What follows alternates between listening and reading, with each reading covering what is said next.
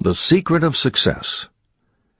In every chapter of this book, mention is made of the money-making secret that has made fortunes for the exceedingly wealthy men whom I have carefully analyzed over a long period of years. The secret was first brought to my attention by Andrew Carnegie. The canny, lovable old Scotsman carelessly tossed it into my mind when I was but a boy. Then he sat back in his chair with a merry twinkle in his eyes and watched carefully to see if I had brains enough to understand the full significance of what he'd said to me. When he saw that I had grasped the idea, he asked if I would be willing to spend 20 years or more preparing myself to take it to the world, to men and women who, without the secret, might go through life as failures. I said I would, and with Mr. Carnegie's cooperation, I have kept my promise. Editor's Comments. In 1908, during a particularly down time in the U.S. economy and with no money and no work, Napoleon Hill took a job as a writer for Bob Taylor's magazine. He was hired to write success stories about famous men. Although it would not provide much in the way of income, it offered Hill the opportunity to meet and profile the giants of industry and business, the first of whom was the creator of America's steel industry, multimillionaire Andrew Carnegie, who was to become Hill's mentor. Carnegie was so impressed by Hill's perceptive mind that following their 3-hour interview he invited Hill to spend the weekend at his estate so they could continue the discussion. During the course of the next 2 days, Carnegie told Hill that he believed any person could achieve greatness if they understood the philosophy of success and the steps required to achieve it. "It's a shame," he said, "that each new generation must find the way to success by trial and error when the principles are really clear-cut." Carnegie went on to explain his theory that his knowledge could be gained by interviewing those who had achieved greatness and then compiling the information and research into a comprehensive set of principles. He believed that it would take at least 20 years, and that the result would be the world's first philosophy of individual achievement. He offered Hill the challenge, for no more compensation than that Carnegie would make the necessary introductions and cover travel expenses. It took Hill 29 seconds to accept Carnegie's proposal.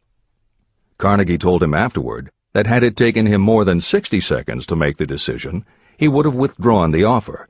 For a man who cannot reach a decision promptly, once he has all the necessary facts, cannot be depended upon to carry through any decision he may make. It was through Hill's unwavering dedication that this book was eventually written. For detailed information on the life of Hill, read or listen to the audiobook of A Lifetime of Riches, the Biography of Napoleon Hill, by Michael J. Ritt, Jr. and Kurt Landers. Michael Ritt worked as Hill's assistant for 10 years and was the first employee of the Napoleon Hill Foundation, where he served as executive director, secretary, and treasurer. The material in his book comes from his own personal knowledge of Hill, as well as from Hill's unpublished autobiography. That is the end of the editor's comment. This book, Think and Grow Rich, contains the Carnegie secret, a secret that has been tested by thousands, now millions of people in almost every walk of life. It was Mr. Carnegie's idea that the magic formula, which gave him a stupendous fortune, ought to be placed within reach of people who do not have the time to investigate how others had made their money. It was his hope that I might test and demonstrate the soundness of the formula through the experience of men and women in every calling. He believed the formula should be taught in all public schools and colleges.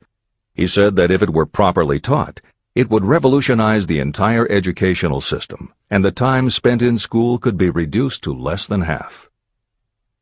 In Chapter 4, On Faith, you will read the astounding story of the organization of the giant United States Steel Corporation. It was conceived and carried out by one of the young men through whom Mr. Carnegie proved that his formula will work for all who are ready for it. This single application of the secret, by Charles M. Schwab, made him a huge fortune in both money and opportunity.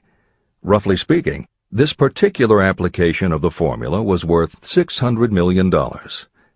These facts give you a fair idea of what reading this book may bring to you, provided you know what it is that you want. Editor's comment. According to one method of calculation, through inflation alone, it would take approximately $20 in 2001 to buy what $1 would have bought in 1901. However, to find the contemporary equivalent value of $600 million is not simply a matter of multiplying by the increase in the cost of living. Although there are other factors and variables in calculating buying power, even by conservative estimates, the $600 million would translate into at least $12 billion at the beginning of the 21st century. That's the end of the editor's comment. The secret was passed on to thousands of men and women who have used it for their personal benefit. Some have made fortunes with it. Others have used it successfully in creating harmony in their homes. A clergyman used it so effectively that it brought him an income of upwards of $75,000 a year, approximately $1.5 million in contemporary terms. Arthur Nash, a Cincinnati tailor, used his near-bankrupt business as a guinea pig on which to test the formula. The business came to life and made a fortune for its owners. The experiment was so unique that newspapers and magazines gave it millions of dollars worth of publicity. The secret was passed on to Stuart Austin Weir of Dallas, Texas. He was ready for it, so ready that he gave up his profession and studied law. Did he succeed? You'll read the answer in Chapter 6. Specialized knowledge. While I was the advertising manager of the LaSalle Extension University, I had the privilege of seeing J.G. Chaplin, president of the university, use the formula so effectively that he made LaSalle one of the great extension schools of this country. The secret is mentioned no fewer than 100 times throughout this book. It has not been directly named, for it seems to work more successfully when it is merely left in sight, where those who are ready and searching for it may pick it up. That is why Andrew Carnegie passed it to me without giving me its specific name. If you are ready to put it to use, you will recognize this secret at least once in every chapter, but you will not find an explanation of how you will know if you are ready. That would deprive you of much of the benefit you will receive when you make the discovery in your own way. If you have ever been discouraged, if you have had difficulties that took the very soul out of you, if you have tried and failed, if you were ever handicapped by illness or physical affliction, the story of my own son's discovery and use of the Carnegie formula may prove to be the oasis in the desert of lost hope for which you have been searching. This secret was extensively used by President Woodrow Wilson during the World War, and by President Roosevelt during the Second World War. It was passed on to every soldier in the training received before going to the front. President Wilson told me it was a powerful factor in raising the funds needed for the war. A peculiar thing about this secret is that those who acquire and use it find themselves literally swept on to success. However, as is often pointed out in this book, there is no such thing as something for nothing. The secret cannot be had without paying a price, although the price is far less than its value. Another peculiarity is that the secret cannot be given away, and it cannot be purchased for money. Unless you are intentionally searching for the secret, you cannot have it at any price. That is because the secret comes in two parts, and in order for you to get it, one of those parts must already be in your possession. The secret will work for anyone who is ready for it. Education has nothing to do with it. Long before I was born, the secret had found its way into the possession of Thomas A. Edison, and he used it so intelligently that he became the world's leading inventor, although he had only 3 months of schooling. The secret was passed on to Edwin C. Barnes, a business associate of Mr. Edison's. He used it so effectively that he accumulated a great fortune and retired from active business while still a young man. You will find his story at the beginning of the next chapter. It should convince you that riches are not beyond your reach, and that no matter where you are in life, you can still be what you wish to be. Money, fame, recognition, and happiness can be had by you if you are ready and determined to have these blessings. How do I know these things? You should have the answer before you finish this book. You may find it in the very first chapter or on the last page. While I was doing the research that I had undertaken at Andrew Carnegie's request, I analyzed hundreds of well-known men. Many of them attributed the accumulation of their vast fortunes to the Carnegie secret. Among these men were Henry Ford. Founder of the Ford Automobile Company, Ford started with no money and little education, yet became one of the most successful self-made businessmen in American history. William Wrigley, Jr., a traveling salesman who found that his customers liked the chewing gum he gave away as a premium better than the goods he sold, so he started his own company. John Wanamaker. Known as the Merchant Prince, he created the world's first department store and was hailed for his innovations in marketing, customer service, and employee benefits. James J. Hill. Known as the Empire Builder, he built the transcontinental Great Northern Railway, encouraged homesteading in the West, then established shipping routes linking America to Asia. George S. Parker. A school teacher who grew tired of fixing his students' pens, he created a new design, founded the Parker Pen Company, and turned a simple idea into a fortune. E. M. Statler. The son of a poor pastor, he started as a bellboy and worked his way up until he was able to start his own chain of Statler hotels, famous for their luxury and service with a smile. Henry L. Doherty. Started at age 12 as an office boy for Columbia Gas, he went on to acquire 53 utilities companies and patented 140 innovations for natural gas and oil production. Cyrus H. K. Curtis. Starting with a small agricultural weekly, Curtis turned it into Ladies' Home Journal, created Saturday Evening Post, then assembled one of the largest newspaper empires. George Eastman. Inventor and founder of the Eastman Kodak Company, he created many of the innovations that popularized photography and transformed the motion picture industry. Charles M. Schwab. The right-hand man of Andrew Carnegie, he was president of Carnegie Steel Company, brokered the deal that formed U.S. Steel, and went on to found Bethlehem Steel. Theodore Roosevelt. 26th President of the United States from 1901 to 1909. John W. Davis. A lawyer and political leader, Davis was Solicitor General under President Woodrow Wilson and later appointed ambassador to Great Britain. Elbert Hubbard. Philosopher, publisher of the Fra magazine, and founder of the Roycrofters Artists Colony, Hubbard was also the author of many bestsellers including A Message to Garcia. Wilbur Wright. A bicycle shop owner who, with his brother Orville, became the first Americans to fly heavier-than-air aircraft and pioneered the aviation industry. William Jennings Bryan. Newspaper publisher, presidential nominee, Secretary of State under President William McKinley, but perhaps best known as the lawyer who defended creationism at the Scopes monkey trial. Dr. David Starr Jordan. Educator, scientist, author of over 50 books, he was the nation's youngest university president at Indiana University and became the first president of Stanford University. J. Ogden Armour. Inherited his family's meatpacking business, turned it into a conglomerate with more than 3,000 products, was an owner of the Chicago Cubs, and a director of National City Bank and American International Corporation. Arthur Brisbane. A crusading journalist and syndicated columnist, Brisbane was sought after by every major news organization and was the most read and highest-paid editorial writer of his day. Dr. Frank Gunsaulus. A Chicago preacher who delivered such a powerful sermon, Philip D. Armour gave him $1 million to start the Armour Institute of Technology, of which he became president. Daniel Willard. President of the B&O Railroad for more than 30 years, he was honored by having the city of Willard, Ohio, named for him. King Gillette.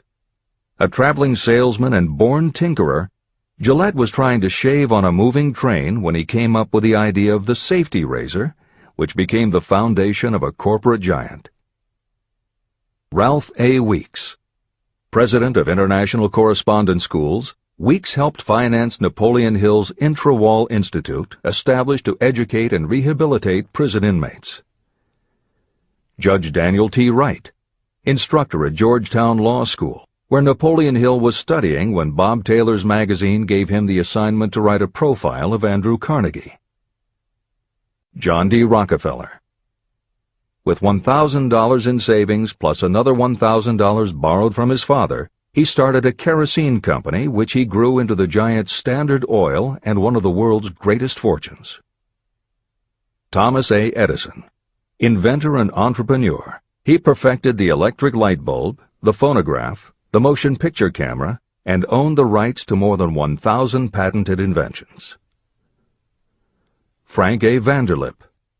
A poor boy who became a journalist, social reformer, and self-made millionaire, he was president of the National City Bank, now Citibank, and Assistant Secretary of the Treasury. F. W. Woolworth. A clerk in a general store, he pioneered the idea of fixed-price selling and self-service and forever changed retail selling with a chain of Woolworth 5 and 10 cent stores. Colonel Robert A. Dollar. Starting with a small schooner bought to haul lumber down the West Coast, he built the Dollar Steamship Company, the largest fleet of luxury liners sailing under the U.S. flag. Edward A. Filene. Founder of the Boston-based stores, he devised revolutionary methods of distribution and merchandising and became famous for the first bargain basement department. Edwin C. Barnes. The only man Thomas Edison ever had as a partner, Barnes took Edison's failing dictaphone and sold it so successfully it became a fixture in offices and made him a multimillionaire. Arthur Nash. A Cincinnati tailor who used his bankrupt business as a guinea pig for the Carnegie Secret and was so successful the newspapers made him famous as Golden Rule Nash. Clarence Darrow. Famed as a lawyer, public speaker, and defender of the underdog, Darrow is best known as the lawyer who defended teaching the theory of evolution at the Scopes monkey trial. Woodrow Wilson. 28th President of the United States of America from 1913 to 1921. William Howard Taft.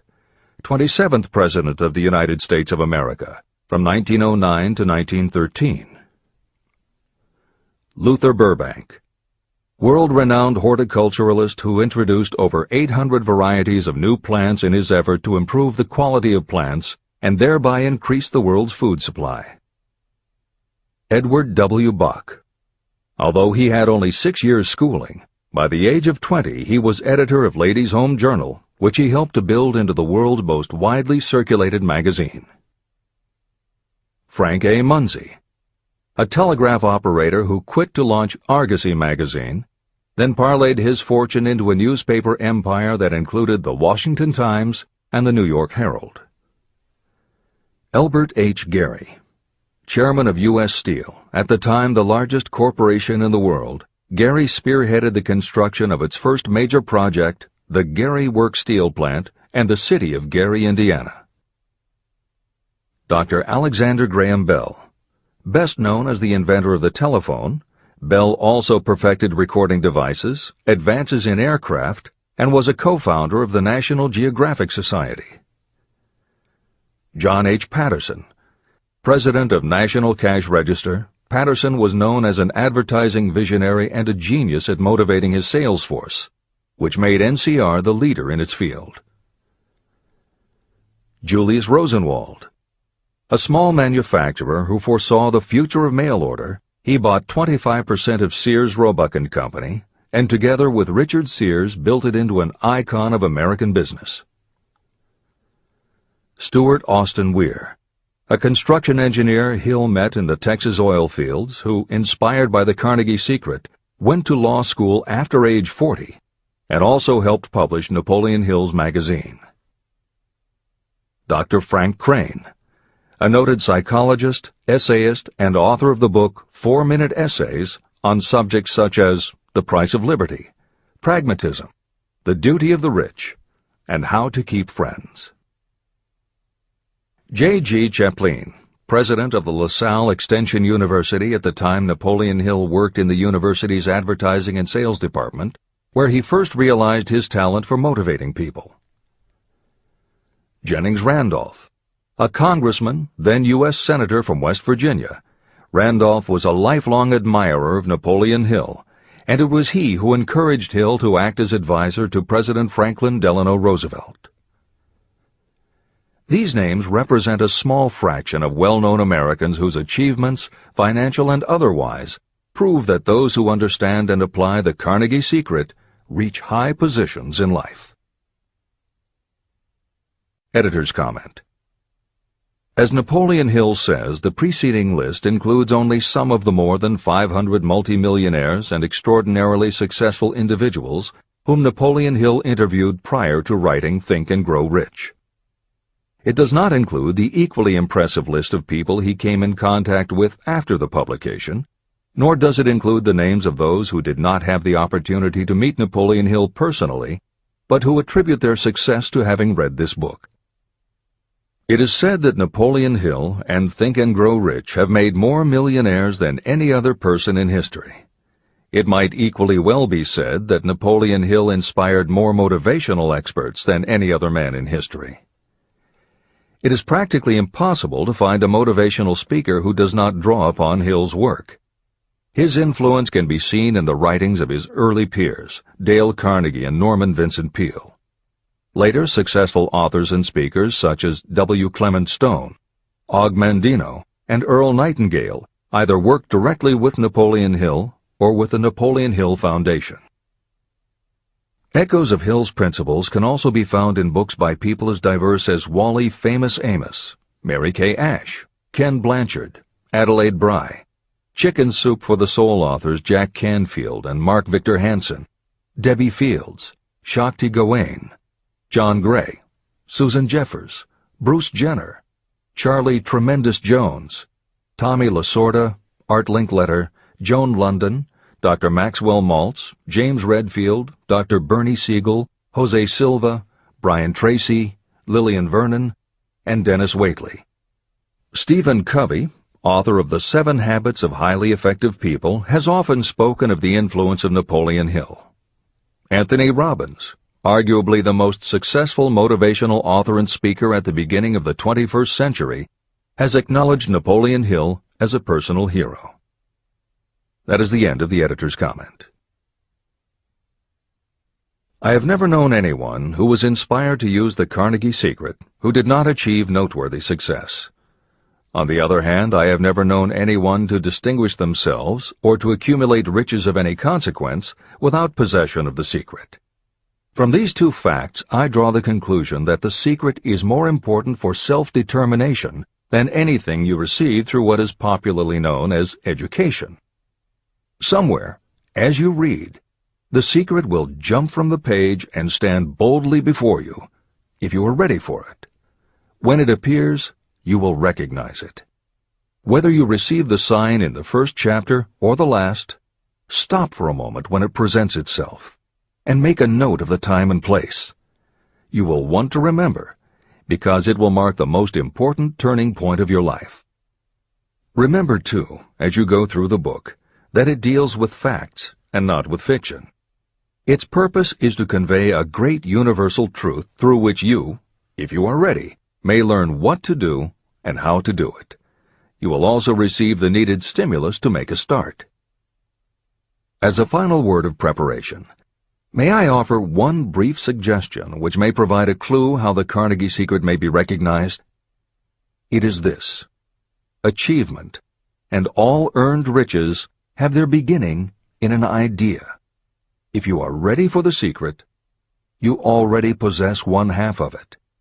Therefore, you will recognize the other half the moment it reaches your mind. Editor's comment. Unlike much of the business and motivational literature available, Think and Grow Rich is not written for readers to skip around from chapter to chapter, taking a concept here and an idea there to solve the problem of the moment. This book is written as a carefully integrated whole, to be read in its entirety, from beginning to end. Concepts that are introduced in one chapter recur in other chapters where their meaning and significance rely upon the reader having already assimilated the earlier knowledge. The chapters are designed to build upon one another in such a way that every word is to be read, every idea is to be considered, and every concept is to be understood and absorbed. Think and Grow Rich is often called the first philosophy of personal achievement, and a philosophy is more than a collection of solutions to business problems. A philosophy is a system of principles that will guide your thoughts and actions, and provide you with a code of ethics and a standard of values. Think and Grow Rich will not just change what you think, it will literally change the way you think. In preparing this new and updated edition, every aspect of Think and Grow Rich has been analyzed to ensure its relevance to the current business climate. In those instances where material might be considered dated or out of step with contemporary practices, the original text has been updated or augmented with relevant new material. A hallmark of the original edition of Think and Grow Rich is that in every chapter Napoleon Hill cites real-life examples based on his own first-hand knowledge of America's most successful self-made multimillionaires. In this edition, every one of Hill's stories has been retained, and the editors have added contemporary examples and modern parallels which clearly demonstrate that Hill's principles are as up-to-date as today and still guiding those who succeed. In addition to contemporary examples, where the editors felt it would be of interest to the reader, we have included marginal notes that provide relevant information about recent developments. Where applicable, we have also suggested books or other materials that complement various aspects of Napoleon Hill's philosophy. On a more technical note, the editors have approached the written text as we would that of a living author. When we encountered what modern grammarians would consider run-on sentences, outdated punctuation, or other matters of form, we opted for contemporary usage. Those readers familiar with earlier editions will note that the chapter numbers have been changed in this edition. Originally, Think and Grow Rich began with an unnumbered chapter, a word from the author. In this edition, that text appears as Chapter 1, and is renamed The Secret of Success. The chapters that follow are renumbered sequentially and proceed in their original order. The chapter that was previously titled The Mystery of Sex Transmutation has been retitled Sexuality, Charisma and Creativity, and the text has been restructured and annotated to reflect the role of women in contemporary society. All editorial commentary is clearly set off in a font and style that is different from the original text. This is the end of the editor's comments.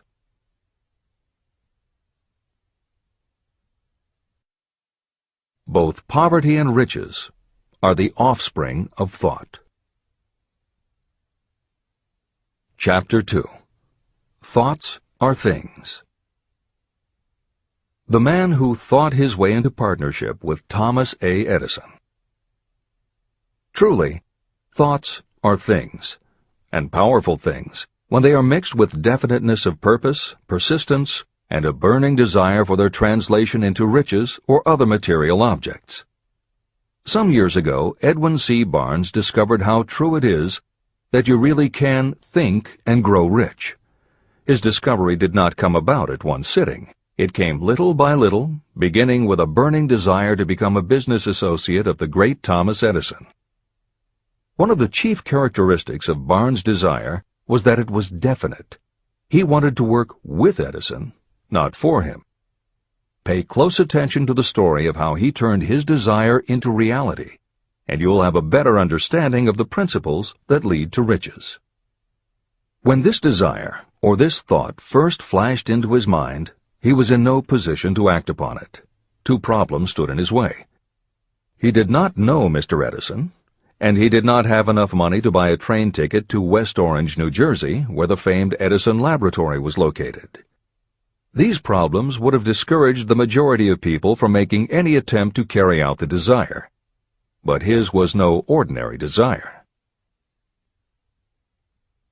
The Inventor and the Tramp. Edwin C. Barnes presented himself at Mr. Edison's laboratory and announced that he had come to go into business with the inventor. Years later, in speaking about that first meeting, Mr. Edison said about Barnes, "He stood there before me looking like an ordinary tramp, but there was something in the expression of his face which conveyed the impression that he was determined to get what he had come after. I had learned from years of experience with men that when a man really desires a thing so deeply that he is willing to stake his entire future on a single turn of the wheel in order to get it, he is sure to win. I gave him the opportunity he asked for, because I saw he had made up his mind to stand by until he succeeded. Subsequent events proved that no mistake was made." It could not have been the young man's appearance that got him his start in the Edison office. That was definitely against him. It was what he thought that counted. Barnes did not get his partnership with Edison on his first interview. What he did get was a chance to work in the Edison offices at a very nominal wage. Months went by. Nothing happened to bring nearer the goal that Barnes had set as his definite major purpose. But something important was happening in Barnes' mind. He was constantly intensifying his desire to become the business associate of Edison. Psychologists have correctly said, when one is truly ready for a thing, it puts in its appearance. Barnes was ready for a business association with Edison, and he was determined to remain ready until he got what he was seeking.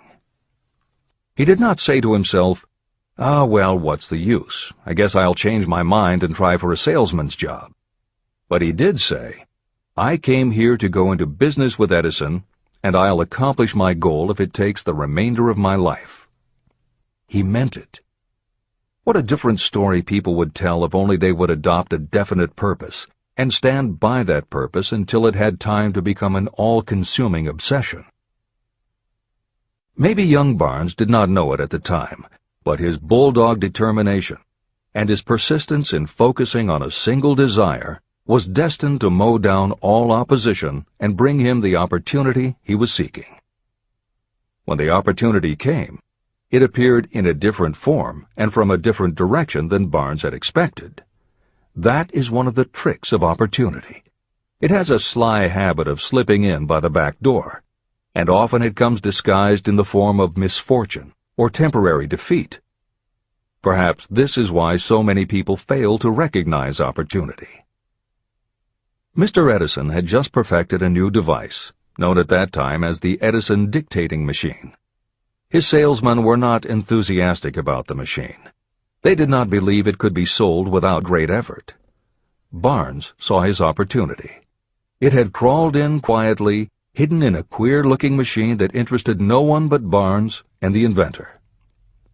Barnes knew he could sell the Edison dictating machine, and he told Edison so. Edison decided to give him his chance. And Barnes did sell the machine. In fact, he sold it so successfully that Edison gave him a contract to distribute and market it all over the nation.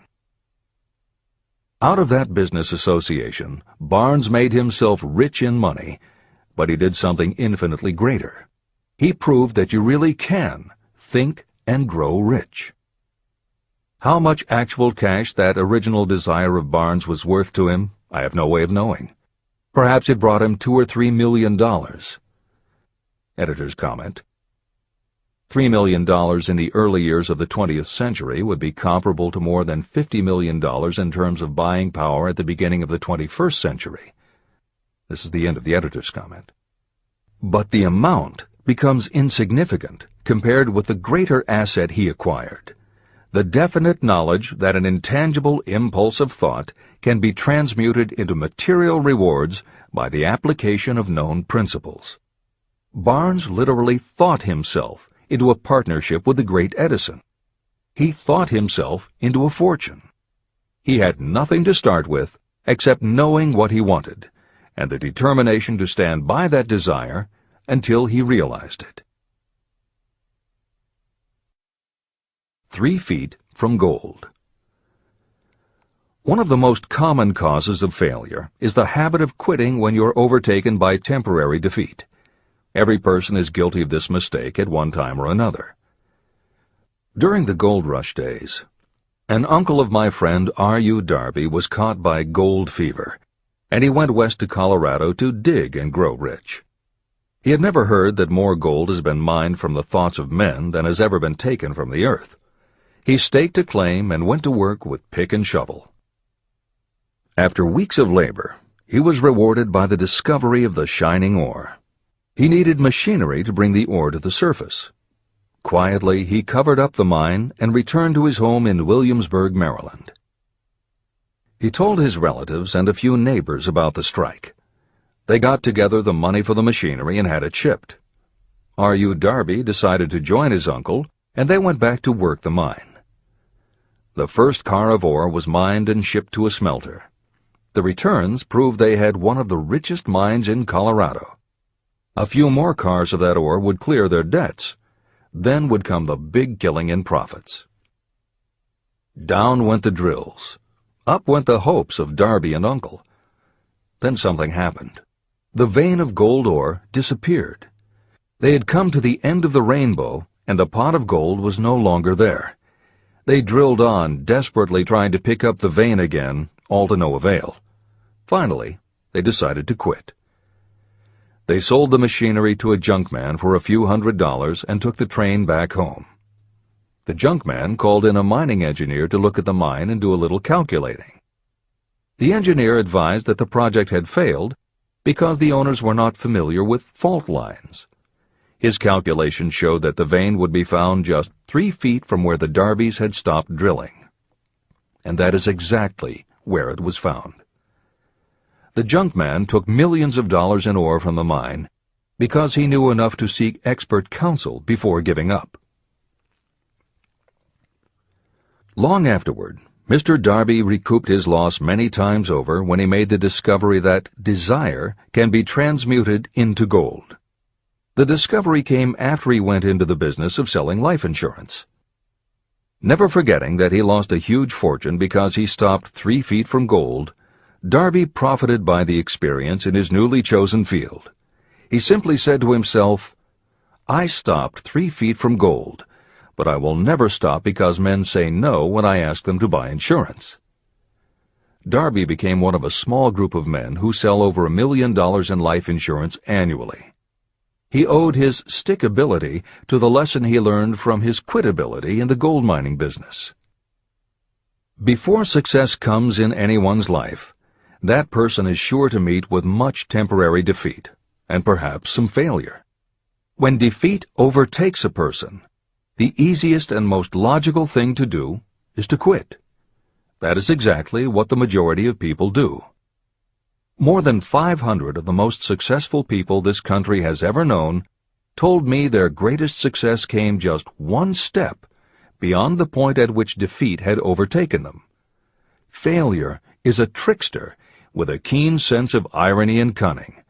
It takes great delight in tripping you just when success is almost within reach. Editor's comments. Napoleon Hill's creed, "Every failure brings with it the seed of an equivalent success," was the inspiration for entrepreneur and motivational speaker Wayne Allen Root to write his book, The Joy of Failure. Published in the late 1990s, it not only tells Wayne's personal story of using his failures as stepping stones to success, he also recounts stories from other successful people, which prove that the rich and famous got to be that way only because of what they learned from their failures. People such as Jack Welch, the hugely successful CEO of General Electric, who early in his career failed dramatically when a plastics plant for which he was responsible blew up. Billionaire Charles Schwab was a failure at school and university, flunking basic English twice due to a learning disability, and then failed on Wall Street more than once before he thought of the idea that grew to make him very rich indeed. Sylvester Stallone, Bruce Willis, Oprah Winfrey, Bill Clinton, Stephen Jobs, Donald Trump, and a host of other equally well-known achievers all had to fail in order to learn the lessons that ultimately made them successes. Every one of them was a failure, but none of them was defeated.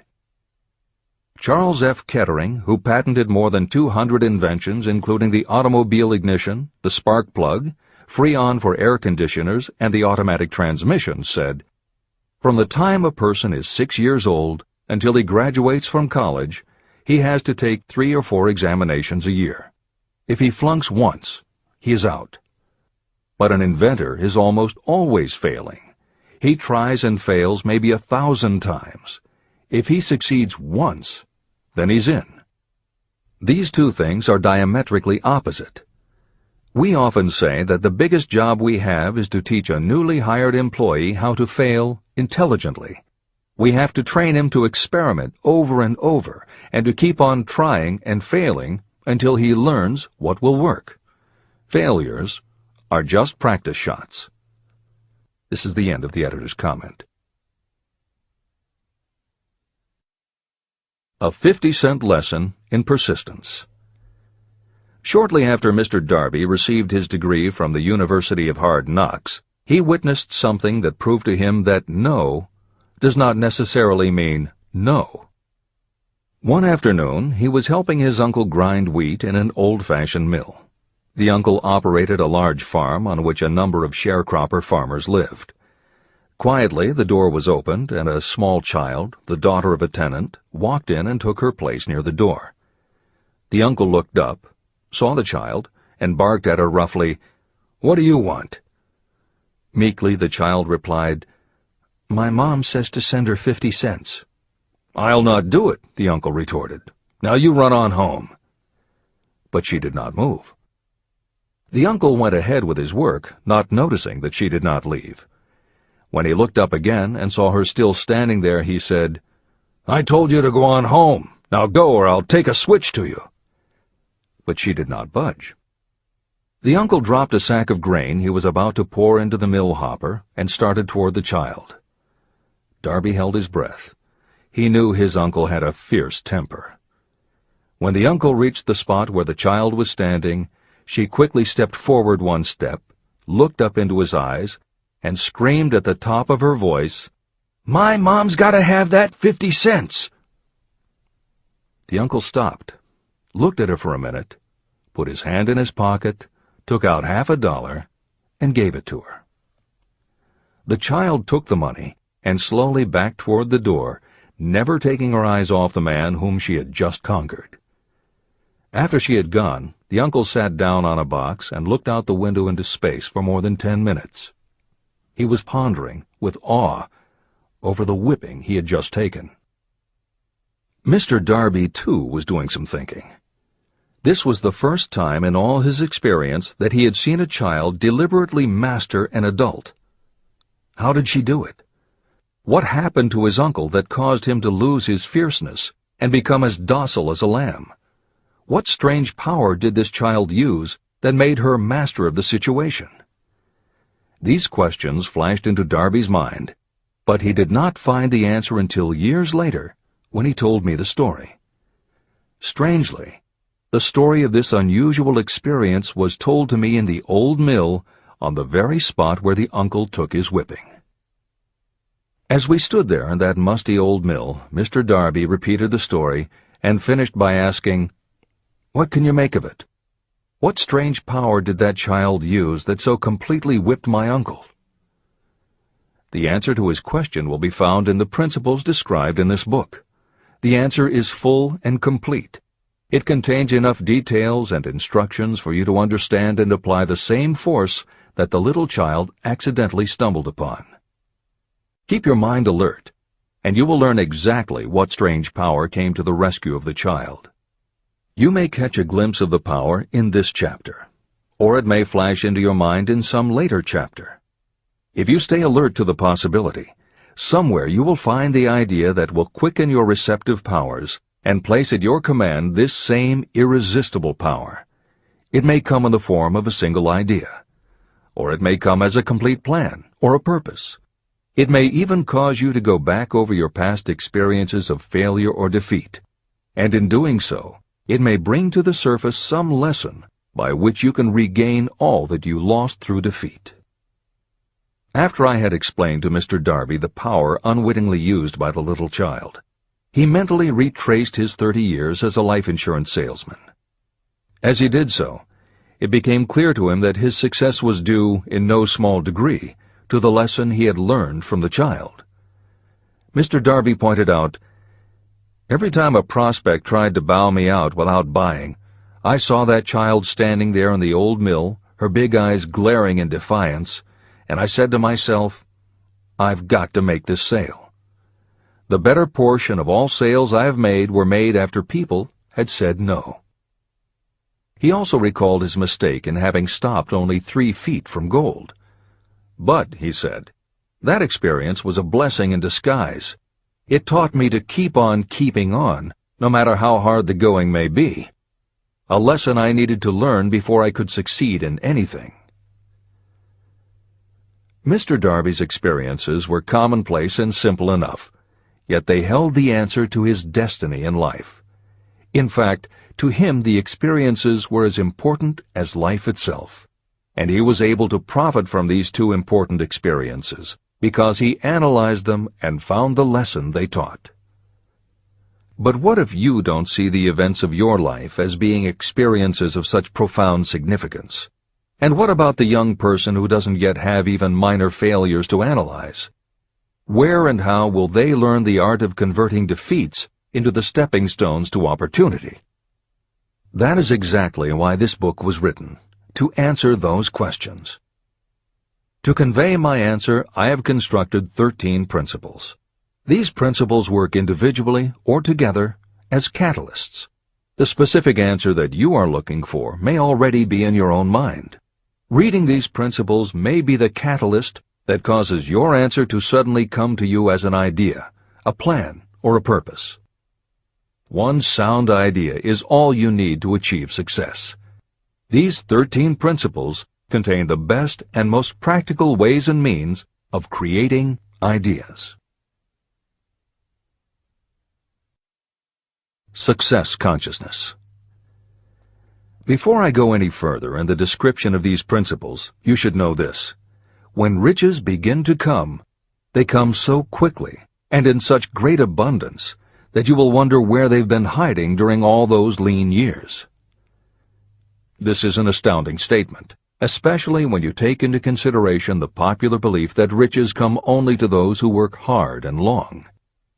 When you begin to think and grow rich, you will observe that riches begin with a state of mind, with definiteness of purpose, with little or no hard work.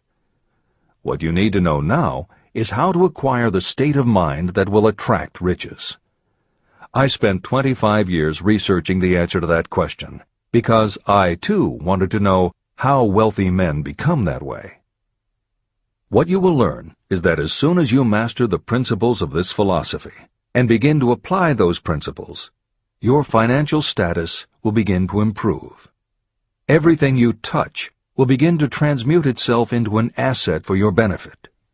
Impossible? Not at all. One of the main weaknesses the average person suffers is too much familiarity with the word impossible. We know all the rules that will not work. We know all the things that cannot be done. This book was written for those who seek the rules that have made others successful and are willing to stake everything on those rules. Success comes to those who become success conscious. Failure comes to those who allow themselves to become failure conscious. The object of this book is to help you learn the art of changing your mind from failure consciousness to success consciousness. Another weakness is the habit of measuring everything and everyone by your own impressions and beliefs.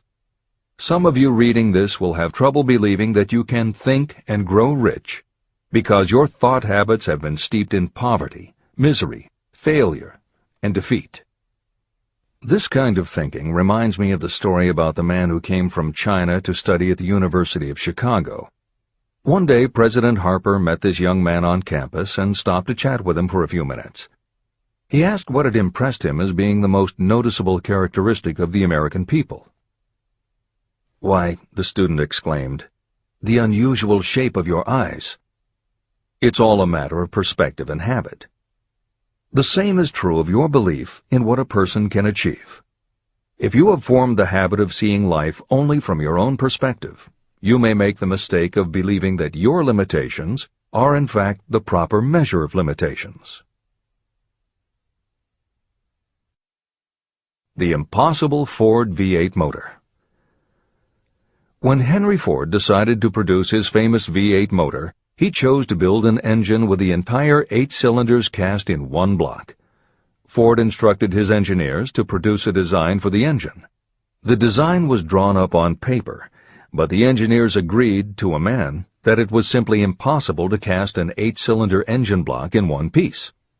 Ford said, "Produce it anyway." But they replied, "It's impossible." "Go ahead," Ford commanded, "and stay on the job until you succeed, no matter how much time is required." So the engineers went ahead. 6 months went by. Nothing happened. Another 6 months passed, and still nothing. The engineers tried every conceivable plan to carry out the orders, but the thing seemed out of the question. Impossible. At the end of the year, Ford again checked with his engineers, and again they told him they had found no way to carry out his orders. "Go right ahead," said Ford. "I want it, and I'll have it." They went ahead. And then, as if by a stroke of magic, the secret was discovered. The Ford determination had won once more.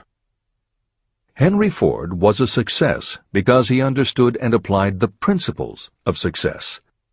One of these principles is desire, knowing clearly what you want. Remember this Ford story as you continue reading this book. Pick out the lines in which the secrets of his stupendous achievement have been described. If you do this, if you can put your finger on those particular principles that made Henry Ford rich, you may equal his achievements in almost any calling for which you are suited. Editor's comments. To those readers who may interpret Ford's actions as nothing more than obstinacy, the editors would point out that he was employing a technique that has become a common part of strategic planning in many industries, including aerospace, computers, medicine, and the military. When launching large, complicated, long-term projects, the planners often know that at certain points along the way they will need components that simply do not yet exist. The fact that at the beginning there is no way to get from A to B does not deter them. There are many parts of the project they can get started on now, and they just assume that by the time they get to the point where they will need a technology or a device, they will have solved the problem of making it, and they have been proven right time and again. Stated simply, the technique is to clearly know what you want to accomplish, have faith in your ability to do it, and persist until you have accomplished your goal. This is the end of the editor's comments. Why you are the master of your fate. When the famed English poet William Henley wrote the prophetic lines, "I am the master of my fate, I am the captain of my soul," he should have informed us that the reason we are the masters of our fate, the captains of our souls, is that we have the power to control our thoughts. He should have told us that it is because in some way our brains become magnetized with the dominating thoughts that we hold in our minds. And it is as though our magnetized minds attract to us the forces, the people, and the circumstances of life that are in sync with our dominating thoughts. He should have told us that before we can accumulate riches in great abundance, we must magnetize our minds with intense desire for riches. That we must become money-conscious until the desire for money drives us to create definite plans for acquiring it. But, being a poet, Henley contented himself by stating a great truth in poetic form, leaving those who followed him to interpret the philosophical meaning of his lines. Little by little, the truth has unfolded itself, until I have come to know with certainty that the principles described in this book hold the secret of mastery over our economic fate. Principles that can change your destiny. We are now ready to examine the first of these principles, and as we do, I ask you to maintain a spirit of open-mindedness. Remember as you read that these principles are not my invention, nor are they the invention of any one person. These principles have worked for literally millions of people. You, too, can put them to work for you and your own enduring benefit. You will find it easy, not hard to do. Some years ago, I delivered the commencement address at Salem College in Salem, West Virginia. I emphasized with so much intensity the need to have a burning desire that one of the members of the graduating class became completely convinced and made it a cornerstone of his own philosophy. That young man became a congressman and an important factor in President Franklin D. Roosevelt's administration. He wrote me a letter in which he so clearly stated his opinion of the principle of desire outlined in the next chapter that I have chosen to publish his letter as an introduction to that chapter. It gives you an idea of the rewards to come. My dear Napoleon, my service as a member of Congress having given me an insight into the problems of men and women, I am writing to offer a suggestion which may become helpful to thousands of worthy people. In 1922, you delivered the commencement address at Salem College when I was a member of the graduating class. In that address, you planted in my mind an idea which has been responsible for the opportunity I now have to serve the people of my state, and will be responsible, in a very large measure, for whatever success I may have in the future. I recall, as though it were yesterday, the marvelous description you gave of the method by which Henry Ford, with but little schooling, without a dollar, with no influential friends, rose to great heights. I made up my mind then, even before you had finished your speech, that I would make a place for myself, no matter how many difficulties I had to surmount. Thousands of young people will finish their schooling this year and within the next few years. Every one of them will be seeking just such a message of practical encouragement as the one I received from you. They will want to know where to turn, what to do to get started in life.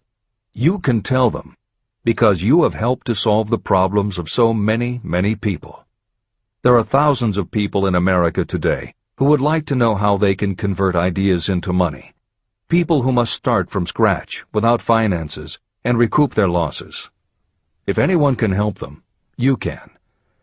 If you publish the book, I would like to own the first copy that comes from the press, personally autographed by you. With best wishes, believe me, cordially yours, Jennings Randolph.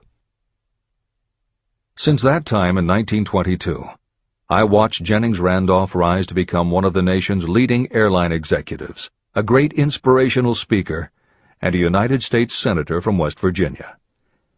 35 years after I made that speech, it was my pleasure to return to Salem College in 1957 and deliver the baccalaureate sermon. At that time, I received an honorary Doctor of Literature degree from Salem College. Editor's comments. As you begin the next chapter, the editors would like to reinforce the earlier statement that what you are reading is not just a collection of theories out of which you can cherry-pick what you like. The 13 principles of success were proven by the real-life experiences of the long list of famous successful people cited earlier by Napoleon Hill. His techniques are also practiced and endorsed by the contemporary experts and authors whom the editors mentioned, following Hill's list. More than 60 million people have purchased copies of the book that you are now holding in your hands. If this book has proven to be that successful, surely you owe it to yourself to give it every chance to work for you too. Read it. Don't question it. Do it. If you don't, if you think that you know better than Napoleon Hill, if you decide to pick and choose the parts that you will believe or follow, then, if you don't succeed, you will never know if your failure lies with this book or with you. This is the end of the editor's comments. Whatever the mind of man can conceive and believe, it can achieve. Chapter 3. Desire. The starting point of all achievement. The first step toward riches. When Edwin C. Barnes climbed down from the freight train in West Orange, New Jersey, he may have resembled a tramp, but his thoughts were those of a king. As he made his way from the railroad tracks to Thomas A. Edison's office, his mind was at work. He saw himself standing in Edison's presence. He heard himself asking Mr. Edison for an opportunity to carry out the one consuming obsession of his life, a burning desire to become the business associate of the great inventor.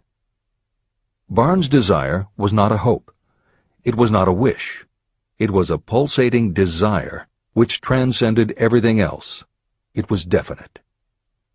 A few years later, Edwin C. Barnes again stood before Edison, in the same office where he first met the inventor. This time, his desire had been translated into reality. He was in business with Edison. The dominating dream of his life had become a reality. Barnes succeeded because he chose a definite goal, placed all his energy, all his willpower, all his effort. He put everything he had into achieving that goal. 5 years passed before the chance he had been seeking made its appearance. To everyone except himself, he appeared to be just another cog in the Edison business wheel. But in Edwin Barnes' own mind, he was the partner of Edison every minute from the very day that he first went to work there. It is a remarkable illustration of the power of a definite desire. Barnes won his goal because he wanted to be a business associate of Mr. Edison's more than he wanted anything else. He created a plan by which to attain that purpose, and he burned all bridges behind him. He stood by his desire until it became the dominating obsession of his life, and finally, a fact. When he went to West Orange, he did not say to himself, "I will try to induce Edison to give me a job of some sort." He said, "I will see Edison and put him on notice that I have come to go into business with him." He did not say, "I will keep my eyes open for another opportunity in case I fail to get what I want in the Edison organization." He said, "There is one thing in this world that I am determined to have, and that is a business association with Thomas A. Edison. I will burn all bridges behind me and stake my entire future on my ability to get what I want." He left himself no possible way of retreat. He had to win or perish. That is all there is to the Barnes story of success. Allow yourself no retreat. A long while ago, a great warrior faced a situation in which he had to make a decision that ensured his success on the battlefield. He was about to send his armies against a powerful foe whose men outnumbered his. He loaded his soldiers into boats, sailed to the enemy's country, and unloaded the soldiers and equipment. Then he gave the order to burn the ships that had carried them. Addressing his men before the first battle, he said, "You see the boats going up in smoke. That means we cannot leave these shores alive unless we win. We now have no choice. We win or we perish." They won. Every person who wins in any undertaking must be willing to burn his ships and cut all sources of retreat. That is the only way you can be sure of maintaining the state of mind known as a burning desire to win. It is essential to success. The morning after the Great Chicago Fire, a group of merchants stood on State Street, looking at the smoking remains of what had been their stores. They went into a conference to decide if they would try to rebuild or if they would leave Chicago and start over in a more promising section of the country. They decided to leave. All except one. The merchant who decided to stay and rebuild pointed a finger at the remains of his store and said, "Gentlemen, on that very spot I will build the world's greatest store, no matter how many times it may burn down."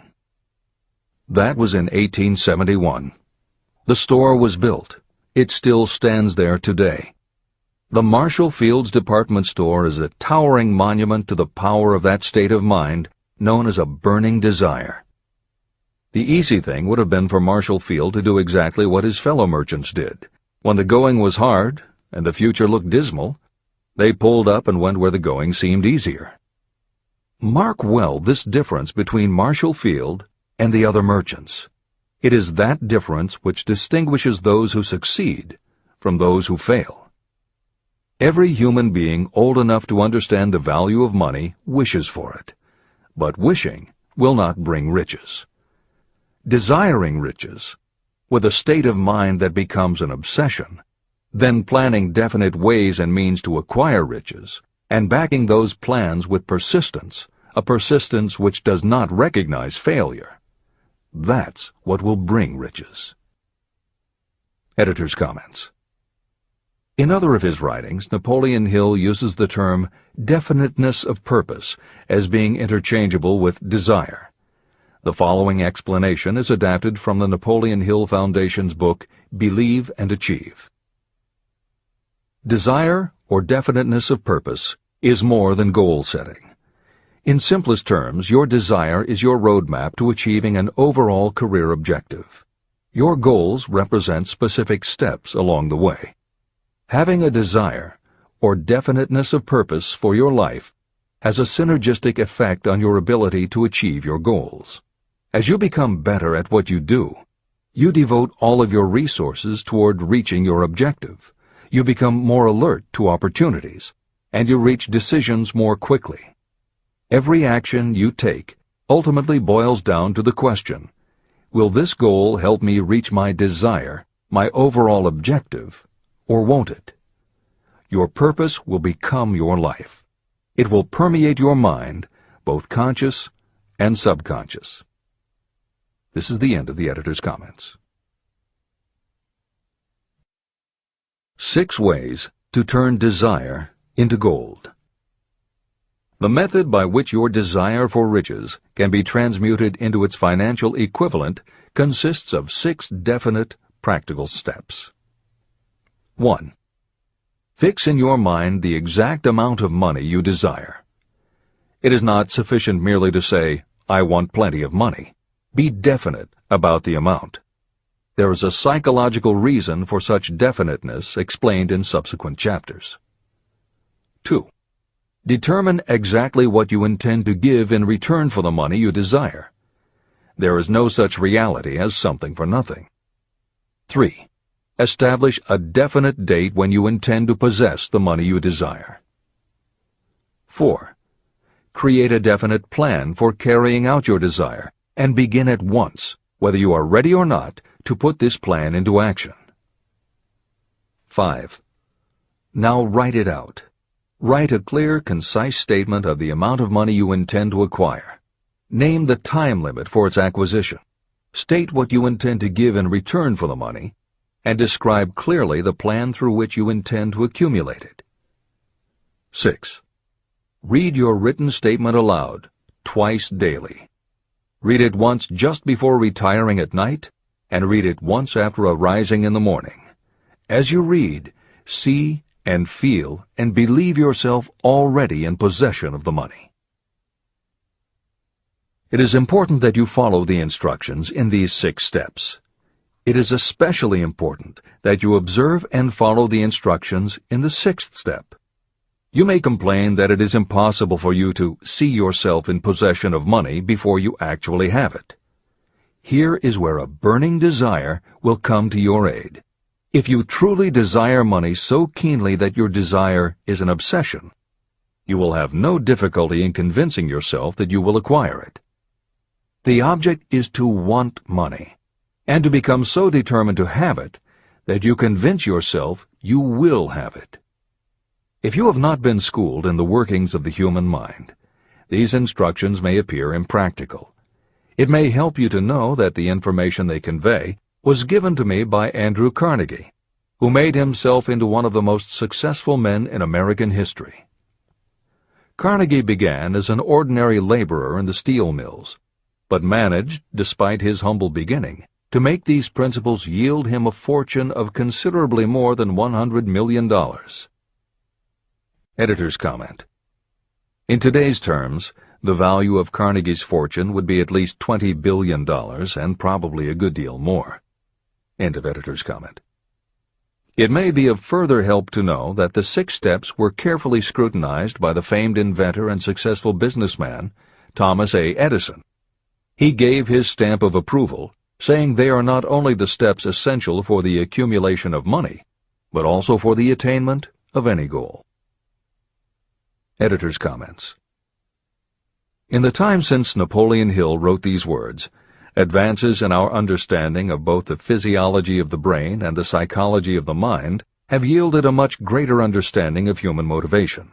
Even so, the methods used by modern motivational experts are essentially the same techniques advised by Hill. Research studies confirm that there is sound psychological basis for doing as Hill advises.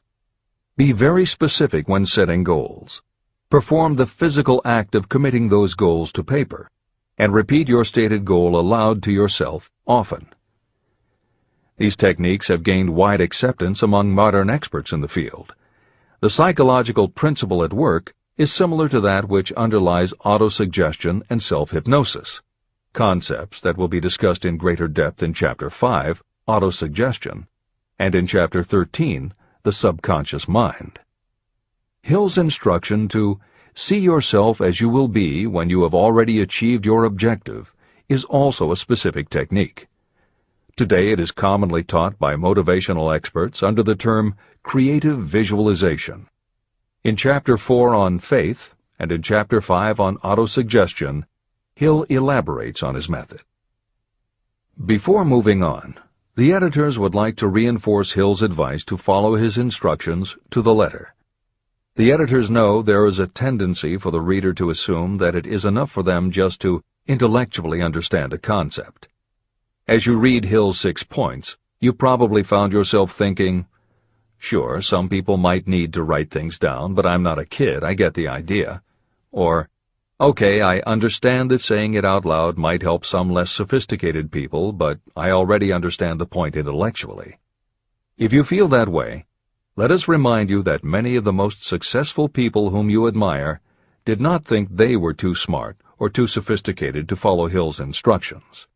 The editors would again point out that if Napoleon Hill believed the actual acts of writing and speaking your goals is important, and if psychologists and motivational experts agree, then you would be foolish not to follow this simple advice. Just do it. This is the end of the editor's comments. The steps call for no hard labor. They call for no sacrifice. To apply them does not call for a great amount of education. But the 6 steps do call for enough imagination to see and to understand that the accumulation of money cannot be left to chance or luck. You may as well know right here that you can never have riches in great quantity unless you can work yourself into a white heat of desire for money and actually believe you will possess it.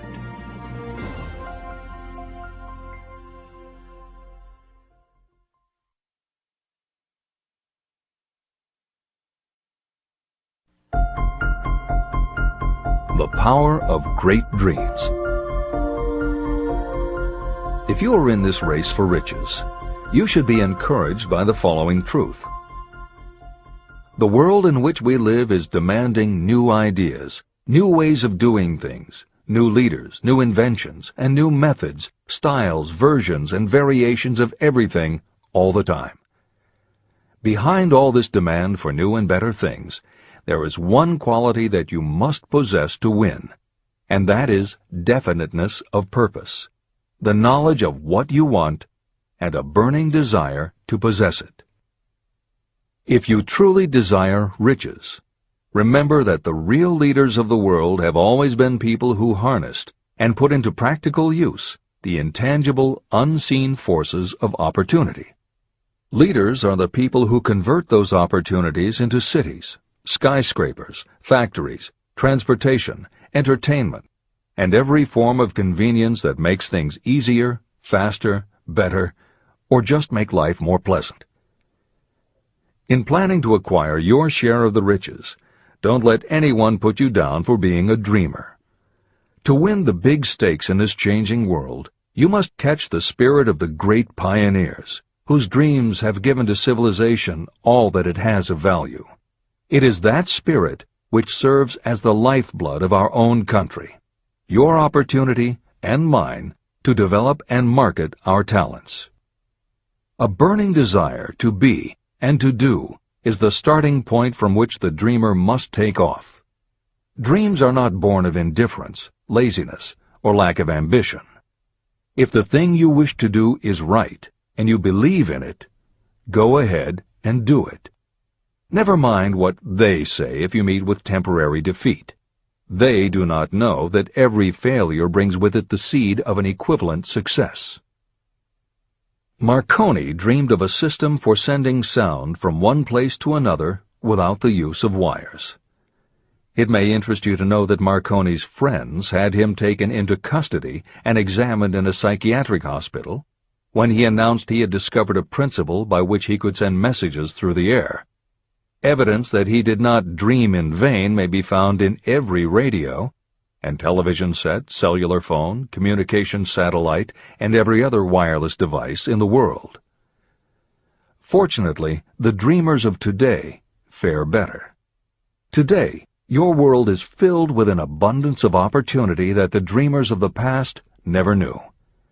If you doubt this is true, if you are feeling crushed because of a recent failure, you are about to learn how your failure can be your most valuable asset. Almost everyone who succeeds in life gets off to a bad start and passes through many heartbreaking struggles before they arrive.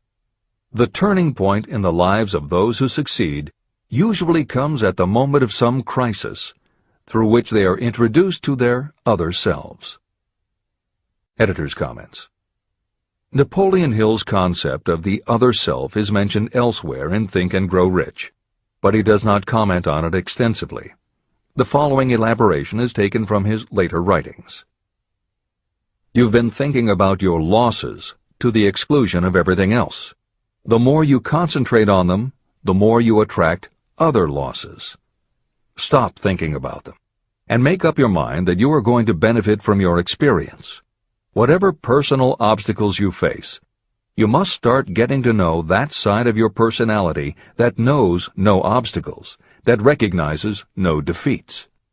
Cultivate a friendship with the other you, so no matter what you're doing, you are allied with someone who shares your goals. All the philosophy and advice about persuading others will be much more useful to you if you practice it yourself. This is the end of the editor's comment. Sidney Porter discovered the genius that slept within his brain only after he had met with great misfortune. He was found guilty of embezzlement and confined to a prison cell in Columbus, Ohio, and it was there that he became acquainted with his other self. He began to write short stories. Then, while locked in his cell, he began to sell those stories to magazines under the pen name O. Henry. Through the use of his imagination, he discovered himself to be a great author instead of a miserable criminal and outcast. By the time he was released from prison, O. Henry was the most popular short story writer in the country. Editor's comments. More recently, in another prison, another kind of writer met his other self, and country music gained one of its most talented songwriters and biggest stars. As a kid, Merle Haggard's family home was a converted boxcar in Bakersfield, California. After his father died when Merle was 9, more often than not, home for young Merle was a series of juvenile detention centers. At 16, he quit school, and for the next 4 years the only mark Merle Haggard made in the world was a rap sheet for stolen cars, burglaries, and bogus checks. By the age of 20, he was serving time in San Quentin and gaining a reputation as a hard-case con. Then he met his other self. Inspired by a concert Johnny Cash played for the inmates, plus conversations with men on death row and the time he spent in solitary confinement, Haggard learned that he had another self, and that self had something to say through his music. When he got out of solitary, Haggard asked for the hardest job the prison had to offer. He enrolled in night school courses at the prison, straightened himself out, and won his parole after 2.5 years. He went back to Bakersfield and dug ditches during the day so he could polish his songwriting and performing at night. Within 3 years, he had a recording contract. Within 5 years, he had his first top 10 hit, and has since gone on to become one of the most influential voices in modern country music.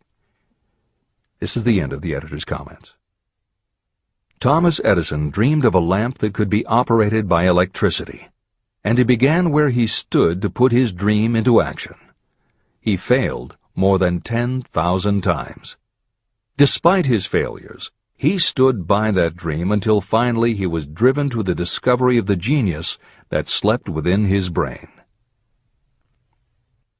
Editor's comments. Dean Kamen got to know his other self very early in life. While he was a teenager, Kamen started his own company, building and selling control systems for automated sound and light shows.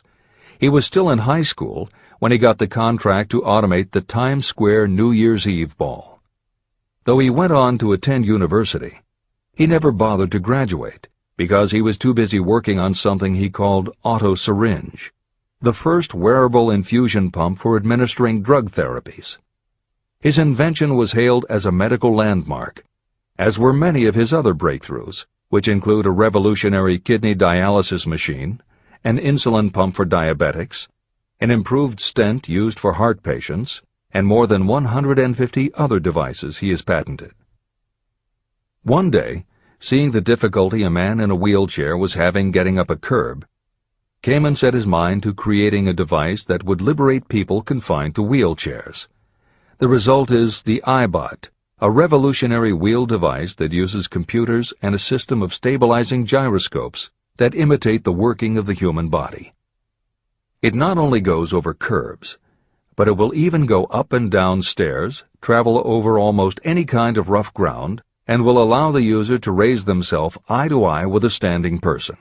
And it does it all without the user having to get out of the device or needing anyone's assistance. In 2001, Kamen hit the front pages when he introduced the Segway, a one-person people mover based on his iBot technology. It's a two-wheel scooter-like device that zips and zooms forward, backward, left, right, and comes to a stop without the rider doing anything more than barely shifting his or her body. It is so sensitive that it is almost as though it obeys the user's thoughts. The Segway may be a world-changing invention, with possible applications for work and travel that stagger the imagination. As this is being written, the Segway is already being used to navigate large warehouses and is being tested by police departments and postal employees. While traffic cops and City Hall wrangle over whether the Segway belongs on the sidewalk or the road, Dean Kamen is dreaming a new dream. This time, the dream is an invention that may literally bring light to some of the darkest corners of the earth. Kamen has developed a non-polluting electric generator that can use almost anything as fuel. But here's the extraordinary part. He has created a revolutionary closed system so that the engine's heat is used to purify 10 gallons of drinkable water every hour.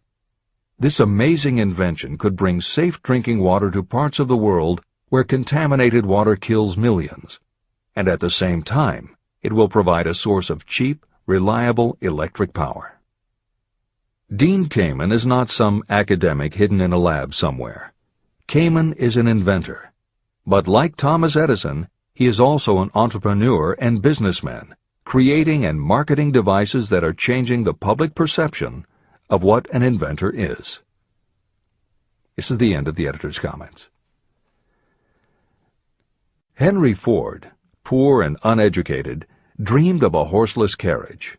He went to work with what tools he possessed without waiting for opportunity to favor him, and now evidence of his dream belts the entire earth.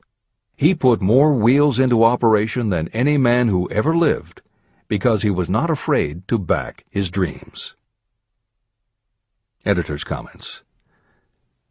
Stephen Jobs and Steve Wozniak, two university dropouts, dreamed of making and selling computers that the average person could use. Like Ford, working with the tools they possessed, they built the first Apple computer in the Jobs family garage. And like Ford, they weren't afraid to back their dreams. After showing their prototype to a local retailer, they got an order for 25 machines. Jobs sold his Volkswagen, and Woz sold his expensive Hewlett-Packard scientific calculator to raise $1,300 to start their new company. They took the money, convinced the local electronics suppliers to grant them a line of credit, and started production of the Apple I. they revolutionized the computer hardware and software industry. Released in 1976 and priced at $666, the Apple I earned them $774,000. 2 years later, they introduced the Apple II, which in the next 3 years earned $140 million. In 1980, Apple went public, and after the first day of trading, the company had a market value of $1.2 billion. Wozniak left the company in 1981, but Jobs pushed through the development of the Macintosh in 1984. In 1985, Jobs left too, but in 1998 he came back to Apple to revitalize the floundering company with the creation of the iMac computers, the animation company Pixar, the iPod, and iTunes. In presenting stories of contemporary successes, the editors have followed Hill's style of using real people to illustrate the principles of success. But Napoleon Hill was granted a rare privilege. Unlike anyone before or after, he had the opportunity to personally meet the most powerful and successful people and learn firsthand the dreams that inspired them, the obstacles that confronted them, and how they found the courage within themselves to overcome their failures. Hill met many of the inventors and the empire builders who laid the foundations of 20th century American industry while they were still news, not history. Then for more than 25 years, he studied the habits and learned the secrets of the next generations who built on the foundations, forged new industries, devised new systems, and dreamed new dreams. It was only because Hill was given such unprecedented access over such a long period that he was able to compare, contrast, analyze, and then formulate a philosophy of achievement based on the real stories of real people who had used these techniques to create their success. Think and Grow Rich revolutionized self-help writing, and to this day is the standard against which all motivational literature is measured. Its success also helped create the market for the thousands of business biographies that tell in detail how the dreams were born, plans were made, frustrations were faced, and triumphs achieved in every sector of modern business. And because this wealth of information is now available, with little more than the click of a mouse, you can read, hear, or watch today's greatest entrepreneurs and most successful CEOs confirming in their own words the basic truth behind every one of the principles Napoleon Hill explains in this book. The products or services they sell may be different, but the story of their success is the same. Dreams, followed by failures, followed by lessons learned, then success. For every Henry Ford, Thomas Edison, or O. Henry that Napoleon Hill cites to make a point, today there is a Steve Jobs, Dean Kamen, or Merle Haggard, proving that Hill's points are still valid. This is the end of the editor's comments. There is a difference between wishing for a thing and being ready to receive it. No one is ready for a thing until they believe they can acquire it. The state of mind must be belief, not mere hope or wish. Open-mindedness is essential for belief. Closed minds do not inspire faith, courage, and belief. Remember, no more effort is required to aim high in life, to demand abundance and prosperity, than is required to accept misery and poverty. A great poet has correctly stated this universal truth through these lines. I bargained with life for a penny, and life would pay no more. However, I begged at evening when I counted my scanty store. For life is a just employer. He gives you what you ask.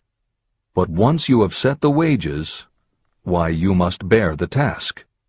I worked for a menial's hire, only to learn dismayed that any wage I had asked of life, life would have willingly paid.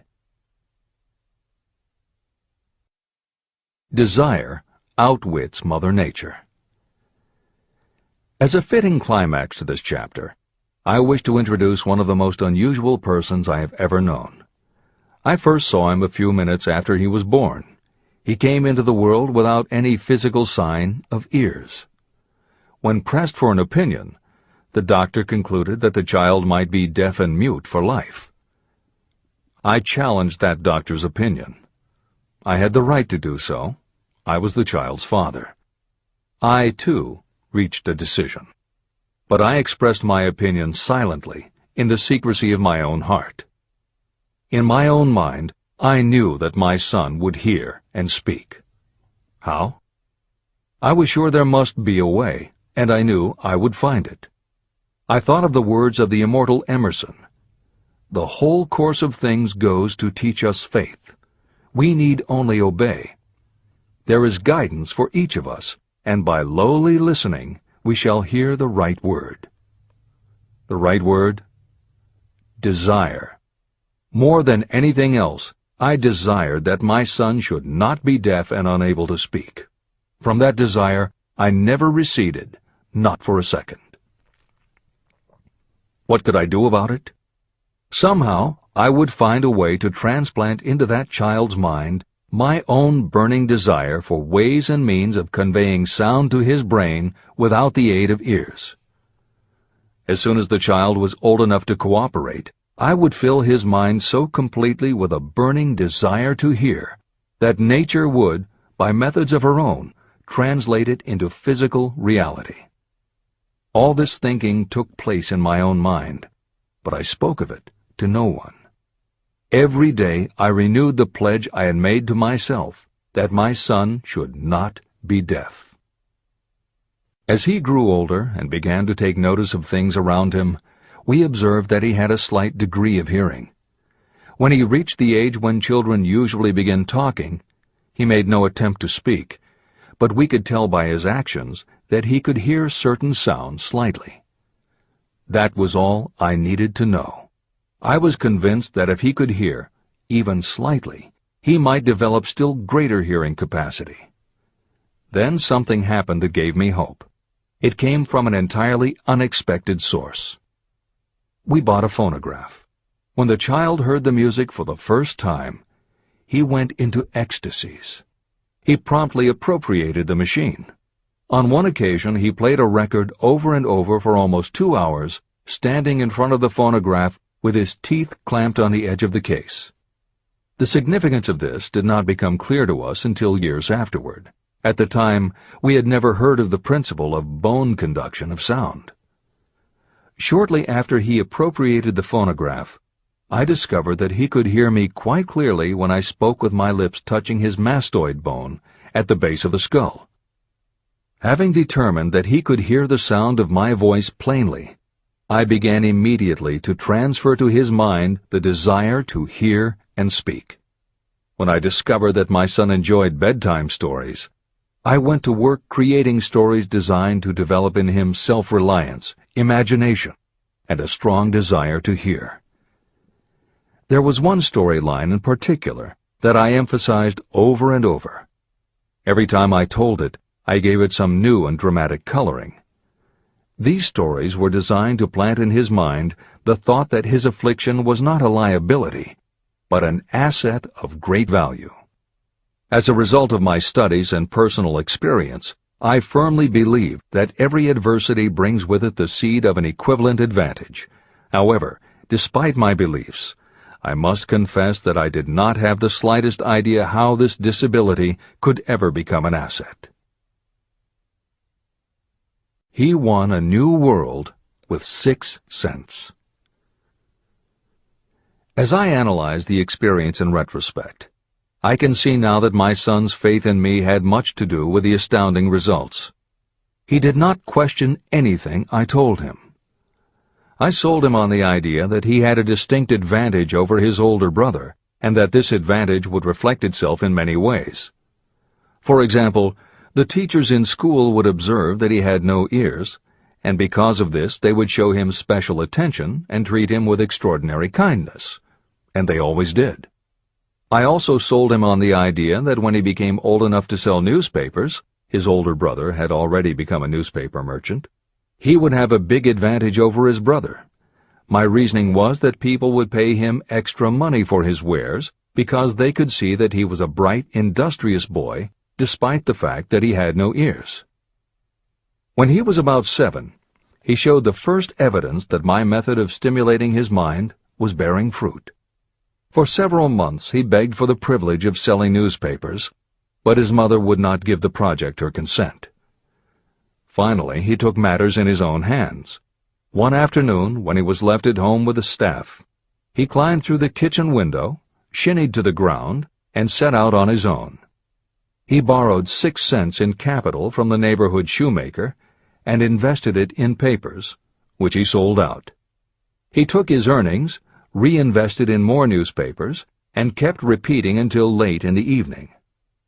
After balancing his accounts and paying back the 6 cents he had borrowed from his banker, he had a net profit of 42 cents.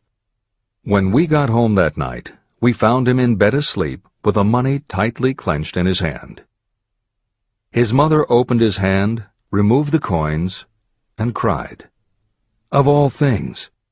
To me it seemed she was crying over her son's first victory. My reaction was the reverse. I laughed, for I knew that my endeavor to plant in my son's mind an attitude of faith in himself had been successful. His mother saw in his first business venture a little deaf boy who had gone out in the streets and risked his life to earn money. I saw a brave, ambitious, self-reliant little businessman whose stock in himself had been increased 100%. He had gone into business on his own initiative and had won. I was not only pleased, I was impressed. He had clearly demonstrated the first signs of a resourcefulness that would go with him all through life. The little deaf boy went through grade school, high school, and college without being able to hear his teachers, except when they shouted loudly at close range. He did not go to a school for the deaf, and we did not use sign language. We were determined that he should live like any other boy who could hear and speak. We stood by that decision, although it cost us many heated debates with school officials. While he was in high school, he tried an electronic hearing aid, but it was of no value to him. During his last week in college, something happened that marked the most important turning point of his life. Through what seemed to be mere chance, he came into possession of another electronic hearing device, which was sent to him on trial. He was slow about testing it, due to his disappointment with a similar device. Finally, he picked it up carelessly, placed it on his head, and hooked up the battery. Suddenly, as if by magic, his lifelong desire for normal hearing became a reality. For the first time in his life, he heard practically as well as any person with normal hearing. Overjoyed because of the changed world that had been brought to him, he rushed to the telephone, called his mother, and heard her voice perfectly. The next day, for the first time in his life, he plainly heard the voices of his professors in class. For the first time in his life, he could converse freely with other people without them having to speak loudly. Truly, he had come into possession of a changed world. His desire was finally paying dividends. But the victory was not yet complete. He still had to find a definite and practical way to convert his disability into an equivalent asset. Thought that works miracles. Intoxicated with the joy of his newly discovered world of sound, he wrote a letter to the manufacturer of the hearing aid, enthusiastically describing his experience. Something in his letter prompted the company to invite him to New York. He was escorted through the factory, and while talking with the chief engineer, telling him about his changed world, a hunch, an idea, or an inspiration, call it what you wish, flashed into his mind. It was this impulse of thought that converted his disability into an asset destined to pay dividends in both money and happiness to thousands for all time to come. The sum and substance of that impulse was this. It occurred to him that he might be of help to the millions of people who go through life without the benefit of hearing devices, if he could find a way to tell them the story of his changed world. For an entire month, he carried out intensive research, during which he analyzed the entire marketing system of the manufacturer of the hearing device. Then he created a plan for reaching out to other hearing-impaired people all over the world, to share with them his newly discovered changed world. When this was done, he put in writing a 2-year plan based upon his findings. When he presented the plan to the company, he was instantly given a position for the purpose of carrying out his ambition. Little did he dream when he went to work that he was destined to bring hope and practical relief to thousands of people who, without his help, would have been limited forever by deafness. There's no doubt in my mind that Blair would have been deaf and unable to speak all his life if his mother and I had not managed to shape his mind as we did. When I planted in his mind the desire to hear and talk and live as other people, there went with that impulse some strange influence that caused nature to become bridge builder and span the gulf of silence between his brain and the outer world. Truly, a burning desire has devious ways of transmuting itself into its physical equivalent. Blair desired normal hearing. Now he has it. He was born with a condition that in those days might easily have sent a person with a less defined desire to the street with a bundle of pencils and a tin cup.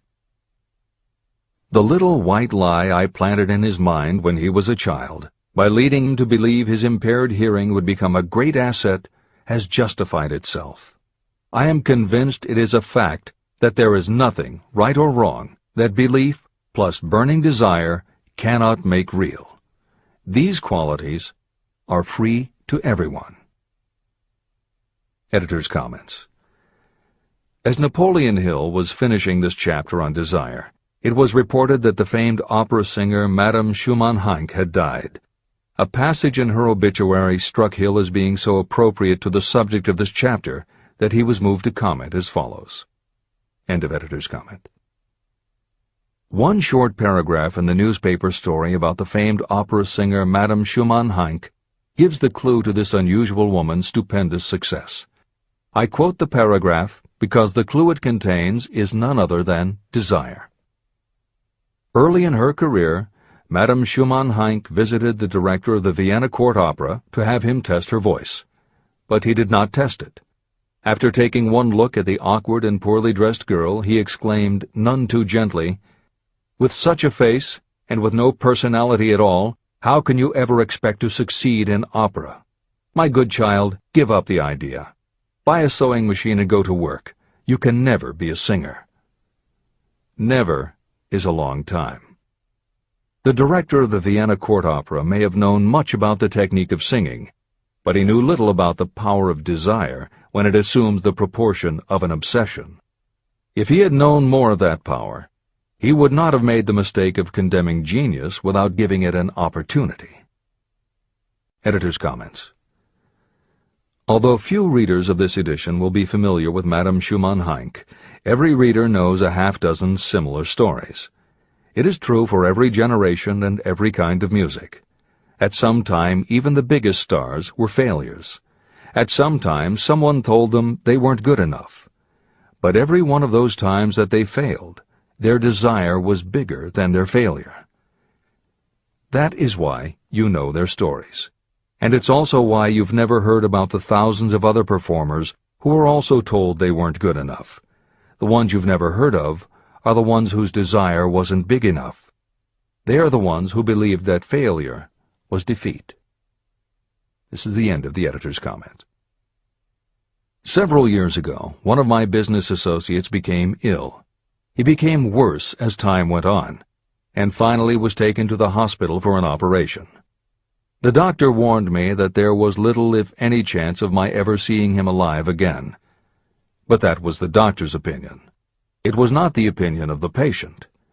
Just before he was wheeled away, he whispered to me, "Do not be disturbed, Chief. I will be out of here in a few days." The attending nurse looked at me with pity. But the patient did come through safely.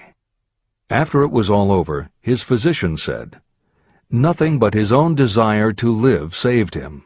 He never would have pulled through if he had not refused to accept the possibility of death."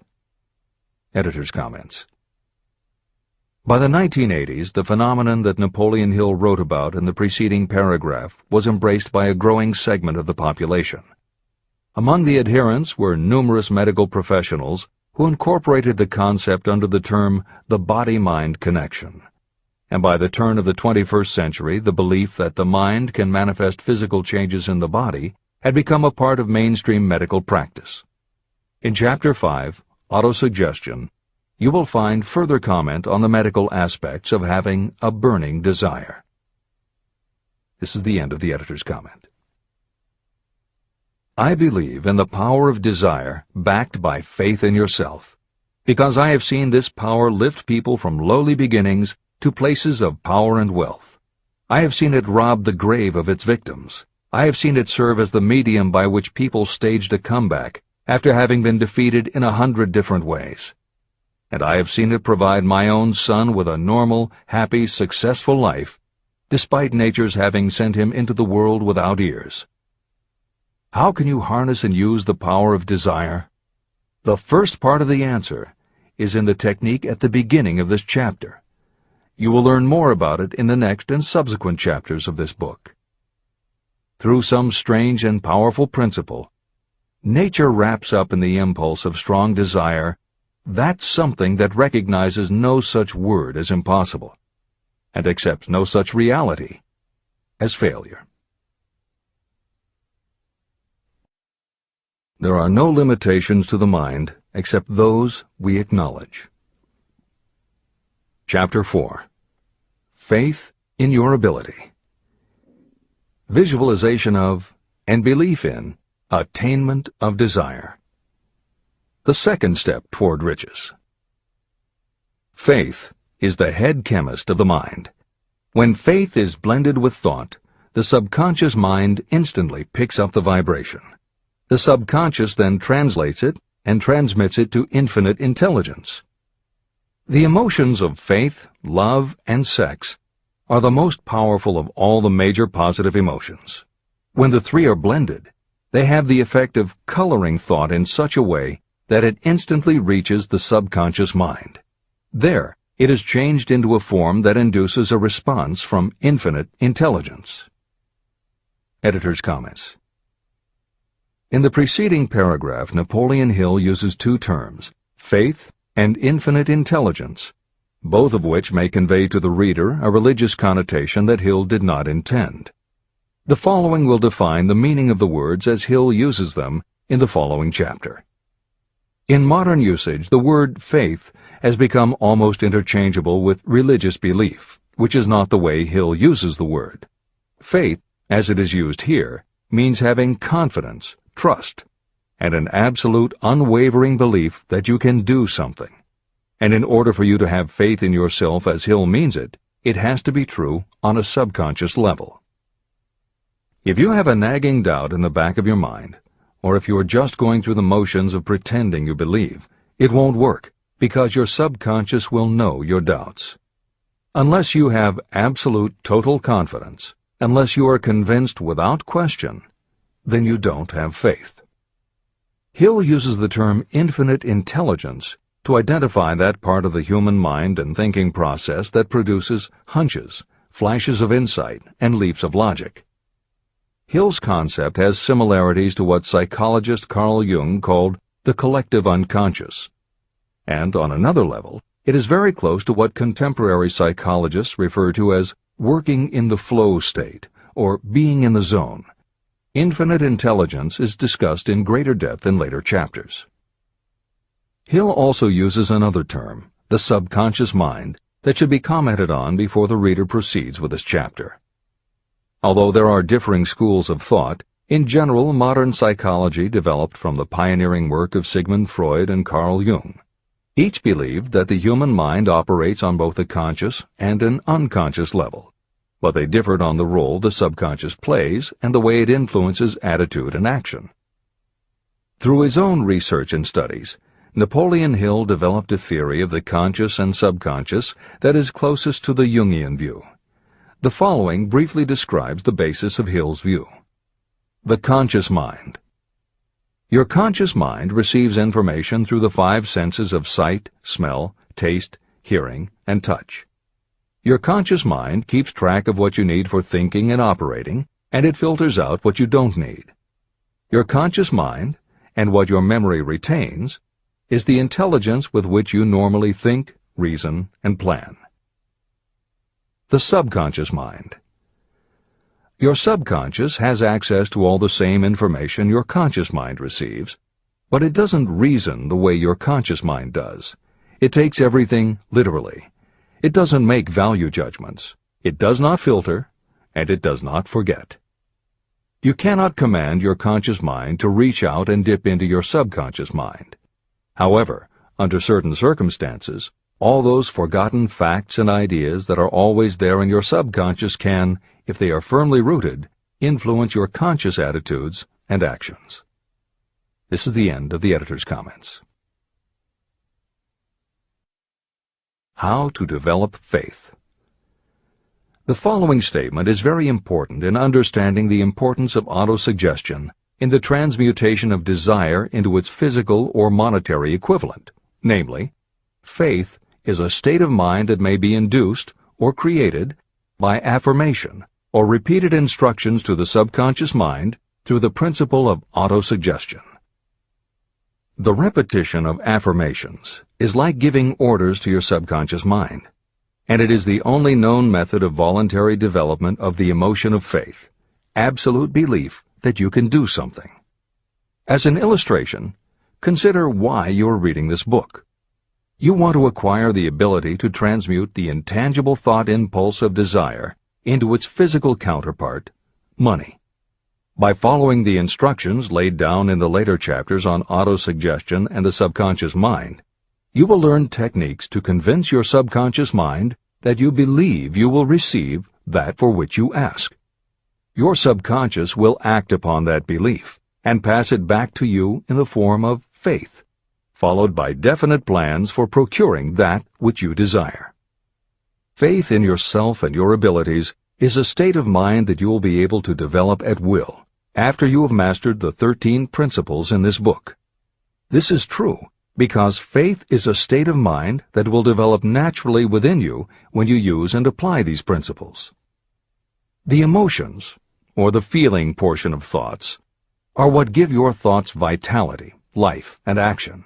The emotions of faith, love, and sex, when mixed with any thought impulse, give it even greater action. All thoughts that have been emotionalized, given feeling, and mixed with faith, absolute belief in your ability, begin immediately to translate themselves into their physical equivalent or counterpart. However, this is not only true of thought impulses that have been mixed with faith, but it is true with any emotion, including negative emotions. What this means is that the subconscious mind will translate into its physical equivalent a thought impulse of a negative or destructive nature just as readily as it will act upon thought impulses of a positive or constructive nature. The following statement made by a noted criminologist illustrates the point. When men first come into contact with crime, they abhor it. If they remain in contact with crime for a time, they become accustomed to it and endure it. If they remain in contact with it long enough, they finally embrace it and become influenced by it. This is the equivalent of saying that a negative impulse of thought that is repeatedly passed on to the subconscious mind often enough is finally accepted and acted upon by the subconscious mind. The subconscious then proceeds to translate that impulse into its physical equivalent by the most practical procedure available. This also accounts for the strange phenomenon that so many millions of people experience, referred to as bad luck. There are millions of people who believe themselves doomed to poverty and failure because of some strange force they call bad luck, over which they believe they have no control. But the truth is that they are the creators of their own misfortunes, because this negative belief in bad luck is picked up by the subconscious mind and translated into its physical equivalent. Your belief, or faith, is the element that will determine the action of your subconscious mind. Once again, let me stress that you will benefit by passing on to your subconscious mind any desire that you wish translated into its physical or monetary equivalent in a state of expectancy or belief that the transmutation will actually take place. The subconscious mind will transmute into its physical equivalent, by the most direct and practical way available, any order that is given to it in a state of belief or faith that the order will be carried out. At this point, it should also be noted that because of the way that the subconscious operates, there is nothing to stop you from deceiving your subconscious mind when giving it instructions through autosuggestion. That is what I did when I deceived my son's subconscious mind. To make this deception more realistic, when you call upon your subconscious mind, you must conduct yourself just as you would if you were already in possession of the material thing that you are demanding. Editor's comments.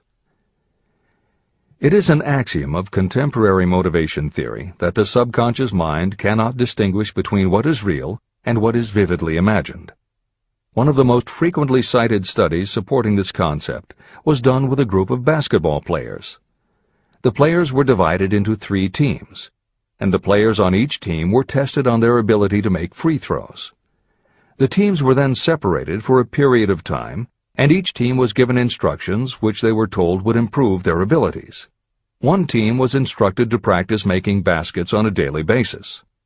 The second team was instructed not to practice during the period and not to even think about basketball. The third team was also instructed not to practice during the period, but instead the members were told to spend their daily practice time visualizing in detail the process of making baskets.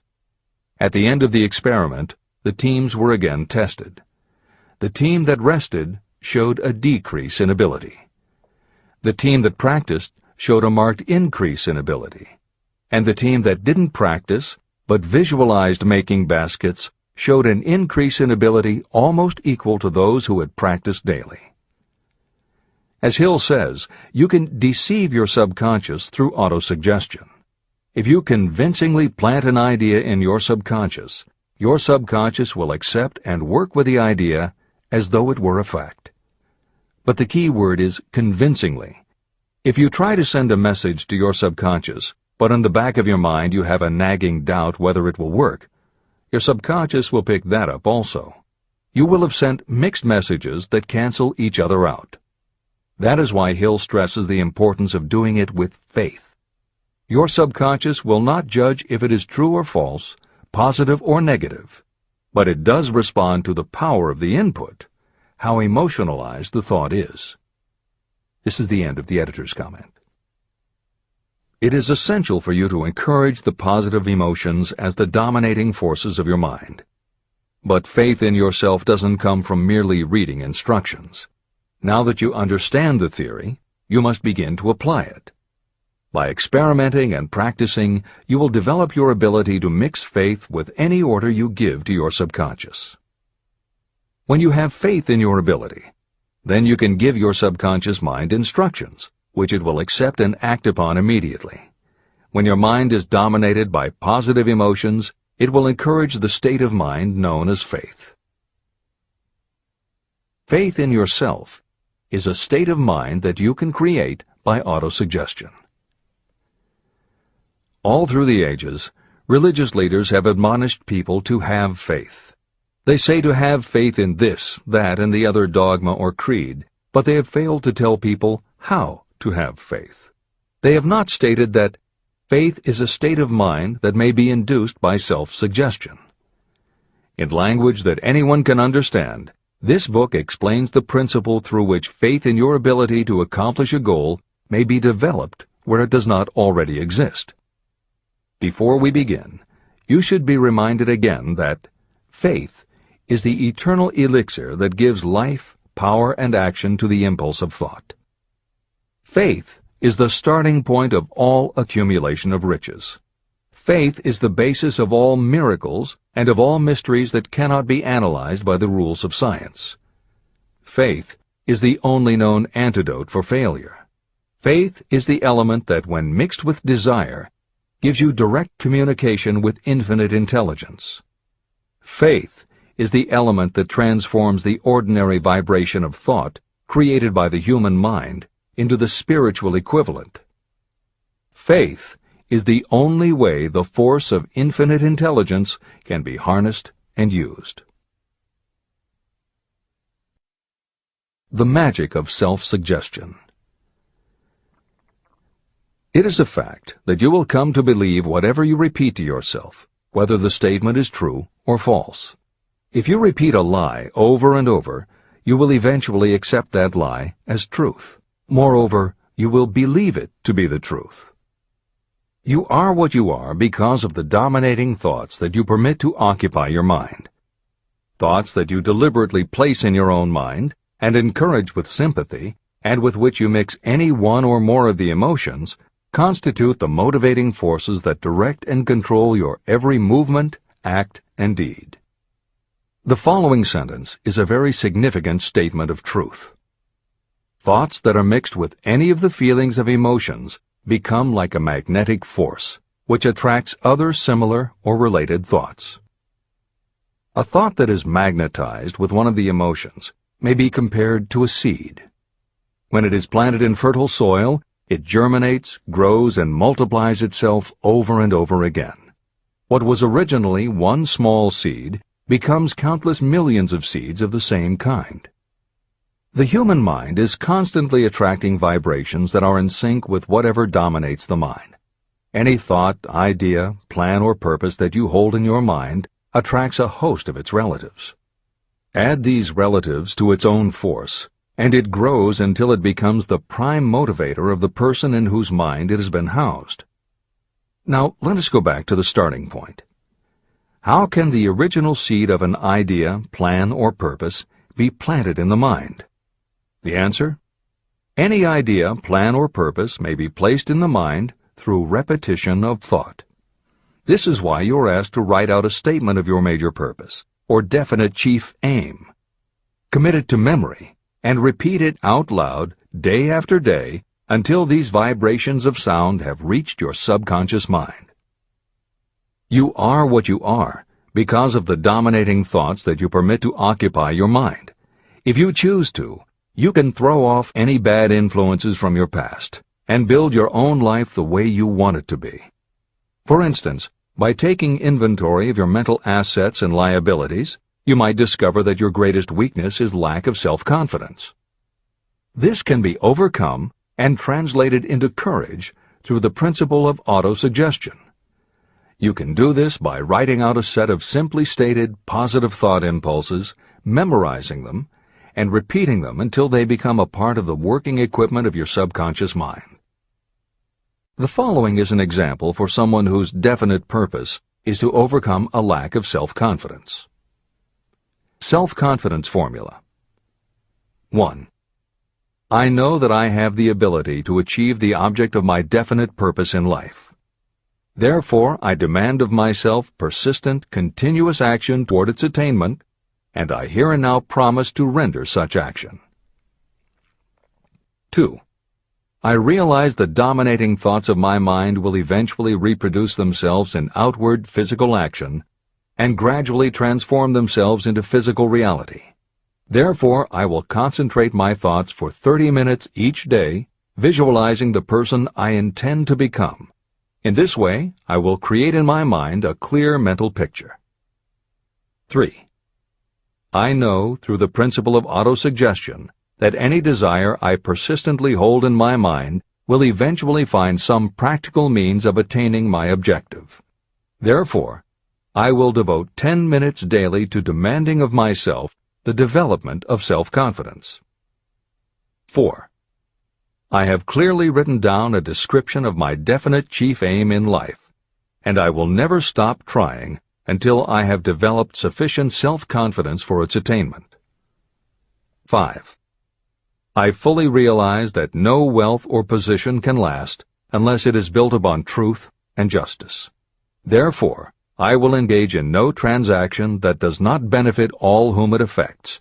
I will succeed by attracting to myself the forces I wish to use and the cooperation of others. I will persuade others to help me because of my willingness to help others. I will eliminate hatred, envy, jealousy, selfishness, and cynicism by developing love for all humanity. because I know that a negative attitude toward others can never bring me success. I will cause others to believe in me because I will believe in them and in myself. I will sign my name to this formula, commit it to memory, and repeat it aloud once a day, with full faith that it will gradually influence my thoughts and actions so that I will become a self-reliant and successful person. Behind this formula is a law of nature that psychologists call autosuggestion or self-suggestion. It is a proven technique that will work for your success if it is used constructively. On the other hand, if used destructively, it will destroy just as readily. In this statement may be found a very significant truth, namely that those who go down in defeat and end their lives in poverty, misery, and distress do so because of negative application of the principle of autosuggestion. All impulses of thought have a tendency to clothe themselves in their physical equivalent. The disaster of negative thinking. The subconscious mind makes no distinction between constructive and destructive thought impulses. It works with the material we feed it through our thought impulses. The subconscious mind will translate into reality a thought driven by fear just as readily as it will translate into reality a thought driven by courage or faith. Just as electricity will turn the wheels of industry and render useful service if used constructively, it will snuff out life if wrongly used. So, too, will the law of autosuggestion lead you to peace and prosperity, or down into the valley of misery, failure, and death. It depends on your degree of understanding and application of it. If you fill your mind with fear or doubt, and if you do not believe in your ability to connect with and use the forces of infinite intelligence, then you will not be able to use those forces. The law of autosuggestion will take your lack of belief and use that doubt as a pattern by which your subconscious mind will translate it into its physical equivalent. Editor's comments. When you have faith in your ability to accomplish what you want, it not only firmly plants ideas in your subconscious, but it then works to reinforce itself. When you have faith in your abilities, part of what you must have faith in is that it is possible to tap into infinite intelligence. And because you have faith that it will work, your conscious mind won't be resistant. When your conscious doesn't resist, your subconscious mind can send creative ideas to your conscious mind more easily. Then, the more you see the power working in your life, the easier it is for you to act on faith the next time. Will it work for you? You will never know unless you relax your resistance and just have faith that it will. This is the end of the editor's comment. Like the wind that carries one ship east and another west, the law of autosuggestion will lift you up or pull you down according to the way you set your sails of thought. The law of autosuggestion, through which any person may rise to altitudes of achievement that stagger the imagination, is well described in the following verse. Observe the words that have been emphasized, and you will catch the deep meaning that the poet had in mind. If you think you are beaten, you are. If you think you dare not, you don't. If you like to win, but you think you can't, it is almost certain you won't. If you think you'll lose, you're lost. For out in the world we find, success begins with a fellow's will. It's all in the state of mind. If you think you are outclassed, you are. You've got to think high to rise. You've got to be sure of yourself before you can ever win a prize. Life's battles don't always go to the stronger or faster man, but soon or late the man who wins is the man who thinks he can. Editor's comments. As noted at the beginning of this chapter, the way in which Napoleon Hill uses the word faith is meant to have no religious connotation. However, it would be impossible for Hill to write this chapter without acknowledging the power of religious faith. Therefore, in the following 2 paragraphs, when Hill discusses Jesus Christ and Mahatma Gandhi as exemplifying the power of faith, he is referring to their personal faith, the absolute trust in his beliefs that Jesus exhibited, and Gandhi's total conviction and confidence in his cause. In this way, they perfectly exemplify thought impulse mixed with faith. This is the end of the editor's comment. If you wish evidence of the power of faith, study the achievements of men and women who have employed it. At the head of the list comes the Nazarene. The basis of Christianity is faith, no matter how many people may have perverted or misinterpreted the meaning of this great force. The sum and substance of the teachings and the achievements of Christ, which may have been interpreted as miracles, were nothing more nor less than faith. If there are any such phenomena as miracles, they are produced only through the state of mind known as faith. Consider Mahatma Gandhi of India, one of the most astounding examples of the possibilities of faith. Gandhi wielded more potential power than any man living in his time, and he had this power despite the fact that he had none of the orthodox tools of power, such as money, battleships, soldiers, and materials of warfare. Gandhi had no money, no home.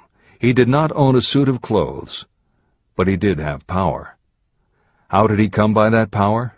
He created it out of his understanding of the principle of faith and through his ability to transplant that faith into the minds of 200 million people. Gandhi accomplished the astounding feat of influencing 200 million minds to coalesce and move in unison as a single mind. What other force on earth, except faith, could do as much? How an idea built a fortune. Editor's comment. Although the following story is not exclusively about faith, and it makes no mention of autosuggestion or the subconscious mind, Napoleon Hill included it at this point in every edition of Think and Grow Rich.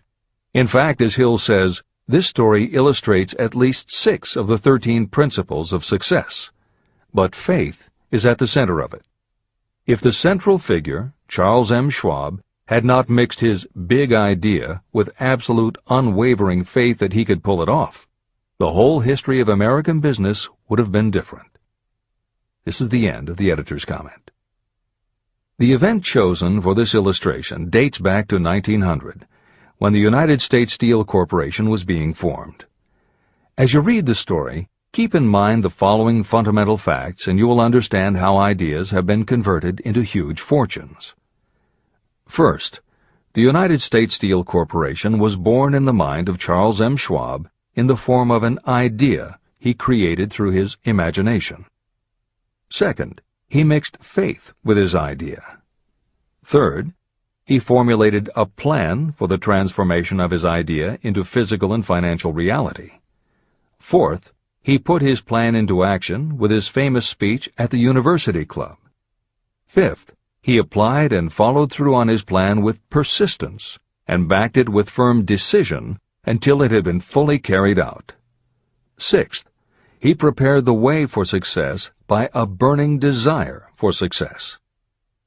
If you are one of those who have often wondered how great fortunes are accumulated, this story of the creation of the United States Steel Corporation will be enlightening. If you have any doubt that a person can think and grow rich, this story should dispel that doubt. You can plainly see in the story of United States Steel the application of a major portion of the principles described in this book.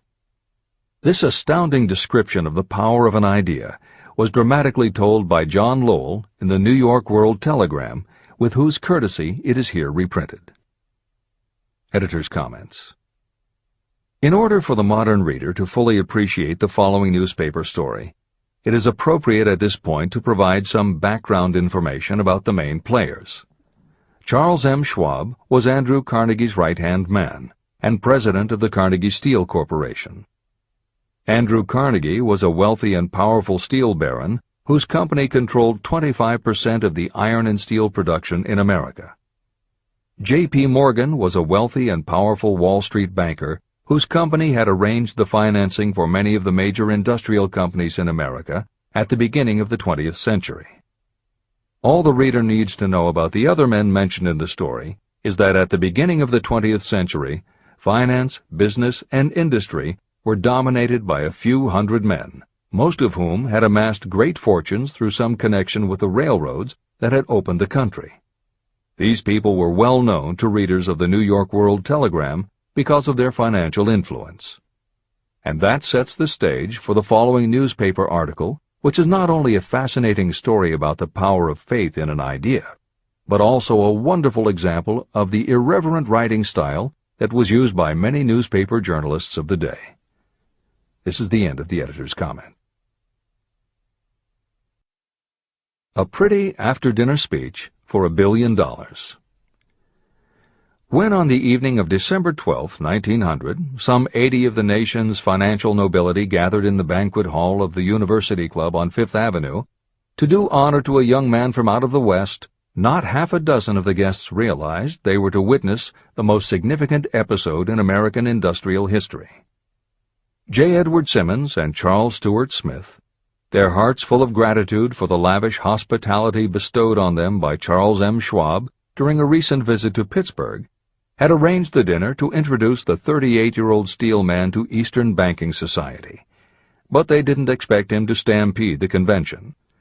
They warned him, in fact, that the bosoms within New York's stuffed shirts would not be responsive to oratory, and that if he didn't want to bore the Stillmans and Harrimans and Vanderbilts, he had better limit himself to 15 or 20 minutes of polite vaporings and let it go at that. Even John Pierpont Morgan, sitting on the right hand of Schwab as became his imperial dignity, intended to grace the banquet table with his presence only briefly, and so far as the press and public were concerned, the whole affair was of so little moment that no mention of it found its way into print the next day. So the two hosts and their distinguished guests ate their way through the usual 7 or 8 courses. There was little conversation, and what there was of it was restrained. Few of the bankers and brokers had met Schwab, whose career had flowered along the banks of the Monongahela, and none knew him well. But before the evening was over, they, and with them Money Master Morgan, were to be swept off their feet, and $1 billion baby, the United States Steel Corporation, was to be conceived. It is perhaps unfortunate for the sake of history that no record of Charlie Schwab's speech at the dinner ever was made. It is probable, however, that it was a homely speech, somewhat ungrammatical, for the niceties of language never bothered Schwab, full of epigram and threaded with wit. But aside from that, it had a galvanic force and effect upon the $5 billion of estimated capital that was represented by the diners. After it was over, and the gathering was still under its spell, although Schwab had talked for 90 minutes, Morgan led the orator to a recessed window where, dangling their legs from the high, uncomfortable seat, they talked for an hour more. The magic of the Schwab personality had been turned on full force, but what was more important and lasting was the full-fledged, clear-cut program he laid down for the aggrandizement of steel. Many other men had tried to interest Morgan in slapping together a steel trust after the pattern of the biscuit, wire and hoop, sugar, rubber, whiskey, oil, or chewing gum combinations. Editor's comments. The Random House College Dictionary defines a trust as an illegal combination of industrial or commercial companies in which the stock is controlled by a central board of trustees, thus making it possible to control prices and destroy competition. Many of America's new industrial companies had grown so quickly that they were not yet profitable. They were saddled with huge debt incurred in raising the capital to finance their rapid expansion, and at the same time they were faced with having to cut costs and slash prices or go out of business. The answer for many was to join up with others in related industries to form what were called trusts or combinations. Although trusts were illegal since the passage of the Sherman Antitrust Act in 1890, companies still tried to find ways to monopolize their industries, and if their efforts weren't technically trusts, they were something very close. The one thing the large company owners who assembled these trusts needed was cash to buy up the many smaller companies they would have to own in order to effectively dominate an industry. J.P. Morgan was the banker who financed many such takeovers. This is the end of the editor's comment. John W. Gates, the gambler, had urged it, but Morgan distrusted him. The Moore boys, Bill and Jim, Chicago stock jobbers who had glued together a match trust and a cracker corporation, had urged it and failed. Elbert H. Gerry, the sanctimonious country lawyer, wanted to foster it, but he wasn't big enough to be impressive. Until Schwab's eloquence took J.P. Morgan to the heights from which he could visualize the solid results of the most daring financial undertaking ever conceived, the project was regarded as a delirious dream of easy-money crackpots. The financial magnetism that began a generation ago to attract thousands of small and sometimes inefficiently managed companies into large and competition-crushing combinations had become operative in the steel world through the devices of that jovial business pirate, John W. Gates. Gates already had formed the American Steel and Wire Company out of a chain of small concerns, and together with Morgan had created the Federal Steel Company. But by the side of Andrew Carnegie's gigantic vertical trust, a trust owned and operated by 53 partners, those other combinations were picayune. They might combine to their heart's content, but the whole lot of them couldn't make a dent in the Carnegie organization, and Morgan knew it. The eccentric old Scot knew it, too. Editor's comments. Andrew Carnegie was born in Scotland and came to America when he was just a boy. He made his first move to join the elite group of American tycoons when he quit his job as a bobbin boy in a cotton mill, earning $1.20 a week, and got a job as a telegraph messenger boy. He soon taught himself to operate a telegraph key, which got him hired as personal telegrapher and secretary to the head of the Pennsylvania Railroad. It wasn't long before he'd worked his way up the ranks to superintendent of the Pittsburgh division, which in turn put him in a position to become an early investor in the Pullman Company, which became the leading manufacturer of railway cars. Carnegie's investment in Pullman and some successful real estate ventures gave him the capital to go into business for himself. At the end of the Civil War, Carnegie left railroading and started a company that built iron bridges for railroad companies. From building iron bridges, it was a short step to starting his own steel mill, which led him to acquire control of other steel mills, then his own coal fields to supply his smelters, then his own ore boats and rail lines to haul the ore and coal. Because of Carnegie's vertical integration and his use of the most up-to-date manufacturing methods, he was able to sell top-grade steel at the lowest price. He managed to drop the price of steel from $140 a ton to $20 a ton. By 1899, the Carnegie Steel Company controlled about 25% of the iron and steel production in America. The smaller steel manufacturers couldn't compete with Carnegie, so they went to J.P. Morgan for help. He arranged for the financing, and a wide-ranging alliance was put together of companies that were in the business of manufacturing products made from steel.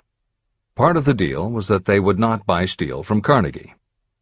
Andrew Carnegie was not about to be put out of business by a collection of small companies. He announced that he would buy or build his own manufacturing companies to produce finished goods made of steel.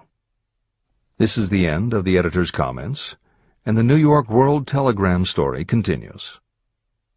From the magnificent heights of Skibo Castle he had viewed, first with amusement and then with resentment, the attempts of Morgan's smaller companies to cut into his business. When the attempts became too bold, Carnegie's temper was translated into anger and retaliation. He decided to duplicate every mill owned by his rivals. Hitherto, he hadn't been interested in wire, pipe, hoops, or sheet. Instead, he was content to sell such companies the raw steel and let them work it into whatever shape they wanted. Now, with Schwab as his chief and able lieutenant, he planned to drive his enemies to the wall. So it was that in the speech of Charles M. Schwab, Morgan saw the answer to his problem of combination. A trust without Carnegie, giant of them all, would be no trust at all, a plum pudding, as one writer said, without the plums. Schwab's speech on the night of December 12, 1900, undoubtedly carried the inference, though not the pledge, that the vast Carnegie enterprise could be brought under the Morgan tent.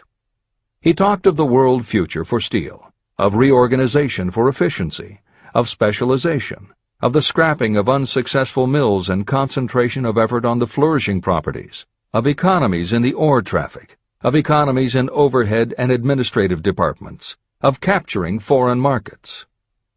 More than that, he told the buccaneers among them wherein lay the errors of their customary piracy. Their purposes, he inferred, had been to create monopolies, raise prices, and pay themselves fat dividends out of privilege. Schwab condemned the system in his heartiest manner. The short-sightedness of such a policy, he told his hearers, lay in the fact that it restricted the market in an era when everything cried for expansion. By cheapening the cost of steel, he argued, an ever-expanding market would be created. More uses for steel would be devised, and a goodly portion of the world trade could be captured. Actually, though he did not know it, Schwab was an apostle of modern mass production. Editor's comments. For J.P. Morgan, all of Schwab's talk about economies of scale and expanding markets meant only one thing. Until that night, it was assumed that Andrew Carnegie would continue building his own manufacturing companies to compete with the steel trusts that Morgan had helped put together.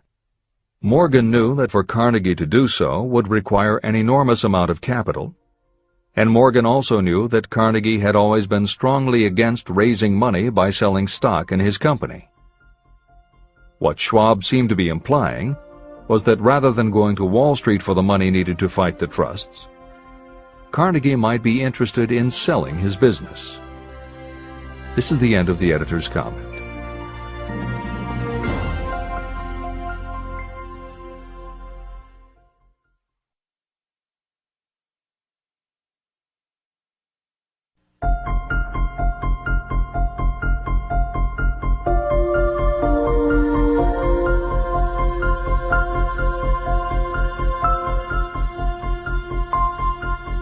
New York World Telegram story continues.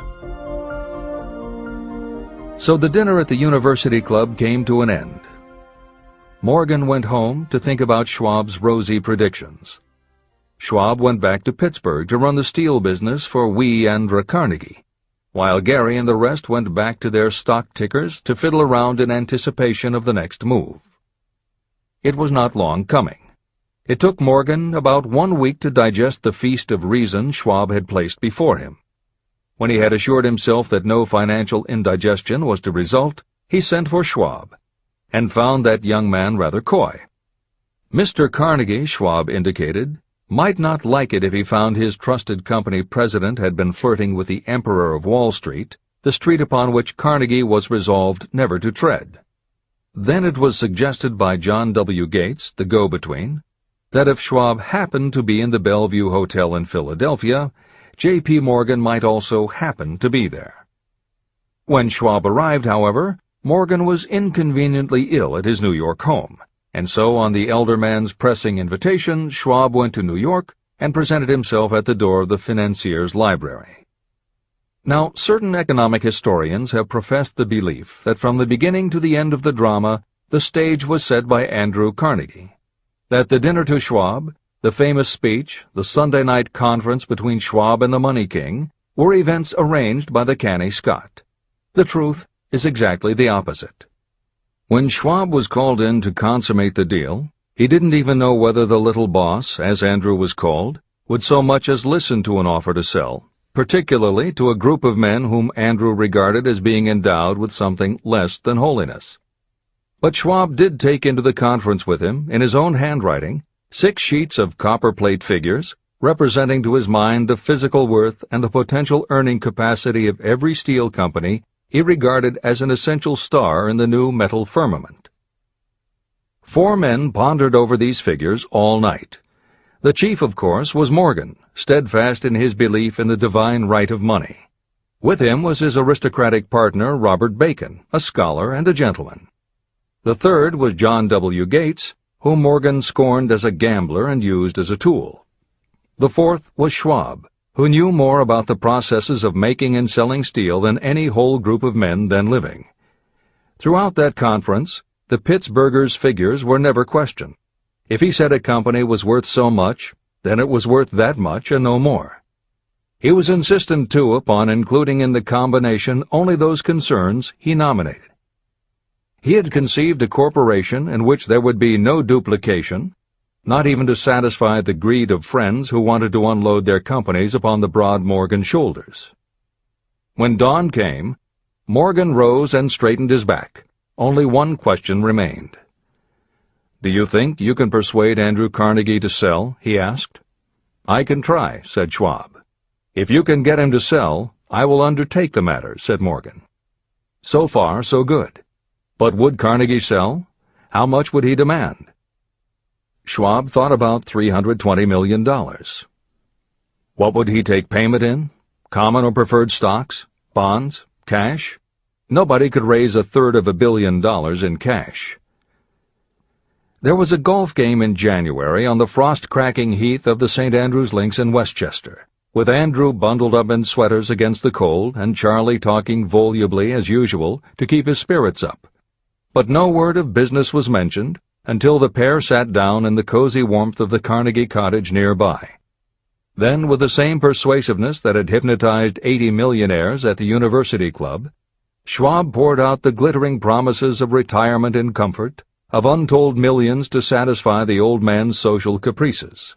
Carnegie capitulated, wrote a figure on a slip of paper, handed it to Schwab and said, "All right, that's what we'll sell for." The figure was approximately $400 million, and was reached by taking the $320 million mentioned by Schwab as a basic figure, and adding to it $80 million to represent the increased capital value over the previous 2 years. Later, on the deck of a transatlantic liner, the Scotsman said ruefully to Morgan, "I wish I had asked you for $100 million more." "If you had asked for it, you'd have gotten it," Morgan told him cheerfully. There was an uproar, of course. A British correspondent cabled that the foreign steel world was appalled by the gigantic combination. President Hadley of Yale declared that unless trusts were regulated, the country might expect an emperor in Washington within the next 25 years. But that able stock manipulator Keene went at his work of shoving the new stock at the public so vigorously that all the excess water, estimated by some at nearly $600 million, was absorbed in a twinkling. So Carnegie had his millions, and the Morgan Syndicate had $62 million for all its trouble, and all the boys, from Gates to Gary, had their millions. Editor's comment. The 38-year-old Charles M. Schwab had his reward, too. He was made president of the new corporation, United States Steel, and remained in control until 1930. When Schwab left U.S. Steel, he went on to found the mammoth Bethlehem Steel Corporation, of which he also became president. This is the end of the editor's comment. Riches begin with thought. The dramatic story of big business that you've just finished is a perfect illustration of the method by which desire can be transmuted into its physical equivalent. That giant organization was created in the mind of one man. The plan by which the organization was provided with the steel mills that gave it financial stability was created in the mind of the same man. His faith, his desire, his imagination, his persistence were the real ingredients that went into United States Steel. The steel mills and equipment acquired by the corporation, after it had been brought into legal existence, were incidental. However, careful analysis reveals that the appraised value of the properties acquired by the corporation increased in value by an estimated $600 million, approximately $12 billion today. The increase in value of the assets is attributable to the mere transaction that consolidated them under one management. In other words, Charles M. Schwab's idea, plus the faith with which he conveyed it to the minds of J.P. Morgan and the others, was marketed for a profit of approximately $600 million. Not an insignificant sum for a single idea. The United States Steel Corporation prospered and became one of the richest and most powerful corporations in America, employing thousands of people, developing new uses for steel and opening new markets, thus proving that the $600 million in profit that the Schwab idea produced was earned. Riches begin in the form of thought. The amount is limited only by the person in whose mind the thought is put into motion. Faith removes limitations. Remember this when you are ready to bargain with life for whatever it is that you ask as your price for having passed this way. Editor's comments. In the years since that article appeared in the New York World Telegram, the well-told business story has become its own genre within the publishing industry. There are best-selling books and biographies by and about the insiders who run every industry. The editors of this edition of Think and Grow Rich strongly encourage you to sample some of these books. They can be entertaining and inspirational, and in them you will be able to see examples of Hill's principles of success at work in the real world.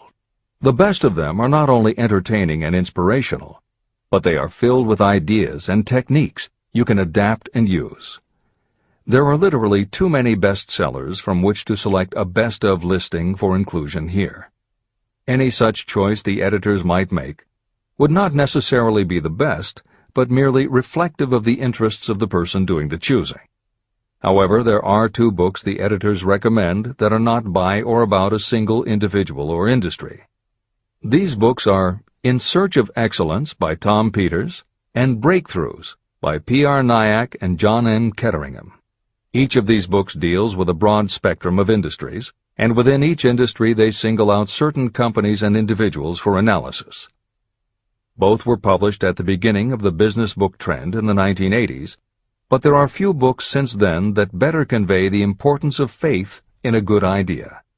In Search of Excellence, chosen by a panel of experts as the most influential book of the past 20 years, was a runaway bestseller and will likely be in print for years to come. Breakthroughs may be harder to find, but it will be well worth the effort. This is the end of the editor's comments.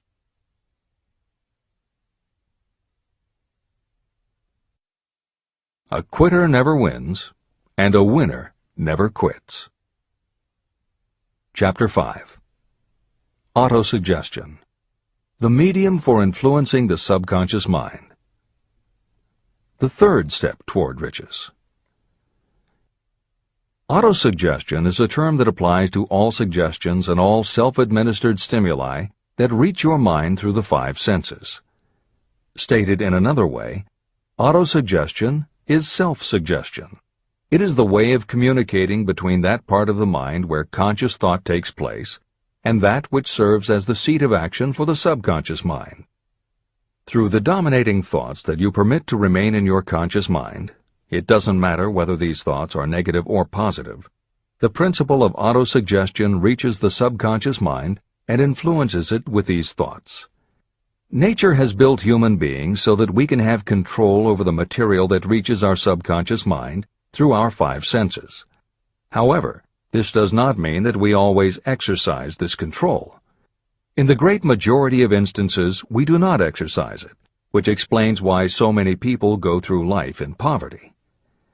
Recall what I said about the subconscious mind resembling a fertile garden, in which weeds will grow if the seeds of more desirable crops are not sown.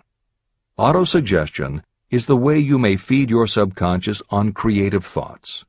Or you can, by neglecting it, permit thoughts of a destructive nature to find their way into this rich garden of the mind. Editor's comments. Numerous psychological studies and experiments with hypnotherapy have validated Napoleon Hill's concept that a person's subconscious mind retains everything that person ever experienced. Studies also support the theory that the subconscious is non-judgmental. It does not filter or interpret, it simply processes information literally and stores it. For those readers who may be dubious about the subconscious, or that thoughts stored below the level of consciousness can exert enough influence to affect attitude and behavior, the following explanation should alleviate any such doubts. There is no doubt about the existence of the conditions known by the psychological terms fixations, phobias, and compulsive behaviors. These conditions occur when a child has learned something in such a powerful or dramatic way that the knowledge becomes firmly planted in the child's subconscious mind. Then, even as the child grows to adulthood and the conscious mind learns to understand that information from a mature point of view, because the childhood learning experience was so powerful, the subconscious still retains the childhood understanding of the information. The result is a fixation, phobia, or compulsive behavior that causes a response rooted in childhood, which does not make logical sense to the adult's conscious mind. That is because it does not come from the conscious. It comes from the subconscious belief that was so emotionalized it overrides the adult's logical conscious mind. Hill's theory is based on exactly the same psychological principles. Thoughts do remain stored in the subconscious. They remain just as they were when they were input, and the more highly emotionalized the thoughts are when they are input, the more influence they exert on attitude and behavior. It is this aspect of the subconscious that will allow you to use autosuggestion as a tool with which to input the positive thoughts that will help you achieve the success you desire. This is the end of the editor's comments. See and feel money in your hands. You were instructed in the last of the 6 steps described in Chapter 3 on Desire to read aloud twice daily the written statement of your desire for money. You were also directed to see and feel yourself already in possession of the money. By following these instructions, you communicate the object of your desire directly to your subconscious mind in a spirit of absolute faith. Through repetition of this procedure, you will create thought habits that reinforce your efforts to transmute desire into its monetary equivalent. Read these steps again, very carefully, before you proceed further. 1. Fix in your mind the exact amount of money you desire. It is not sufficient merely to say, "I want plenty of money." Be definite about the amount. 2. Determine exactly what you intend to give in return for the money you desire. There is no such reality as something for nothing. 3. Establish a definite date when you intend to possess the money you desire. 4. Create a definite plan for carrying out your desire and begin at once, whether you are ready or not, to put this plan into action. 5. Now write it out. Write a clear, concise statement of the amount of money you intend to acquire, name the time limit for its acquisition, state what you intend to give in return for the money, and describe clearly the plan through which you intend to accumulate it. 6. Read your written statement aloud twice daily. Read it once just before retiring at night, and read it once after arising in the morning. As you read, see and feel and believe yourself already in possession of the money. Remember, when reading aloud the statement of your desire, through which you will develop a money consciousness, that the mere reading of the words is of no consequence, unless you mix emotion or feeling with your words. Your subconscious mind recognizes and acts only upon thoughts that have been well mixed with emotion or feeling. This is a fact of such importance as to warrant repetition in practically every chapter. The lack of understanding of this is the main reason the majority of people who try to apply the principle of autosuggestion get no desirable results. Plain, unemotional words do not influence the subconscious mind. You will get no appreciable results until you learn to reach your subconscious mind with thoughts or spoken words that have been well emotionalized with belief. Do not become discouraged if you cannot control and direct your emotions the first time you try. Remember, there is no such possibility as something for nothing. You cannot cheat even if you desire to do so. The price of ability to influence your subconscious mind is persistence in applying the principles described here. You cannot develop the desired ability for a lower price.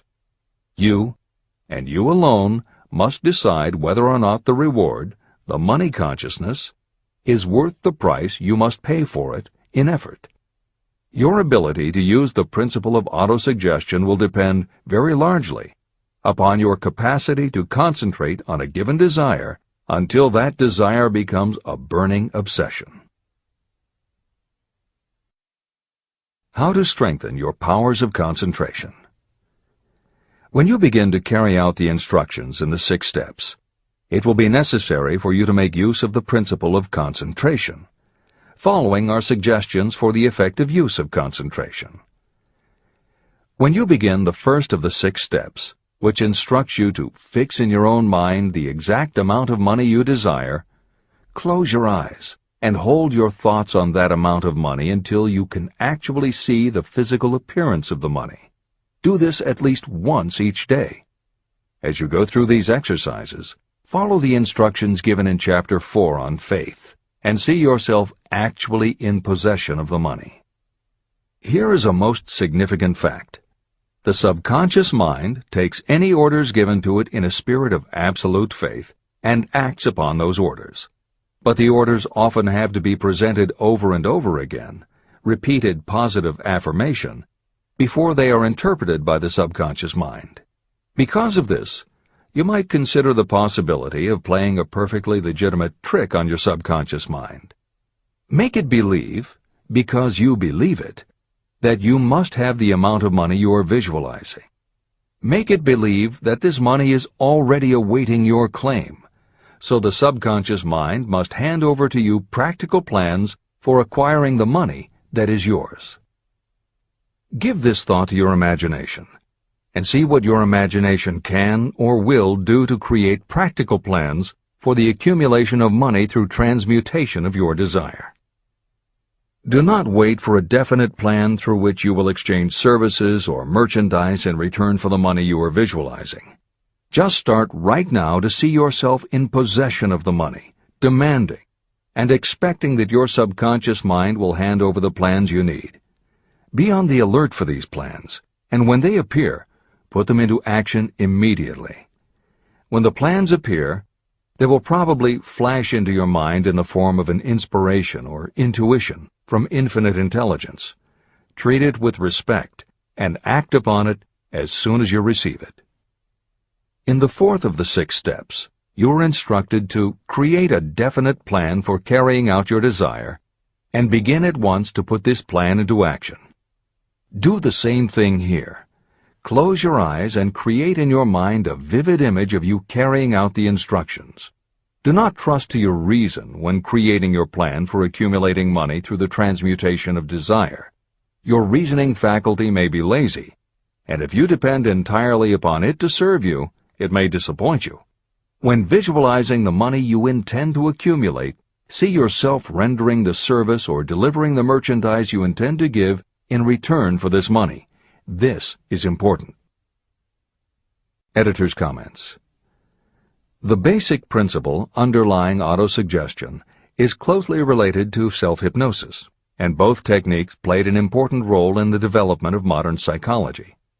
Although all 3 concepts, autosuggestion, hypnosis, and psychology, had to overcome initial public skepticism, unfortunately, autosuggestion and hypnotism were hampered by events that further delayed their acceptance. Hypnosis was an integral part of the therapies used by the major figures in the development of psychology, including Sigmund Freud, Carl Jung, and William James. It fell out of favor as a therapeutic method when stage magicians began to use the technique in their acts. People found it difficult to give serious consideration to a method that was being used in theaters and nightclubs to make members of the audience do ridiculous things for comic effect. Autosuggestion encountered a similar problem. French psychiatrist Émile Coué was the best-known early advocate of autosuggestion. A contemporary of Sigmund Freud, Coué operated a clinic that treated patients diagnosed with psychosomatic ailments, individuals who have convinced themselves they are ill and even show symptoms but do not actually have a disease. Coué treated his patients with an autosuggestion technique that involved the repetition of statements he termed positive affirmations. Coué devised a general, non-specific phrase that would give the subconscious a positive instruction, but was open enough that it did not tell the subconscious how to do it. The positive affirmation was, "Every day, in every way, I am getting better and better." And he instructed his patients to repeat the phrase several times a day.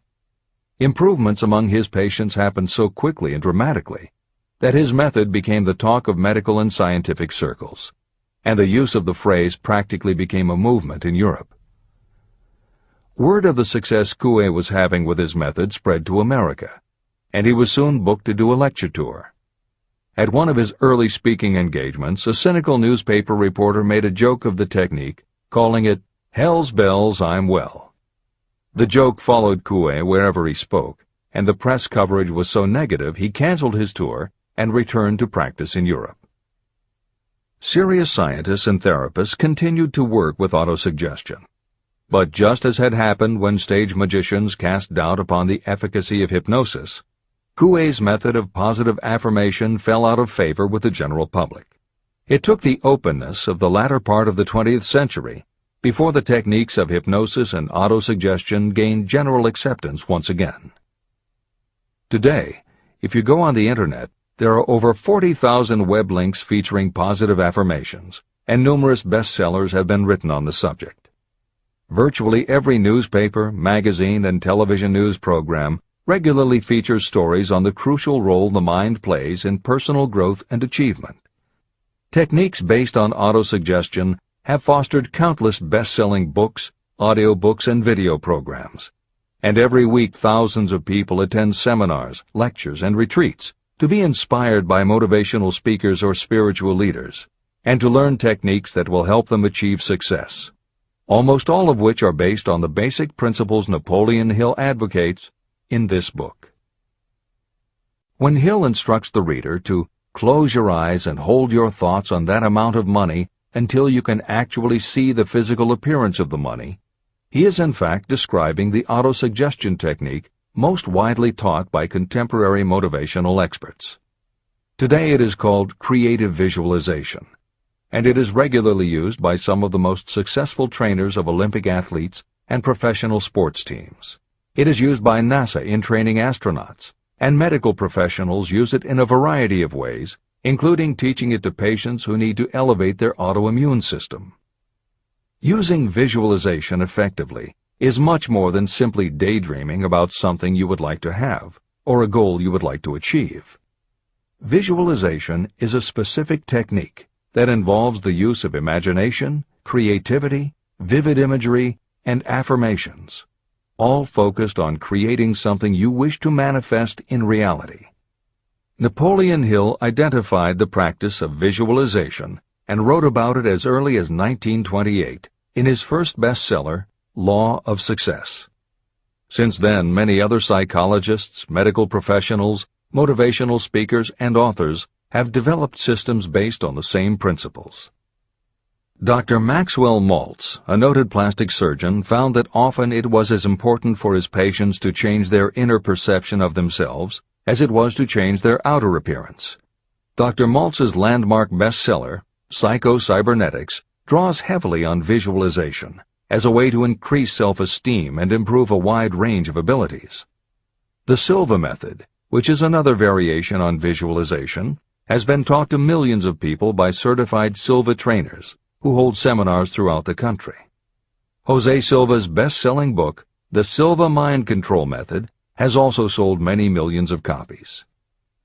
In 1978, 50 years after Napoleon Hill wrote about visualization in Law of Success, Shakti Gawain published the phenomenal bestseller Creative Visualization, and Adelaide Bry published Visualization, Directing the Movies of Your Mind.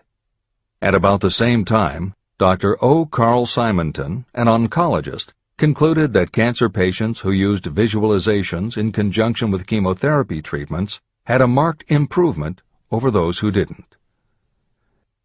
His bestseller, Getting Well Again, had a profound impact, and it was followed by books from other respected medical professionals, such as Love, Medicine, and Miracles by Dr. Bernie Siegel, and Superimmunity by Dr. Paul Purcell.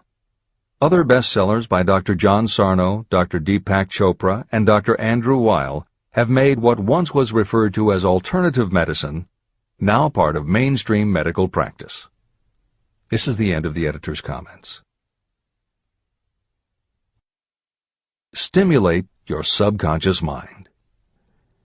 The instructions given previously for the steps necessary in your desire for money will now be summarized and blended with the principles covered by this chapter, as follows. 1.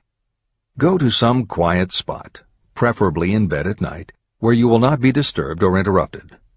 Close your eyes and repeat aloud, so that you may hear your own words, the written statement of the amount of money you intend to accumulate. Be specific about the time limit for its accumulation, and a description of the service or merchandise you intend to give in return for the money. As you carry out these instructions, see yourself already in possession of the money. For example, suppose that you intend to accumulate $50,000 by the 1st of January 5 years from now, and that you intend to give your personal services as a salesperson in return for the money. Your written statement of your purpose should be similar to the following. By the first day of January, I will have in my possession $50,000, which will come to me in various amounts from time to time during the interim. In return for this money, I will give the most efficient service of which I am capable. I will give the fullest possible quantity and the best possible quality of service as a salesperson of, and describe the service or merchandise you intend to sell. I believe that I will have this money in my possession. My faith is so strong that I can now see this money before my eyes. I can touch it with my hands. It is now awaiting transfer to me at the time and in the proportion that I deliver the service in return for it. I am awaiting a plan for getting this money, and I will follow that plan when it is received. 2. Repeat this program night and morning until you can see in your imagination the money you intend to accumulate. 3. Place a written copy of your statement where you can see it night and morning, and read it just before retiring and upon rising until it has been memorized. Editor's comments. The following is another suggestion, adapted from Hill's later writings, which appear in Napoleon Hill's Keys to Success. Surround yourself with books, pictures, mottos, and other suggestive devices. Pick things that symbolize and reinforce achievement and self-reliance. Constantly add to your collection, and move things to new places where you can see them in a different light and in association with different things. I had a friend who was a realtor who kept her $1 Million Club certificate over her desk to remind herself of what she was capable. One day she took it down to dust and set it on top of a newspaper. When she picked it up again, she saw beneath it an article about the new football coach who had been hired at the university. Guess who bought a house she had been struggling to sell? This is the end of the editor's comments. Remember, as you carry out these instructions, that you are applying the principle of autosuggestion for the purpose of giving orders to your subconscious mind. Remember also that your subconscious mind will act only upon instructions that are emotionalized and handed over to it with feeling. Faith is the strongest and most productive of the emotions. These instructions may at first seem abstract. Do not let this disturb you. Follow the instructions no matter how abstract or impractical they may appear to be. If you do as you have been instructed, in spirit as well as in act, the time will soon come when a whole new universe of power will unfold to you. Skepticism, in connection with all new ideas, is characteristic of all human beings. If you follow the instructions, your skepticism will soon be replaced by belief, and belief will become crystallized into absolute faith. Many philosophers have made the statement that man is the master of his own earthly destiny, but most of them have failed to say why he is the master. The reason that man may become the master of himself and of his environment is because he has the power to influence his own subconscious mind. The actual performance of transmuting desire into money is through autosuggestion. That is the principle by which you can reach and influence the subconscious mind. The other principles are simply tools with which to apply autosuggestion. Keep this thought in mind, and you will at all times be conscious of the important part the principle of autosuggestion is to play in your efforts to accumulate money through the methods described in this book. After you have read the entire book, come back to this chapter and follow in spirit and in action this instruction. Read the entire chapter aloud once every night until you become thoroughly convinced that the principle of autosuggestion is sound and that it will accomplish for you all that has been claimed for it. As you read, underscore with a pencil every sentence that impresses you. Follow the foregoing instruction to the letter, and it will open the way for a complete understanding and mastery of the principles of success. Every adversity, every failure, and every heartache carries with it the seed of an equivalent or a greater benefit. Chapter 6. Specialized Knowledge. Personal experiences or observations. The fourth step toward riches. There are two kinds of knowledge. One is general, the other is specialized. General knowledge, no matter how great in quantity or variety it may be, is of little use in the accumulation of money. The faculties of the great universities possess practically every form of general knowledge known to civilization. Most of the professors have little money. They specialize in teaching knowledge, but they do not specialize in the organization or the use of knowledge. Knowledge will not attract money unless it is organized and directed through practical plans for the specific purpose of accumulating money. Lack of understanding of this fact has been the source of confusion to millions of people who falsely believe that knowledge is power. It is nothing of the sort. Knowledge is only potential power. It becomes power only when and if it is organized into definite plans of action and directed to a definite end. The missing link in all systems of education is that educational institutions fail to teach their students how to organize and use the knowledge after they have acquired it. Many people made the mistake of assuming that because Henry Ford had little schooling, he was not a man of education. Those who made this mistake did not understand the real meaning of the word educate. That word is derived from the Latin word educo, meaning to educe, to draw out, or to develop from within. An educated person is not necessarily one who has an abundance of general or specialized knowledge. An educated person is one who has so developed the faculties of their mind that he or she may acquire anything they want, or its equivalent, without violating the rights of others. During the World War, a Chicago newspaper published editorials in which, among other statements, Henry Ford was called an ignorant pacifist. Mr. Ford objected to the statements and sued the paper for libeling him. When the suit was tried in the courts, the attorneys for the paper called Mr. Ford to the witness stand for the purpose of proving to the jury that he was ignorant.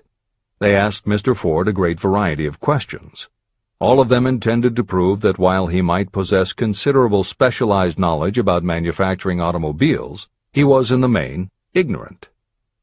Mr. Ford was asked such questions as, who was Benedict Arnold, and how many soldiers did the British send over to America to put down the rebellion of 1776?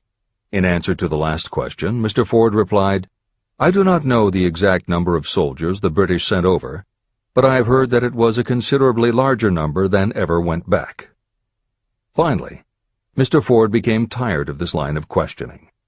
In reply to a particularly offensive question, he leaned over, pointed his finger at the lawyer who had asked the question, and said, If I should really want to answer the foolish question you have just asked, or any of the other questions you have been asking me, let me remind you that I have a row of electric push buttons on my desk, and by pushing the right button I can summon to my aid men who can answer any question I desire to ask concerning the business to which I am devoting most of my efforts.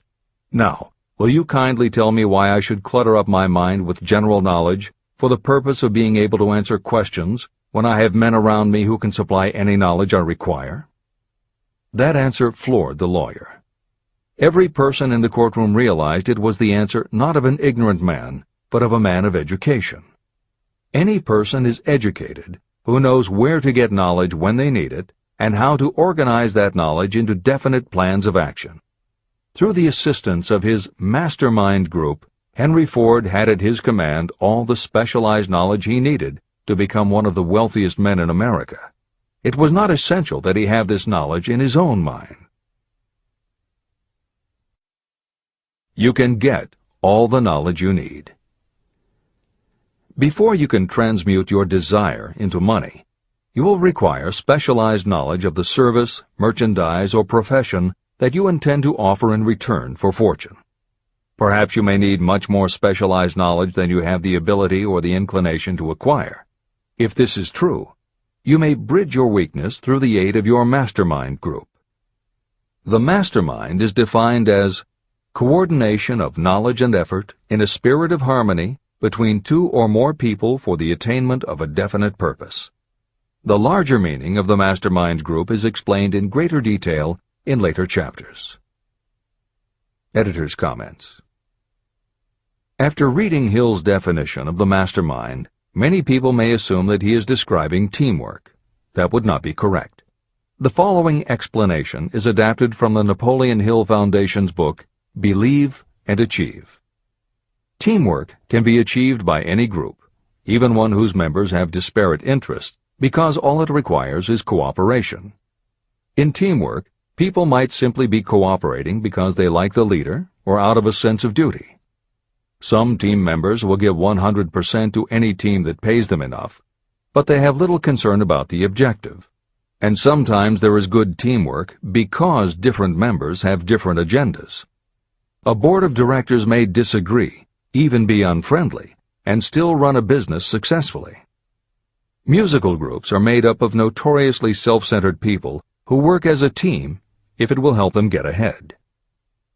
Masterminds, on the other hand, are formed of individuals who have the same agenda, a deep sense of mission, and commitment to the same goal. Masterminds represent the highest order of thinking by a group of knowledgeable people, each contributing their absolute best according to their abilities, expertise, and background.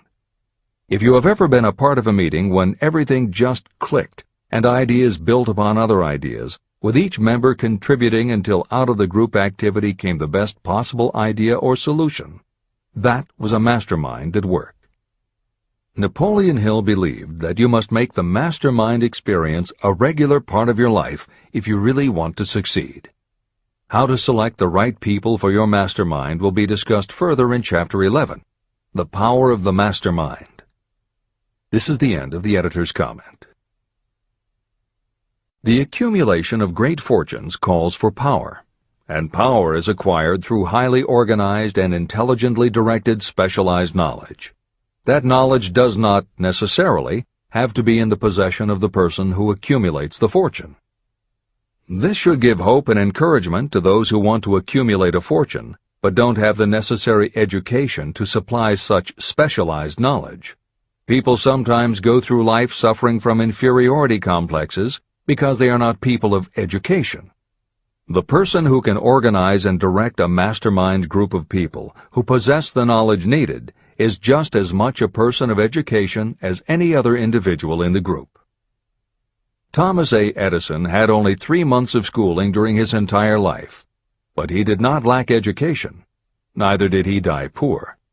Henry Ford had less than a 6th grade schooling, but he managed to do pretty well by himself financially. Albert Einstein was working as a clerk in a patent office when he began to develop his world-altering scientific theories. Editor's comments. Had Einstein been born today, he might have been diagnosed in his early years as having attention deficit disorder. As a child, he was slow to learn to talk. As a student, he showed little promise and was expelled from at least one school. But what Einstein could do was to focus his concentration on a goal of his choice. His famous theories were the result of thought experiments that took place inside his mind.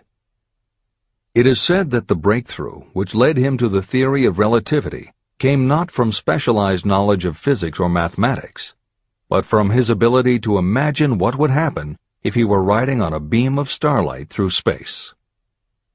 This is the end of the editor's comments. Specialized knowledge is among the most plentiful and the cheapest forms of service that may be had. If you doubt this, consult the payroll of any university. It pays to know how to purchase knowledge, and it pays to know where to look. First of all, decide the sort of specialized knowledge you require and the purpose for which it is needed. To a large extent, your major purpose in life, the goal toward which you are working, will help determine what knowledge you need. Your next move requires that you have accurate information concerning dependable sources of knowledge. The more important of these are your own experience and education, experience and education available through cooperation of others, mastermind alliance, colleges and universities, public libraries, and even easier, the Internet, special training courses, through night schools and home study courses in particular. As knowledge is acquired, it must be organized and put into use for a definite purpose through practical plans. Knowledge has no value except for what can be gained from its application toward some worthy end. Successful people never stop acquiring specialized knowledge related to their major purpose, business, or profession. Those who are not successful usually make the mistake of believing that the knowledge-acquiring period ends when you finish school. The truth is that schools do little more than teach you how to acquire practical knowledge. Editor's comments. At this point in the original edition of Think and Grow Rich, Napoleon Hill included a newspaper story about education and job opportunities. Although the contemporary job market has changed considerably, the author of the article, Robert Moore, Director of Placements at Columbia University, made some comments that are perfectly aligned with the philosophy of Think and Grow Rich and are still holding true today.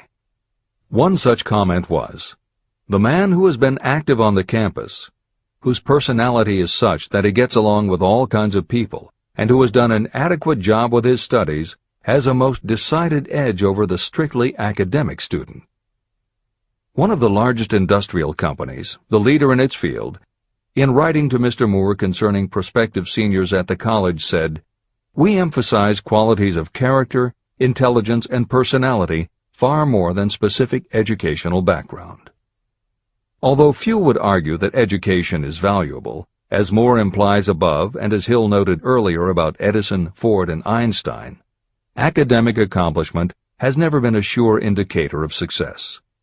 The October 27, 2003 issue of Time magazine made a similar point in their cover story about the changes being made in the SAT exam. Although the article's primary focus is on the efforts to make the SAT less biased, it also notes that recent research indicates that neither the SAT nor IQ tests have proven to be very reliable predictors of future real-world achievement. In his best-selling book, Emotional Intelligence, author Daniel Goleman has created a persuasive argument that the way in which a person handles themselves and their relationships, which he calls emotional intelligence, or EI, is a much better indicator than IQ in predicting whether a person will be successful in life. In his later books, Working with Emotional Intelligence and Primal Leadership, Goleman applies his theory to the workplace, focusing on emotional intelligence leadership techniques and comparing corporate managers' EI with their IQ to analyze which has the greatest positive effect on the financial bottom line. Daniel Goleman's theories have caused some significant changes within educational circles and among management theorists, but their greatest impact has been on individuals who have gone through life intimidated because they believe they aren't smart enough. For them, Goleman's books offer convincing evidence that although they may not have conventional education, their natural abilities and interpersonal skills can be far more important in achieving success. This is the end of the editor's comments. One of the most reliable and practical sources of knowledge available to those who need specialized schooling are night schools, extension courses, and seminars. The correspondence schools give specialized training anywhere the U.S. mails go, or via the Internet. One advantage of home study training is the flexibility of the study program, which permits you to study during spare time. Another advantage of home study training, if the school is carefully chosen, is that most courses offer some method of personal consultation, which can be of priceless value to those needing specialized knowledge. No matter where you live, you can share the benefits. A lesson from a collection agency. Anything acquired without effort and without cost is generally unappreciated and often discredited. Perhaps this is why we get so little from our marvelous opportunity in public schools. The self-discipline you will learn from a program of specialized study can make up for the wasted opportunity when knowledge was available without cost. Being asked to pay, whether you make good grades or poor, has the effect of causing you to follow through with the course when you would otherwise drop it. I learned this from experience when I enrolled for a home study course in advertising. After completing 8 or 10 lessons, I stopped studying. But the school did not stop sending me bills. In fact, they insisted upon payment, whether I kept up my studies or not. I decided that if I had to pay for the course, which I had legally obligated myself to do, I should complete the lessons and get my money's worth. Correspondence schools are well-organized businesses. At the time, I felt that their collection system was somewhat too well-organized, but I learned later in life that it was a valuable part of my education. The truth is that their collection department constituted the very finest sort of training on decision-making, promptness, and the habit of finishing what you begin. The collection system that forced me to finish the course turned out to be worth much in the form of money earned. The road to specialized knowledge. We have in this country what is said to be the greatest public school system in the world. One of the strange things about human beings is that they value only that which has a price. The free schools of America and the free public libraries do not impress people because they are free. This is the major reason why so many people find it necessary to acquire additional training after they finish school and go to work. It is also one of the major reasons why employers give greater consideration to employees who take specialized training courses. They have learned that those who have the ambition to give up a part of their spare time to studying at home have in them those qualities that make for leadership. There is one weakness in people for which there is no remedy. It is the universal weakness of lack of ambition. People who give up some of their spare time to take courses seldom remain at the bottom very long. By taking such courses, they open the way for the upward climb, remove many obstacles from their path, and attract the interest of those who have the power to help them. The home study method of training is especially suited to people who have already started working. They often find that after having left school, they still need additional specialized knowledge, but cannot spare the time to go back to school. Stuart Austin Weir was a construction engineer. He followed this line of work until the Depression hit and severely limited the construction business. He took inventory of himself and decided to change his profession to law. He went back to school and took special courses to prepare himself as a corporation lawyer. He completed his training, passed the bar examination, and quickly built a lucrative law practice as a patent attorney. Just to keep the record straight, and to anticipate the excuses of those who will say, "I couldn't go to school because I have a family to support," or "I'm too old," I will add that Mr. Weir was past 40 and married when he went back to school. Moreover, by carefully selecting highly specialized courses, Mr. Weir completed in 2 years the work that it takes the majority of law students 4 years to do. It pays to know how to purchase knowledge. A simple idea that paid off. Here's another specific example about a salesman in a grocery store who found himself suddenly unemployed. Having had some bookkeeping experience, he took a special course in accounting, familiarized himself with all the latest bookkeeping and office equipment, and went into business for himself. Starting with a grocer for whom he had formerly worked, he made contracts with more than 100 small merchants to keep their books at a very nominal monthly fee.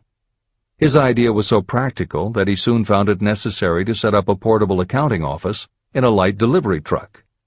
He now has a fleet of these bookkeeping offices on wheels. He employs a large staff of assistants who provide small merchants with accounting services equal to the best that money can buy at very nominal cost.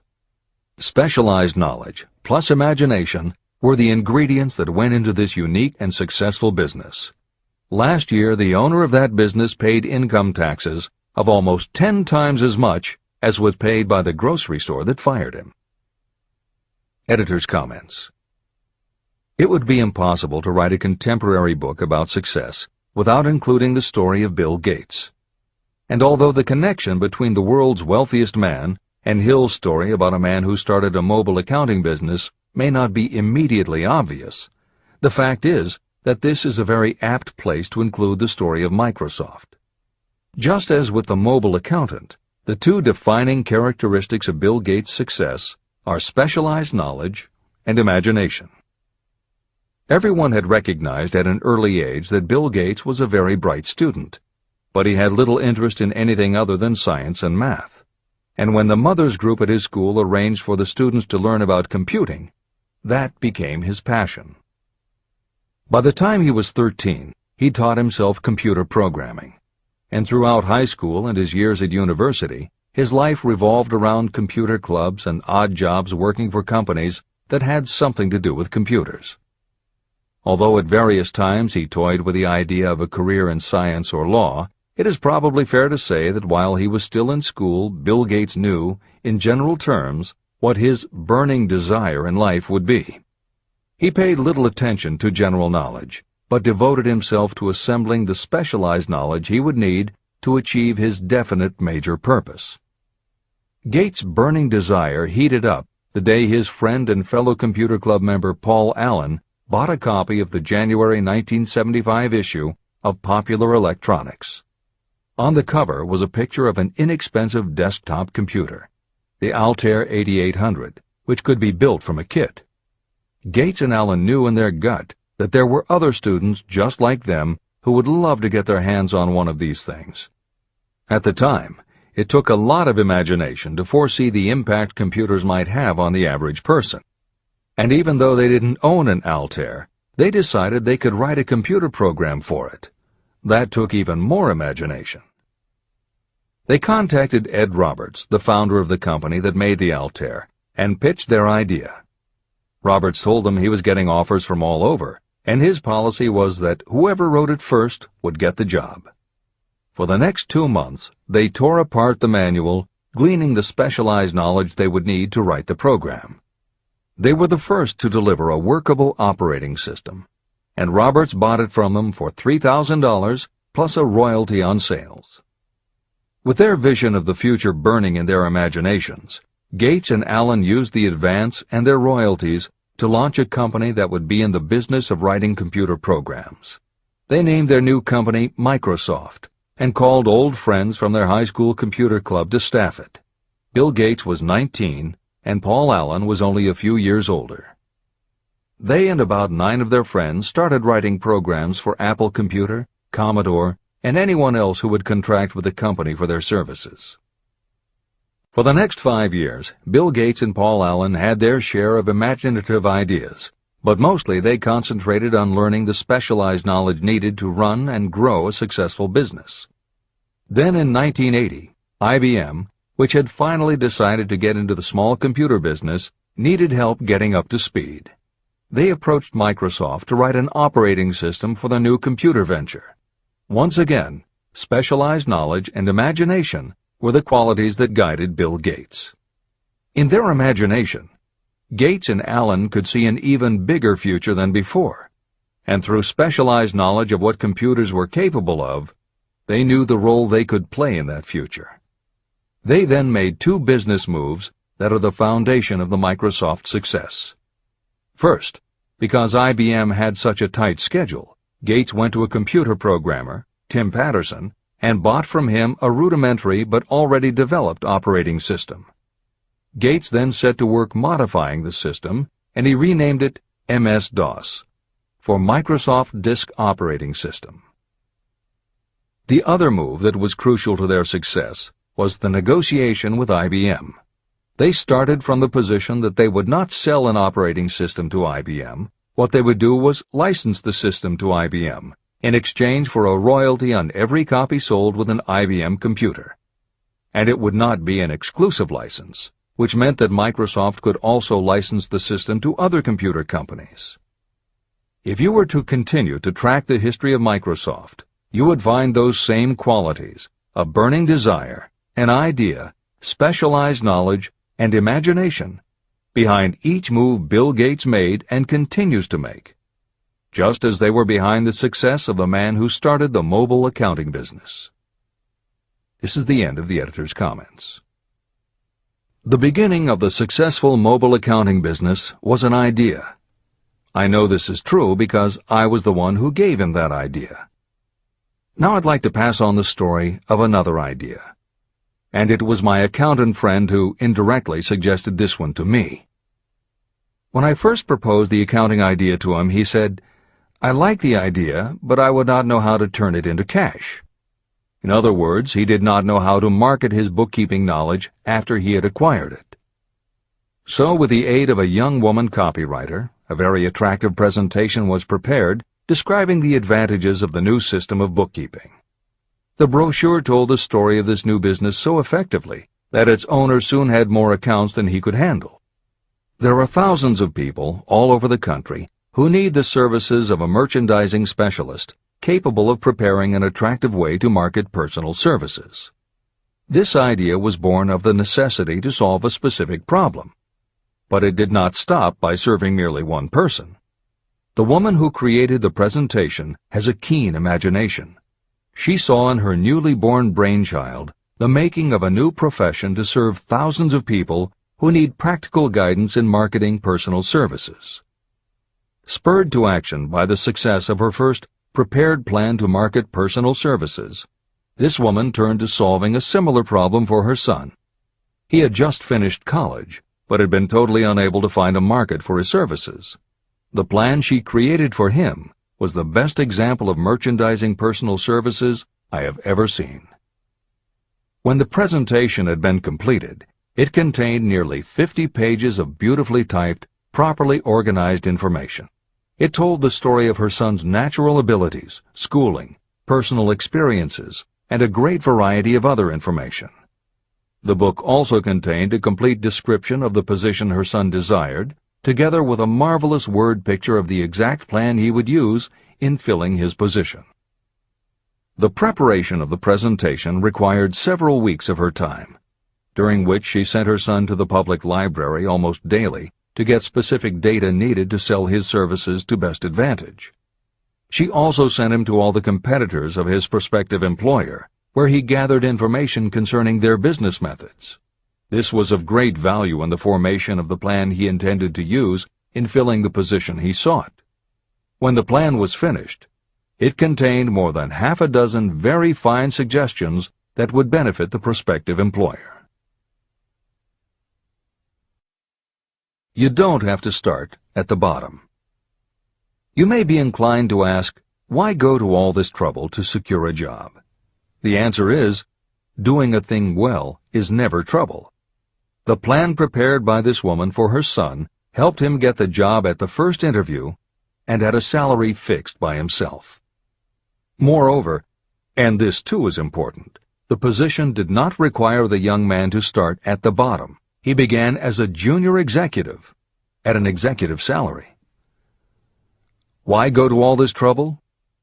Well, for one thing, this young man's planned presentation saved him no less than 10 years of working his way up. The idea of starting at the bottom and working your way up may appear to be sound, but the major objection to it is this. Too many of those who begin at the bottom never manage to lift their heads high enough to be seen by those who count. And the outlook from the bottom is not very bright or encouraging. It has a tendency to kill off ambition. You get into a rut, and you accept your fate because you form the habit of daily routine. Often this habit finally becomes so strong you don't even try to throw it off. And that is another reason why it pays to start 1 or 2 steps above the bottom. By so doing, you will form the habit of looking around, of observing how others get ahead, of seeing opportunity, and of embracing it without hesitation. A splendid example of what I mean is Dan Halpin. During his college days, he was manager of the famous 1930 championship Notre Dame football team, when it was under the direction of the late Knute Rockne. Halpin finished college at a very unfavorable time. The Depression had made jobs scarce. So after a fling at investment banking and motion pictures, he took the first job with a potential future he could find. It was selling electrical hearing aids on a commission basis. Anyone could start in that sort of job, and Halpin knew it, but it was enough to open the door of opportunity to him. For almost 2 years he worked at the job, but it didn't satisfy him. He would never have risen above that job if he had not done something about his dissatisfaction. He aimed first at the job of assistant sales manager of the company. and he got the job. That single step upward placed him high enough above the crowd for him to see still greater opportunity. Also, it placed him where opportunity could see him. In his new position, he did so well selling hearing aids that A.M. Andrews, chairman of the board of the Dictograph Products Company, a competitor of the company for which Halpin worked, asked to meet with him. Mr. Andrews wanted to know something about that man Dan Halpin, who was taking big sales away from the long-established Dictograph Company. When the interview was over, Halpin was the new sales manager in charge of the Acousticon division of Dictograph. Then, to test young Halpin's mettle, Mr. Andrews went away to Florida for 3 months, leaving him to sink or swim in his new job. He did not sink. Newt Rockney's spirit of all the world loves a winner and has no time for a loser inspired him to put so much into his job that he was elected vice president of the company. Vice president was a job that most would be proud to earn through 10 years of loyal effort, but Halpin turned the trick in little more than 6 months. One of the major points I'm trying to emphasize through this entire philosophy is that we rise to high positions or remain at the bottom because of conditions we can control, but only if we desire to control them. I am also trying to emphasize another point, that both success and failure are largely the results of habit. I have not the slightest doubt that Dan Halpin's close association with the greatest football coach America ever knew planted in his mind the same kind of desire to excel that made the Notre Dame football team world famous. Truly, there's something to the idea that hero worship is helpful, provided you worship a winner. My belief in the theory that business associations are vital factors, both in failure and in success, was clearly demonstrated when my son Blair was negotiating with Dan Halpin for a position. Mr. Halpin offered him a beginning salary of about 1/2 what he could have gotten from a rival company. I brought parental pressure to bear, and encouraged Blair to accept the job with Mr. Halpin. I believe that close association with people who refuse to compromise with circumstances is an asset that can never be measured in terms of money. The bottom is a monotonous, dreary, unprofitable place for any person. That is why I have taken the time to describe how lowly beginnings can be overcome by proper planning. Make your ideas pay off through specialized knowledge. The woman who prepared the personal service sales plan for her son now receives requests from all parts of the country, from others who want to market their personal services for more money. But don't think that all her plan consists of is clever salesmanship to help her clients get more money for the same services they formerly sold for less. She looks after the interests of the purchaser as well as the seller of personal services.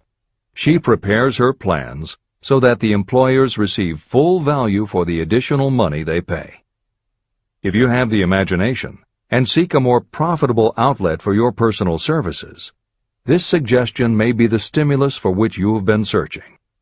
The idea could earn you an income far greater than that of the average doctor, lawyer, or engineer whose education required several years in college. Editor's comments. Mary Kay Ash was literally researching and writing down specialized knowledge when the idea for a new business was born in her imagination. Mary Kay had quit her job as a very successful sales manager in the gift business because she had become discouraged by seeing the men she had trained earning more and being promoted ahead of her. She decided to write an advice book for career women, but as she assembled the knowledge women would need to get ahead, she realized she was writing a business plan for the kind of business she would like to run. She took her life savings of $5,000, went out and found a skincare cream she liked, acquired the rights to it, and began to contact her friends and friends of friends to see if they would like to be beauty consultants for her new company. But what she was offering wasn't just a chance to sell skincare products.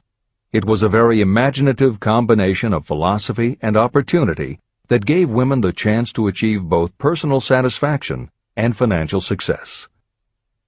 The company showed a modest profit in its first year, and continued to grow each year until, by the beginning of the 21st century, There are over 1 million independent beauty consultants in 30 countries with wholesale sales of more than $1.5 billion. 3 times Mary Kay Cosmetics was named as one of the 100 best companies to work for in America, and Lifetime Television Network named Mary Kay the businesswoman of the century. She became one of the most in-demand motivational speakers and the best-selling author of 3 books. Neil Balter also started his company based on specialized knowledge and imagination. He got his specialized knowledge from his job as a carpenter's apprentice. His imagination came into play the day he was hired by a customer who wanted to clear up a messy closet by having shelves installed. Now that kind of job must have been offered to thousands of carpenters, but not one of them had the imagination to see in it what Neil Balter saw. When he finished the work, Balter didn't just see nicely fitted shelves. He saw that he had created a solution for a problem that was common to every household in America. He took the money he earned from the job and started his own business, California Closet Company, which specialized in shelves and fittings designed to attractively organize closet space for maximum efficiency. But Balter's imagination didn't stop once he had his own business up and running. Now he could imagine an even bigger operation. So he went out to find new specialized knowledge about operating and franchising a business. Neil Balter had licensed more than 100 California Closet franchises when Williams-Sonoma offered to buy the company for $12 million. Lillian Vernon's specialized knowledge was in an area that many women had, but they didn't have the imagination she had. To quote from her autobiography, An Eye for Winners, handbags. I knew about those. Why not sell them? And belts to match. Didn't every teenage girl strolling along the street anywhere in the United States sport a handbag and belt? And my handbags would offer something special. Each one would be personalized with initials. I knew with absolute certainty that teenagers would go for items that made them feel unique. She believed enough in her idea that she spent $495 to take a small ad in 17 magazine. The ad brought in $32,000 in orders. That was when Lillian Vernon started to gather other specialized knowledge about renting space, manufacturing products, warehousing, and shipping, all of which she'd need to grow her idea of bags and belts into a direct response business featuring a whole array of distinctively monogrammed items. Within a few years, she needed more specialized knowledge about product photography, layout, printing, and direct mail, as she imagined having her own catalog.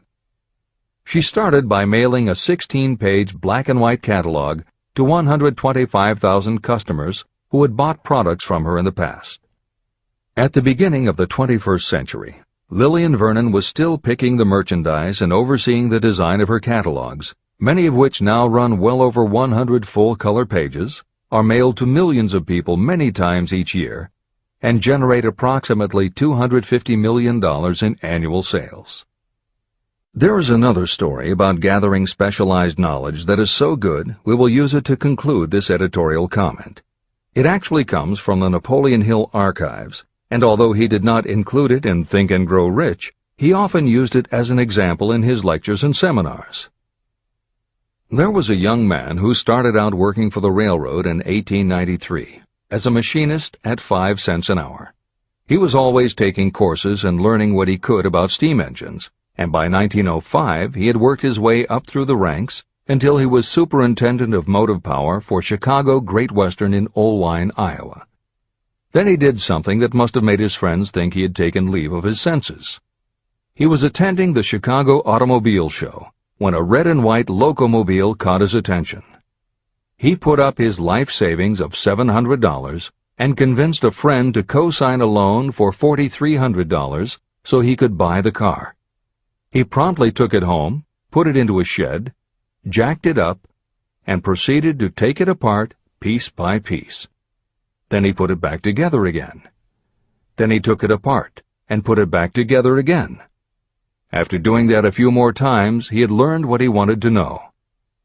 And that was how Walter P. Chrysler gathered the specialized knowledge he needed to get himself out of railroading and into the automobile business. This is the end of the editor's comment. There is no fixed price for sound ideas. Behind all ideas is specialized knowledge. But remember, specialized knowledge is more abundant and more easily acquired than ideas. Because of this truth, there are ever-increasing opportunities for the person capable of helping men and women sell their personal services. Capability means imagination, the one quality needed to combine specialized knowledge with ideas to create organized plans that will yield riches. If you have imagination, this chapter may present you with an idea that is the beginning of the riches you desire. Remember, the idea is the main thing. Specialized knowledge may be found just around the corner. Any corner.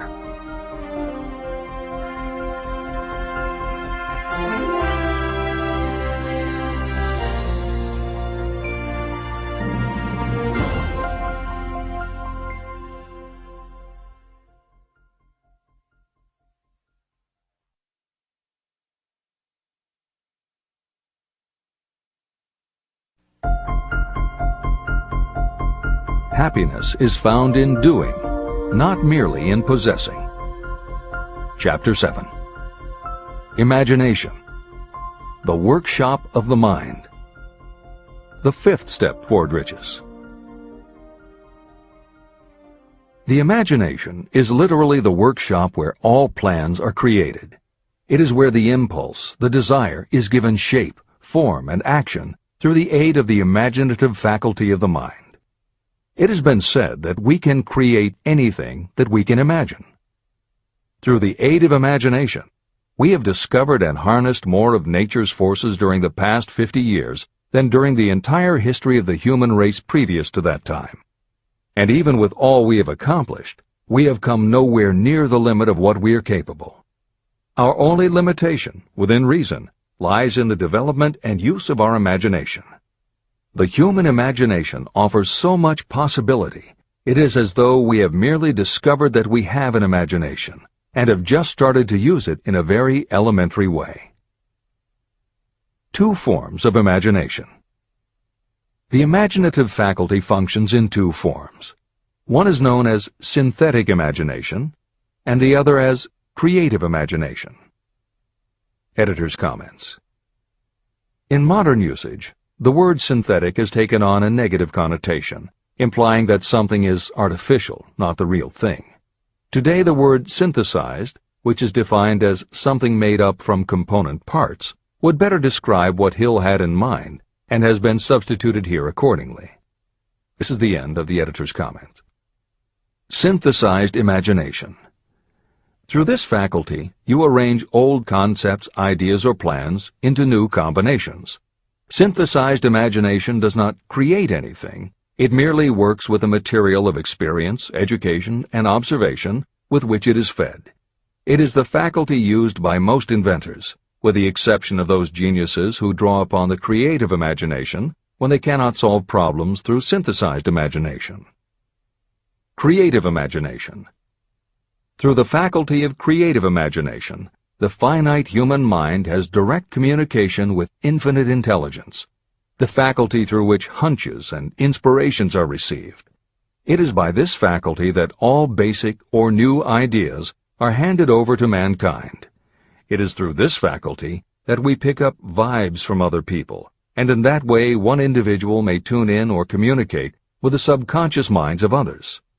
This concept is explained in greater detail later. The creative imagination works automatically, but only when your conscious mind is motivated, energized, and working at such a high rate that it becomes very perceptive and receptive, such as when the conscious mind is stimulated through the emotion of a strong desire. The great leaders of business, industry, and finance, and the great artists, musicians, poets, and writers became great because they developed the faculty of creative imagination. Editor's comment. At this point, it should be noted that both kinds of imagination are equally valuable to you, and they work together so seamlessly it is often hard to tell where one ends and the other begins. For instance, when Jeff Bezos created the idea of Amazon.com, was it synthesized imagination or creative imagination? At the time, Many people were getting onto the idea of the Internet as a sales medium. From this, it could be concluded that he was drawing upon experience, education, and observation, which would mean he was using synthesized imagination. But why did he decide to sell books? Was that synthesized or creative? Did that idea come out of something in his subconscious that just felt like books were the right thing? And what about that name? Calling a bookstore Amazon didn't make sense to anyone but Bezos, but it certainly caught the public's attention. How important was the name in the store's success? Was that choice creative or synthesized? Now take it a step further. What about eBay? Amazon had already shown that you could sell a lot of goods on the Internet. When Pierre Omidyar hit on the idea of selling things on the Internet by turning it into an auction house, what part was synthesized and what part was creative? The answer is, it doesn't matter. Whether you are consciously assembling the parts of a plan, or if subconsciously the pieces fall into place and suddenly hit you in a flash of inspiration, all that matters is that you are putting your imagination to work. And the more you use it, the better both the synthesized and the creative will work for you. This is the end of the editor's comment. Desire is a thought, an impulse. It is nebulous and ephemeral. It is abstract and of no value until it has been transformed into its physical counterpart. While the synthesized imagination is the one that will be used most frequently in the process of transforming desire into money, there will be circumstances and situations that demand the use of the creative imagination as well. Both the synthesized and the creative imagination become more alert and receptive with use. And though your imaginative faculty may have become weak through lack of use, you can revive it. Just as any muscle or organ of the body develops the more it is used, your imagination also becomes more receptive in direct response to the amount that you use it. Use your synthesized imagination. First, let us focus attention on the development of the synthesized imagination. This is the faculty that you will use more often in converting desire into money. Transformation of the intangible impulse of desire into the tangible reality of money calls for the use of a plan or plans. To make plans, you must use your imagination.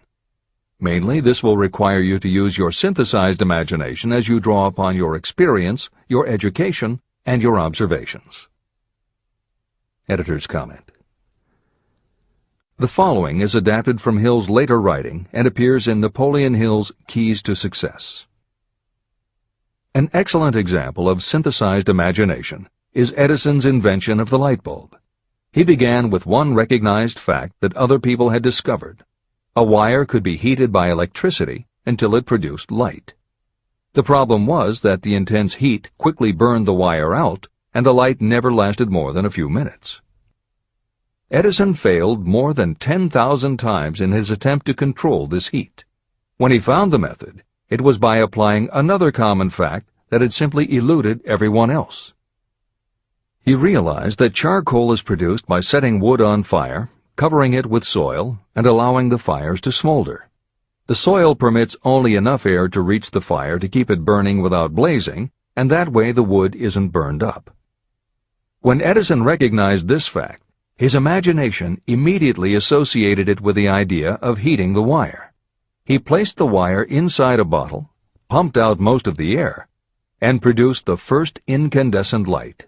It burned for 8.5 hours. Everything that Edison used to make the electric light was widely known, but the way he synthesized the knowledge changed the world and made him a very wealthy man. W. Clement Stone called the process the R2A2 formula: recognize and relate, assimilate and apply. If you do that with everything you see, hear, think, and experience, it will give you a new way of looking at familiar things. If you do that, you can achieve what others believe is impossible. Later in this chapter, you will read of other fortunes that grew from even simpler synthesized ideas. And these stories should lead you to conclude that the combination of ideas is nothing that you couldn't have thought of yourself. That alone should start your own imagination synthesizing ideas. However, Even though these stories will inspire you, and you will be anxious to get started, this is not yet the point for you to start making plans. Here, and throughout Think and Grow Rich, Napoleon Hill reminds the reader that this book is meant to be read all the way through before beginning to put the philosophy into practice. There are other ideas to be assimilated from later chapters that will influence your imagination and therefore affect the plans you may develop. This is the end of the editor's comments. Read the entire book through, then come back to this chapter and begin to put your imagination to work on the building of a plan for transforming your desire into money. Examples and instructions for creating plans are given in almost every chapter. Carry out the instructions that are best suited to your needs and put your plan in writing.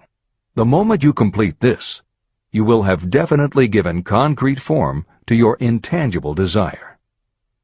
Now, read that sentence once more in a slightly different way. The moment I put my plan in writing, I will have definitely given concrete form to my desire. Now read it aloud and realize what you are telling yourself. Desire is only a thought. Through synthesized imagination, your experience, education, and observations will give it shape, form, and action. From the moment you follow those instructions and write out your desire and your plan, you will have actually taken the first of a series of steps that will enable you to convert the thought into its physical counterpart. Editor's comments. Synthesized imagination plays a role in every phase of a business plan. In fact, some of the most successful companies actually get started from synthesized imagination.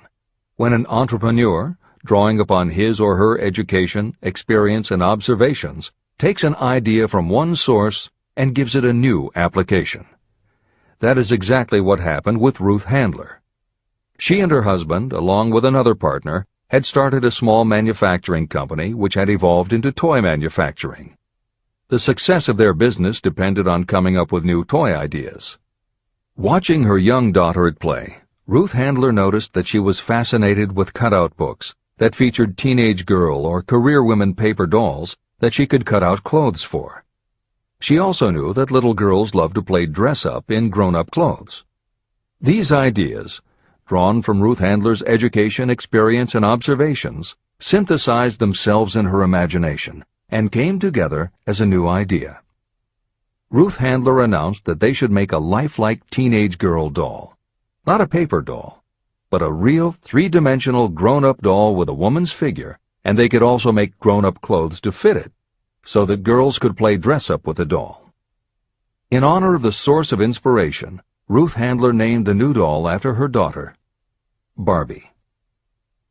As obvious as it seems now, until Ruth Handler, no one had the imagination to make and market a doll that looked like a woman, and certainly no one had ever made endless collections of tiny women's fashions for a doll to wear.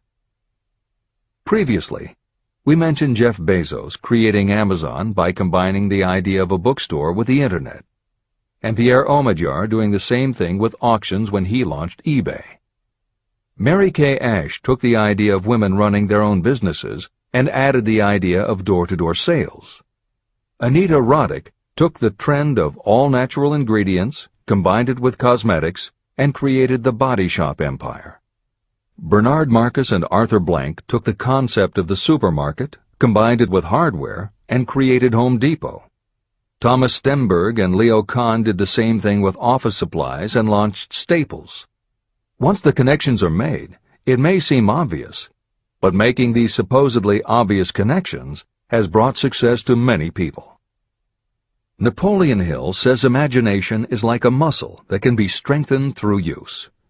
Just as there are specific exercises that will build and improve physical muscles, specific exercises have been developed to improve and build imagination, and it is commonly accepted that creativity developed in one area will affect your creativity in others. Dr. Edward de Bono, one of the most highly regarded experts in the field, has written more than 25 books, including the bestsellers Lateral Thinking and 6 Thinking Hats, that are literally designed to make you think. Dr. Betty Edwards' bestseller, Drawing on the Right Side of the Brain, uses drawing techniques to awaken creativity. Dr. Gabrielle Rico's bestseller, Writing the Natural Way, uses a technique called clustering as a way to break writer's block. And Tony Buzan uses a similar method for opening your mind that he terms mind mapping. In their bestseller, Super Learning, Sheila Ostrander and Lynn Schroeder show ways to use classical music. And Roger Von Eck suggests puzzles and riddles as stimuli in A Whack on the Side of the Head. This is the end of the editor's comments. Tapping into creative imagination. The earth on which you live, you yourself, and every other material thing are the result of evolutionary change, through which bits of matter have been organized and arranged in an orderly fashion. As far as science has been able to determine, the entire universe consists of but two things, matter and energy.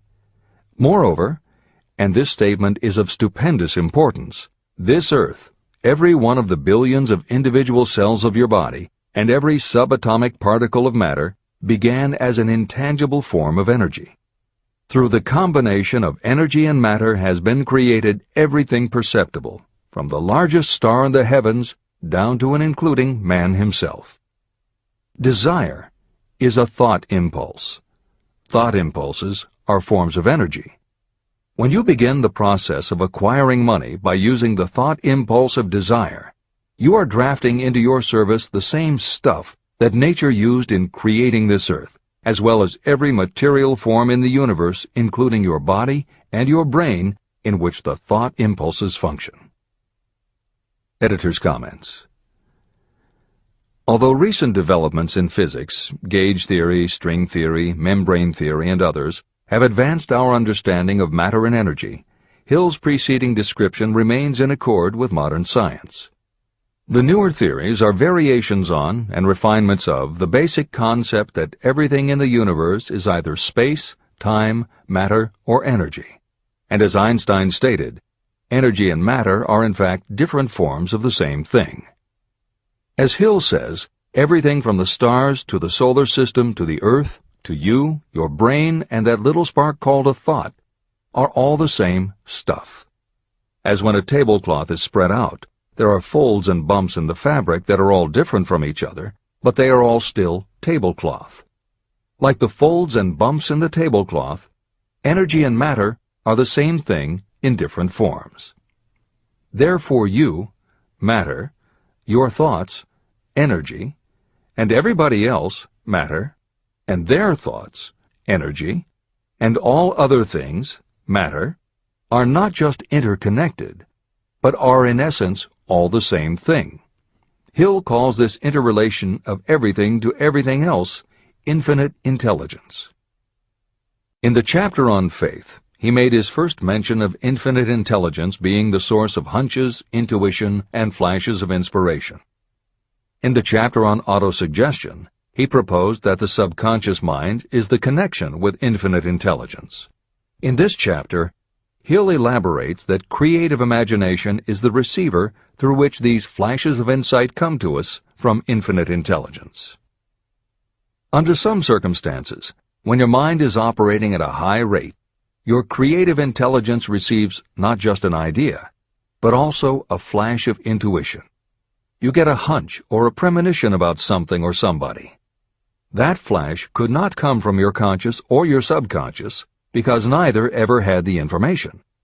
Because everything is a part of everything else, your creative imagination, energy, pulled the thought, energy, directly from the common pool of infinite intelligence, energy, that contains not just your subconscious, energy, but all other subconscious minds, energy, as well. Infinite intelligence is a complex concept, and for those readers who find themselves questioning the process, be assured that Hill expands on the theory in later chapters. The editors advise the reader to set aside any questions for the moment and focus on the logical and practical application Hill had in mind. This is the end of the editor's comments. You are engaged in trying to turn your desire into its physical or monetary counterpart, and there are laws of physics and principles of psychology that can help you. But first, you must give yourself time to become familiar with these laws and learn to use them. Through repetition, and by describing these principles from every conceivable angle, I hope to reveal to you the secret through which every great fortune has been accumulated. Strange and paradoxical as it may seem, the secret is not a secret.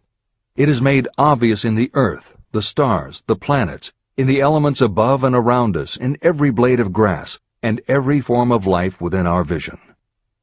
Do not be discouraged if you do not fully understand or accept this theory. I do not expect that you will accept all that is in this chapter on your first reading. Assimilate as much as you can now as you read this for the first time. Later, when you reread and study it, you will discover that something has happened to clarify it and give you a broader understanding of the whole.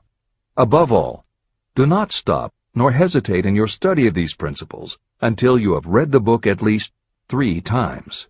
Then you will not want to stop. How to make practical use of imagination. Ideas are the beginning points of all fortunes. Ideas are products of the imagination. Following are 2 true stories about ideas that have yielded huge fortunes. I hope that these stories will convey how important a role imagination can play in turning an idea into success, and that they will illustrate the method by which imagination may be used in accumulating riches. The Enchanted Kettle. In the late 1880s, an old country doctor drove to town, hitched his horse, quietly slipped into a drugstore by the back door, and began dickering with a young drug clerk. For more than an hour, behind the prescription counter, the old doctor and the clerk talked in low tones. Then the doctor left. He went out to the buggy and brought back a large, old-fashioned kettle, a big wooden paddle, used for stirring the contents of the kettle, and deposited them in the back of the store.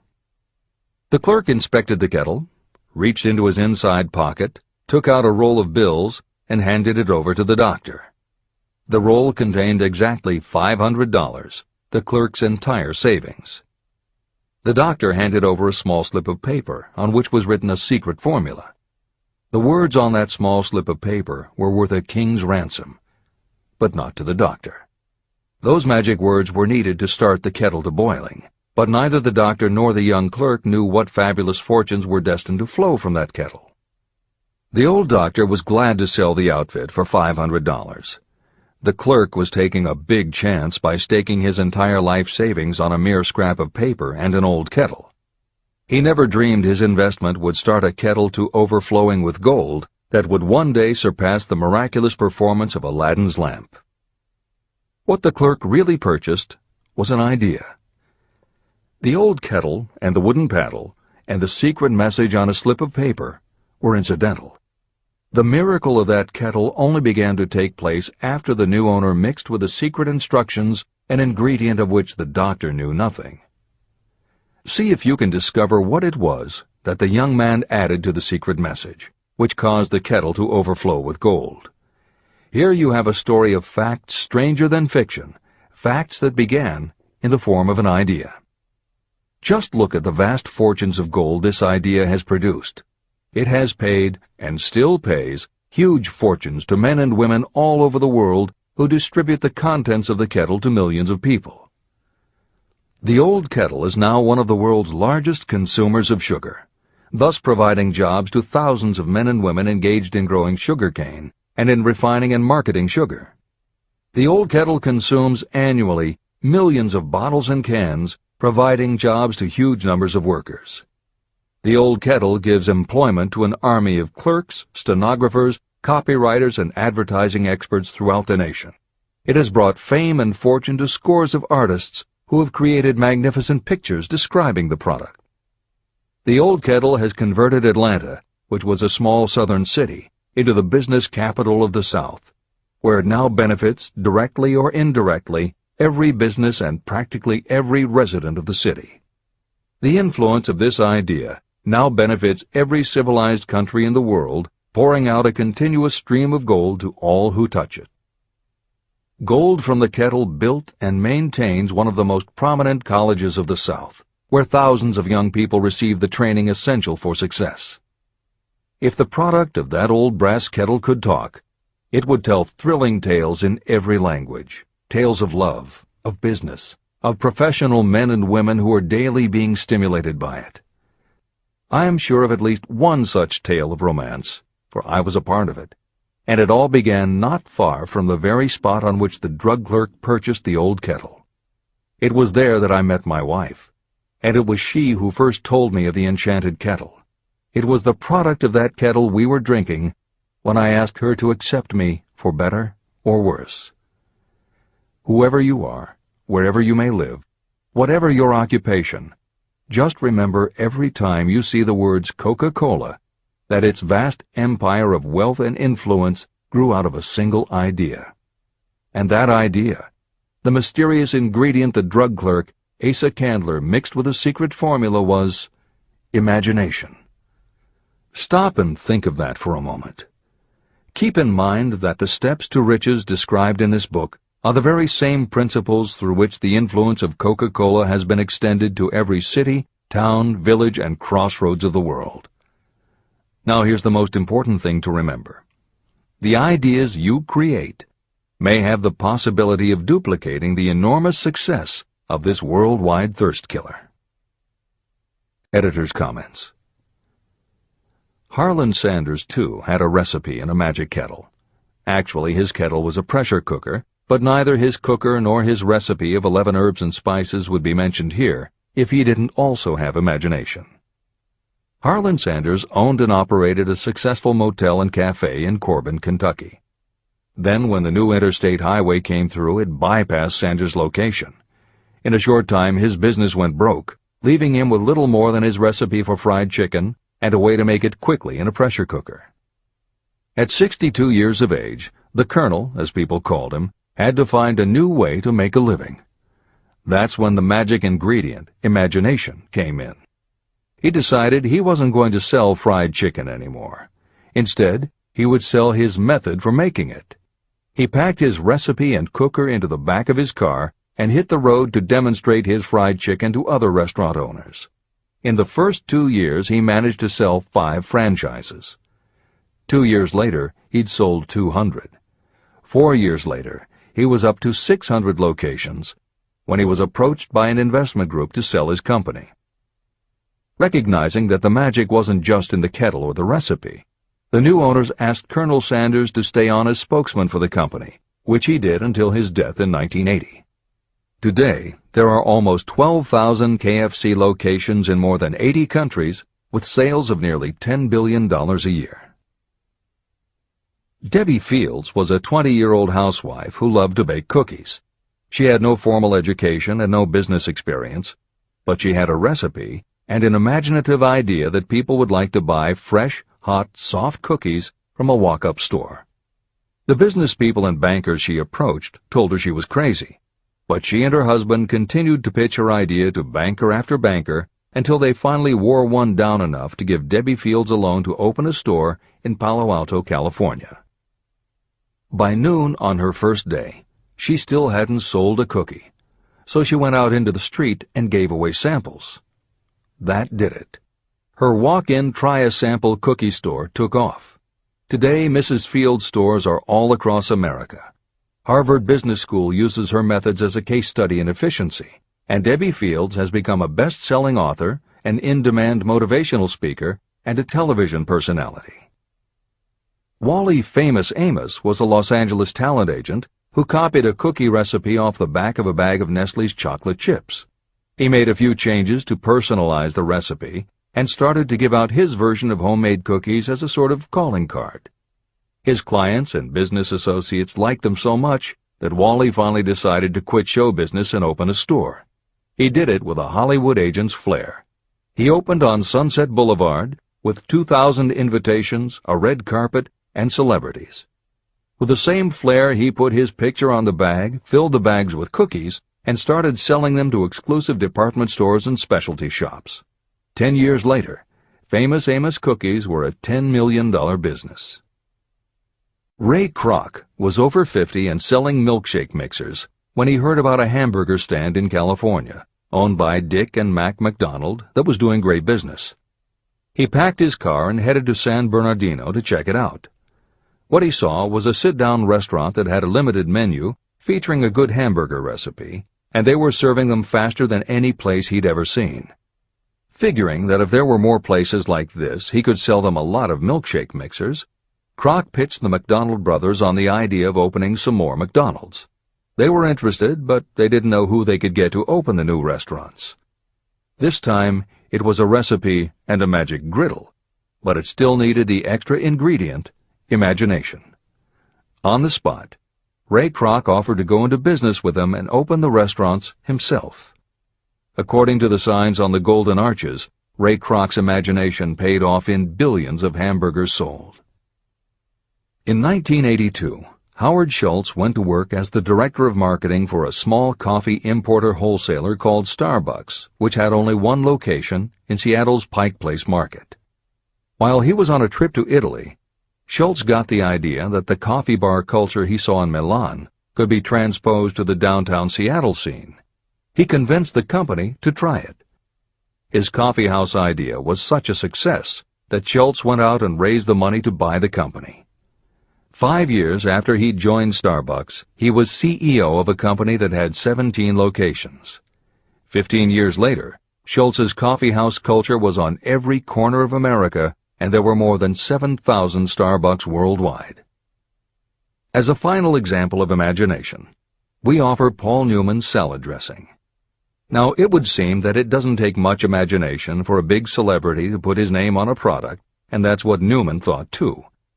But when he and his partner, A.E. Hotchner, pitched their salad dressing idea to companies that specialize in marketing foods, nobody was interested unless they would personally put up about $1 million for the first year's operations. According to Newman and Hotchner's book, Shameless Exploitation, they found out that almost all celebrity products in the food business have been disastrous failures, and now nobody would touch them. So when it came to marketing salad dressing, even Paul Newman's big name wasn't the magic they needed. And unless they were willing to put up a ridiculous amount, money wasn't the magic either. The magic would have to be in the imaginative way that they would convince the right people to help them, and in having the perseverance to stick with it until they succeeded. And just like most everyone with an idea, they were told they were crazy to try it. They were turned down by bottling companies that wouldn't do small runs, and they were rejected by distributors who wouldn't take a chance on another celebrity product. In the end, it was one supermarket owner, Stu Leonard, who helped hook them up with the right suppliers. But even that wouldn't have been enough if Stu Leonard hadn't had enough imagination to see the possibilities and agree to put Newman's own salad dressing on the shelves in his store.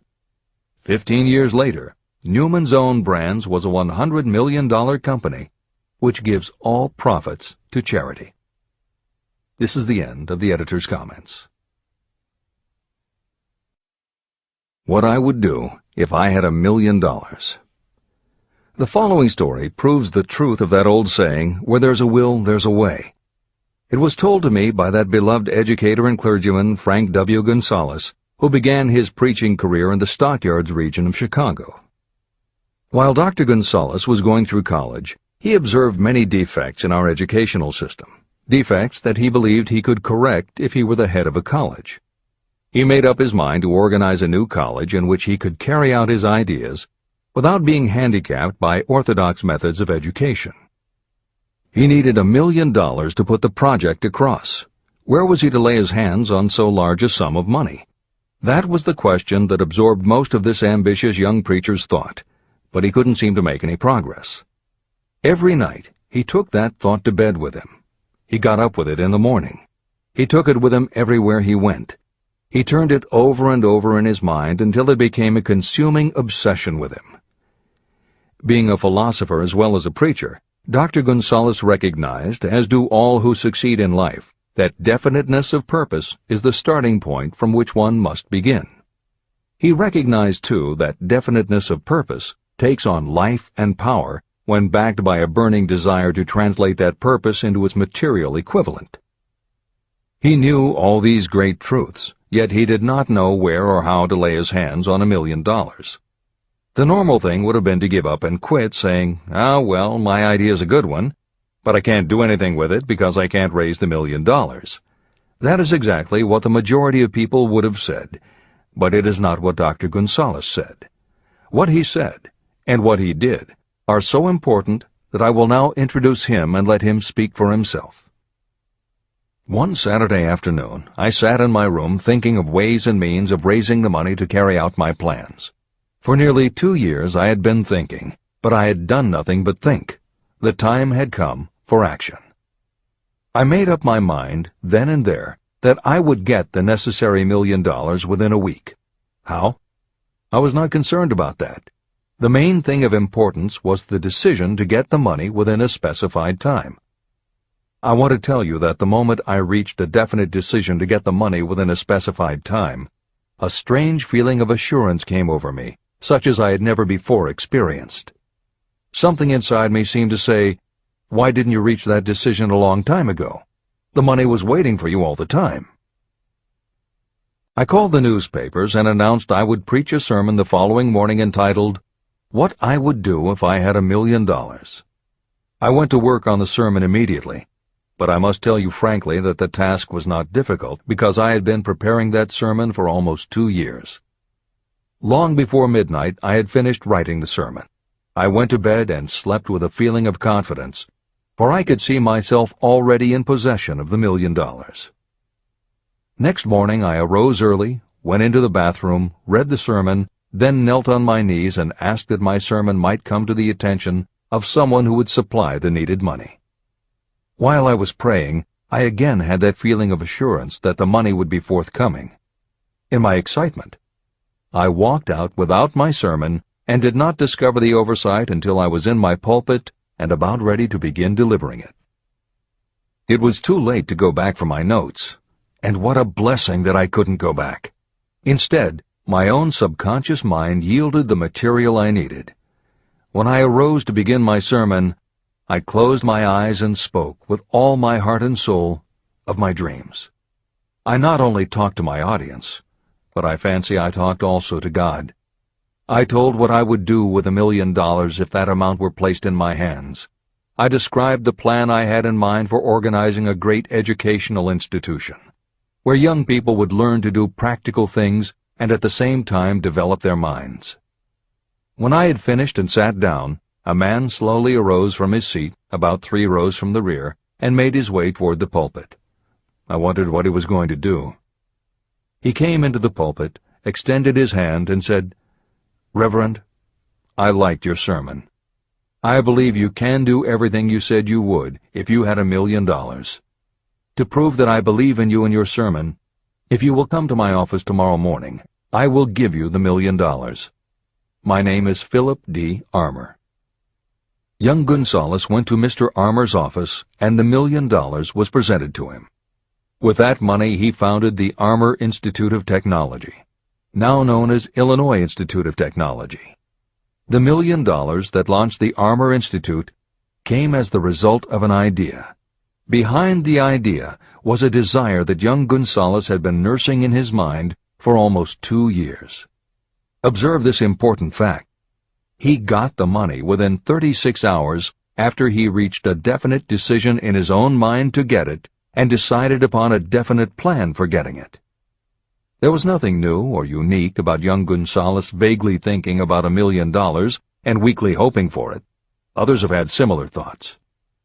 But there was something very unique and different about the decision he reached on that memorable Saturday, when he put vagueness into the background and definitely said, "I will get that money within a week." The principle through which Dr. Gonzalez got his $1 million is still alive. It is available to you.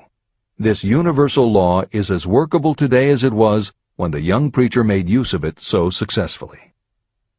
Editor's comments. The Armour Institute of Technology opened in 1893, offering courses in engineering, chemistry, architecture, and library science, and in 1940 became the Illinois Institute of Technology when the Armour Institute merged with the Lewis Institute, a Chicago college that had opened in 1895 and offered liberal arts as well as science and engineering courses. In 1949, the Institute of Design, founded in 1937, also merged with IIT, followed in 1969 by the Chicago-Kent College of Law and the Stewart School of Business, and in 1986 by the Midwest College of Engineering. Today there are several campuses in downtown Chicago. IIT has been called the alma mater of accomplishments. This is the end of the editor's comment. How to transmute ideas into cash. Asa Candler and Dr. Frank Gonzalez had one characteristic in common. Both knew the astounding truth that ideas can be transmuted into cash through the power of definite purpose plus definite plans. If you are one of those who believe that hard work and honesty alone will bring riches, you can forget it. It is not true. Riches, when they come in huge quantities, are never the result of hard work alone. Riches come, if they come at all, in response to definite demands based upon the application of definite principles, and not by chance or luck. Generally speaking, an idea is a thought that prompts you to action because it appeals to your imagination. All master salespeople know that ideas can be sold where merchandise cannot. Ordinary salespeople do not know this. That is why they are ordinary. A publisher of low-priced books made a discovery that has been worth much to publishers. He learned that many people buy titles and not the contents of books. By merely changing the name of one book that was not moving, his sales of that book jumped upward more than 1 million copies. The inside of the book was not changed in any way. He merely ripped off the cover and put on a new cover with a title that had box office appeal. That, as simple as it may seem, was an idea. It was imagination. Editor's comment. For those readers who think that replacing the cover of a book is just too simple, or that they couldn't do it anyway because they are not book publishers, the editors would point out that if you had had that simple idea before the publisher did, he probably would have been glad to sell you those failed books at pennies on the dollar. Then you could have been the one to change the cover, and suddenly you would have been the publisher of a bestseller. However, the idea of replacing the covers wouldn't have meant a thing if you didn't also have ideas about how to market and promote that flashy new cover. And that is Hill's point. Coca-Cola was a recipe, a creative idea. But it would have stayed just a recipe if Asa Candler hadn't also had other creative ideas to market it and the faith in himself to carry through on those ideas. Spence Silver was a chemist working for 3M when, by accident, he created a glue that wasn't very sticky. Needless to say, 3M was not much interested in glue that didn't stick, and Silver's invention was shelved as a failure. But Silver liked his glue, so for 5 years he kept demonstrating it to anyone who would listen. Nobody did, until Arthur Fry, who worked in the tape division at 3M, found that when he was at choir practice, he kept losing his place in the hymnal because the pieces of paper he used to mark his place slipped down or fell out of the book. A little of Silver's not very sticky glue on the slips of paper, and they stayed where he wanted them, then peeled off easily when he was done. That was the eureka moment. They had just invented the world's best bookmark, Post-its. But that's not the end of the story, or the end of the imaginative ideas that were needed to make Post-its happen. Fry would also need perseverance. First, he had to convince the engineers to solve production problems, and to do it, he knocked a hole in his basement wall so he could install a prototype of the production equipment. He stuck with it, and finally, 2 years later, 3M gave the project to their marketing department.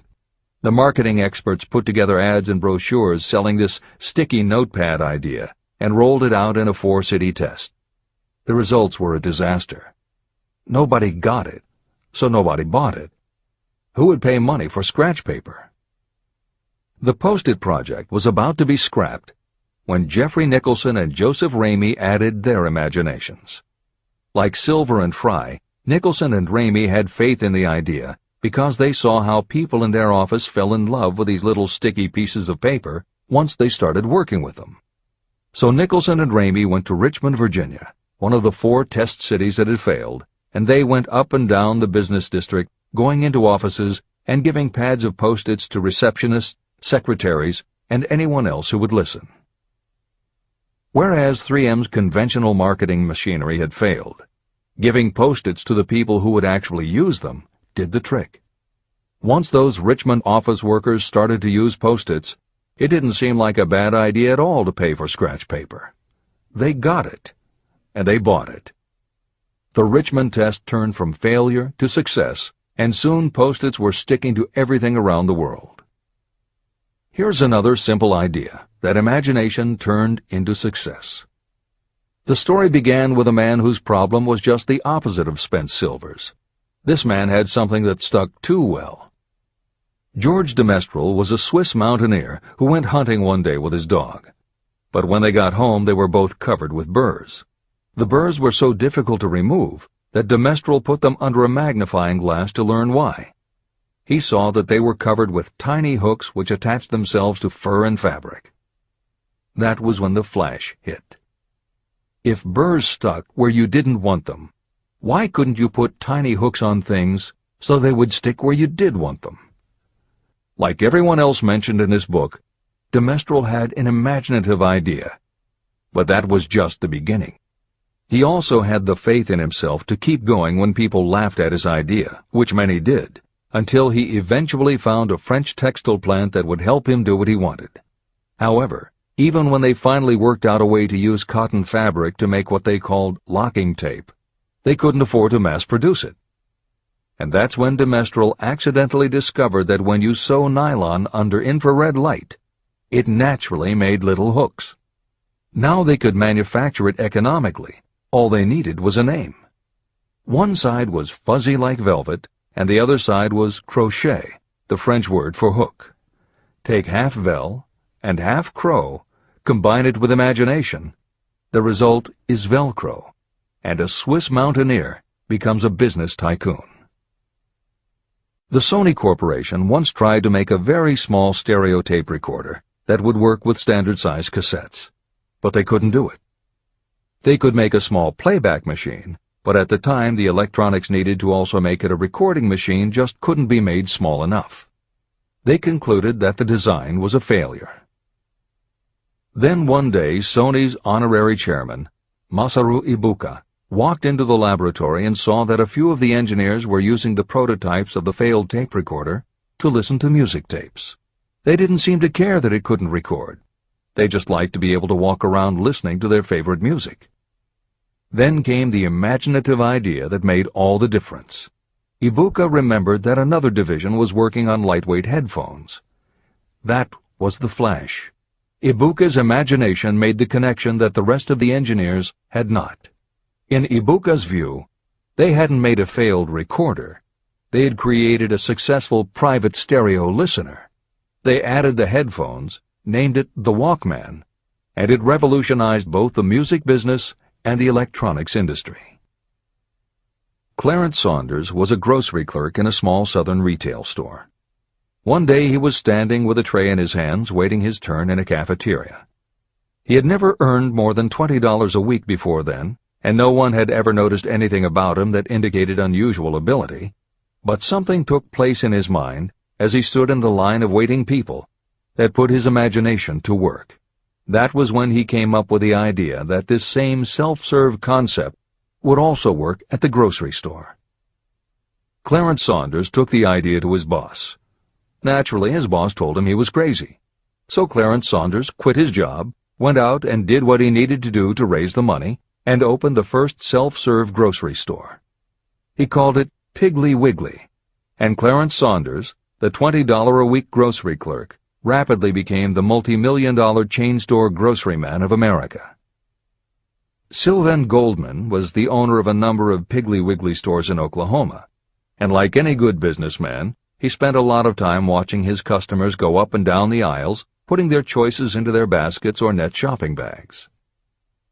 One night, while trying to figure out how to get his customers to buy more at one time, he found himself staring at a basket sitting on the seat of a wooden folding chair. Eureka! He called in his mechanic, Fred Young. They put some wheels on the bottom of the legs, added another basket below the seat, and the shopping cart was born. As this edition is being readied for publication, there are about 35 million shopping carts in America, and approximately 1.25 million new carts are sold each year. Thomas Stemberg, whom we also mentioned earlier, was another supermarket executive who watched his customers as they shopped. By this time, shopping carts were well established in supermarkets, and it was because his customers were pushing shopping carts up and down the aisles that he got his flash of inspiration. He was so sure of his idea that he convinced another supermarket executive, Leo Kahn, to join him. Together, they took the supermarket concept and applied it to selling office supplies. And in 1986 they opened their first store in Brighton, Massachusetts. They called it Staples. In 1989 they took the company public, and 10 years later there were more than 1,000 Staples stores with revenues exceeding $7 billion. We'll end this commentary with another set of connected stories, which make the point that sometimes the most imaginative part of marketing is in the timing. If you were to go shopping in the late 1800s, it usually meant bartering with a merchant who would then have to get the goods from storage shelves kept behind the counter. In the 1870s, fixed pricing was just starting to be used by storekeepers. Merchants were trying the idea by setting out a table of merchandise that was all priced the same, usually 5 cents. Frank Winfield Woolworth was a clerk in a general store, and he convinced the store owner to let him try the 5-cent table idea. Although it worked, the owner wasn't impressed.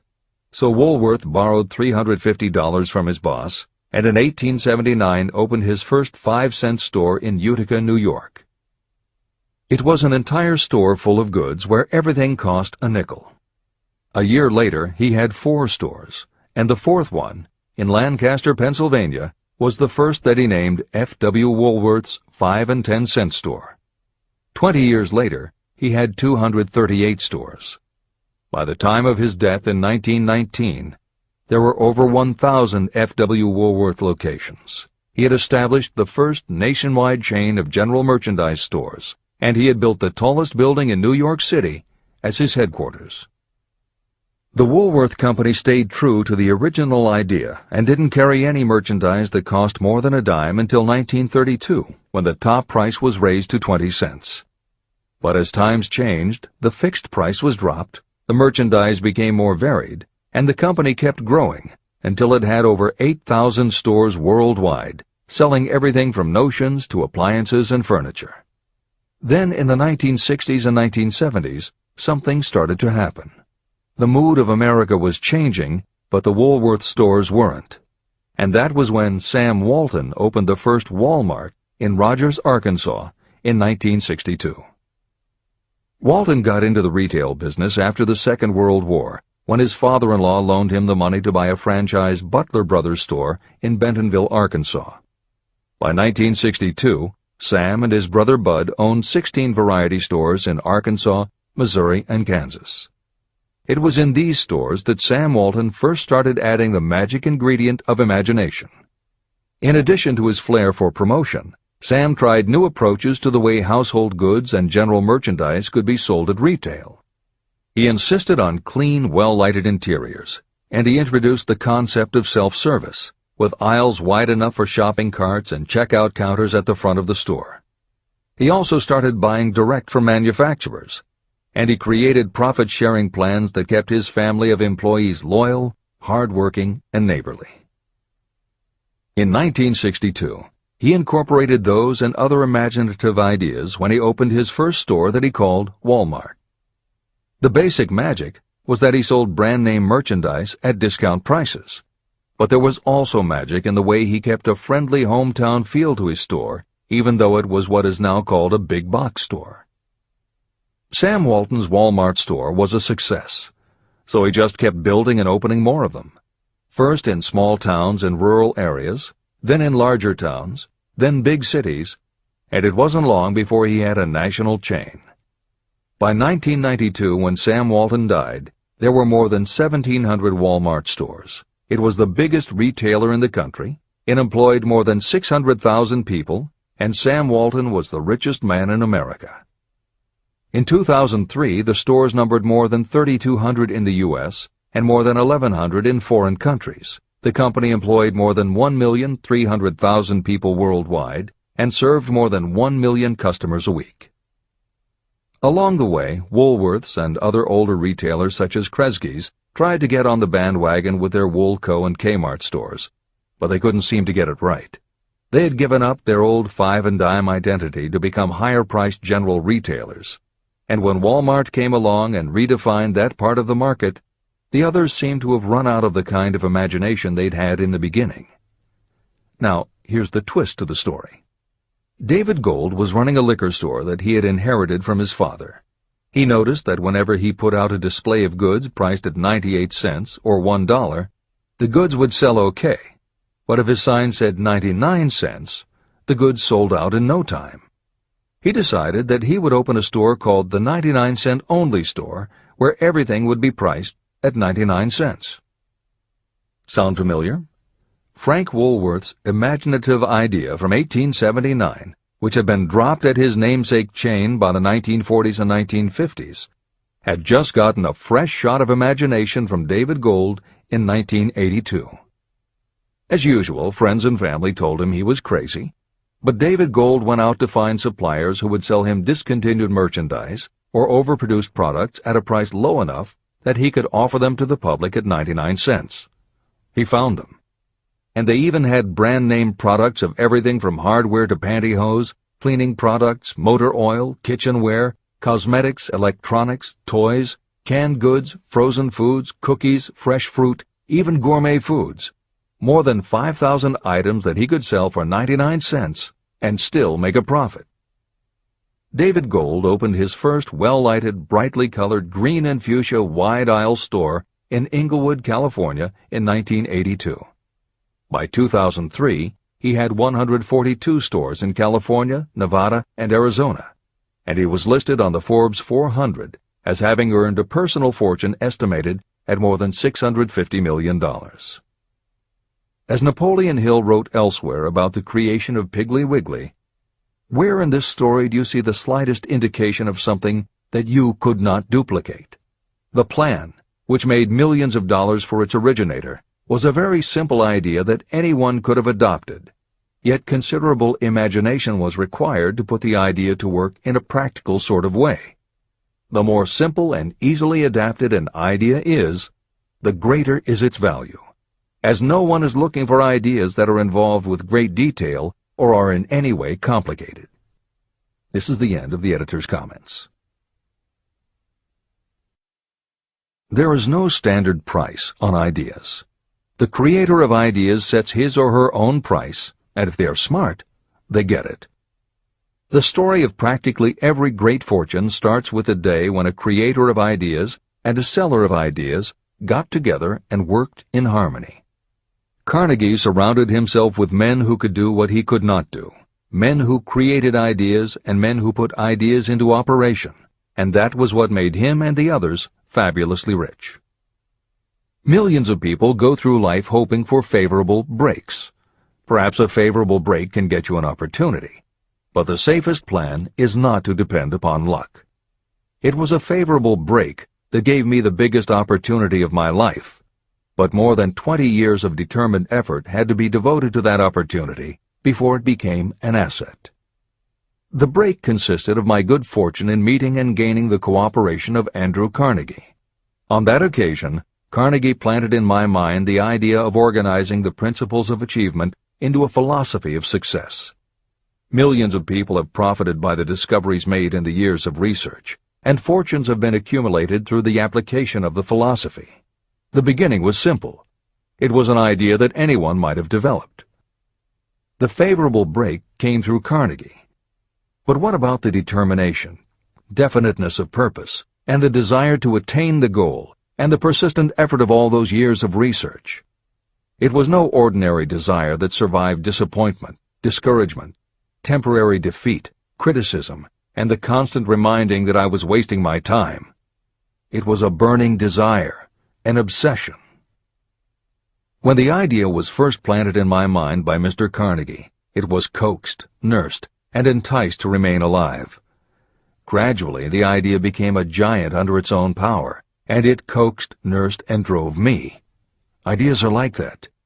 First you give life and action and guidance to ideas. Then they take on a power of their own and sweep aside all opposition. Ideas are intangible forces. but they have more power than the physical brains that give birth to them. They have the power to live on after the brain that creates them has returned to dust. Tell the world what you intend to do, but first, show it. Chapter 8. Organized Planning. The crystallization of desire into action. The sixth step toward riches. You have learned that everything we create or acquire begins in the form of desire. Desire is taken on the first lap of its journey from the abstract to the concrete in the workshop of the imagination, where plans for its transition are created and organized. In Chapter 3, Desire, you were instructed to take 6 practical steps to begin translating your desire for money into its monetary equivalent. One of the steps you must take is the formation of a definite, practical plan or plans through which this transformation may be made. Following are the basic instructions for making practical plans. Ally yourself with a group of as many people as you may need for the creation and carrying out of your plan or plans for the accumulation of money, making use of the mastermind principle. Compliance with this instruction is absolutely essential. Do not neglect it. Editor's comment: the Mastermind Alliance is built of 2 or more minds working actively together in perfect harmony toward a common goal. This concept was introduced in Chapter 6, Specialized Knowledge, and is described in more detail in Chapter 11, The Power of the Mastermind. This is the end of the editor's comment. Before forming your Mastermind Alliance, decide what advantages and benefits you may offer the individual members of your group in return for their cooperation. No one will work indefinitely without some form of compensation. No intelligent person should request or expect another to work without adequate compensation, although this may not always be in the form of money. Arrange to meet with the members of your mastermind group at least twice a week, and more often if possible, until you have jointly perfected the necessary plan or plans for the accumulation of money. Maintain perfect harmony between yourself and every member of your mastermind group. If you fail to carry out this instruction to the letter, you may expect to meet with failure. The mastermind principle cannot work where perfect harmony does not prevail. Keep in mind these facts. You are engaged in an undertaking of major importance to you. To be sure of success, you must have plans that are faultless. You must have the advantage of the experience, education, native ability, and imagination of other minds. This is the way it has been done by every person who has accumulated a great fortune. No individual has sufficient experience, education, natural ability, and knowledge to ensure the accumulation of a great fortune without the cooperation of other people. Every plan you adopt for making money should be the joint creation of yourself and every other member of your mastermind group. You may originate your own plans, either in whole or in part, but see that those plans are checked and approved by the members of your mastermind alliance. If your first plan fails, try another. If the first plan that you adopt does not work successfully, replace it with a new plan. If this new plan fails to work, replace it with still another, and so on, until you find a plan that does work. Right here is the point at which the majority of people meet with failure, because of their lack of persistence in creating new plans to take the place of those that fail.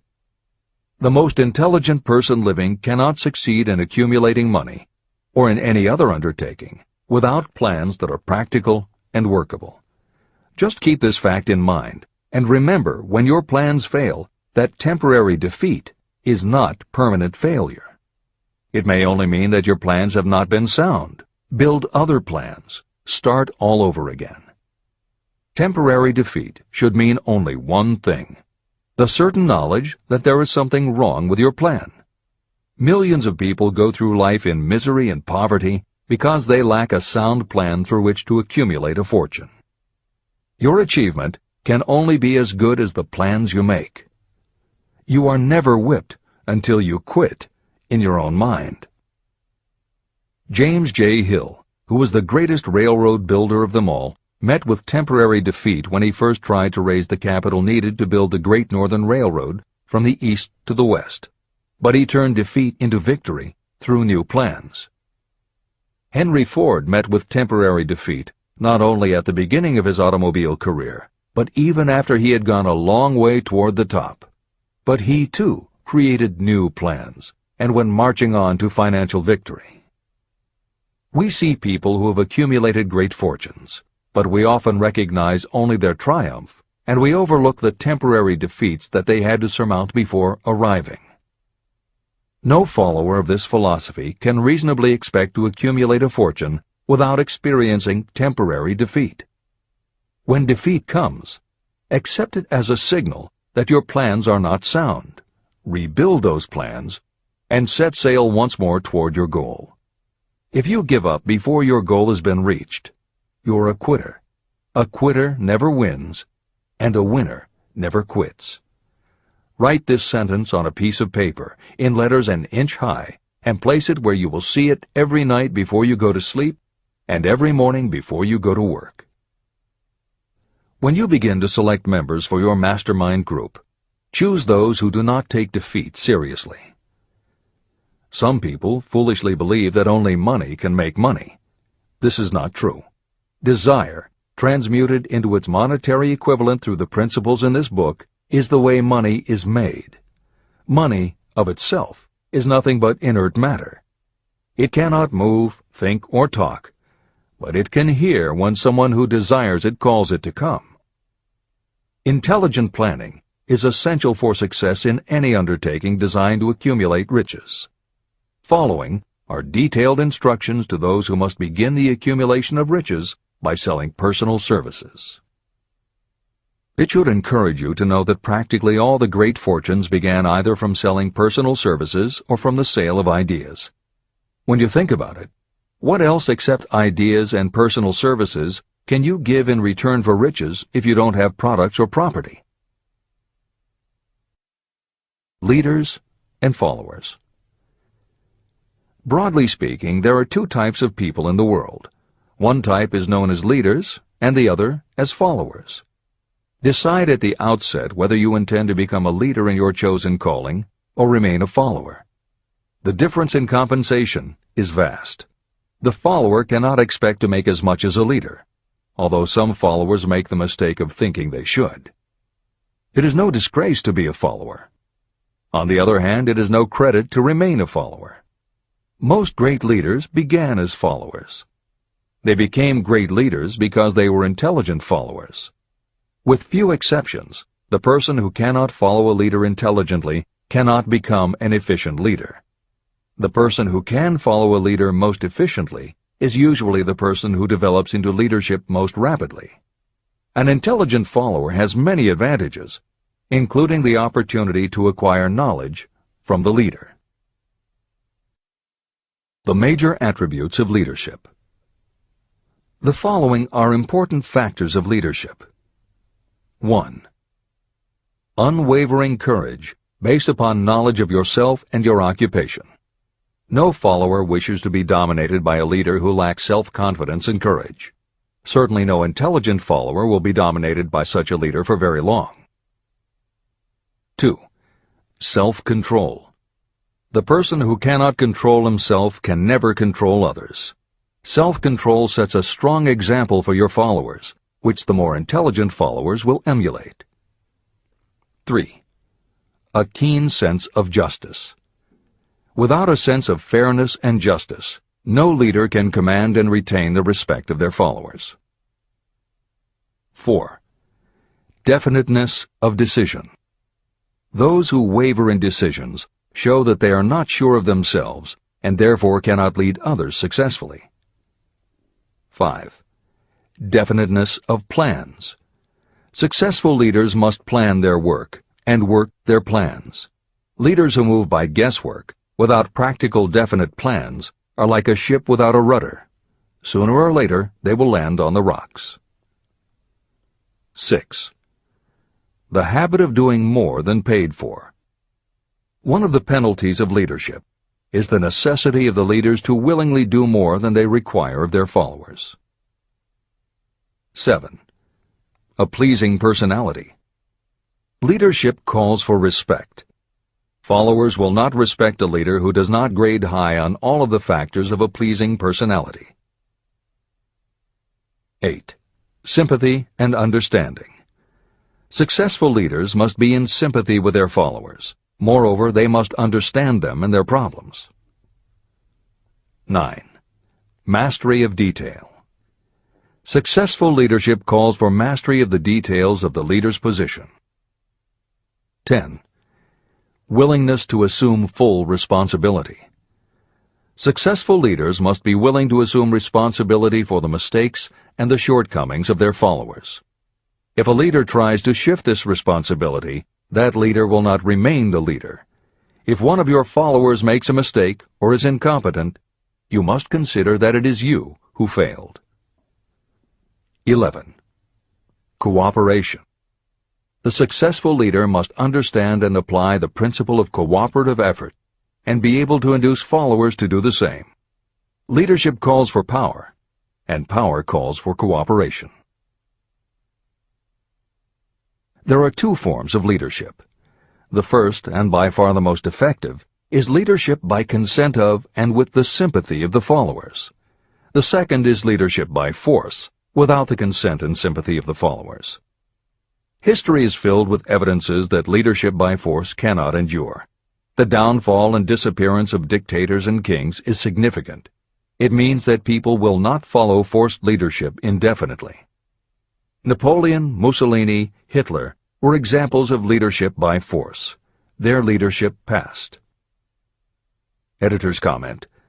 The following may also be added to the list: Idi Amin, Francisco Franco, Saddam Hussein, Ferdinand Marcos, Slobodan Milosevic, Juan Perón, General Augusto Pinochet, Pol Pot, General Suharto, the Taliban leaders in Afghanistan, Marshal Josip Broz Tito, Joseph Stalin, and subsequent leaders of the Soviet Union, East Germany, and the other countries in the Communist bloc.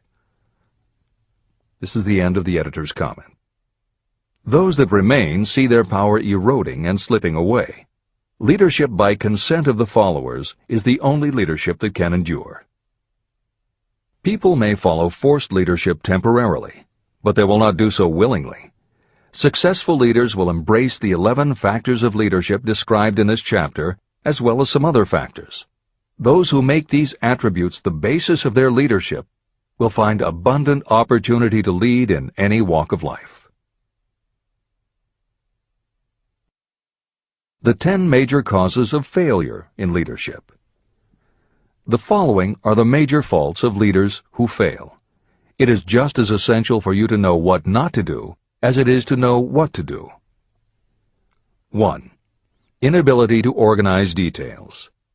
Efficient leadership calls for the ability to organize and master details. No genuine leader is ever too busy to do anything that may be required in the capacity as leader.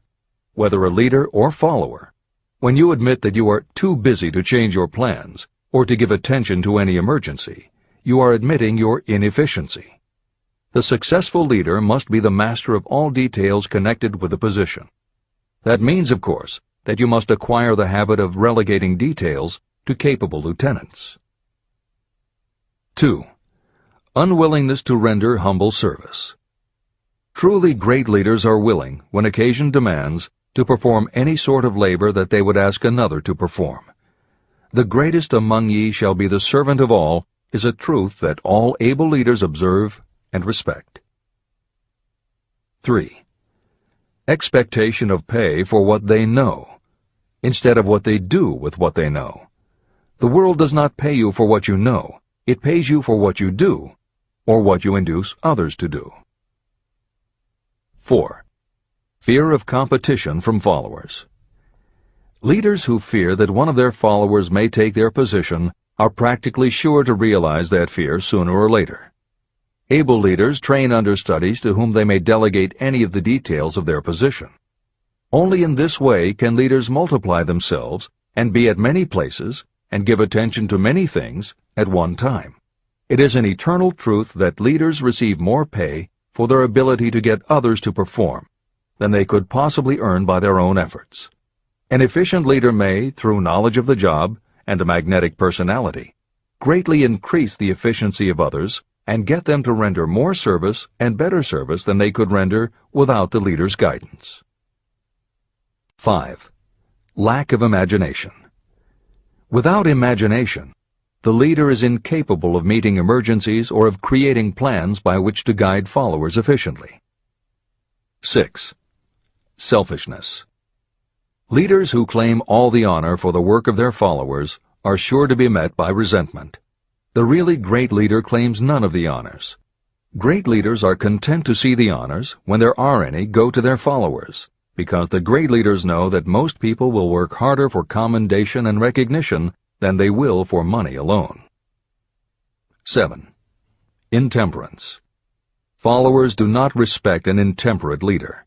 Moreover, intemperance in any form destroys the endurance and the vitality of those who indulge in it. 8. Disloyalty. Perhaps this should have come at the head of the list. Leaders who are not loyal to their duty, and to those both above and below them, cannot maintain their leadership for long. Disloyalty marks you as being less than the dust of the earth, and it will bring the contempt it deserves. Lack of loyalty is one of the major causes of failure in every walk of life. 9. Emphasis of the authority of leadership. The efficient leader leads by encouraging, and not by trying to instill fear in the hearts of those who follow. Leaders who try to impress their followers with their authority come within the category of leadership through force. If you are a real leader, you will have no need to advertise that fact. It is apparent in your conduct, by your sympathy, understanding, fairness, and a demonstration that you know your job. 10. Emphasis of title. Competent leaders require no title to give them the respect of their followers. Leaders who make too much of their titles generally have little else to emphasize. The doors to the office of the real leader are open to all and free from formality or ostentation. These are among the most common causes of failure in leadership. Any one of these faults is sufficient to cause failure. Study the list carefully if you aspire to leadership, and make sure that you are free of these faults. Editor's comment. Warren Bennis, a professor who teaches management and organization, said, "A manager is someone who does things right. A leader is someone who does the right thing." Admiral Grace Hopper was the ranking female Navy officer when she was interviewed for 60 Minutes. She said, "You manage things. You lead people." This is the end of the editor's comment.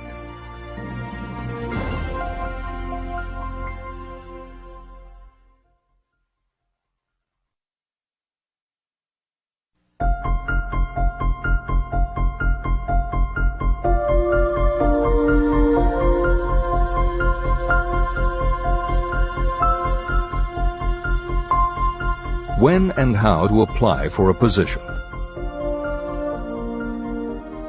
The information described here is the net result of many years of experience, during which thousands of men and women were helped to market their services effectively.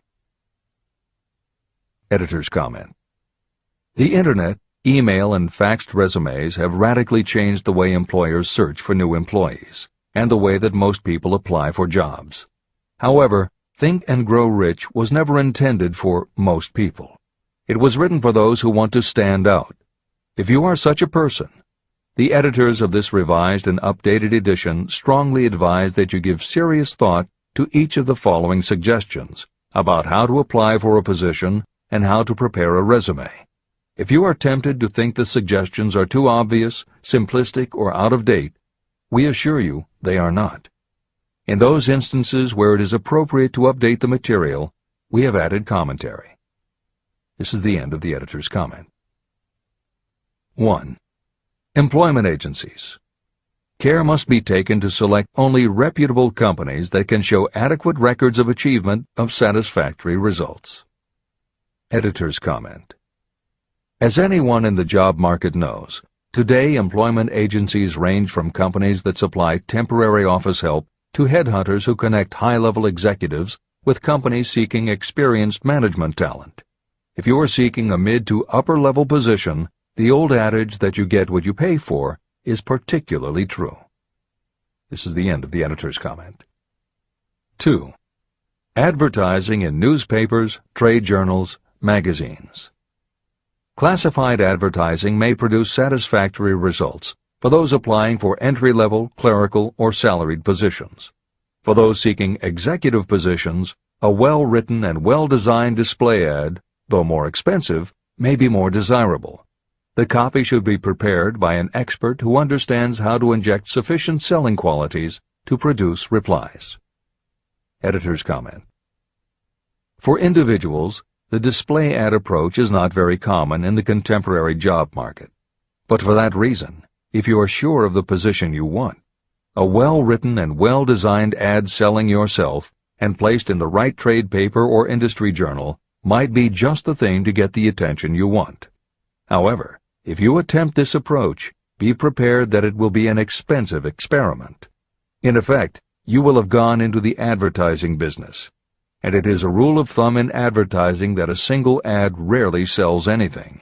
It usually requires multiple exposures before the buyer, the potential employer, is motivated to buy, hire, a product, you. This is the end of the editor's comment. 3. Personal letters of application. These should be directed to particular firms or individuals that could need the kind of service or experience you have to offer. Letters should be neatly typed always and signed by hand. You should include a complete resume or outline of your qualifications. Both the letter of application and the resume should be prepared by an expert. Editor's comment. In the contemporary job market, sending a letter of application when no job has been advertised can in fact be a very successful approach. But this is only for those who truly know what they want and will take the time to prepare a convincing presentation. Managers in a position to hire always have an eye out for good prospective employees. If they receive a well-constructed and intriguing presentation that clearly states you are interested in a position whenever one is available, it will not be thrown away. And the first thing good managers do when a position comes open is go to their files. When that happens, if your presentation made a good and convincing impression, it will be there. The only question is, are you willing to make yourself available when they are ready for you? If you are just blanketing everyone with a stock letter in hopes of getting a job, it very likely won't work. This approach is not for someone looking for a job. This approach is only for those who really want a specific career. This is the end of the editor's comment. 4. Application in person. In some instances, it may be more effective if the applicant personally offers his or her services to prospective employers, in which event a complete written statement of qualifications for the position should be presented, as prospective employers will often wish to discuss your record with associates. Editor's comment. Asking for an interview when no job has been advertised is an even stronger statement that you know what you want and you are serious about working in a particular industry. If you pursue this approach, keep in mind that you are asking someone to give you their time. Some managers will not be receptive because it does not fit into their company's business practice, and some managers will just find it an annoyance. This approach will work for you only if you are confident that you can make an outstanding impression in person. If you make a strong, positive impression, it will be remembered when an opening is available. This is the end of the editor's comment. 5. Application through personal acquaintances. When possible, the applicant should approach prospective employers through some mutual acquaintance. This method is particularly advantageous in the case of those who seek executive connections and do not wish to appear to be peddling themselves. Information to be supplied in a written resume. A good resume should be prepared as carefully as a lawyer would prepare the brief for a case to be tried in court. Unless the applicant is experienced in the preparation of such briefs, an expert should be consulted for this purpose. When successful businesses want to advertise, they hire specialists who understand the psychology of advertising to sell their products. If you are selling your personal services, you should do the same. Editor's comment. The job market in America has never been as bad as it was when Napoleon Hill wrote the preceding paragraph. Because of the Great Depression, many adults had never had any kind of steady job, let alone sought a career position, and there were few places to learn how to do it. Since that time, many excellent books have been published on the subject, and companies that offer professional help in preparing resumes have become very common. However, neither books nor copywriters are magic. It all begins with what you have to offer. The editors of this edition suggest that you start to assemble your presentation using the guidelines that appear below. Once you have a first draft, you should review at least one of the books on the subject to see what suggestions are offered that might help you sell yourself better than you have already done. Then, depending how satisfied you are, you might also want to seek advice from a professional who specializes in such presentations. We offer 2 notes of caution. First, make sure that your presentation does not look like something turned out by a resume mill. Having received many resumes over the years, the editors warn you that some professionals use the same stock phrases, buzzwords, and formats for every client, and this can be a dead giveaway that someone else prepared your resume, or that you have simply copied from a book. Your intention should be to make yours stand out. The second word of caution is, don't go overboard in trying to stand out. There is a balance between catching an employer's attention and looking like you are trying too hard. For instance, if you are a New York marketing executive applying to a Los Angeles company, sending your application with a bag of fresh bagels by next morning FedEx would probably make a good impression, whereas sending a dartboard with your picture in the center might be viewed as just a little too cute and a little too much. Clever is good, but professional is a must.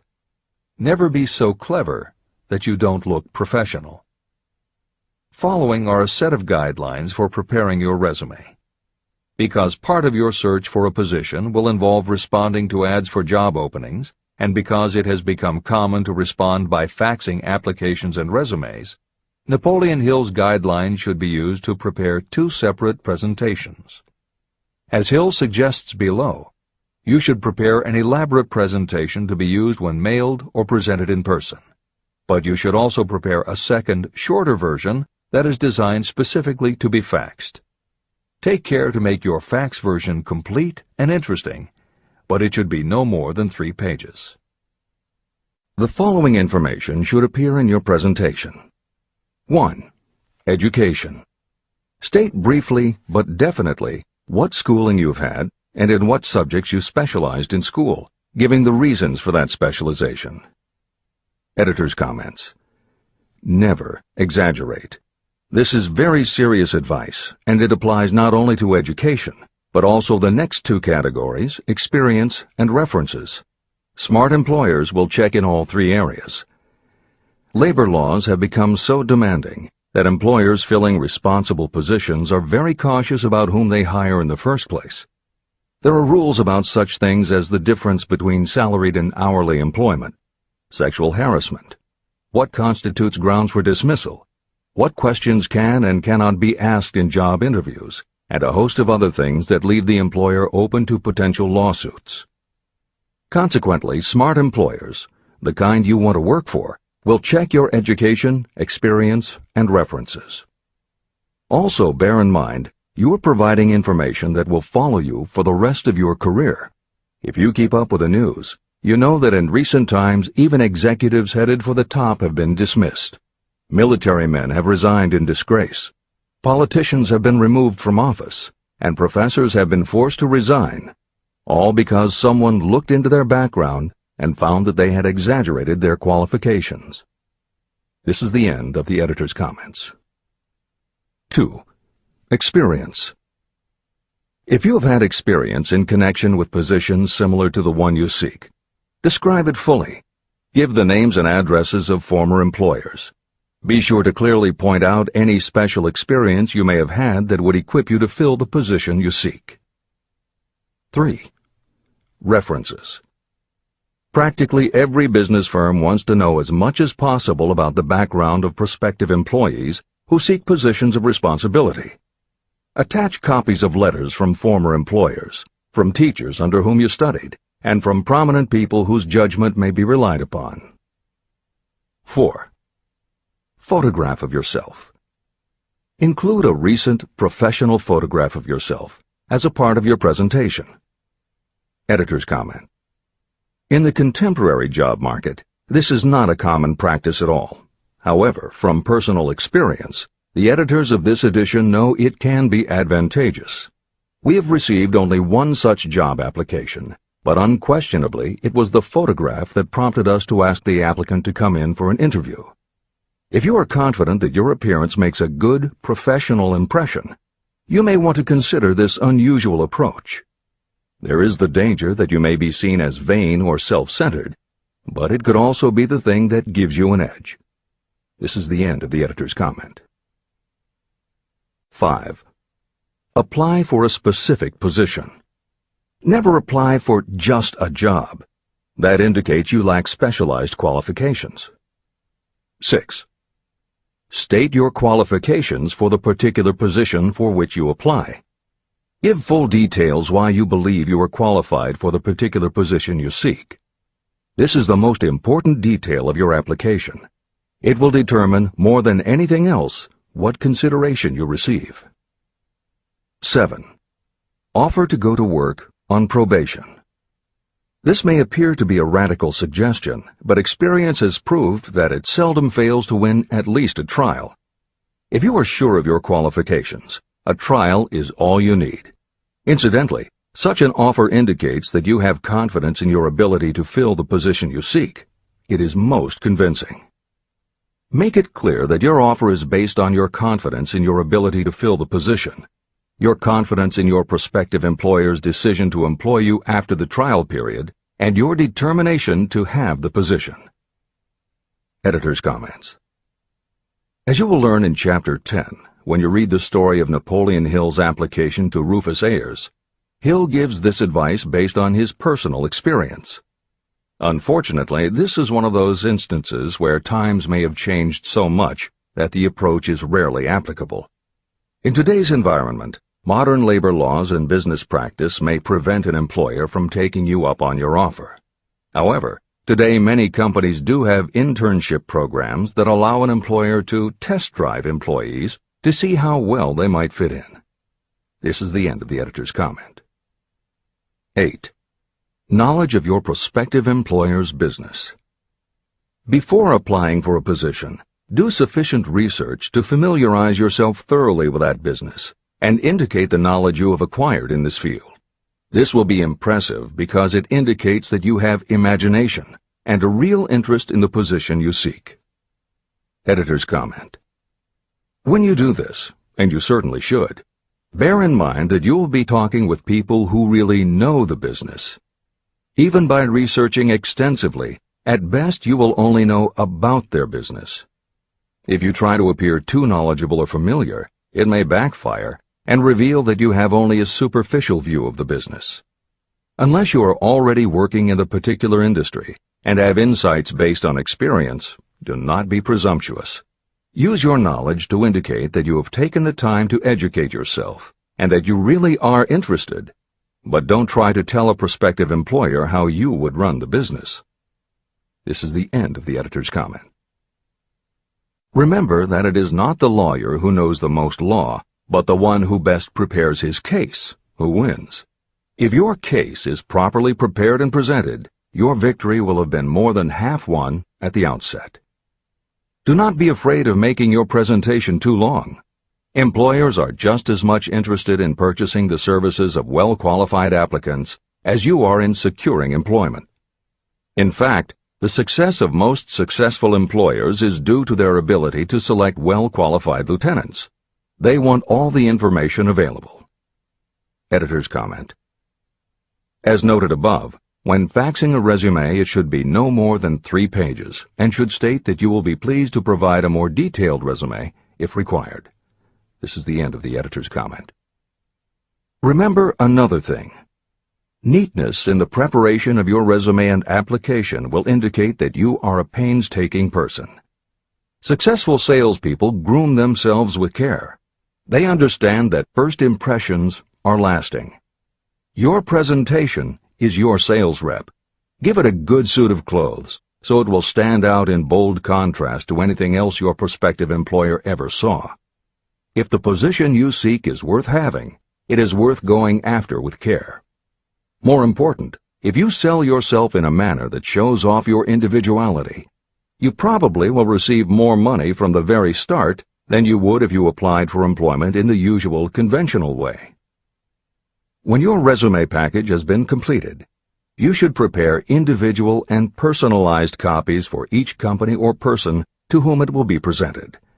This personal touch is sure to command attention. Have it neatly typed, proofread, printed, and properly bound on the finest paper you can obtain. Your photograph should be mounted and included on one of the pages. Prepare a separate binding with the proper company name inserted if it is to be shown to more than one company. If you seek employment through an employment agency, have the agent use copies of your presentation in marketing your services. This will help to gain preference for you, both with the agent and the prospective employers. I've helped to prepare presentations for clients that were so striking and out of the ordinary that they resulted in the employment of the applicant without a personal interview. If you want similar results, follow the instructions to the letter, improving upon them however your imagination suggests. Editor's comments. Today, every office supply store offers a wide variety of paper stock, folders, binders, and presentation materials that can be put together in a way that is both unique and professional looking. With all of those possibilities available, if you simply present standard sheets of paper stapled in the corner, the response will very likely be standard too. If you apply a little creativity, you should have no trouble preparing a presentation that is tailored to the company to which you are applying, appropriate for the position you seek, and reflective of your personality and style. This is the end of the editor's comments. How to get the exact position you desire. Everyone enjoys doing the kind of work for which he or she is best suited. An artist loves to work with paints, a craftsman with his or her hands, a writer loves to write. Those with less definite talents have their preferences for certain fields of business and industry. If America does anything well, it offers a full range of occupations. 1.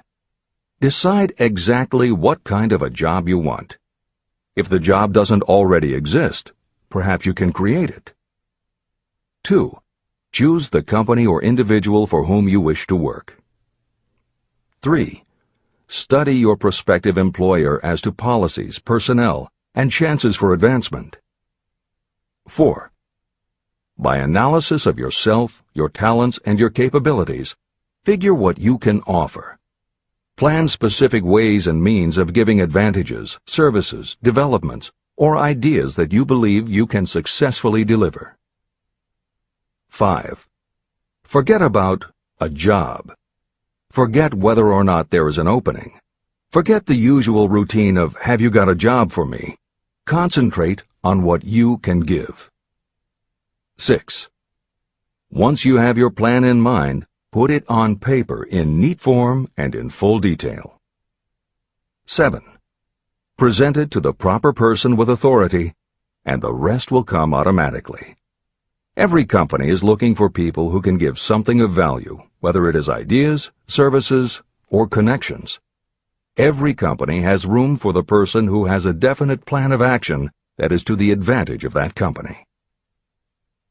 This procedure may take a few days or weeks of extra time, but the difference in income, in advancement, and in gaining recognition will save years of hard work at small pay.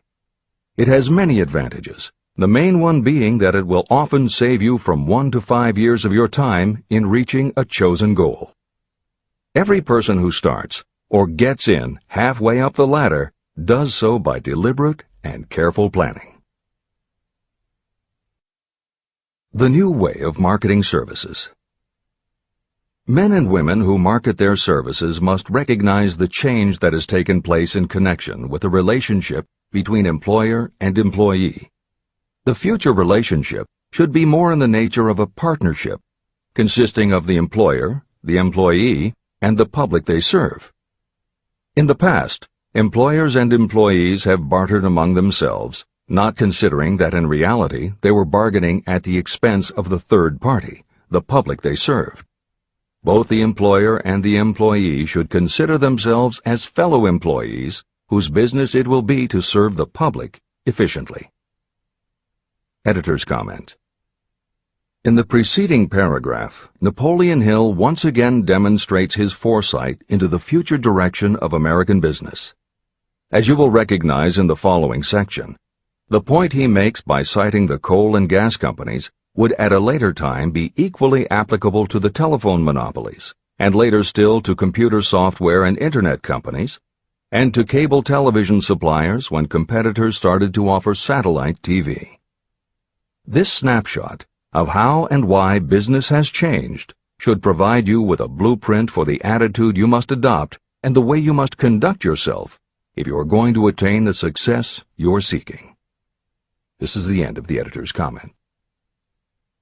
During the Depression, I spent several months in the anthracite coal region of Pennsylvania, studying conditions that all but destroyed the coal industry.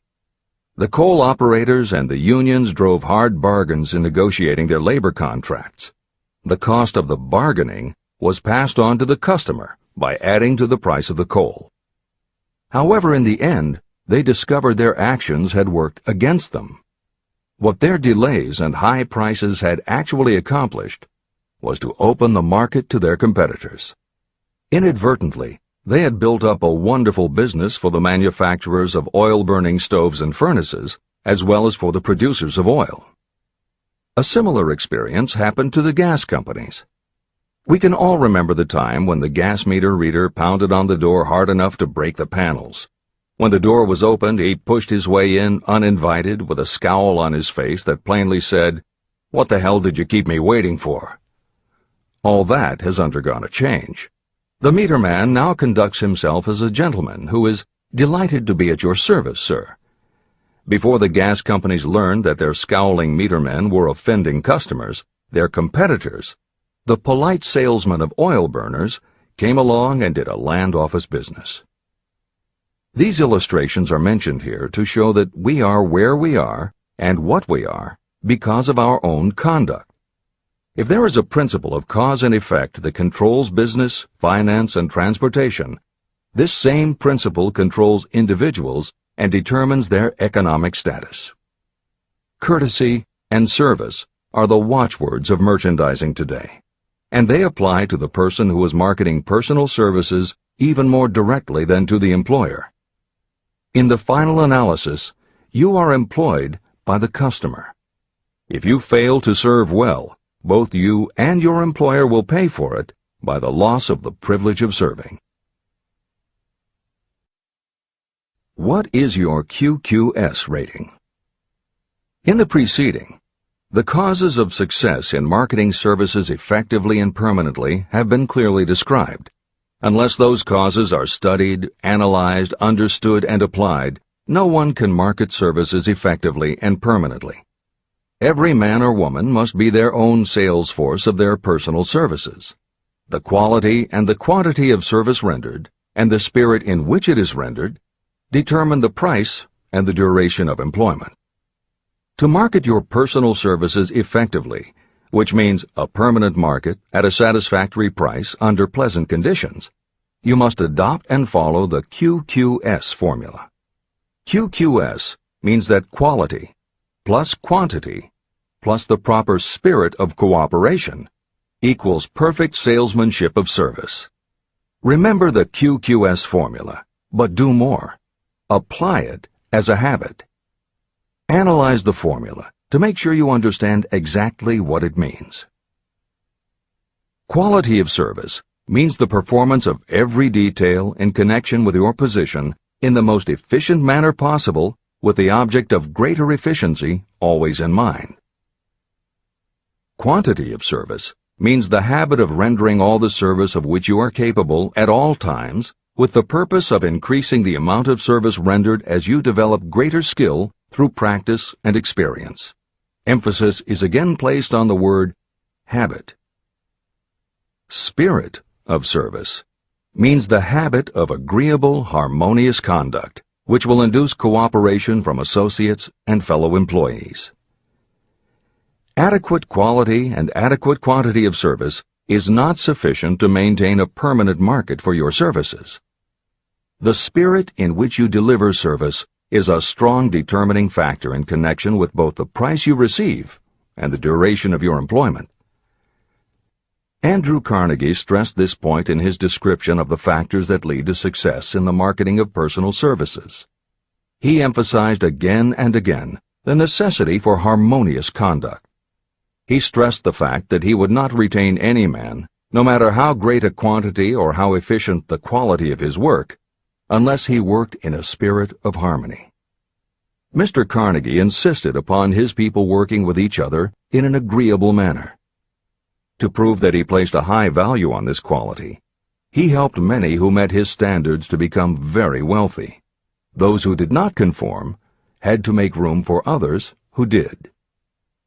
The importance of a pleasing personality has been stressed because it is so important in rendering service in the proper spirit.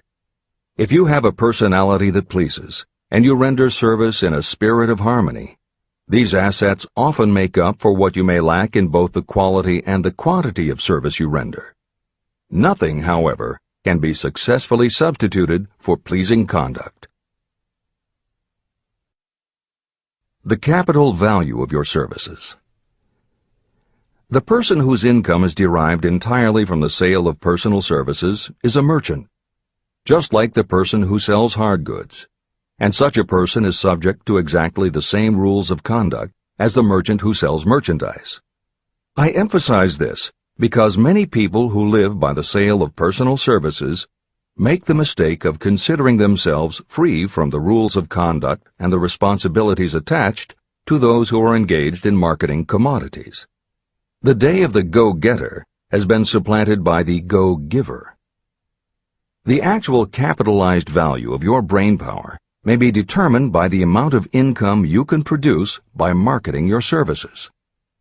A fair estimate of the capital value of your brain power may be made by using the following assumptions. Money, the amount of capital, can be borrowed from a bank at a certain rate of interest. Money is worth no more than brains, and it is often worth much less. Therefore, if your brain power is as valuable as money, in effect, you should be lending your brain power, your amount of capital, at least at the same rate that banks charge to lend money. This means that what you earn in a year, your income, is comparable to what a bank earns from a loan in a year, the interest they charge. You can then calculate the capital value of your brain power using this formula. Divide 100 by the current rate of interest that banks charge for lending money. Then multiply the result by the amount of your annual income. As an example, assume that the current interest rate is 5%. Assume your annual income is $50,000. The formula would be as follows. 100 divided by 5 equals 20, and 20 multiplied by 50,000 equals $1 million. Therefore, if you lend out your brain power, your capital, at the same rate as the bank lends money, 5% interest, your brain power is worth $1 million. Competent brains, if effectively marketed, represent a much more desirable form of capital than the money that is required to conduct a business dealing in commodities. This is true because brains are a form of capital that cannot be permanently depreciated by economic depressions, nor can this form of capital be stolen or spent. Moreover, the money that is essential for the conduct of business is as worthless as a sand dune until it has been mixed with efficient brains. The 31 Major Causes of Failure. Life's greatest tragedy consists of men and women who earnestly try and fail. The tragedy lies in the overwhelmingly large majority of people who fail as compared with the few who succeed. I have had the privilege of analyzing several thousand men and women, 98% of whom were classed as failures. My analysis proved that there are 13 major principles through which people accumulate fortunes. Each of the 13 principles of success has its own chapter in this book, and there are 31 major reasons for failure. The 31 causes of failure are listed below. As you go through the list, measure yourself point by point. It will help you to discover how many of these causes of failure stand between you and success. 1. Unfavorable hereditary background. There is little, if anything, that can be done for people who are born with a deficiency in brain power.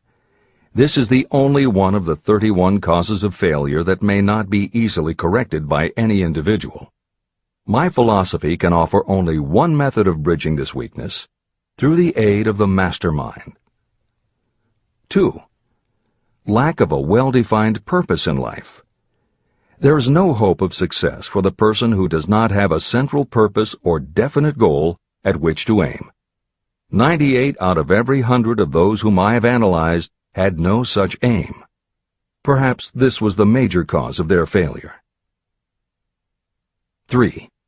Lack of ambition to aim above mediocrity. I can offer no hope for those who are so indifferent they do not want to get ahead in life and are not willing to pay the price. 4. Insufficient education. This is a handicap that may be overcome with comparative ease. Experience has proven that the best educated people are often those who are self-made or self-educated. It takes more than a college degree to make you a person of education.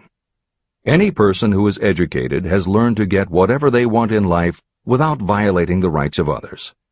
Education consists not so much of knowledge, but of knowledge effectively and persistently applied. You are paid not merely for what you know, but for what you do with what you know. 5. Lack of self-discipline. Discipline comes through self-control. This means that you must control all negative qualities. Before you can control conditions, you must first control yourself. Self-mastery is the hardest job you will ever tackle. If you do not conquer yourself, you will be conquered by yourself.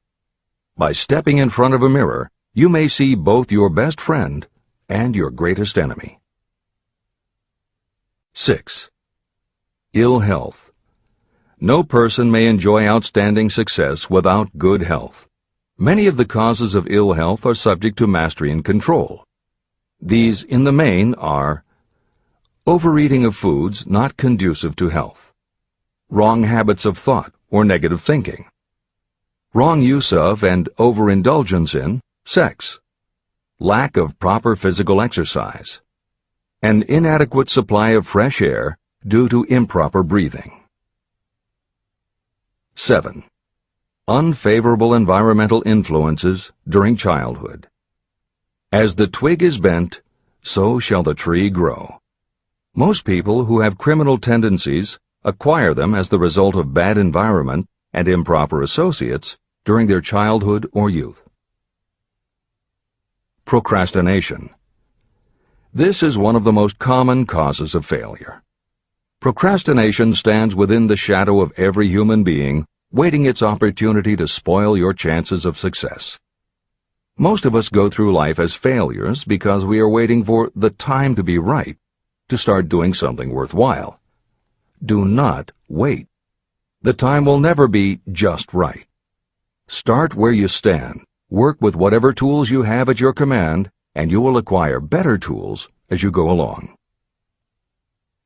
9. Lack of persistence. Most of us are good starters, but poor finishers of everything we begin. People are prone to give up at the first signs of defeat.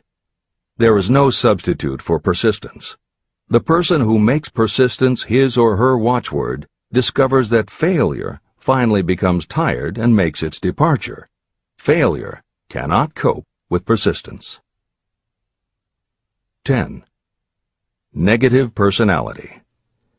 There is no hope of success for the person who repels people through a negative personality. Success comes through the application of power, and power is attained through the cooperative efforts of other people. A negative personality will not induce cooperation. 11. Lack of control of sexual urges. Sexual energy is the most powerful of all the stimuli that move people into action. Because it is the most powerful of the emotions, if it is controlled, it can be converted into other creative channels. 12. Uncontrolled desire for something for nothing. The gambling instinct drives millions of people to failure. Evidence of this may be found in the Wall Street stock market crash of 1929, during which millions of people tried to make money by gambling on stock margins. Editor's comments. For those who are not familiar with the stock market and buying on margin, the following is a simplified explanation of what caused the crash of '29. The first thing to understand is that prior to the Great Depression there was widespread optimism about the expanding economy. Businesses were booming, and the people who had invested in those companies were making fortunes almost overnight. When the average person saw how much money was being made, they wanted to get in on it, and there was a way for them to do it. Even average people who didn't have enough ready cash to buy stocks could do so because brokers allowed customers to purchase stocks on margin by making what amounted to a down payment. However, part of the purchase agreement stated that when the brokers called in the margin accounts, which they could do at any time, the customers would have to come up with the rest of the cash immediately to pay the balance owing on the original purchase price. That is why Hill used the term gambling when he referred to the stock market. These average people weren't investing in companies. They were betting on the future rise in value. The idea, in the average person's mind, was that they would only have to scrape together enough to pay the margin, which was a small percentage of the full cost. Then when the price of the stock went up, they would sell, which would give them more than enough money to pay the broker the balance owing on the purchase price, and they could pocket the difference. This worked fine as long as stock prices continued to rise, but when the stock market crashed, the stockbrokers called in the margins, and the people who had bought at prices they really couldn't afford suddenly found that they had to come up with the cash. And that was why so many average people got wiped out in the crash of '29. They gambled money they didn't have by buying on margin. This is the end of the editor's comments. 13.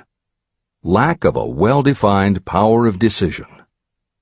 Those who succeed reach decisions promptly and change them very slowly. Those who fail reach decisions very slowly and change them frequently and quickly. Indecision and procrastination are twins. Where one is found, the other is also usually found. Kill off this pair before they completely tie you to the treadmill of failure. 14. One or more of the 6 basic fears: fear of poverty, fear of criticism, fear of ill health, fear of loss of love, fear of old age, and fear of death. You will find an in-depth analysis of these 6 basic fears in the final chapter. They must be mastered before you can market your services effectively. 15. Wrong selection of a mate in marriage. This is a most common cause of failure. The relationship of marriage brings people intimately into contact. Unless this relationship is harmonious, failure is likely to follow. Moreover, it will be a form of failure that destroys ambition. 16. Overcaution. The person who takes no chances generally has to take whatever is left when others are through choosing. Overcaution is as bad as undercaution. Both are extremes to be guarded against. Life itself is filled with the element of chance. 17. Wrong selection of associates in business. This is one of the most common causes of failure in business. In marketing personal services, you should use great care to select an employer who will be an inspiration and who is intelligent and successful. We emulate those with whom we associate most closely. Pick an employer who is worth emulating. 18. Superstition and prejudice. Superstition is a form of fear. It is also a sign of ignorance. Successful people keep open minds and are afraid of nothing. 19.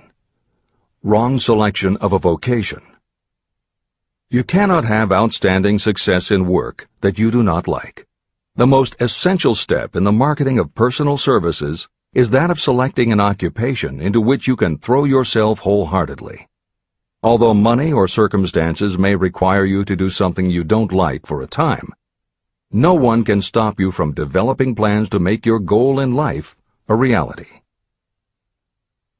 Editor's comments. Most contemporary experts agree with Napoleon Hill's statement that finding the work you love is of key importance in achieving success that is truly rewarding. This concept coincides so well with modern attitudes that it has inspired a number of books, including Feel the Fear and Do It Anyway by Susan Jeffers, Wishcraft by Barbara Sher, and Do What You Love, The Money Will Follow by Marcia Sinitar. All three books became bestsellers by expanding upon that single concept. This is the end of the editor's comments. 20. Lack of concentration of effort. The jack of all trades seldom is good at any. Concentrate all of your efforts on one definite chief aim. 21. The habit of indiscriminate spending. You cannot succeed if you are eternally in fear of poverty. Form the habit of systematic saving by putting aside a definite percentage of your income. Money in the bank gives you a very safe foundation of courage when bargaining for the sale of personal services.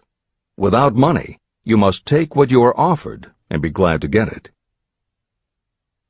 22. Lack of enthusiasm. Without enthusiasm, you cannot be convincing. Moreover, enthusiasm is contagious, and the person who has it under control is generally welcome in any group of people. 23. Intolerance. The person with a closed mind on any subject seldom gets ahead. Intolerance means that you have stopped acquiring knowledge. The most damaging forms of intolerance are those connected with religious, racial, and political differences of opinion. 24. Intemperance. The most damaging forms of intemperance are connected with overeating, alcohol, drugs, and sexual activities. Overindulgence in any of these can be fatal to success. 25. Inability to cooperate with others.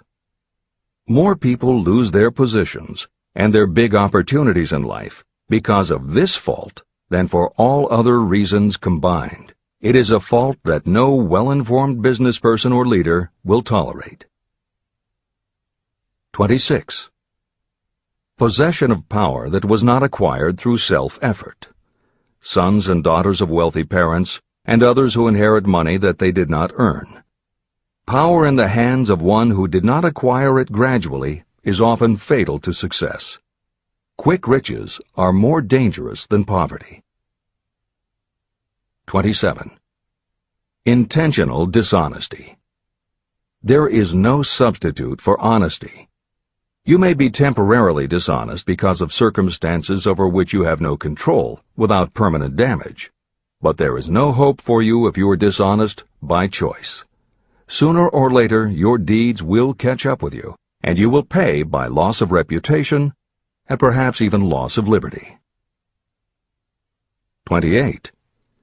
Egotism and vanity. These qualities serve as red lights that warn others to keep away. They are fatal to success. 29. Guessing instead of thinking. Most people are too indifferent or lazy to acquire facts with which to think accurately.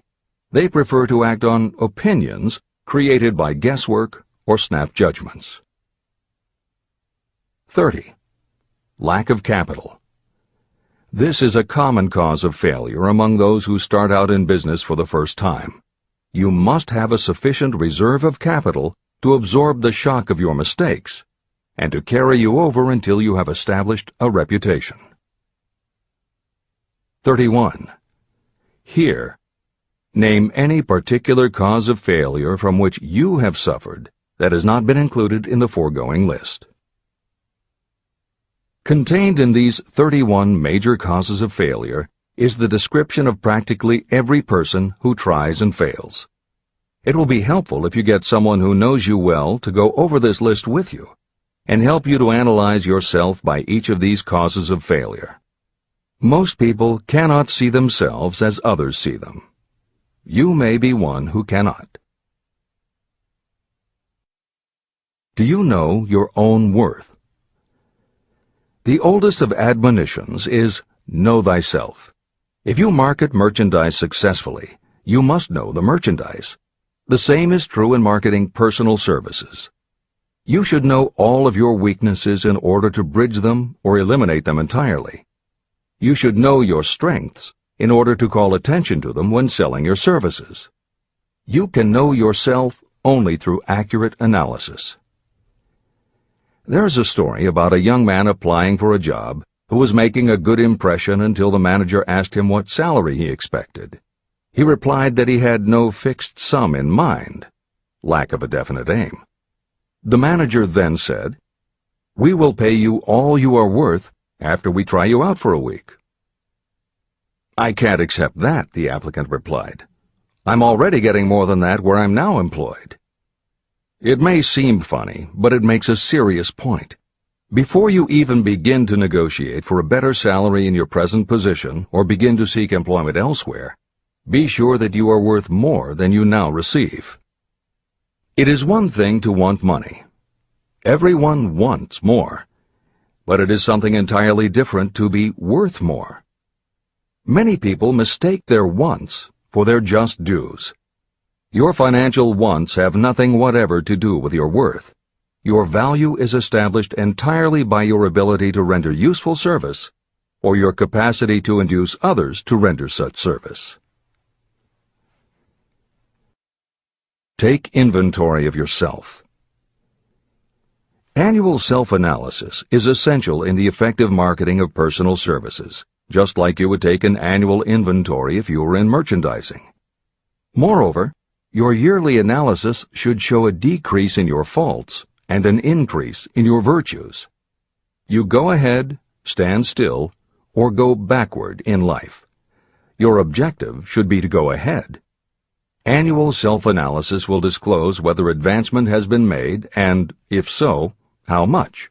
It will also disclose any backward steps you may have taken.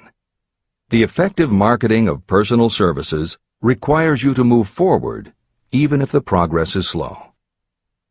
Your annual self-analysis should be made at the end of each year, so you can include in your New Year's resolutions any improvements that the analysis indicates should be made. Take this inventory by asking yourself the following questions, and by checking your answers with the aid of someone who will not permit you to deceive yourself.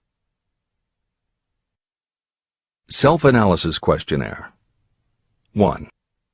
Have I attained the goal that I established as my objective for this year?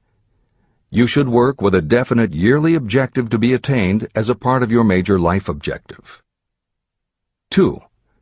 Have I delivered service of the best possible quality of which I was capable, or could I have improved any part of this service? 3. Have I delivered service in the greatest possible quantity of which I was capable? 4. Has the spirit of my conduct been harmonious and cooperative at all times? 5. Have I permitted the habit of procrastination to decrease my efficiency, and if so, to what extent?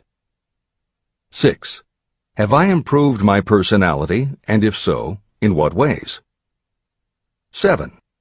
Have I been persistent in following my plans through to completion? 8. Have I reached decisions promptly and definitely on all occasions? 9. Have I permitted any of the 6 basic fears to decrease my efficiency? 10. Have I been either overcautious or undercautious? 11. Has my relationship with my associates in work been pleasant or unpleasant? If it has been unpleasant, has the fault been partly or wholly mine? 12. Have I dissipated any of my energy through lack of concentration of effort? 13. Have I been open-minded and tolerant in connection with all subjects? 14. In what ways have I improved my ability to render service? 15. Have I been intemperate in any of my personal habits? 16. Have I expressed, either openly or secretly, any form of egotism?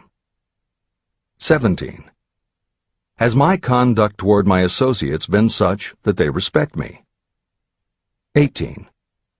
Have my opinions and decisions been based upon guesswork or accuracy of analysis and thought? 19. Have I followed the habit of budgeting my time, my expenses, and my income, and have I been conservative in these budgets?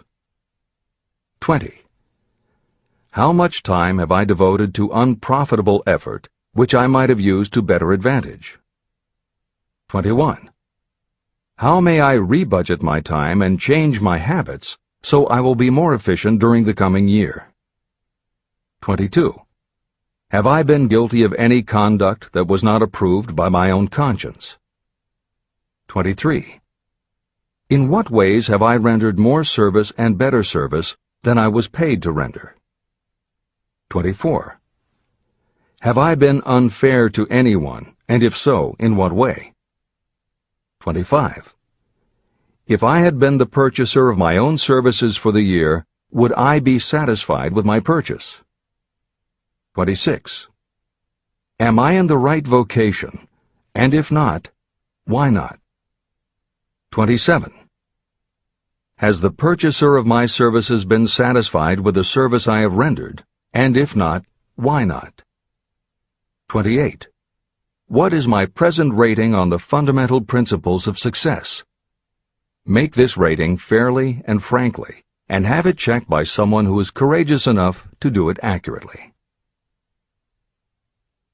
After you have finished reading through to the end of this book at least once, and you are sure you have assimilated the information in this chapter, you will be ready to create a practical plan for marketing your personal services. In this chapter, you should have found adequate descriptions of every principle essential in planning the sale of personal services. These include the major attributes of leadership, the most common causes of failure in leadership, a description of the fields of opportunity for leadership, the main causes of failure in all walks of life, and the important questions that should be used in self-analysis. This extensive and detailed presentation has been included because it will be needed by you if you are going to earn your riches by marketing your personal services. Those who have lost their fortunes and those who are just beginning to earn money have nothing but personal services to offer in return for riches. Therefore, it is essential that you have real, practical information that you'll need to market your services to best advantage. Complete assimilation and understanding of the information will help you to market your services, and it will help you to become more analytical and capable of judging people. The information will be priceless to you if you work in an executive position where you select employees.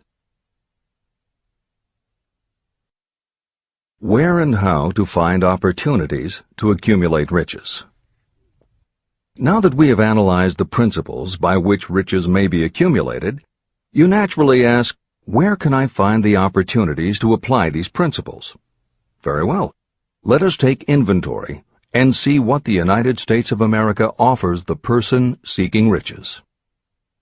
To begin with, remember that we live in a country where every law-abiding citizen enjoys freedom of thought and freedom of deed unequaled anywhere in the world. Most of us have never taken inventory of the advantages of this freedom. We have never compared our unlimited freedom with a curtailed freedom in other countries. Here we have freedom of thought, freedom in the choice and enjoyment of education, freedom in religion, freedom in politics, freedom in the choice of a business, profession, or occupation, freedom to accumulate and own all the property we can accumulate, freedom to choose our place of residence, freedom in marriage, freedom through equal opportunity to all races, freedom of travel from one state to another, freedom in our choice of foods, and freedom to aim for any station in life for which we have prepared ourselves, even for the presidency of the United States. We have other forms of freedom, but this list gives an overview of the most important freedoms that offer you the opportunity to think and grow rich. The United States is the only country guaranteeing to every citizen, whether native-born or naturalized, so broad and varied a list of freedoms. Next, let us recount some of the blessings that our widespread freedom has placed within our hands. Take the average American family of average income and sum up the benefits available to every member of the family in this land of opportunity and plenty. Food. Next to freedom of thought and deed comes food, clothing, and shelter, the three basic necessities of life. Because of our universal freedom, the average American family has available at its door the choicest selection of food to be found anywhere in the world, and at prices within its financial range. Shelter. This family lives in a comfortable apartment or house, complete with light, heat, water, and many conveniences. The toast they had for breakfast was toasted in an electric toaster, which cost but a few dollars. The apartment is cleaned with a vacuum cleaner that is run by electricity. Hot and cold water is available at all times in the kitchen and the bathroom. The food is kept cool in a refrigerator. Clothes are washed and dried, dishes are cleaned, and numerous labor-saving devices are run on power obtained by putting a plug into a wall socket. The family receives entertainment and information from all over the world 24 hours a day if they want it, by merely flipping a switch on their radio or television or computer. There are other conveniences, but the foregoing list will give a fair idea of some of the concrete evidences of the freedoms that we, of America, enjoy. Clothing. Anywhere in the United States, the family with average clothing requirements can dress very comfortably at a cost that is only a small portion of their earnings. Only the three basic necessities of food, clothing, and shelter have been mentioned. The average American also has other options and advantages that are available in return for reasonable effort. The average American has security of property rights not found in any other country in the world. We can place any surplus money in a bank with the assurance that our government will protect it and make good to us if the bank fails. If an American citizen wants to travel from one state to another, he or she needs no passport and no one's permission. You may go when you please, and you may travel by car, train, bus, airplane, ship, or any other method that you can afford. The miracle that has provided these blessings. We often hear politicians proclaiming the freedom of America when they solicit votes, but they seldom take the time or trouble to analyze the source of this freedom.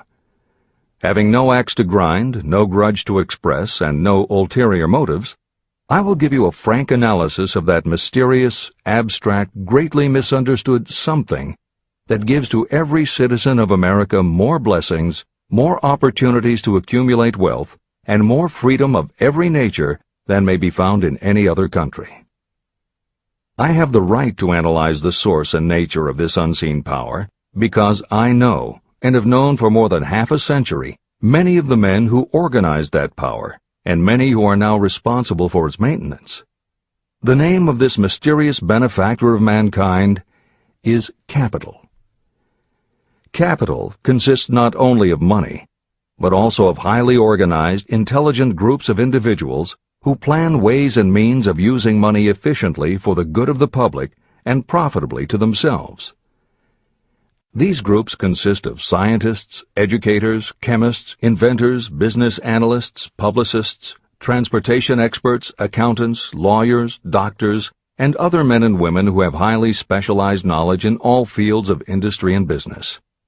They pioneer, experiment, and blaze trails in new fields of endeavor. They support colleges, hospitals, schools, build good roads, publish newspapers, pay most of the cost of government, and take care of the many details essential to human progress. Stated briefly, the capitalists are the brains of civilization because they supply the entire fabric of which all education, enlightenment, and human progress consist. Money without brains is always dangerous. Properly used, it is the most important essential of civilization. To give you an idea of how important organized capital is, try to imagine that it is your job to provide and prepare a simple family breakfast, but you have to do it without the aid of capital. To supply the tea, you would have to make a trip to China or India. Unless you are an excellent swimmer, you would become rather tired before making the round trip. Then, too, another problem would confront you. What would you use for money, even if you had the physical endurance to swim the ocean? To supply sugar, you would have to take another swim to the Caribbean islands, or a long walk to the sugar beet section of Utah. But even then you might come back without the sugar, because organized effort and money are necessary to produce sugar, to say nothing of what is required to refine, transport, and deliver it to the breakfast table anywhere in the United States. Eggs you could obtain easily enough from nearby farms, but you might have a very long walk to Florida or California and back before you could serve grapefruit juice.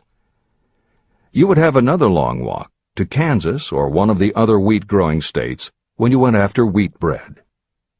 Dry cereal would have to be omitted from the menu because it would not be available except through the labor of a trained group of workers and suitable machinery, all of which call for capital. After resting, you could take off for another little swim down to South America, where you would pick up a couple of bananas. On your return, you could take a short walk to the nearest farm having a dairy and pick up some butter and cream. Then your family would be ready to sit down and enjoy breakfast. Seems absurd, doesn't it?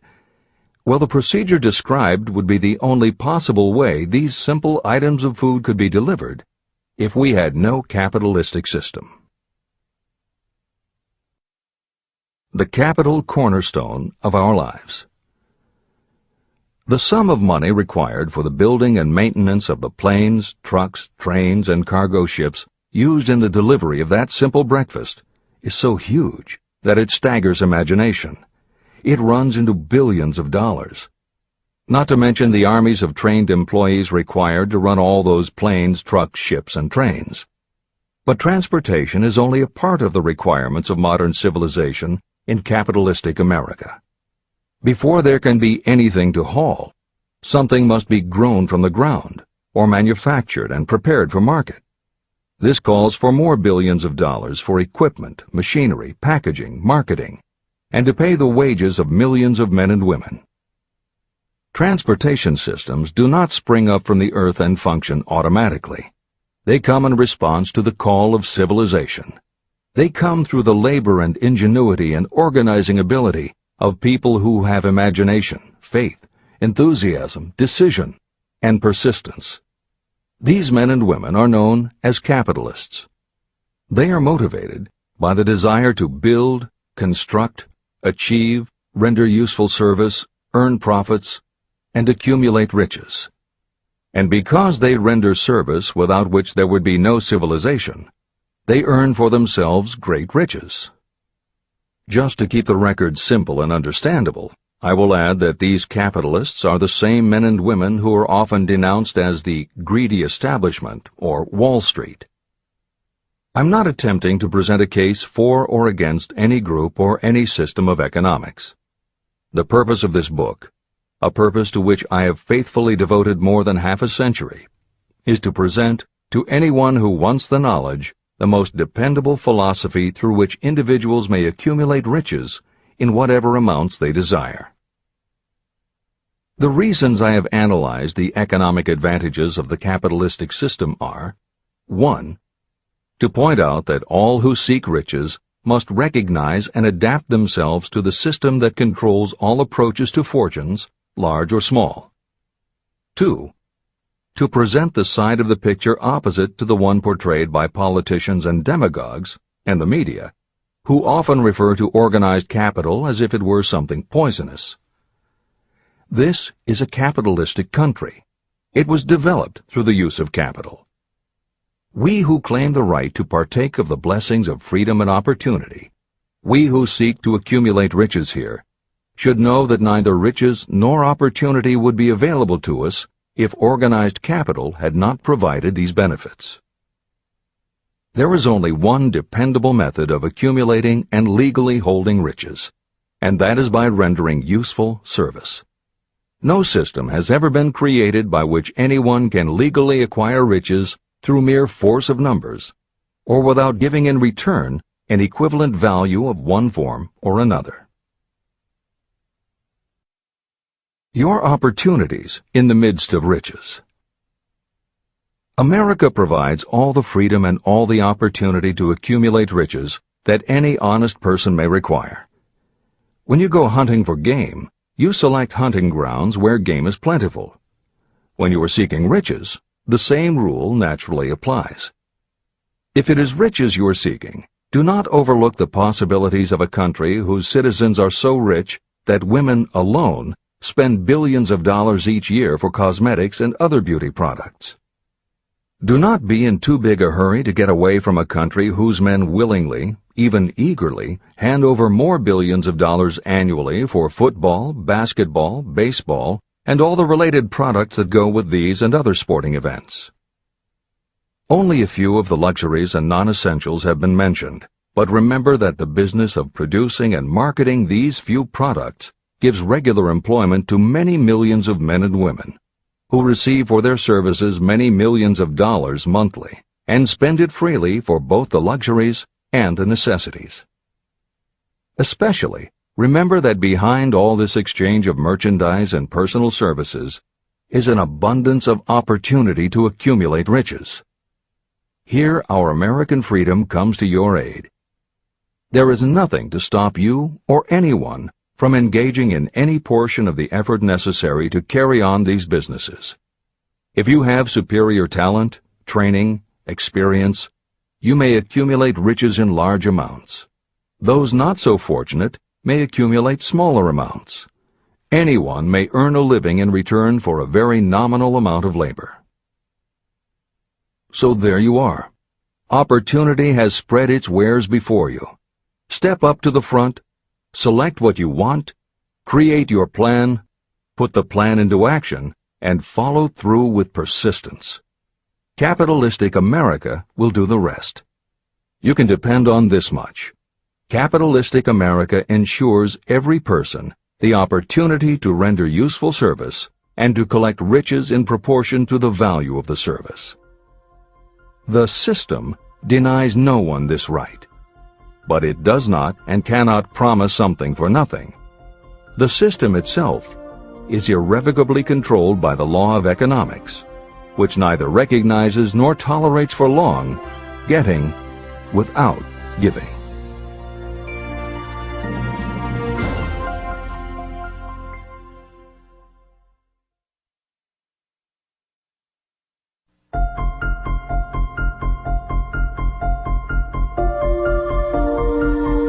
Conceit is a fog that envelops a man's real character beyond his own recognition. It weakens his native ability and strengthens all his inconsistencies. Chapter 9. Decision. The mastery of procrastination. The seventh step toward riches. Analysis of over 25,000 men and women who had experienced failure reveals that lack of decision was near the head of the list of the 31 major causes of failure. Procrastination, the opposite of decision, is a common enemy which practically every person must conquer. You will have an opportunity to test your capacity to reach quick and definite decisions when you finish reading this book and begin to put the principles into action. My analysis of several hundred people who had accumulated fortunes well beyond the $1 million mark disclosed the fact that every one of them had the habit of reaching decisions promptly and of changing these decisions slowly. People who fail to accumulate money, without exception, have the habit of reaching decisions, if at all, very slowly and of changing these decisions quickly and often. One of Henry Ford's most outstanding qualities was his habit of reaching decisions quickly and definitely and changing them slowly. This quality was so pronounced in Mr. Ford that it gave him the reputation of being obstinate. It was this quality that prompted Mr. Ford to continue to manufacture his famous Model T, the world's ugliest car, when all of his advisors and many of the purchasers of the car were urging him to change it. Perhaps Mr. Ford delayed too long in making the change, but the other side of the story is that Mr. Ford's firmness of decision yielded a huge fortune before the change in model became necessary. Some say that Mr. Ford's definiteness of decision was just obstinacy, but even this quality is preferable to slowness in reaching decisions and quickness in changing them. Editor's comments. Henry Ford's consistency extended also to the color of the Model T, 15 million of which in 19 years of production from 1908 to 1927 were made only in black and with little change in the design. Shortly after its introduction, Napoleon Hill met with Ford to talk about the principles of success. According to Hill, in Michael Ritt's biography of Napoleon Hill, A Lifetime of Riches, Henry Ford was cold, indifferent, unenthusiastic, and spoke only when forced to, unless he was talking about his car. Early on, few people other than Carnegie could foresee the success Ford would achieve, which Hill later attributed to Ford's self-control and concentrated effort. At Hill's first meeting with him in 1911, Ford was interested only in talking about the Model T. After Ford took him for a spin around the factory, Hill bought one for $680. This is the end of the editor's comments. Making your own decisions. The majority of people who fail to accumulate the money they need are generally easily influenced by the opinions of others. They permit gossip, rumors, other people's opinions, and the news reporters to do their thinking for them. Opinions are the cheapest commodities on earth. Everyone has a flock of opinions they are ready to tell anyone who will listen. If you are too influenced by other people's opinions when you reach decisions, you will not succeed in any undertaking, much less in that of transmuting your own desire into money. If you are influenced by the opinions of others, you will have no desire of your own. Keep your own counsel. Rely on yourself to reach your own decisions when you begin to put these principles into practice, and follow through on your decisions. Take no one into your confidence except the members of your mastermind group, and be very sure that you choose for your group only those who will be in complete sympathy and harmony with your purpose. Close friends and relatives, while not meaning to do so, often handicap one through opinions. And for some reason, even friends often seem to think that ridiculing you and your plans is funny.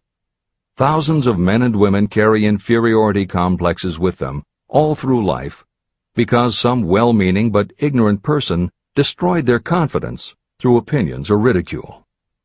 You have a brain and mind of your own. Use it, and reach your own decisions.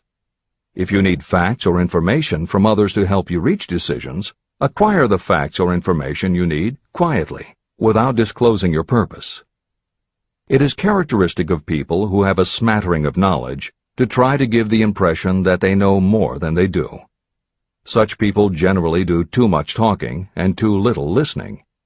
Keep your eyes and ears open and your mouth closed if you wish to acquire the habit of prompt decision. Those who talk too much do little else.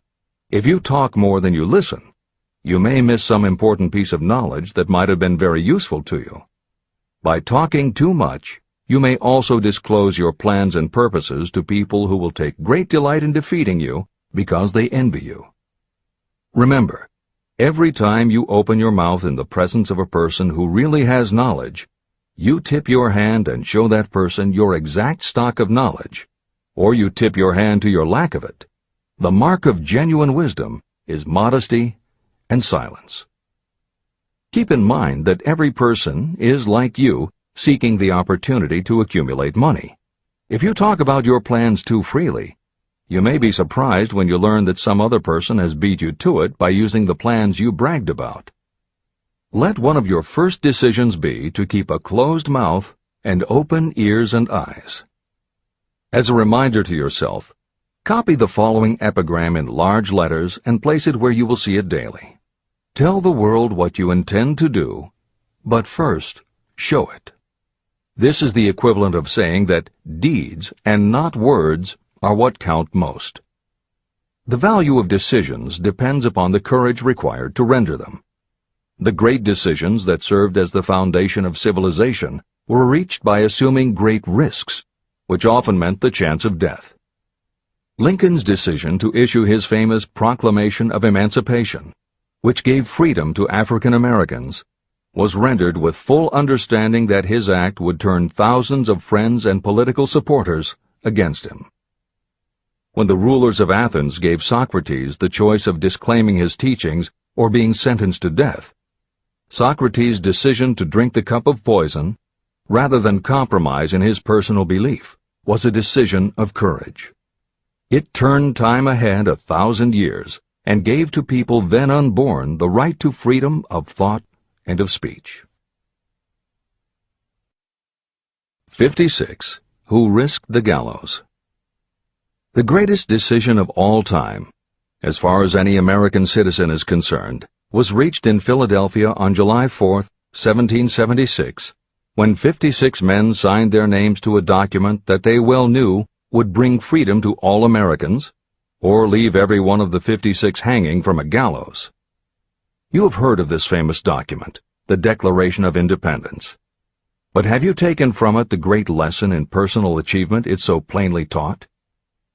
We all remember the date of this momentous decision, but few of us realize what courage that decision required. We remember our history as it was taught. We remember dates and the names of the men who fought. We remember Valley Forge and Yorktown. We remember George Washington and Lord Cornwallis. But we know little of the real forces behind these names, dates, and places. We know even less of that intangible power that ensured freedom long before Washington's armies reached Yorktown. It is nothing short of tragedy that the writers of history have missed entirely even the slightest reference to the irresistible power that gave birth and freedom to the nation destined to set up new standards of independence for all the peoples of the earth. I say it is a tragedy because it is the same power that must be used by every individual who overcomes the difficulties of life and forces life to pay the price asked. Let us briefly review the events that gave birth to this power.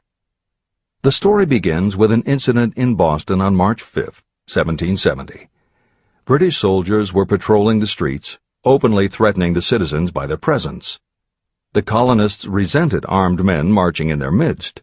They began to express their resentment openly, hurling stones as well as epithets at the marching soldiers, until the commanding officer gave orders. Fix bayonets. Charge. The battle was on. It resulted in the death and injury of many. The incident aroused such resentment that the Provincial Assembly, made up of prominent colonists, called a meeting for the purpose of taking definite action. Two of the members of that assembly were John Hancock and Samuel Adams. They spoke up courageously and declared that a move must be made to eject all British soldiers from Boston. Remember this: a decision, in the minds of two men, might properly be called the beginning of the freedom that we of the United States now enjoy. Remember, too, that the decision of these two men called for faith and courage because it was dangerous. Before the assembly adjourned, Samuel Adams was appointed to call on Hutchinson, the governor of the province, and demand the withdrawal of the British troops. The request was granted, and the troops were removed from Boston, but the incident was not closed. It had caused a situation that was destined to change the entire trend of civilization. Richard Henry Lee became an important factor in this story, because he and Samuel Adams corresponded frequently, sharing freely their fears and their hopes concerning the welfare of the people of their provinces. From this practice, Adams conceived the idea that a mutual exchange of letters between the 13 colonies might help to bring about the coordination of efforts so badly needed in connection with the solution of their problems. In March of 1772, 2 years after the clash with the soldiers in Boston, Adams presented this idea to the Assembly. He made a motion that a correspondence committee be established among the colonies, with definitely appointed correspondents in each colony, for the purpose of friendly cooperation for the betterment of the colonies of British America. It was the beginning of the organization of the far-flung power destined to give freedom to you and to me. A mastermind group had already been organized.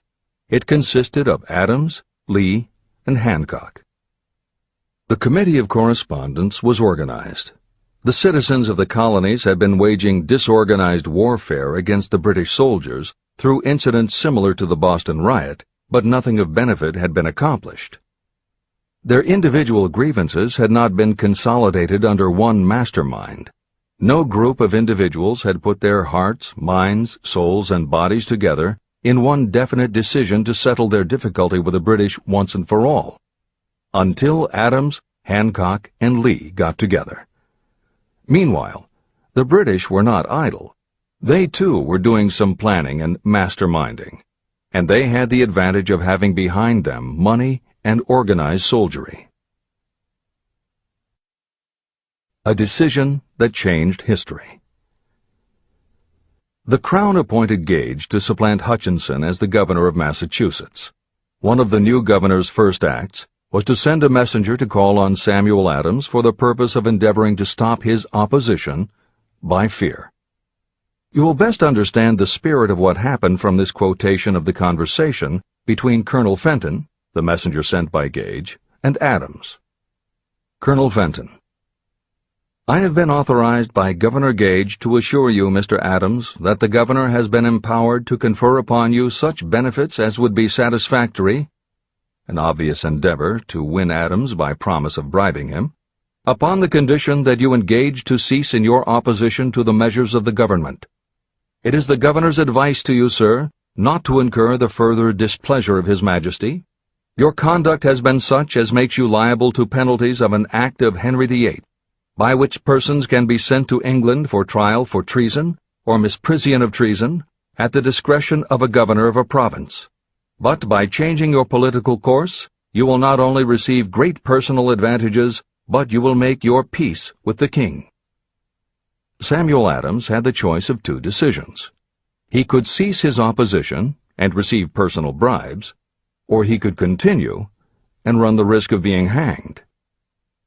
Clearly, the time had come when Adams was forced to reach, instantly, a decision that could have cost his life.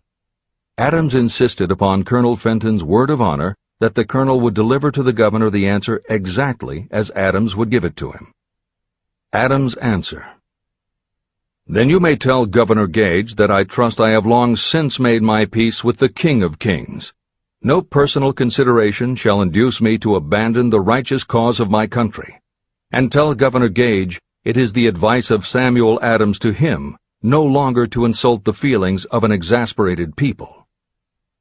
When Governor Gage received Adams' caustic reply, he flew into a rage and issued a proclamation that read, I do hereby, in His Majesty's name, offer and promise His most gracious pardon to all persons who shall forthwith lay down their arms and return to the duties of peaceable subjects, excepting only from the benefit of such pardon Samuel Adams and John Hancock, whose offenses are of too flagitious a nature to admit of any other consideration but that of condign punishment. Adams and Hancock were on the spot. The threat of the irate governor forced the two men to reach another decision, equally as dangerous. They hurriedly called a secret meeting of their staunchest followers. After the meeting had been called to order, Adams locked the door, placed the key in his pocket, and informed all present that it was imperative that a Congress of the colonists be organized, and that no man should leave the room until the decision for such a Congress had been reached. Great excitement followed. Some weighed the possible consequences of such radicalism. Some expressed grave doubt as to the wisdom of so definite a decision in defiance of the Crown. Locked in that room were two men immune to fear, blind to the possibility of failure. Hancock, and Adams.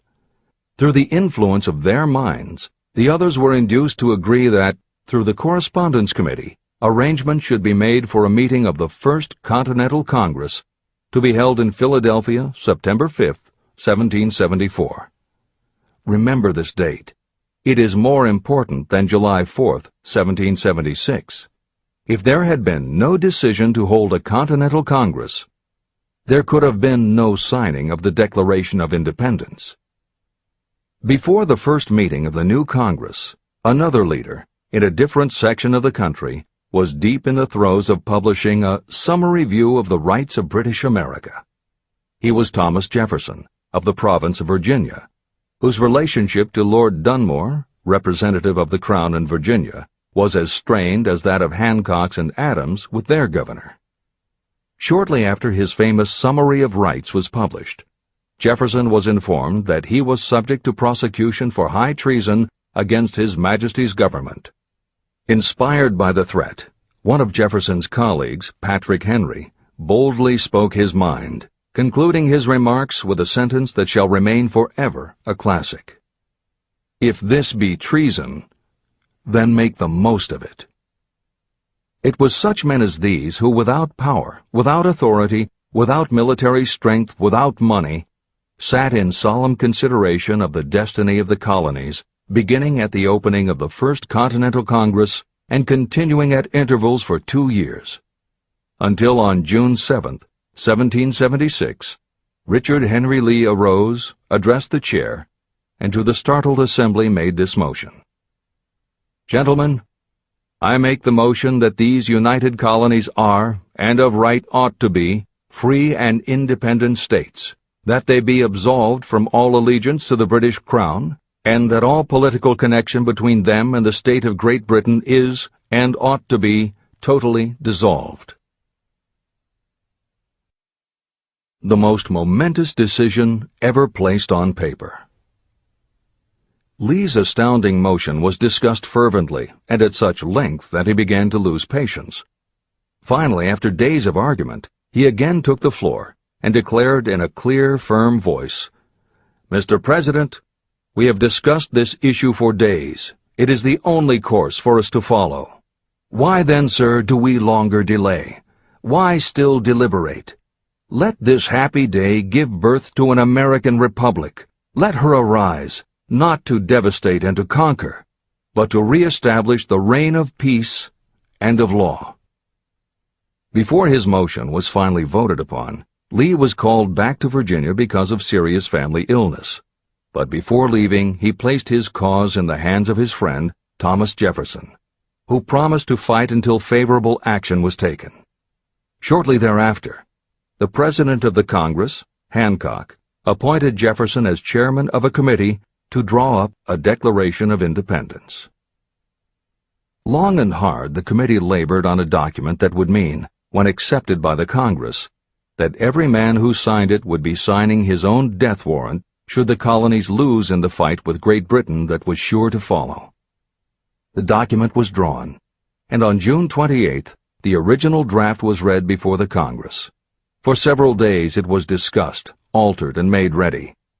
On July 4th, 1776, Thomas Jefferson stood before the Assembly and fearlessly read the most momentous decision ever placed on paper. When in the course of human events it becomes necessary for one people to dissolve the political bands which have connected them with another, and to assume among the powers of the earth the separate and equal station to which the laws of nature and of nature's God entitled them, a decent respect to the opinions of mankind requires that they should declare the causes which impel them to the separation. When Jefferson finished, the document was voted upon, accepted, and signed by the 56 men, every one staking his own life upon his decision to write his name. By that decision came into existence a nation destined to bring to mankind forever the privilege of making decisions. Analyze the events that led to the Declaration of Independence, and be convinced that this nation, which now holds a position of commanding respect and power among all nations of the world, was born of a decision created by a mastermind consisting of 56 men.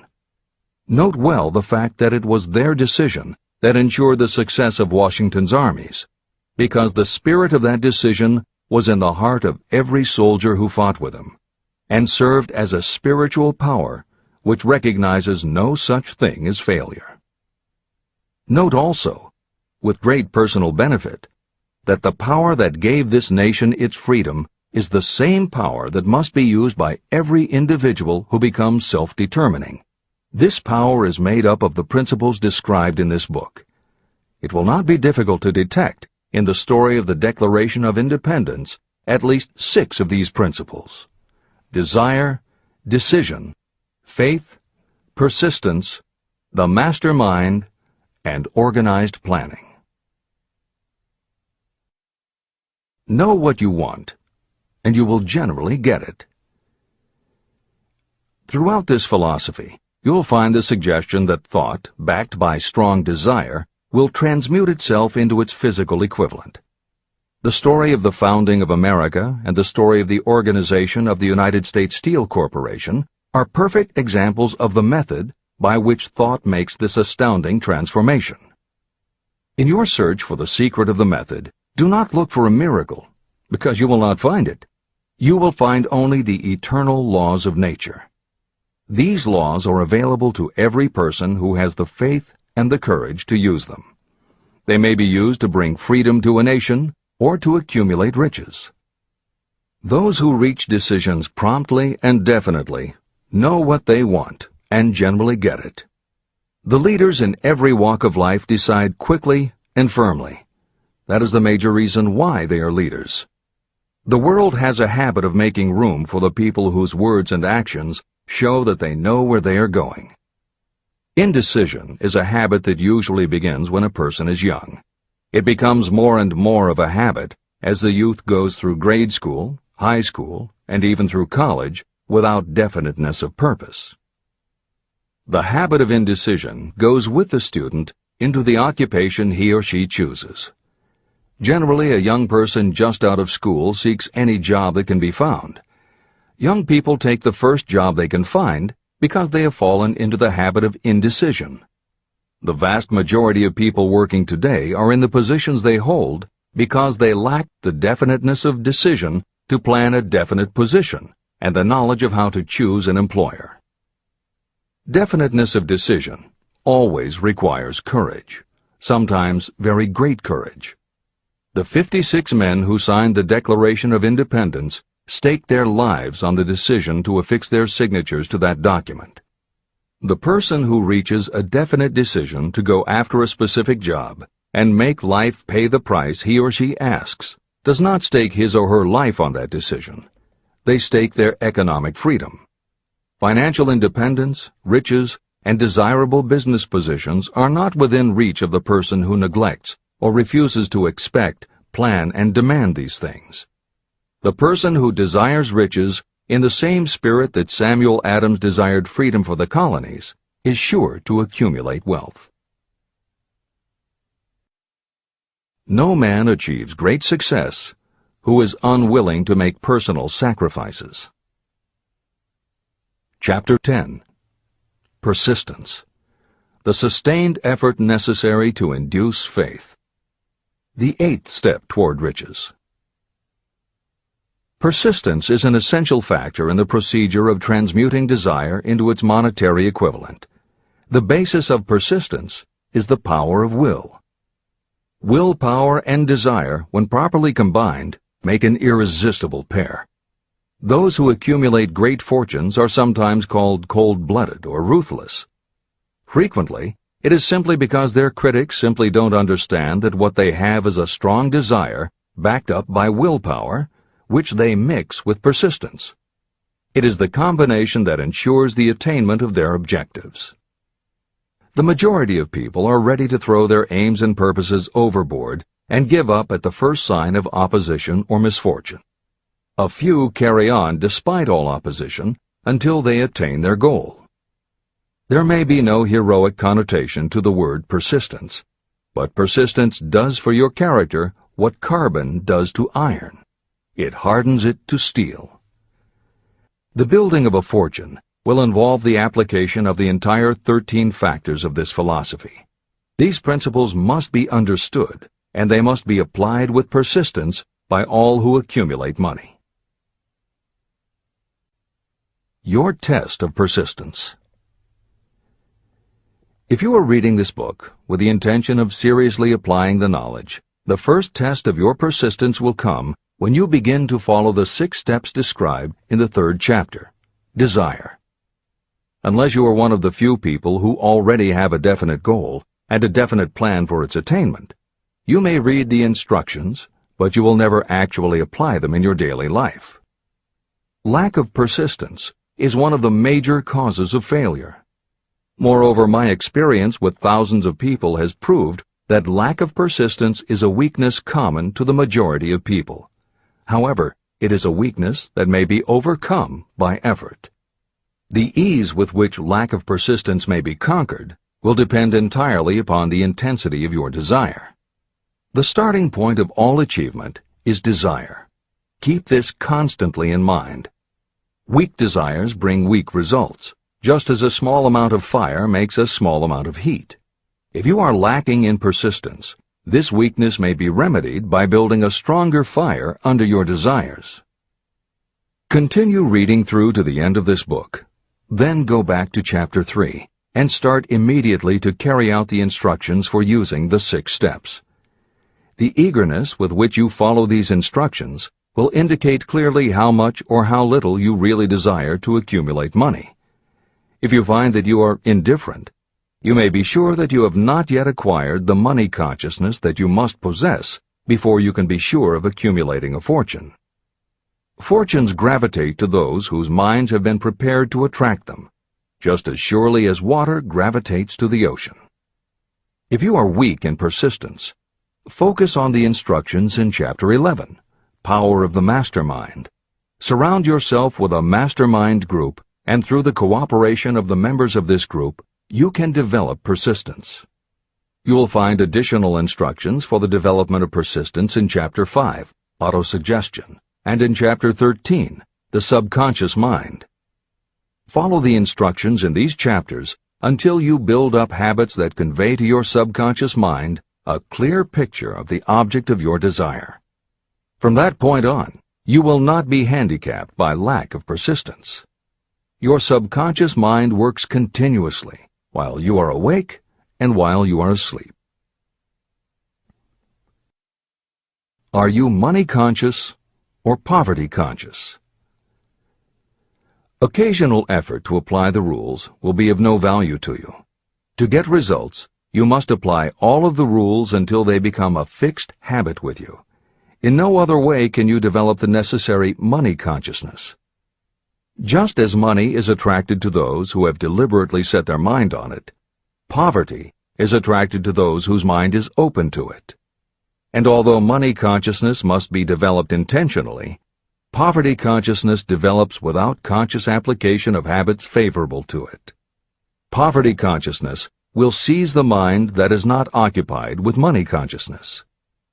If you understand the point of the preceding paragraph, you will understand the importance of persistence in the accumulation of a fortune.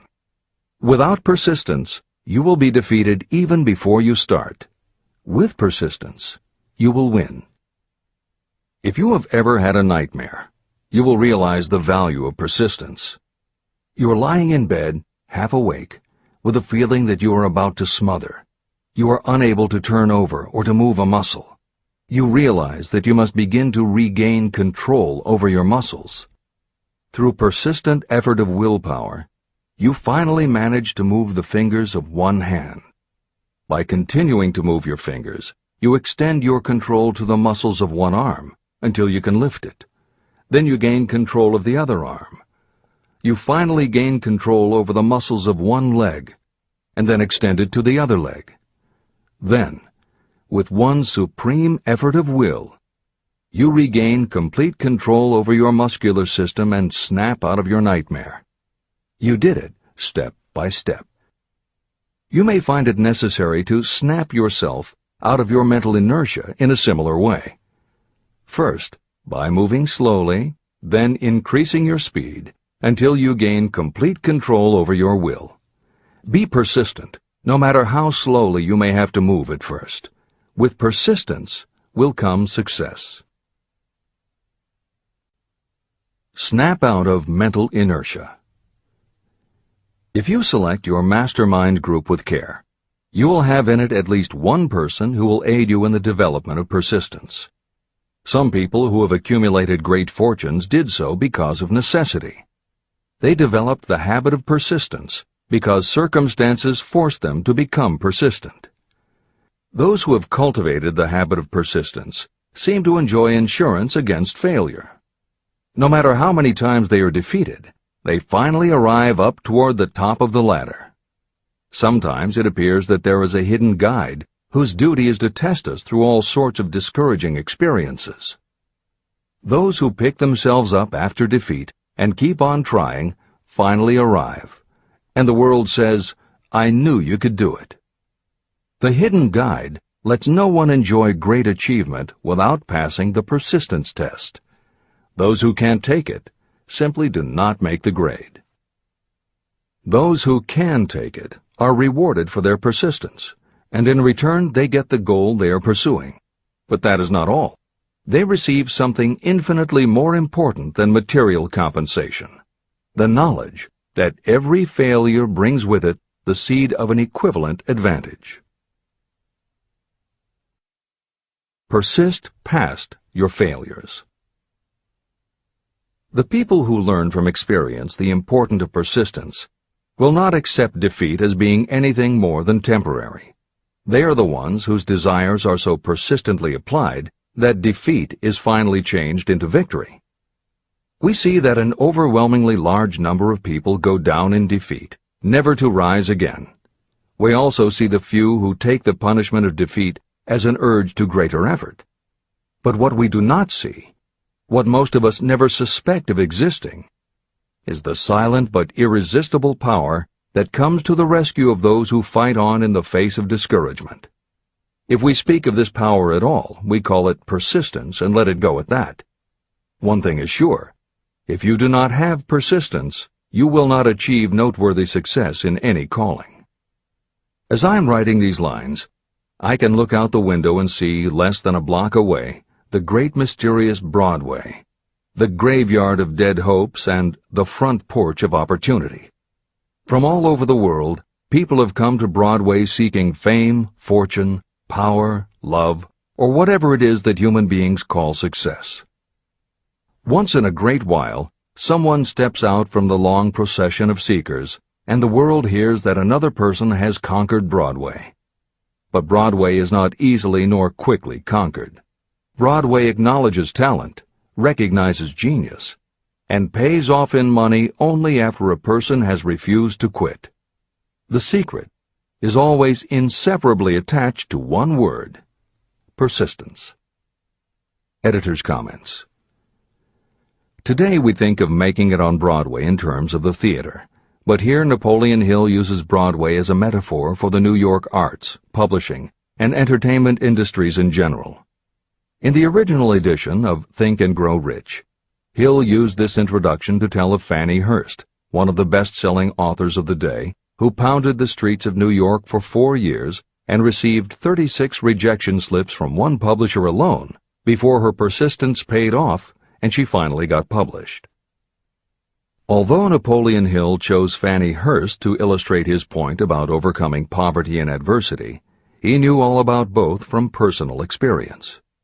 Hill's own story is one of very humble beginnings and devastating failures that would have defeated most people. It was only through his extraordinary persistence that the original edition of the book you hold in your hands was published. And for that reason, the editors of this edition have included this brief biography of Napoleon Hill. The following is adapted from A Lifetime of Riches, the biography of Napoleon Hill, written by Michael J. Ritt, Jr. and Kirk Landers, and also draws upon Napoleon Hill's first bestseller, his 4-volume masterwork, Law of Success. In it, Hill told of the 7 turning points in his own life, and those excerpts told in his words are told in the first person. Born into poverty in the backwoods of Virginia, young Nap, as he was called, was the local gun-toting troublemaker. He would probably have ended up a criminal had his widowed father not met and married Martha Ramey Banner. Nap's new stepmother set out to change the family's mountain ways, and she started by trading Napoleon a typewriter for his 6-shooter pistol. She told him, "If you become as good with a typewriter as you are with that gun, you may become rich and famous and known throughout the world." Her faith and encouragement turned young Nap around, and by the age of 15, he was submitting stories to the local newspapers and doing everything he could to get himself out of his meager circumstance. After completing high school and 1 year at a business college, he wrote an audacious letter to Rufus Ayers, one of the most powerful men in the coal industry. Hill wrote to apply for a job, but he said that he didn't want a salary. In fact, he said he would pay Ayers. Hill proposed that Ayers could charge him whatever he wanted on a monthly basis, but if at the end of 3 months Hill had proved his worth, he then would expect Ayers to pay him a salary of the same monthly amount.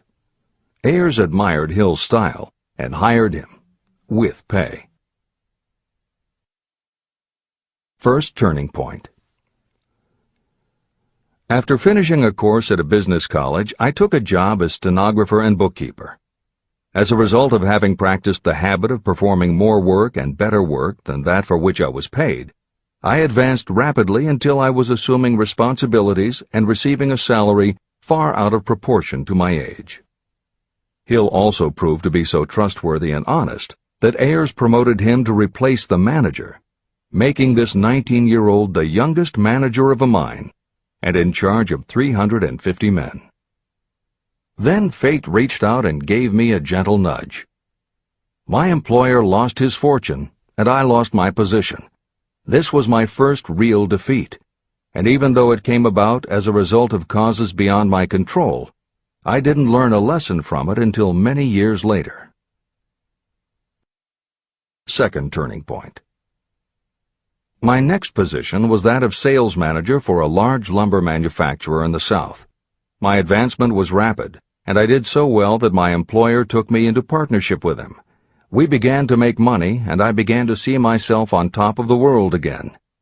Like a stroke of lightning out of a clear sky, the 1907 panic swept down, and overnight it rendered me an enduring service by destroying our business and relieving me of every dollar that I had. Editor's comment. The panic Hill refers to began in the summer of 1907, when a number of banks and stock brokerages declared bankruptcy. Word spread to the general public, and it created a run on the banks as depositors lined up to demand that they be given the money they had on deposit. Banks called in loans to meet the demand for cash, but those borrowers couldn't find buyers for their goods or property, so they couldn't pay back their loans. When the banks couldn't get back the money they had loaned, they repossessed the homes or businesses that the borrowers had put up as collateral. Businesses were closed, farmers were evicted from their land, jobs were lost, so even more banks were forced to close, and it just kept getting worse. America was caught in a downward spiral that was reversed only when the major Wall Street bankers and financial executives, who were themselves in danger of losing their businesses, stepped in to shore up troubled banks. It was in large part because of the bank panic of 1907 that legislation was enacted in 1913 to create the Federal Reserve System. This is the end of the editor's comments. Third turning point. This was my first serious defeat. I mistook it then for failure, but it was not. And before I complete this lesson, I will tell you why it was not. It required the 1907 panic and the defeat that it brought me to redirect my efforts from the lumber business to the study of law. I entered law school with the firm belief that I would emerge doubly prepared to catch up with the end of the rainbow and claim my pot of gold. Napoleon Hill planned to put himself and his brother through law school by writing articles for Bob Taylor's magazine. It was through the magazine that he arranged the fateful meeting with Andrew Carnegie, described at the beginning of this book. As was noted there, when Carnegie proposed the idea of writing The Philosophy of Success, he told Hill that he would have to earn his own way. I attended law school at night and worked as an automobile salesman during the day. Because of the job, I saw the need for trained automobile mechanics. I opened an educational department in the manufacturing plant and began to train ordinary machinists in automobile assembly and repair work. The school prospered, paying me over $1,000 a month in net profits. My banker knew that I was prospering, therefore he loaned me money with which to expand. A peculiar trait of bankers is that they will loan us money without any hesitation when we are prosperous. My banker loaned me money until I was hopelessly in his debt. Then he took over my business as calmly as if it had belonged to him, which it did. From an income of more than $1,000 a month, I was suddenly reduced to poverty. For the third time, Hill had experienced defeat, but he was not beaten. He got another job, and all the while continued to work on the Carnegie Project. Fourth turning point, 1912. Because my wife's family had influence, I secured the appointment as assistant to the chief counsel for one of the largest coal companies in the world. I was among friends and relatives, and I had a position that I could keep for as long as I wished without exerting myself. What more did I need? Nothing, I was beginning to say to myself. Then, without consultation with my friends and without warning, I resigned. This was the first turning point that was of my own selection. It was not forced upon me. I quit that position because the work was too easy and I was performing it with too little effort. This move proved to be the next most important turning point of my life, although it was followed by 10 years of effort that brought almost every conceivable grief the human heart can experience. I selected Chicago as my new field of endeavor. I made up my mind that if I could gain recognition in Chicago, in any honorable sort of work, it would prove that I had something that might be developed into real ability. Fifth turning point. My first position in Chicago was that of advertising manager for a large correspondence school. I did so well that the president of the school induced me to resign my position and go into the candy manufacturing business with him. We organized the Betsy Ross Candy Company, and I became its first president. The business grew rapidly, and soon we had a chain of stores in 18 different cities. They did so well, in fact, Hill's partners decided they wanted to take over the business. They had Hill arrested on a false charge, and then offered to withdraw the charge if he would turn over to them his interest in the business.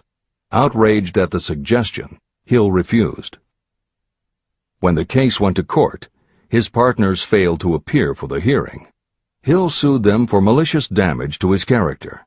The judge's ruling completely vindicated Hill and allowed him the option to have his partners thrown in jail. Being arrested seemed at the time a terrible disgrace, even though the charge was false.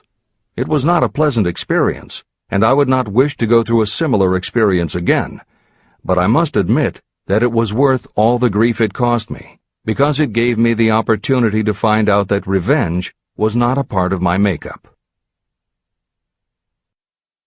Sixth turning point. This turning point came shortly after my dreams of success in the candy business had been shattered, when I turned my efforts to teaching advertising and salesmanship as a department of one of the colleges in the Midwest. My school prospered from the very beginning. I had a resident class and also a correspondence school, through which I was teaching students in nearly every English-speaking country. It was 1917, and in April of that year, President Woodrow Wilson declared the United States would enter the war against Germany. Hill contacted the president, who he had previously met through Andrew Carnegie, and offered his services to help the war effort. Hill was given the position of creating public relations materials and helping to sell war bonds. When not operating his school, he threw himself into his war work, for which he insisted that he be paid only $1 a year. Then came the second military draft, and it practically destroyed my school, as it caught most of those who were enrolled as students. At one stroke, I charged off more than $75,000 in tuition fees. Once more, I was penniless. Despite the fact that Hill had to scrape just to get by, he continued to work for President Wilson and continued to refuse to take any compensation. Though Hill had a family to support, and the ridicule of his relatives put a tremendous strain on relations, he also continued to work on the Carnegie Project. Hill later said, "Believe me, there were times when between the needling of my relatives and the hardships I endured, it was not easy to maintain a positive mental attitude and persevere. Sometimes in barren hotel rooms, I almost believed my family was right. The thing that kept me going was my conviction that one day I would not only successfully complete my work, but also be proud of myself when it was finished." Seventh turning point. To describe the seventh of the turning points in my life, I must go back to November 11th, 1918. Armistice Day, the end of the World War. The war had left me without a penny, as I have already said, but I was happy to know that the slaughter had ceased and reason was about to reclaim civilization. The time had come for another turning point. I sat down at my typewriter, and to my astonishment, my hands began to play a tune on the keyboard. I had never written so rapidly or so easily before. I did not plan or think about what I was writing. I just wrote whatever came into my mind. What Hill wrote was a long essay in which he described a new idealism based on the golden rule that he thought could emerge from the war. He declared that he would help spread the word, and promised that somehow he was going to find the money to launch a new magazine to be called Hill's Golden Rule. He took his essay to George Williams, a Chicago printer he had met while working at the White House, and by early January of 1919, Hill's Golden Rule magazine was on the newsstands.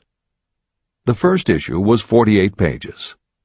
In the beginning, with no money to pay anyone else, Hill wrote and edited every word himself, changing his writing style for each article as well as using a variety of pen names.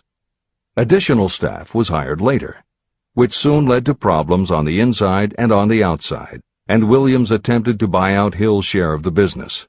But when Hill realized that one stipulation of the buyout prevented him from any involvement in a competing publication, in October of 1920, he simply left.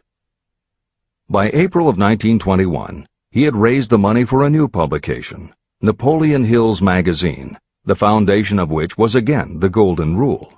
But it also expanded into presenting many of the principles of success that would become the basis of Hill's later books. The magazine's acceptance and success also led to Hill's success as a speaker and motivator, which led to even greater success for the magazine. At the same time, Napoleon Hill was working with one of the inmates of a penitentiary to develop a correspondence course, which he took to the prisons to encourage prisoner rehabilitation. Most everything Hill did during this time was successful, and the success of the prison program was significant.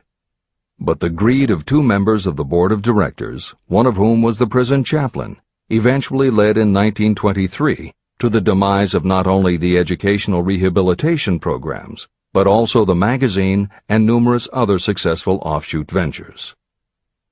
The bleak irony, as Michael Ritt notes in A Lifetime of Riches, was that few enterprises in the 1920s could have been more idealistic or humanitarian in concept. Yet in seeking to stir goodness in men's souls, these enterprises had stirred mean-spirited men to a bloodlust that destroyed everything. Without his magazine, Hill went back to teaching and lecturing, which led to an introduction to a crusading newspaper publisher, Don Mellett, who offered to help Hill publish the results of his work on the Carnegie Project. At this same time, Mellett learned that Prohibition gangsters were selling narcotics and bootleg liquor to school children in Canton, and members of the local police force were being bribed to do nothing about it. Mellett was outraged and wrote an expose in his Canton Daily News, while Hill contacted the governor to implement a state investigation of the corrupt police department. A week before Hill and Mellett were to finalize the financing for the publication of Hill's book, Don Mellett was ambushed outside his home and assassinated by a gangster and a renegade cop. They tried to kill Hill, too, but through pure luck he escaped and fled to the Smoky Mountains, where he remained holed up in a backwoods shack for most of a year. Destitute and in fear for his life, he lapsed into a state of deep depression. Then, in one extraordinary night of self-analysis, he willed himself out of his depression and resolved to finish the challenge Carnegie had posed almost 20 years earlier. Hill went to Philadelphia, convinced a publisher to put up the money, then worked night and day for almost 4 months to finish the manuscript. In March of 1928, Hill published the results of his efforts, a multi-volume masterwork entitled Law of Success. No one had ever seen anything like it. It was a phenomenon, a runaway bestseller. A little over a year later, while Hill was finally enjoying the fruits of his long labors, the stock market crash of '29 hit. The bottom fell out of everything, including the market for books. Though he never gave up on his vision, like the rest of America, Hill struggled through the Depression. He lectured, he wrote, and he taught in every way he could, but it was very hard to preach personal achievement to a country that had lost faith in itself.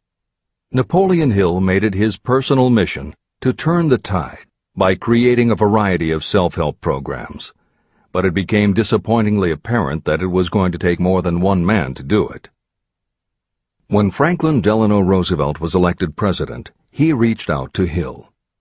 Though Napoleon Hill was an avowed capitalist, he believed enough in the ultimate goal of FDR's policies that he committed himself to helping the new administration.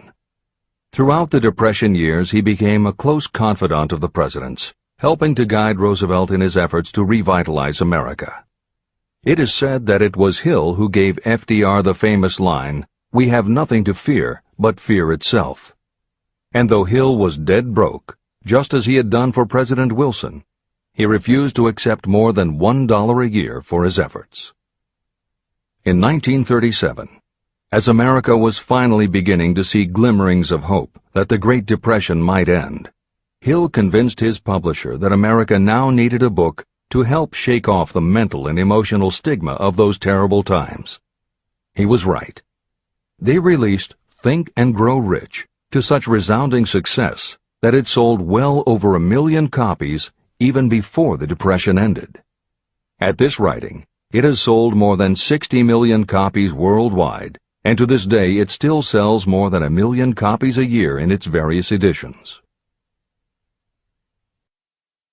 Take your own persistence inventory. Persistence is a state of mind. Therefore, it can be cultivated. Like all states of mind, persistence is based upon definite causes, among them these. Definiteness of purpose.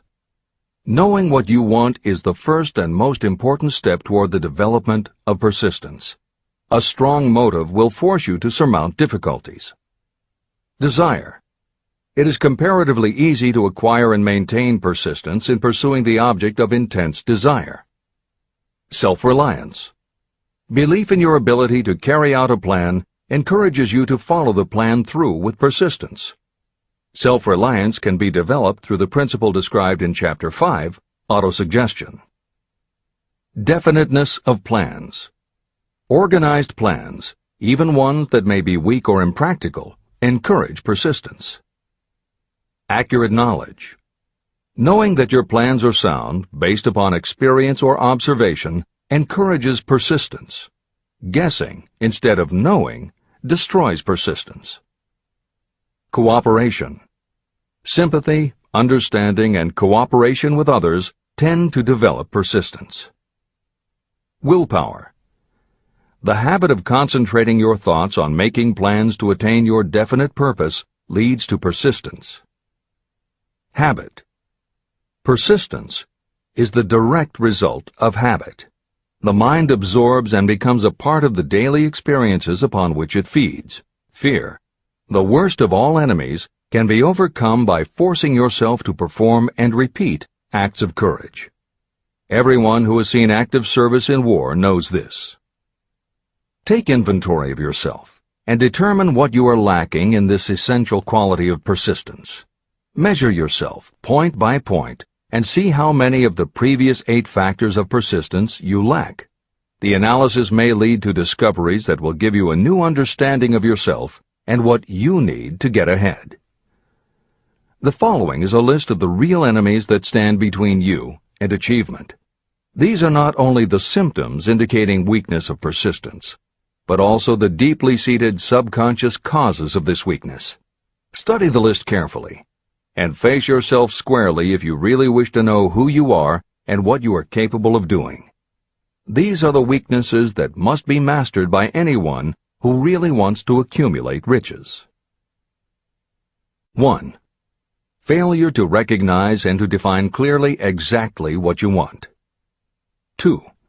Procrastination, with or without cause, usually backed up with a long list of alibis and excuses. 3.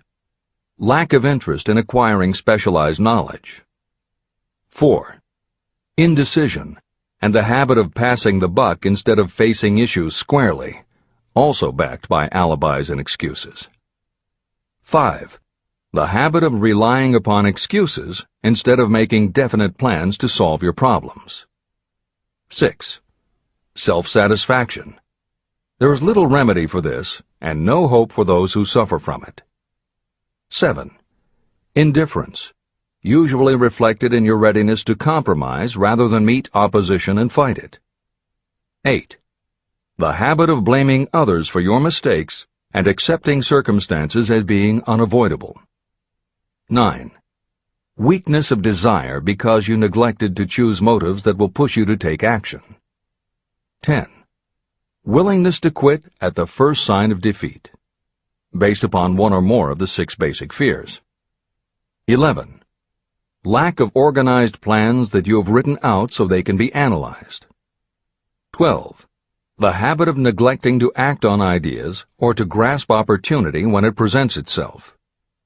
13. Wishing instead of willing. 14. The habit of compromising with poverty instead of aiming at riches. A general lack of ambition to be, to do, or to own. 15. Searching for all the shortcuts to riches, trying to get without giving a fair equivalent, usually reflected in the habit of gambling or trying to drive unfair bargains. 16. Fear of criticism, resulting in failure to create plans and put them into action because of what other people might think, do, or say. This is one of your most dangerous enemies because it often exists in your subconscious mind and you may not even know it is there. See the 6 basic fears in the last chapter. If you fear criticism. Following is an examination of the symptoms of the fear of criticism. The majority of people permit relatives, friends, and the public at large to influence them so that they cannot live their own lives because they fear criticism. Many people make mistakes in marriage but stay married, then go through life miserable and unhappy because they fear criticism. Anyone who has submitted to this form of fear knows the irreparable damage it does by destroying one's ambition and the desire to achieve.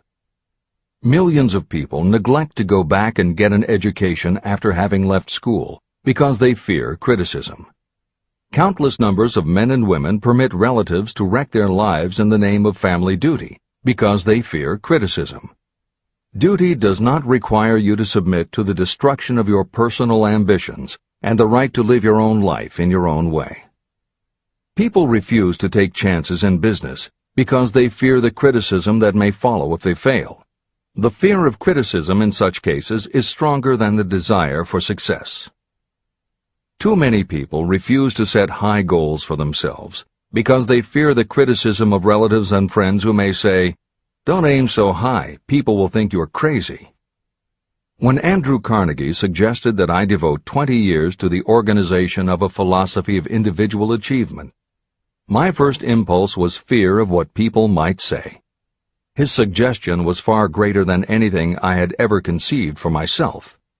My first instinct was to create excuses, all of them traceable to the fear of criticism. Something inside of me said, "You can't do it. The job is too big and requires too much time. What will your relatives think of you? How will you earn a living? No one has ever organized a philosophy of success. What right have you to believe you can do it? Who are you anyway to aim so high?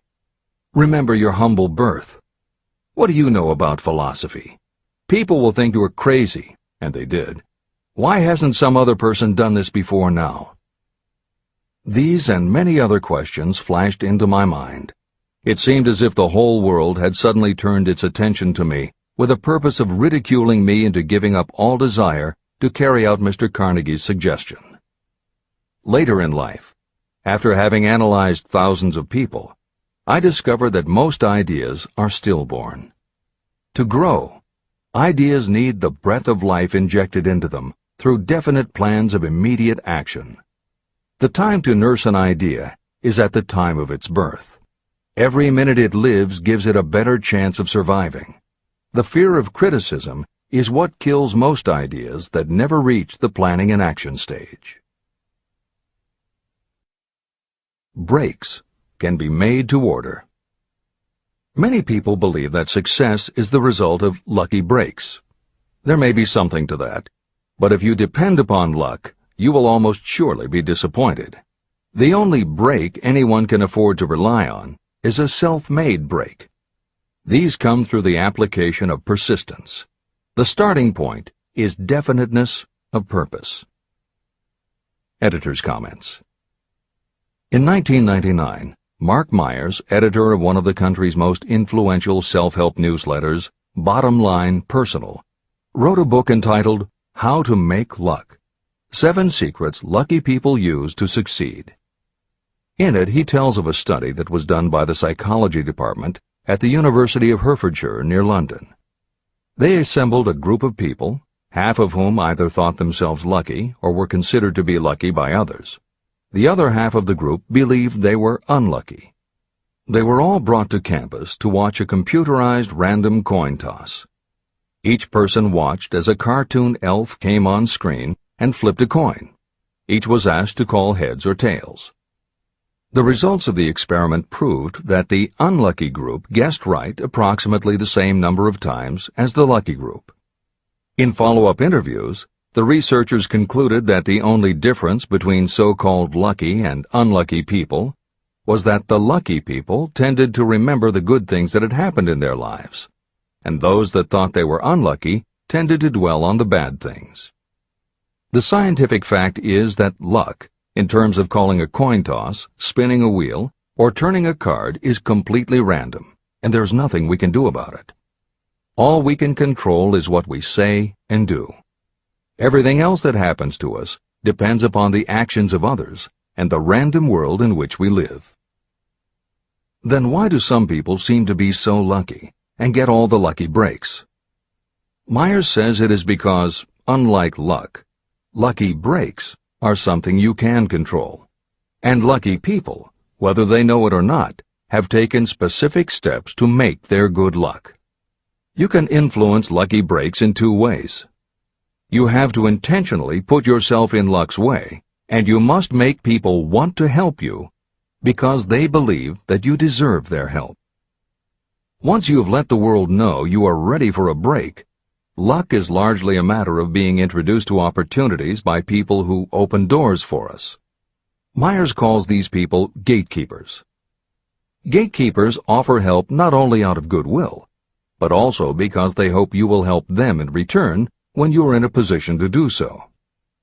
People who are lucky make it a point to impress their gatekeepers so that they will be the first to come to mind when opportunities arise. Your gatekeepers must believe that you deserve a break, and that it is worth it to them to give you one. One of the best ways to do that is simply to behave and act lucky. If you act like a loser, people think you are a loser. If you perceive yourself as lucky, it will be easier for others to see you that way. And if you are believed to be a lucky person, your chances of receiving lucky opportunities will increase, partly because others hope some of your luck will rub off on them. This is the biggest secret lucky people know. They know that when they seem lucky, more people want to help them. There are people waiting to make a difference in your life if you show them you are willing to make an effort and that you are enthusiastic. Mark Myers' book is devoted to explaining ways to do that. As Hill says, the only lucky break anyone can afford to rely upon is a self-made break. These come through the application of persistence. The starting point is definiteness of purpose. This is the end of the editor's comments. If you stop the first 100 people you meet on the street and ask them what they want most in life, 98 of them would not be able to tell you. If you press them for an answer, some will say security, many will say money, a few will say happiness, and others will say fame and power. Some might tell you they want social recognition, ease in living, the ability to sing, dance, or write. But none of them will be able to give you the slightest indication of a plan by which they hope to attain these vaguely expressed wishes. Riches do not respond to wishes. They respond only to definite plans backed by definite desires through constant persistence. How to develop persistence. There are 4 simple steps that lead to the habit of persistence. They call for no great amount of intelligence, no particular amount of education, and little time or effort. These necessary steps are: 1. A definite purpose, backed by a burning desire for its fulfillment. 2. A definite plan, expressed in continuous action. 3. A mind closed tightly against all negative and discouraging influences, including negative suggestions of relatives, friends, and acquaintances. 4. A friendly alliance with one or more persons who will encourage you to follow through with both plan and purpose. These 4 steps are essential for success in all walks of life. An important purpose of the 13 principles of this philosophy is to enable you to take those 4 steps as a matter of habit. They are steps by which you may control your economic destiny. They are steps that lead to freedom and independence of thought. They are steps that lead to riches, in small or great quantities. They are steps that lead the way to power, fame, and worldly recognition.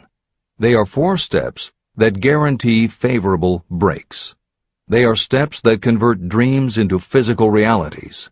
They are steps that lead also to the mastery of fear, discouragement, indifference. There is a magnificent reward for anyone who learns to take these 4 steps. It is the privilege of writing your own ticket and of making life yield whatever price is asked. How to master difficulties. What mystical power gives people of persistence the capacity to master difficulties? Does the quality of persistence set up in your mind some form of spiritual, mental, or chemical activity that gives you access to supernatural forces? Does infinite intelligence throw itself on the side of the person who still fights on when the whole world seems to be against them? These and many other similar questions were in my mind as I watched Henry Ford start from scratch and build an industrial empire with little more than persistence. Or Thomas A. Edison, who, with less than 3 months of schooling, became the world's leading inventor. He turned his persistence into sound recording and playback machines, motion picture cameras and projectors, and the incandescent light, to say nothing of 100 other useful inventions. I had the opportunity to analyze both Mr. Edison and Mr. Ford up close and personal, year by year, over a long period of time. So I speak from actual knowledge when I say that I found no quality except persistence in either of them that even remotely suggested the major source of their stupendous achievements.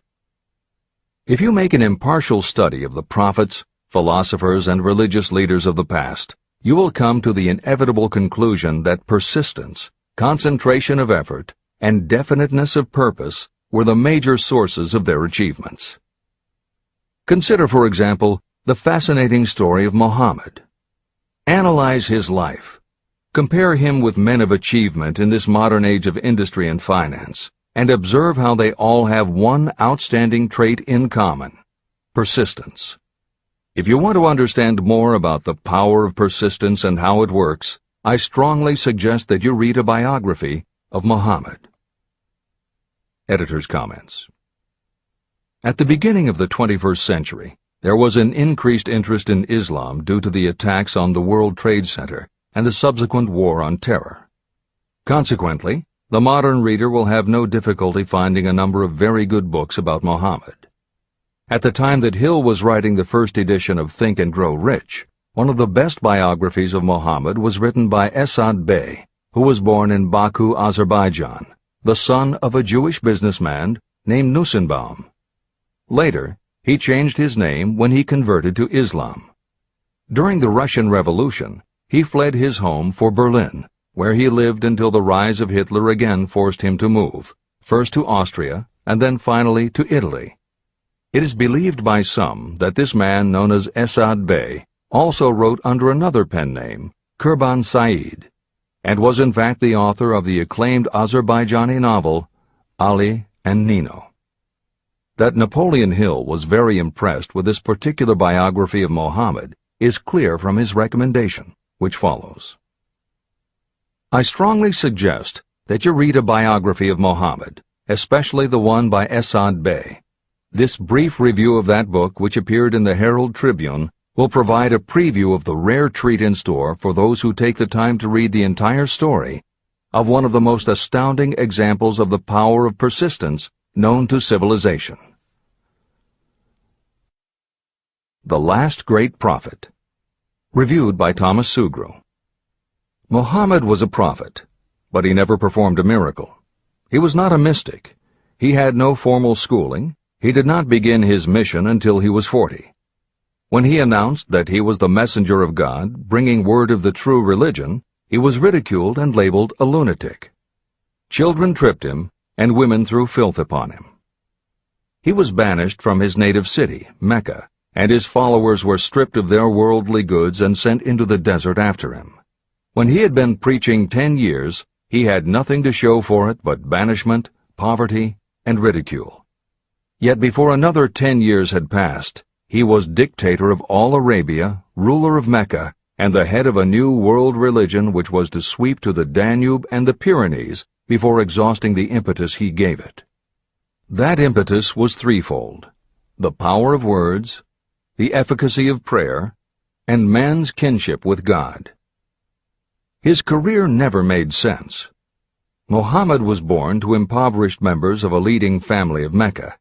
Because Mecca, the crossroads of the world, home of the magic stone called the Kaaba, great city of trade and the center of trade routes, was unsanitary, its children were sent to be raised in the desert by Bedouins. Muhammad was thus nurtured, drawing strength and health from the milk of nomad, vicarious mothers.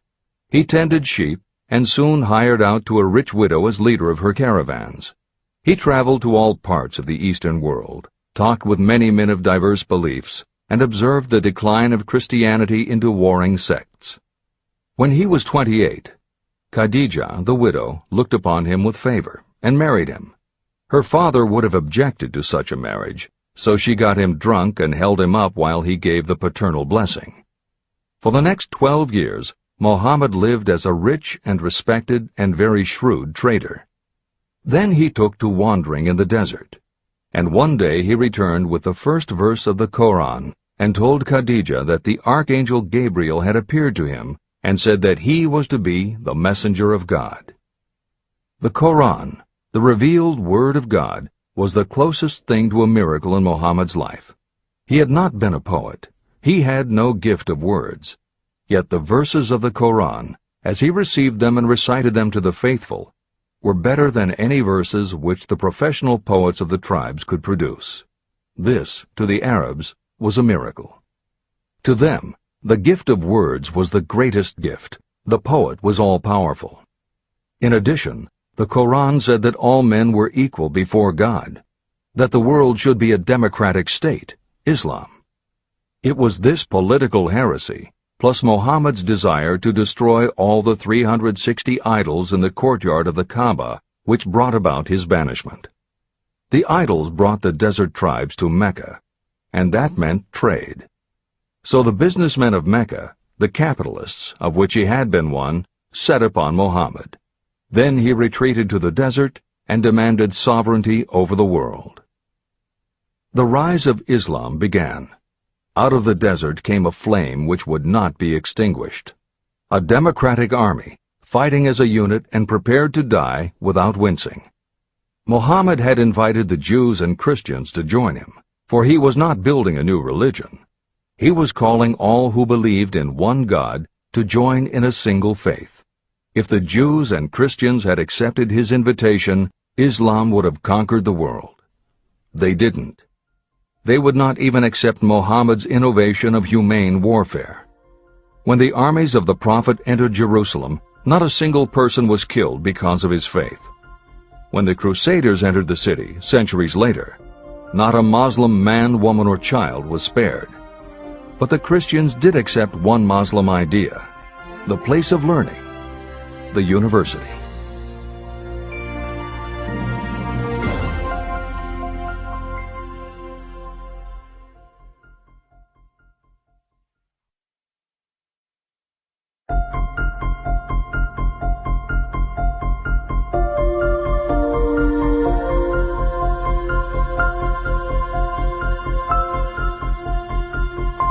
The ladder of success is never crowded at the top.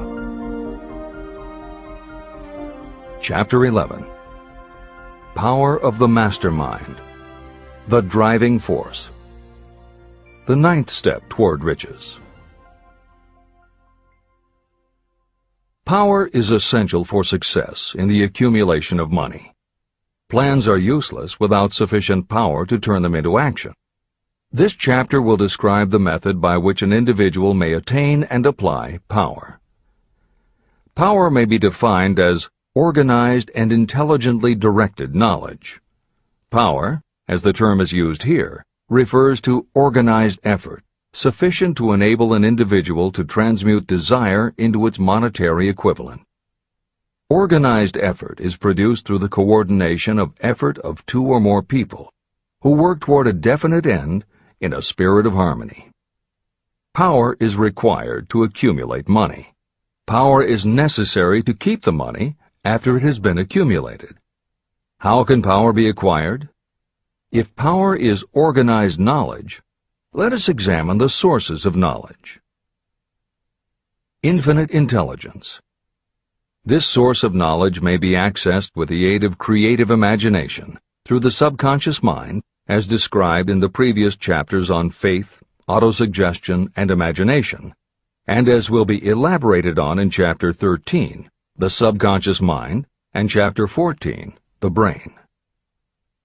Accumulated experience. The accumulated experience of humanity may be found in any well-equipped public library. An important part of this accumulated experience is taught in public schools and colleges, where it has been classified and organized. Editor's comment. The computer revolution and the Internet have had a profound effect upon the quantity of information available and on the ease of access and ability to organize that information. This is the end of the editor's comment. Experiment and research. In the field of science, and in practically every other walk of life, people are gathering, classifying, and organizing new facts daily. This is the source to which you must turn when knowledge is not available through accumulated experience. Here, too, the creative imagination must often be used. Editor's comment. Today, because of the computer revolution and the Internet, publishing and dissemination of information happens so quickly that there is almost no lag time between experiment or research and the integration of those results into available knowledge. This is the end of the editor's comment. Knowledge may be acquired from any of the foregoing sources. It may be converted into power by organizing it into definite plans and by putting those plans into action. If you examine the three sources of knowledge, you will see how difficult it would be if you had to depend upon just your own efforts to assemble all the knowledge you need and turn it into definite plans of action. If your plans are big and comprehensive, generally you will have to get others to cooperate with you if you are going to organize your knowledge so that you can turn your plans into power. Gaining power through the mastermind. The mastermind may be defined as coordination of knowledge and effort in a spirit of harmony between two or more people for the attainment of a definite purpose.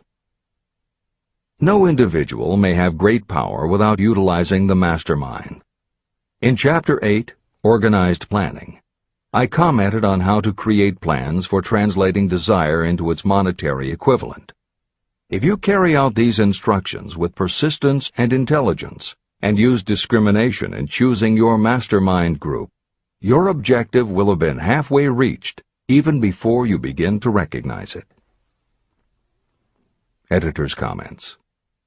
In the following section, Hill describes the two kinds of power that an individual can access by assembling a mastermind alliance and working with that group. The first kind of power that he mentions is economic power, which needs no comment from the editors. However, to describe the second kind of power, for want of a better term, Hill uses the term psychic. Because this word has taken on connotations that Hill never intended, this concept deserves clarification before you read on. As is obvious throughout this book, Napoleon Hill was a very practical man. His use of the word psychic in this chapter has nothing to do with seances, fortune-telling, magic, or any other aspect of the paranormal. The word psychic is defined as of or pertaining to the human mind, and Hill uses the term to describe something pertaining to the mind that everyone reading this book has experienced. It is that feeling you get when you are working together with other people. Everyone is very focused on the same goal, and it is going so well that you seem to be in tune with each other. When that happens, you not only work well with the others, but your own work and ideas also seem to be operating on a higher and better plane than usual. This is the end of the editor's comments. So you may better understand the potential power available to you through a properly chosen mastermind group, I will explain the two characteristics of the mastermind principle. One kind of power is economic, and the other psychic. Economic power. The economic feature is obvious. Economic advantages may be created by any person who surrounds himself with the advice, counsel, and personal cooperation of a group of people who are willing to lend him or her wholehearted aid in a spirit of perfect harmony. This form of cooperative alliance has been the basis of nearly every great fortune. Your understanding of this great truth may definitely determine your financial status. Psychic power. What I refer to as the psychic phase of the mastermind principle is a little more difficult to comprehend. You'll get a better sense of the meaning from this statement. No two minds ever come together without creating a third, invisible, intangible force, which may be likened to a third mind. The human mind is a form of energy. When the minds of two people are coordinated in a spirit of harmony, the energy of each mind seems to pick up on the energy of the other mind, which constitutes the psychic phase of the mastermind. The mastermind principle, or rather the economic feature of it, was first called to my attention by Andrew Carnegie. Discovery of this principle was responsible for the choice of my life's work. Mr. Carnegie's mastermind group consisted of a staff of approximately 50 people with whom he surrounded himself for the purpose of manufacturing and marketing steel. He knew little of the technical side of the steel business. His strength was his ability to get others to work together in perfect harmony toward achieving a common goal. Carnegie attributed his entire fortune to the power he accumulated through this mastermind alliance. If you analyze the record of anyone who has accumulated a great fortune, and many of those who have accumulated modest fortunes, you will find that they have either consciously or unconsciously employed the mastermind principle. Great power can be accumulated through no other principle. How to multiply your brain power. The human brain may be compared to an electric battery. It is a fact that a group of batteries will provide more energy than a single battery. It is also a fact that the amount of energy provided by each individual battery depends upon the number and capacity of the cells it contains. The brain functions in a similar fashion. Some brains are more efficient than others. A group of brains coordinated or connected in a spirit of harmony will provide more thought energy than a single brain. just as a group of electric batteries will provide more energy than a single battery. Through this metaphor, you can see that the mastermind principle holds the secret of the power wielded by those who surround themselves with others of great brain power. The following will further define the so-called psychic phase of the mastermind principle. When a group of individual minds are coordinated and function in harmony, the increased energy created through that alliance becomes available to every individual mind in the group.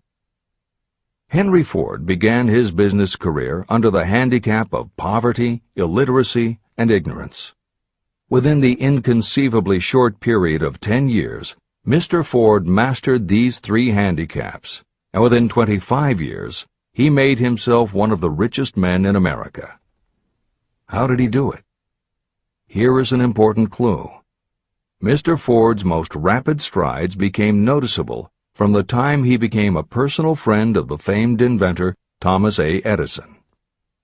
In the story of Ford's success, this is just the first indication of what the influence of one mind upon another can accomplish. Follow his story further, and you will have even more evidence that power may be produced through friendly alliance of minds. It is a fact that Mr. Ford's most outstanding achievements became even more pronounced later, after he formed the acquaintances of Harvey Firestone, John Burroughs, and Luther Burbank, each a man of great mental capacity. People take on the nature and the habits and the power of thought of those with whom they associate in a spirit of sympathy and harmony. Through his association with Edison, Burbank, Burroughs, and Firestone, Mr. Ford added to his own brain power the intelligence, experience, knowledge, and spiritual forces of these 4 men.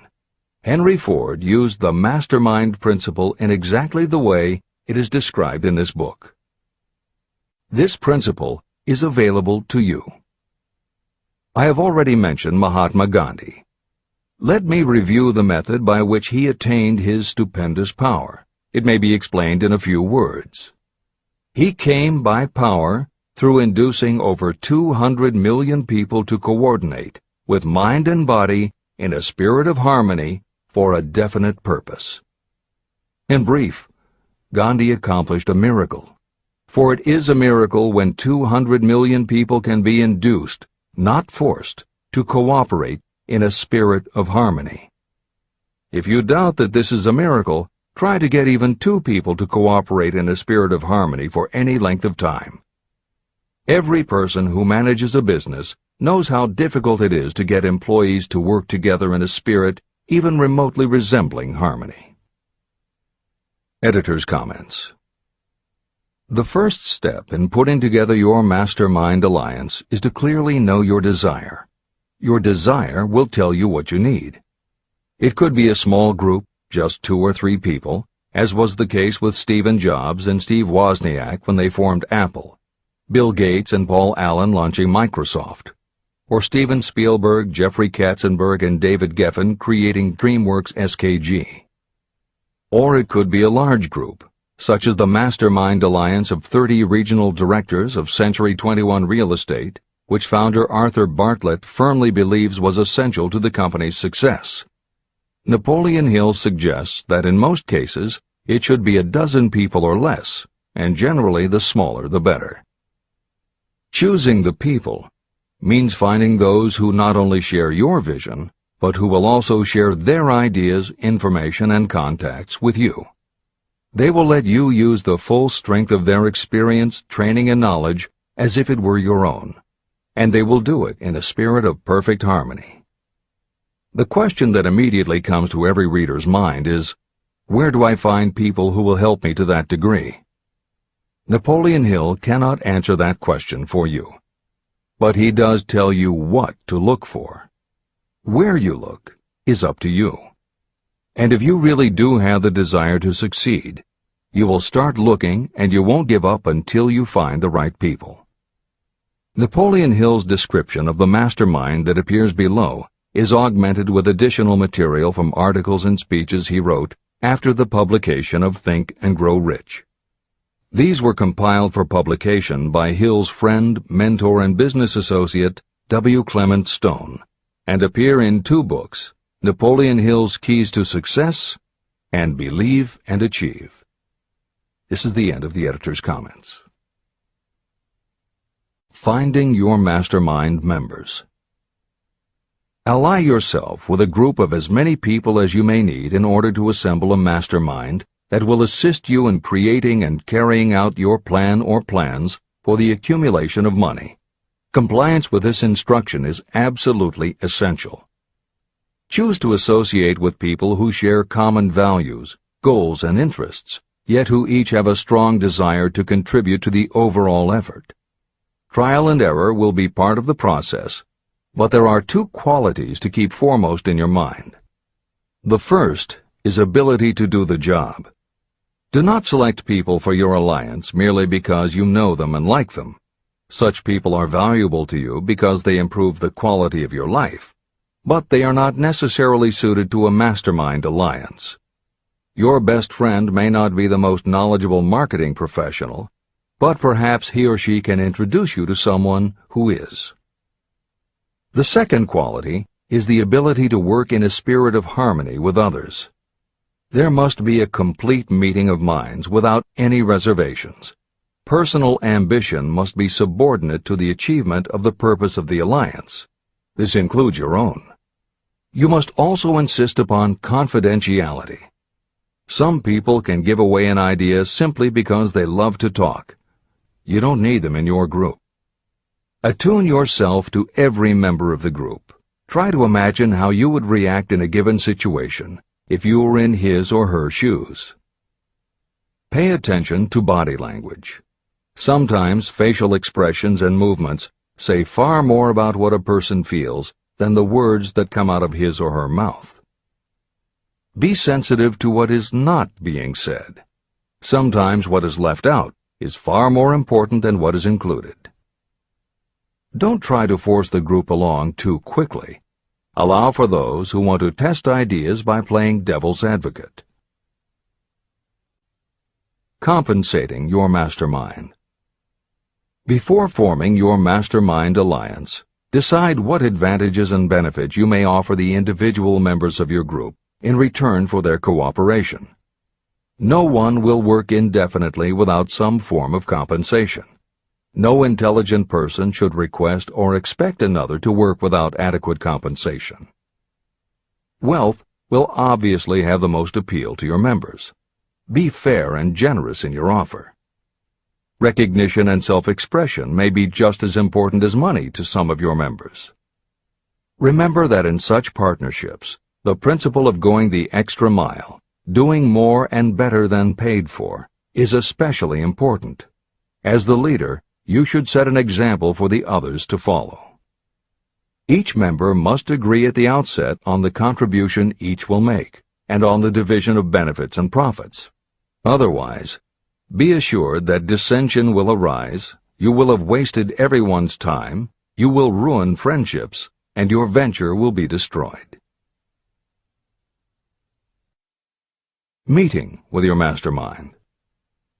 Arrange to meet with the members of your mastermind group at least twice a week, and more often if possible, until you have jointly perfected the necessary plan or plans for the accumulation of money. The first meeting will be involved in sorting out strengths and weaknesses, and in fine-tuning your plans. Your alliance must be active to do any good. Establish specific responsibilities and action steps to be taken. As your mastermind matures and harmony grows among the members, you will find that the meetings create a flow of ideas into every member's mind. Don't let the meetings become so regular and formalized that they inhibit phone calls and other less formal contact. Mastermind maintenance. Maintain perfect harmony between yourself and every member of your mastermind group. If you fail to carry out this instruction to the letter, you may expect to meet with failure. The mastermind principle cannot work where perfect harmony does not prevail. Create a non-threatening environment. Explore all ideas with equal interest and concern for the originator's feelings. Everyone must deal with everyone else on a completely ethical basis, No member should seek unfair advantage at the expense of others. As the leader, you must inspire confidence in your members by your dedication to your desire, which is the object of the group. The members must know with certainty that you are reliable, trustworthy, and loyal. When you are finally ready to present the results of your efforts to investors, buyers, or the public, you may face your greatest leadership challenge in maintaining the harmony of your mastermind. The group's efforts will now be judged by outsiders, and facing judgment takes courage and persistence. The courage of separate individuals is nothing compared with that of a united team. The more you are able to maintain harmony, the greater the power, and the greater the power, the more resistance you can overcome. Marriage and the mastermind. A mastermind alliance with the person you love most deeply is of untold importance. If you are married and have not built your relationship on the same principles of harmony that are crucial to any alliance, you may have some reselling to do with your spouse. Set aside time each day to talk about what you want to achieve and how you are going about it.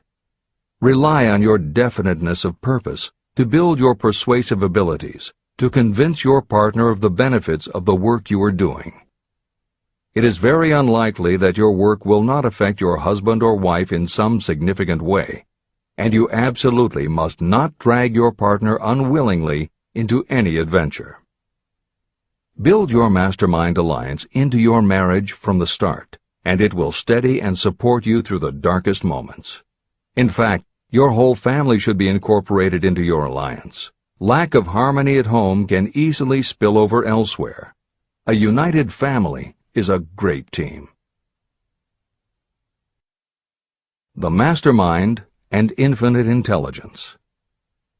The list of sources from which you can get power is headed by infinite intelligence. When two or more people coordinate in a spirit of harmony and work toward a definite objective, they place themselves in position to absorb power directly from that great universal storehouse that I refer to as infinite intelligence. This is the greatest of all sources of power. It is the source to which geniuses and great leaders turn, whether they may be conscious of the fact or not. In Chapter 13, The Subconscious Mind, and Chapter 14, The Brain, the methods for accessing infinite intelligence will be described in greater detail. This is not a course on religion. Neither the principle of infinite intelligence nor any other principle in this book should be interpreted as interfering with, endorsing, or rejecting any person's religious beliefs. This book is confined exclusively to instructing the reader how to transmute the definite purpose of desire for money into its monetary equivalent. Read, and really think about what you are reading. Soon the entire subject will unfold, and you will see it in perspective. At this point, you are only seeing the detail of the individual chapters. Editor's comments. This chapter would not be complete without commenting on a mastermind that came into being almost 15 years after the first publication of Think and Grow Rich. Napoleon Hill's own mastermind alliance with multimillionaire businessman and philanthropist W. Clement Stone. On May 2, 1951, at the age of 67, Napoleon Hill and his wife Annie Lou agreed it was time for Napoleon to think about retiring.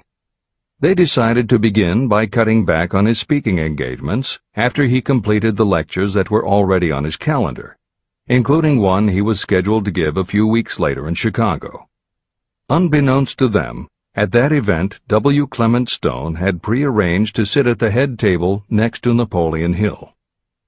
Like Hill, Stone had been born into poverty. At the age of 6, he started selling newspapers to help pay the rent, and by 13, he owned his own stand. By 16, he was selling insurance, and by 20, he'd managed to scrape together $100, which he used to start his own insurance agency. Stone was a consummate salesman and motivator, and his company was growing very nicely. Then in 1938 he read Think and Grow Rich, and was so inspired by it that he bought a copy for every one of his employees and continued to do so for each new person who joined his company. Over the years, this amounted to thousands of copies. When Stone was introduced to Hill, he told him about all the copies he had purchased of Think and Grow Rich and said that he firmly believed it was Hill's book that had transformed his sales force and turned his company from modest to extraordinary success. Napoleon Hill and W. Clement Stone found that they were in such complete accord that by the end of their first meeting, Hill had decided to postpone his retirement and join with Stone in a venture dedicated to creating a better world for this and future generations. Within a year, they launched Napoleon Hill Associates. They published new books by Hill, including How to Raise Your Own Salary and The Master Key to Riches. They reissued Hill's earlier bestsellers, and they co-authored a new bestseller, Success Through a Positive Mental Attitude.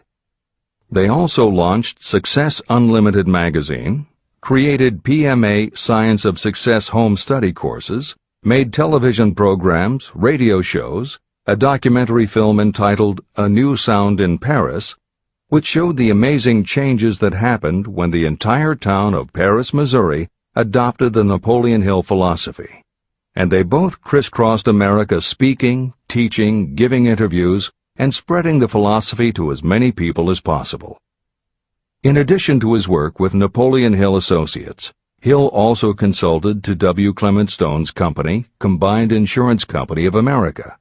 Hill designed and implemented a new training program for the sales force, which was so successful he astounded the business world by helping Stone grow his company from $30 million in assets to $100 million in less than 10 years. When W. Clement Stone passed away in 2002, his company, now known as Aon Corporation, had revenues of $2 billion a year. W. Clement Stone had personally given more than $275 million to various charitable and philanthropic organizations. There has perhaps never been a greater example of coordination of knowledge and effort in a spirit of harmony between two or more people for the attainment of a definite purpose. The sheer volume of work and scope of influence achieved in a 10-year period by Napoleon Hill and W. Clement Stone leaves little question as to the power and importance of a mastermind alliance. This is the end of the editor's comments. The power of positive emotions. Money is shy and elusive. It must be wooed and won by methods not unlike those used by a determined lover. And the power you use in the wooing of money is not greatly different from what you use to attract the one you love. It is the power of positive emotion. That power, when successfully used in the pursuit of money, must be mixed with faith. It must be mixed with desire. It must be mixed with persistence. It must be applied through a plan, and that plan must be set into action. When money comes in large quantities, it flows to the one who accumulates it as easily as water flows downhill. There exists a great unseen stream of power, which may be compared to a river that flows in two directions. One side flows in one direction, carrying all who get into that side of the stream onward and upward to wealth. The other side flows in the opposite direction, carrying all who are unfortunate enough to get into it and can't pull themselves out downward to misery and poverty. Everyone who has accumulated a great fortune has recognized the existence of this stream of life. It consists of one's thinking process. Positive emotions form the side of the stream that carries you to fortune. Negative emotions form the side that carries you down to poverty. This is a point of great importance to the person who is following this book with the object of accumulating a fortune. If you are caught in the side of the stream of power that leads to poverty, this book will serve as an oar by which you may propel yourself over into the other side of the stream. But it can serve you only through application and use.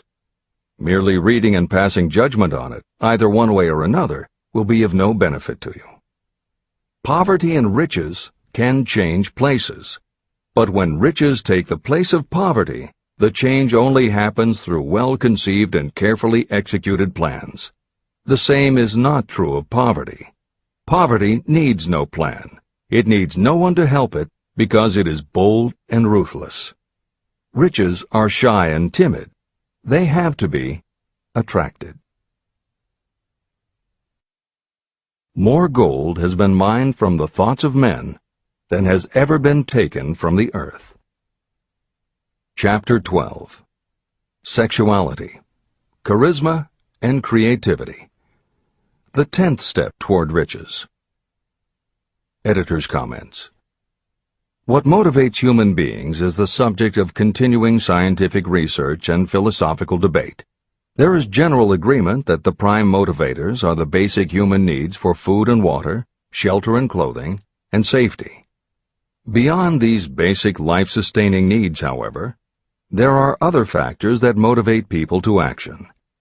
It is the definition of the other factors and their order of importance that continues to be open to interpretation.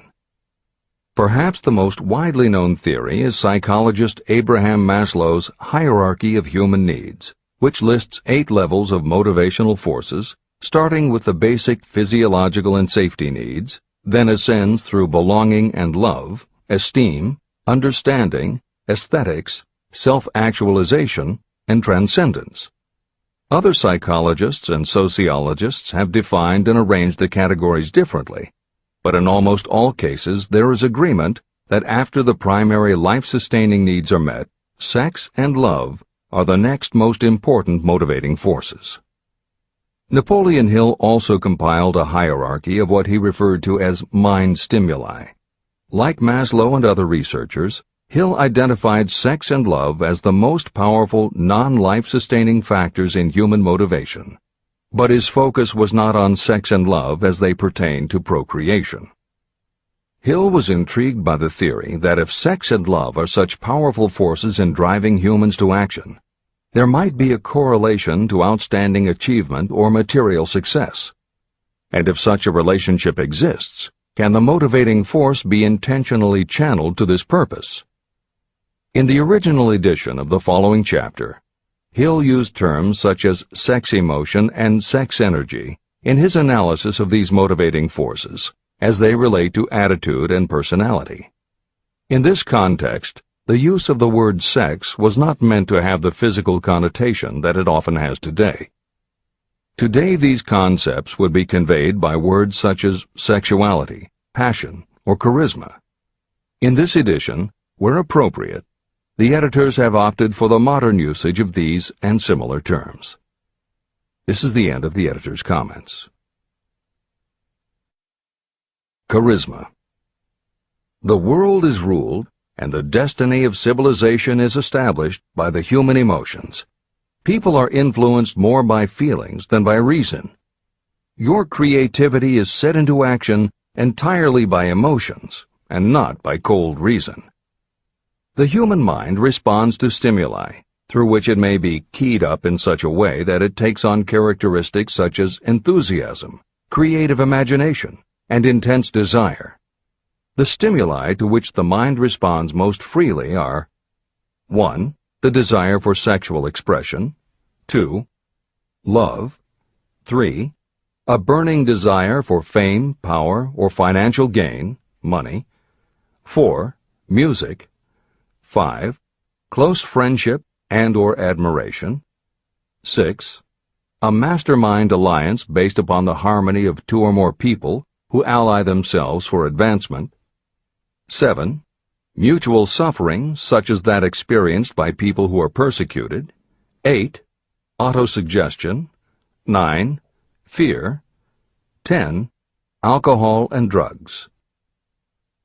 The desire for sexual expression comes at the head of the list of stimuli that step up the mind and start the wheels of physical action. The emotions associated with a human sexual drive bring into being a state of mind. When motivated by this desire, people often show courage, willpower, persistence, imagination, and creative ability that they don't normally have. So strong and impelling is the desire for sexual expression that people freely run the risk of life and reputation because of it. A river may be dammed and its water controlled for a time, but eventually it will force an outlet. The same is true of the emotions related to sexual expression. It may be submerged and controlled for a time, but its very nature causes it to be ever-seeking means of expression. The desire for sexual expression is inborn and natural.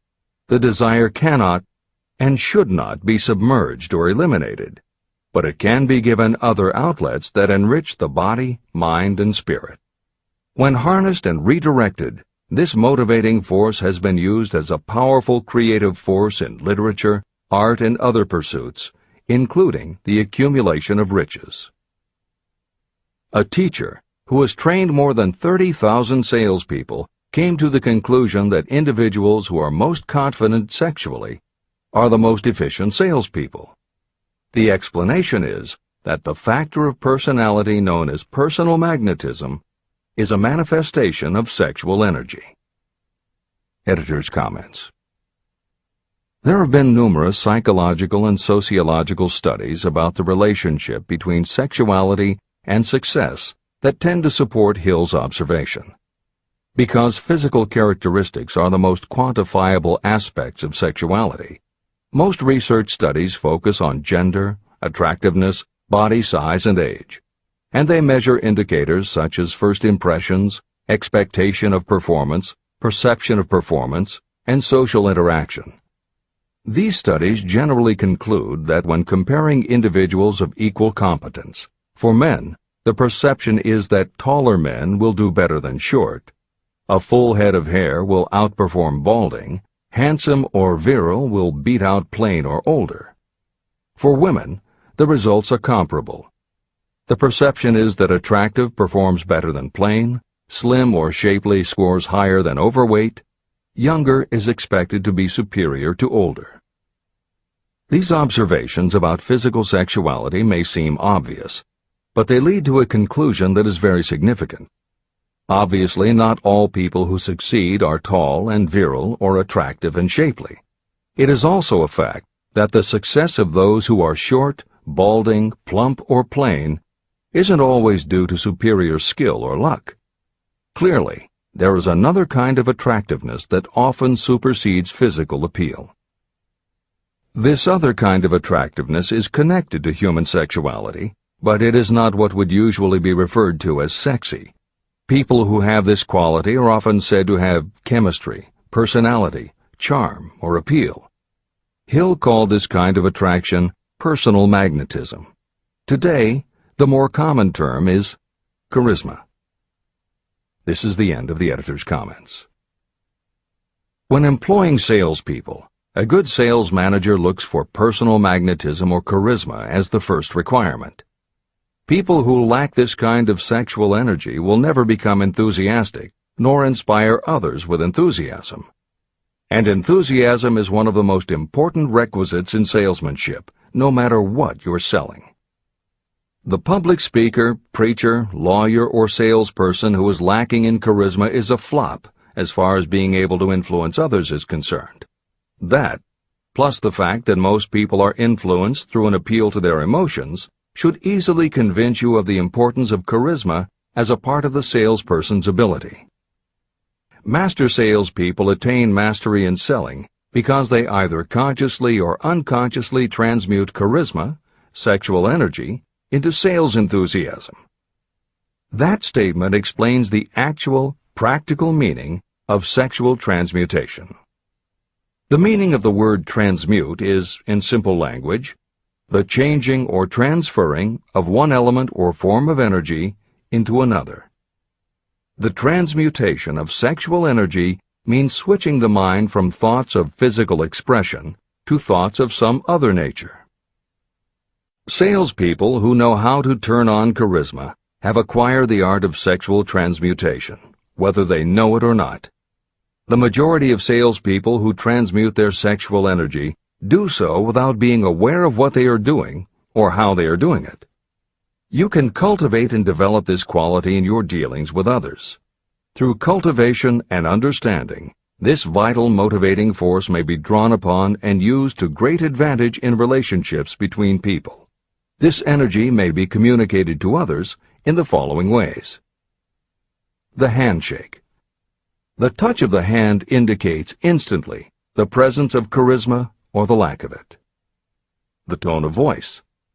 Charisma, or sexual energy, is the factor with which the voice may be colored or made musical and charming. Posture and carriage of the body. People with charisma move briskly and with grace and ease. The vibrations of thought. People with charisma project sexuality through their personality in a way that influences those around them. Clothing and style. People who are charismatic are usually very careful about their personal appearance. They usually select clothing of a style becoming to their personality, physique, complexion, etc. Editor's comments. Having established a link between sexuality and success in the form of charisma, in the following section, Napoleon Hill explores how sexuality might also be a motivating factor in success by enhancing creativity. To illustrate the connection, Hill draws upon the biographies of historical figures who exhibited both charisma and exceptional creativity. In the time since Hill conducted his research, many women have risen to positions of power and influence. Their accomplishments have been well documented and are readily available in bookstores and libraries.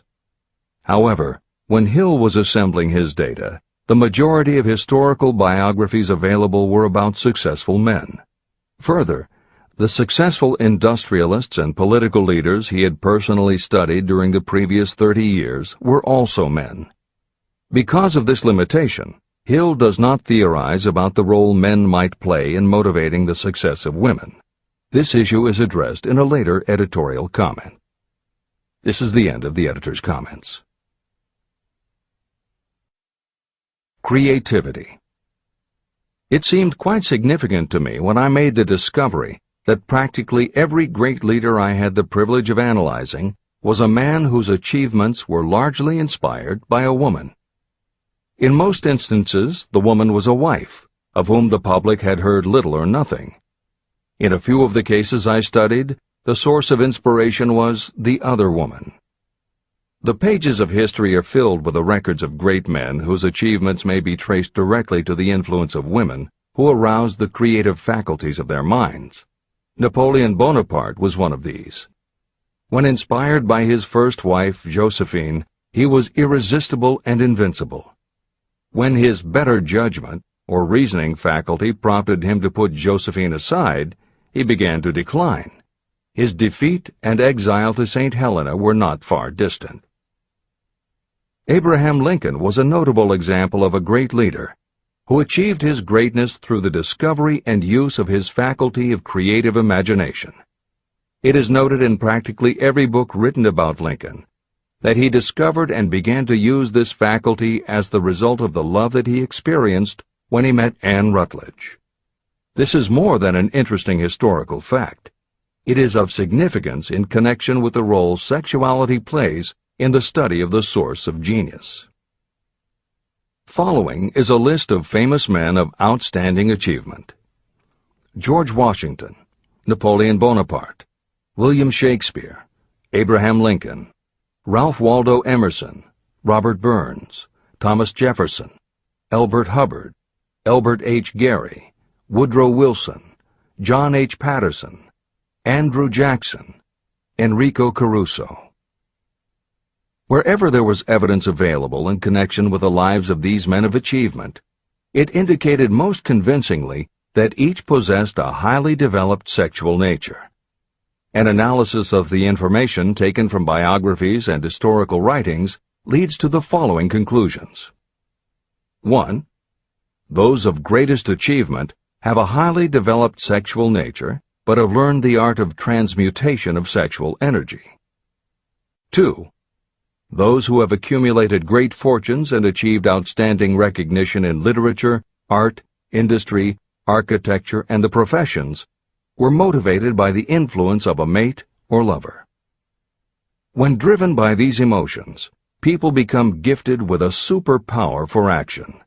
If you understand this, you will also understand that sexual transmutation contains the secret of creative ability. Editor's comments. As noted previously, although Hill's analysis focused on men, today there is a wide range of biographies about women who have succeeded in every aspect of life, including business, politics, religion, sports, entertainment, and the arts.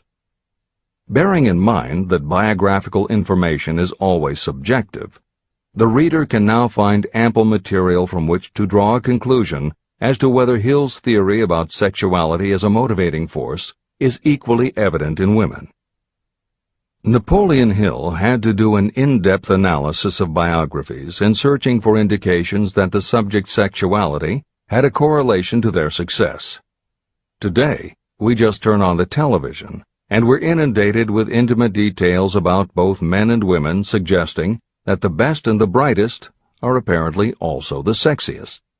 Although scandals aren't usually cited as scientific proof, the exposés of some of the biggest entertainment and sports stars, high-profile CEOs of major companies, numerous politicians, and even a few presidents, all make at least a common-sense case for Hill's theory about the correlation between sexuality and success. This is the end of the editor's comments. Obviously, this does not mean that everyone who is highly sexed is a genius. People attain the status of a genius only when and if they stimulate their minds so that they can draw upon the forces available through the creative faculty of the imagination. Although it is the most important of the stimuli or motivators, the mere possession of sexual energy is not sufficient to produce a genius.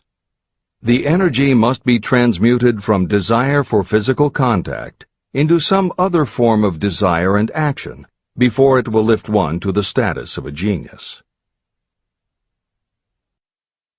Genius and creative imagination. A definition of genius might be someone who has discovered how to increase the intensity of thought to the point where that person can freely communicate with sources of knowledge not available through the ordinary rate of thought. This definition should prompt some questions in the mind of anyone reading this book. The first question should be, how may one communicate with sources of knowledge that are not available through ordinary thought? The next question should be, are there known sources of knowledge that are available only to geniuses, and if so, what are these sources and exactly how may they be reached? In the following, I will offer methods so that you can experiment and prove to yourself that this is true. By doing so, you will have the answer to both questions. Editor's comment. Humans perceive things through the 5 senses of sight, smell, taste, hearing, and touch. Another kind of perception, as when you have a feeling about something, was discussed in the chapters on desire, faith, and autosuggestion. This kind of perception is often referred to as the 6th sense, and in the following Hill explores the relationship between sexuality, motivation, creative imagination, and the 6th sense. This is the end of the editor's comment. The reality of a 6th sense has been fairly well established. This 6th sense is creative imagination. The faculty of creative imagination is something the majority of people never use during an entire lifetime, and if they do use it, it usually happens by mere accident. Only a small number of people deliberately use their creative imagination for a specific purpose. Those who do use this faculty voluntarily and with understanding of its functions are geniuses. Creative imagination is the direct link between your finite mind and what I have termed infinite intelligence.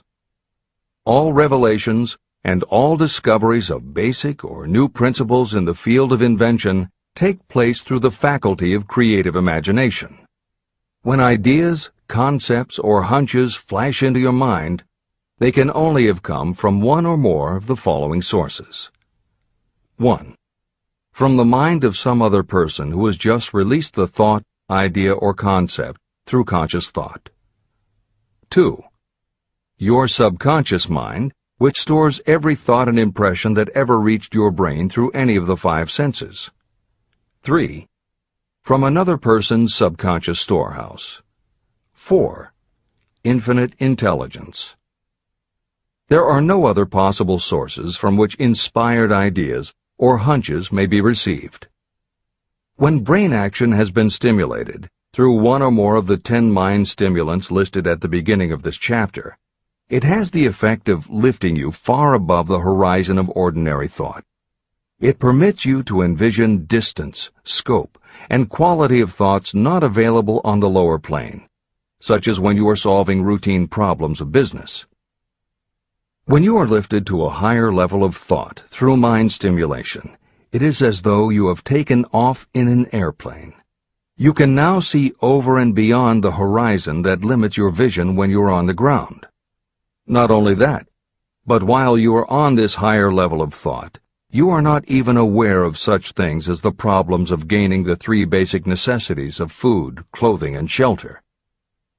You are in a world of thought in which the ordinary workaday thoughts have been removed, just as the hills and valleys that obstruct your vision on the ground don't interfere when you are in an airplane. While on this exalted plane of thought, the creative faculty of the mind is given freedom for action.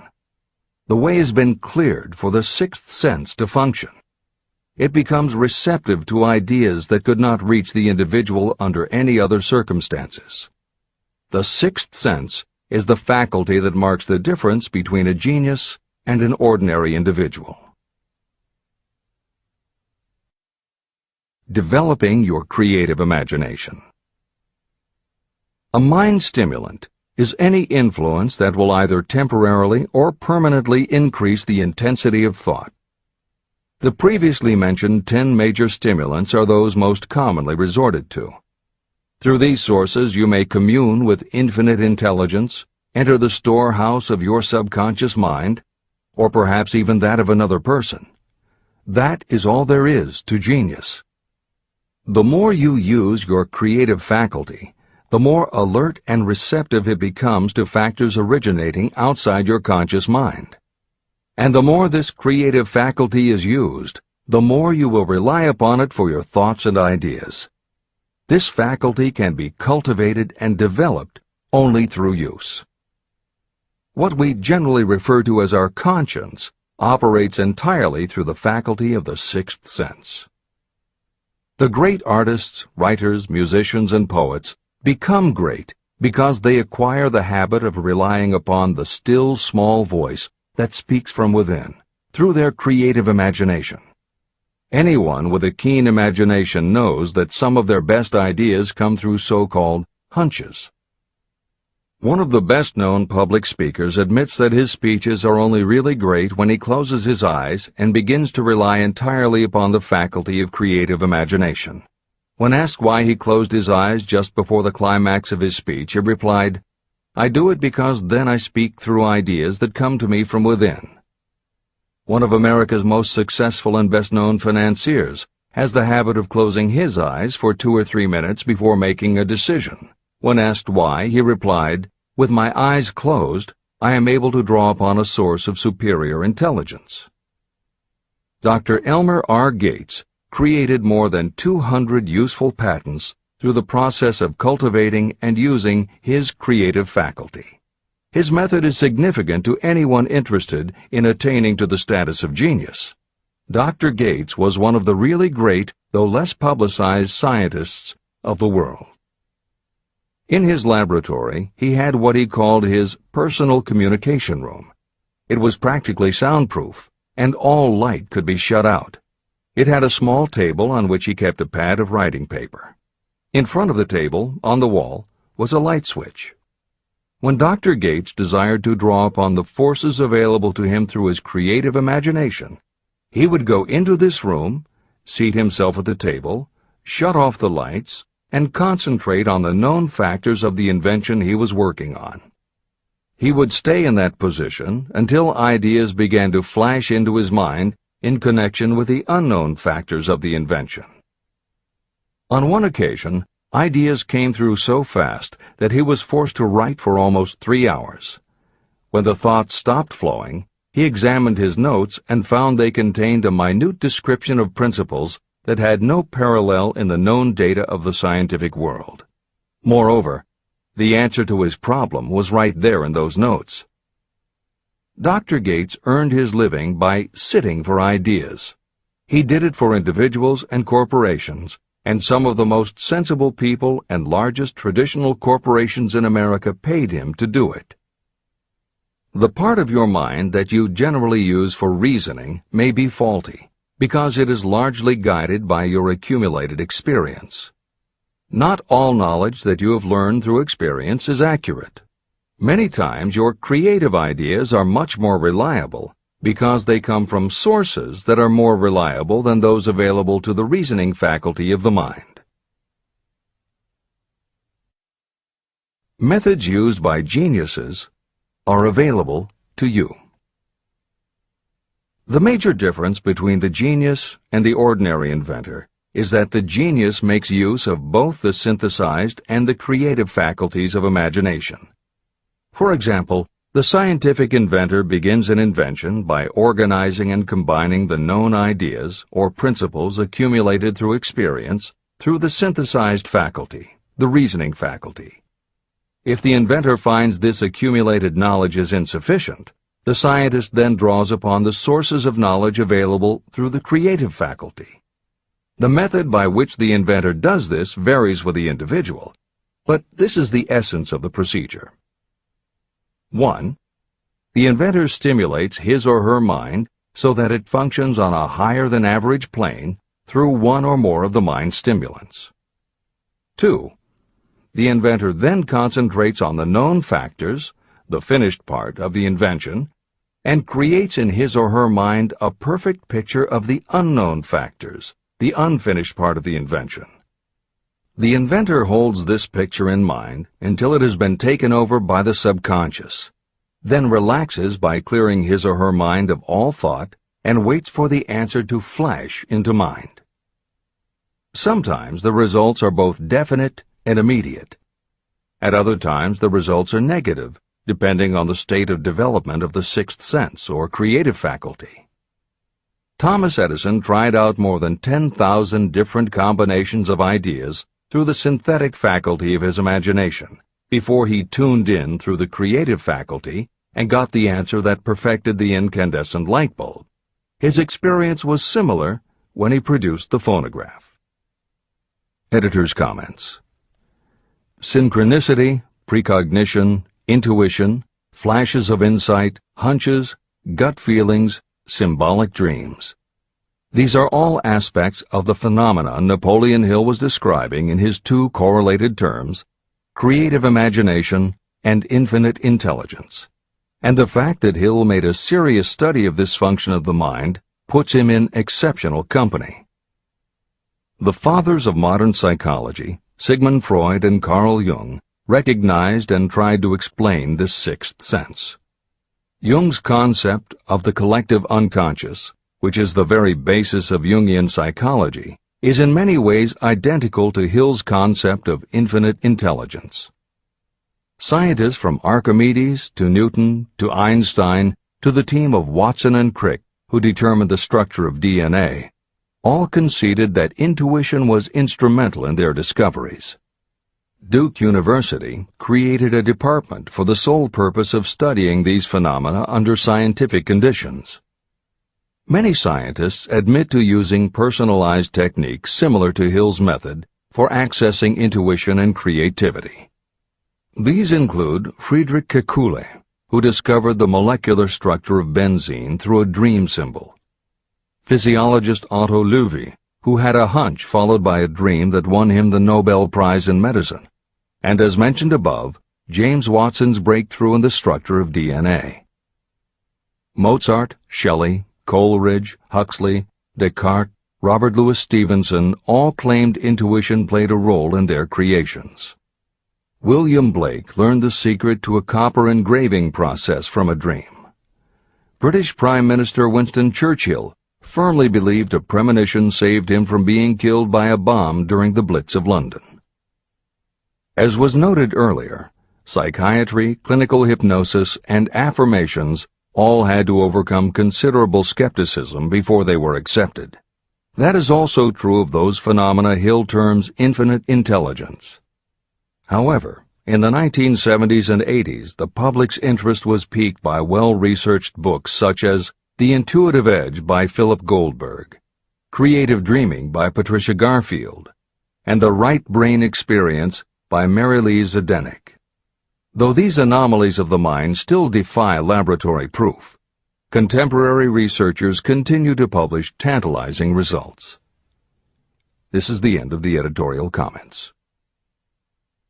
Nature has equipped the human brain and mind with internal stimulants that safely trigger the mind to tune in to fine and rare thoughts. No satisfactory substitute for nature's stimulants has ever been found. However, history is not lacking in examples of people who rose to the status of genius as the result of using artificial mind stimulants. Edgar Allan Poe wrote The Raven while under the influence of alcohol, dreaming dreams no mortal ever dared to dream before. Samuel Taylor Coleridge wrote Kubla Khan during an opium-induced dream, and Robert Burns wrote best when intoxicated. For auld lang syne, my dear, we'll take a cup of kindness yet for auld lang syne. It is true that these and others who are known as geniuses relied upon artificial mind stimulation. But a more important lesson to remember is how many of these people destroyed themselves through the use of those stimulants. Editor's comments. In more contemporary terms, Hill's point about the dangers of artificial mind stimulants was never better made than it was in the television series Behind the Music, which began running on VH1 in the late 1990s. The series was meant to chronicle the lives of rock stars and celebrate their hits, but after viewing 2 or 3 of the shows, they all began to look the same. Young singer and band have a hit record, make millions of dollars, plunge into the sex, drugs, and rock and roll lifestyle, everyone gets addicted, and they blow all of the money. By the end of the show, at least one band member overdoses, the band breaks up, the singer hits the skids, meets someone who inspires him or her to go into rehab, the ex-star makes an anti-drug TV spot and professes newfound faith and family values while announcing a comeback tour. Although the shows played like a bad parody of themselves, the fact that the stories were so similar, that so many talented singers and songwriters who depended on drugs ended up burning out, should be telling you something, especially if you don't just want to succeed, but want to keep and enjoy your success. This is the end of the editor's comments. Every intelligent person knows that stimulation in excess through alcohol or drugs is a destructive form of intemperance.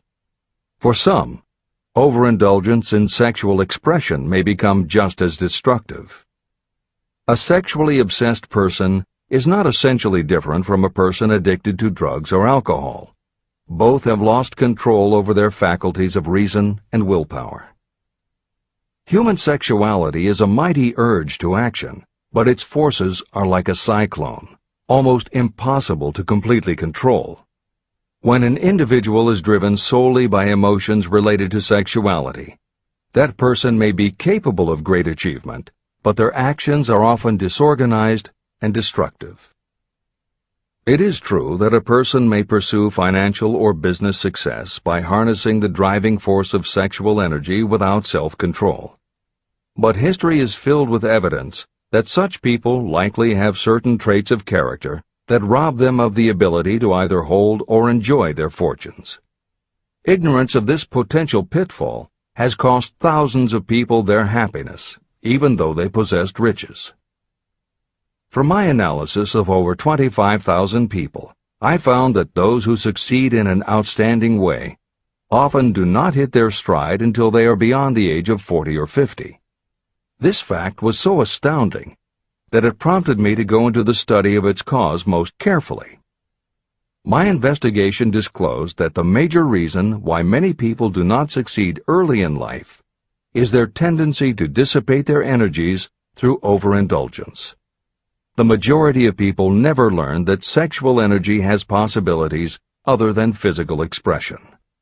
And many of those who make this discovery only do so after having wasted many years during the time when their sexual energy was at its height.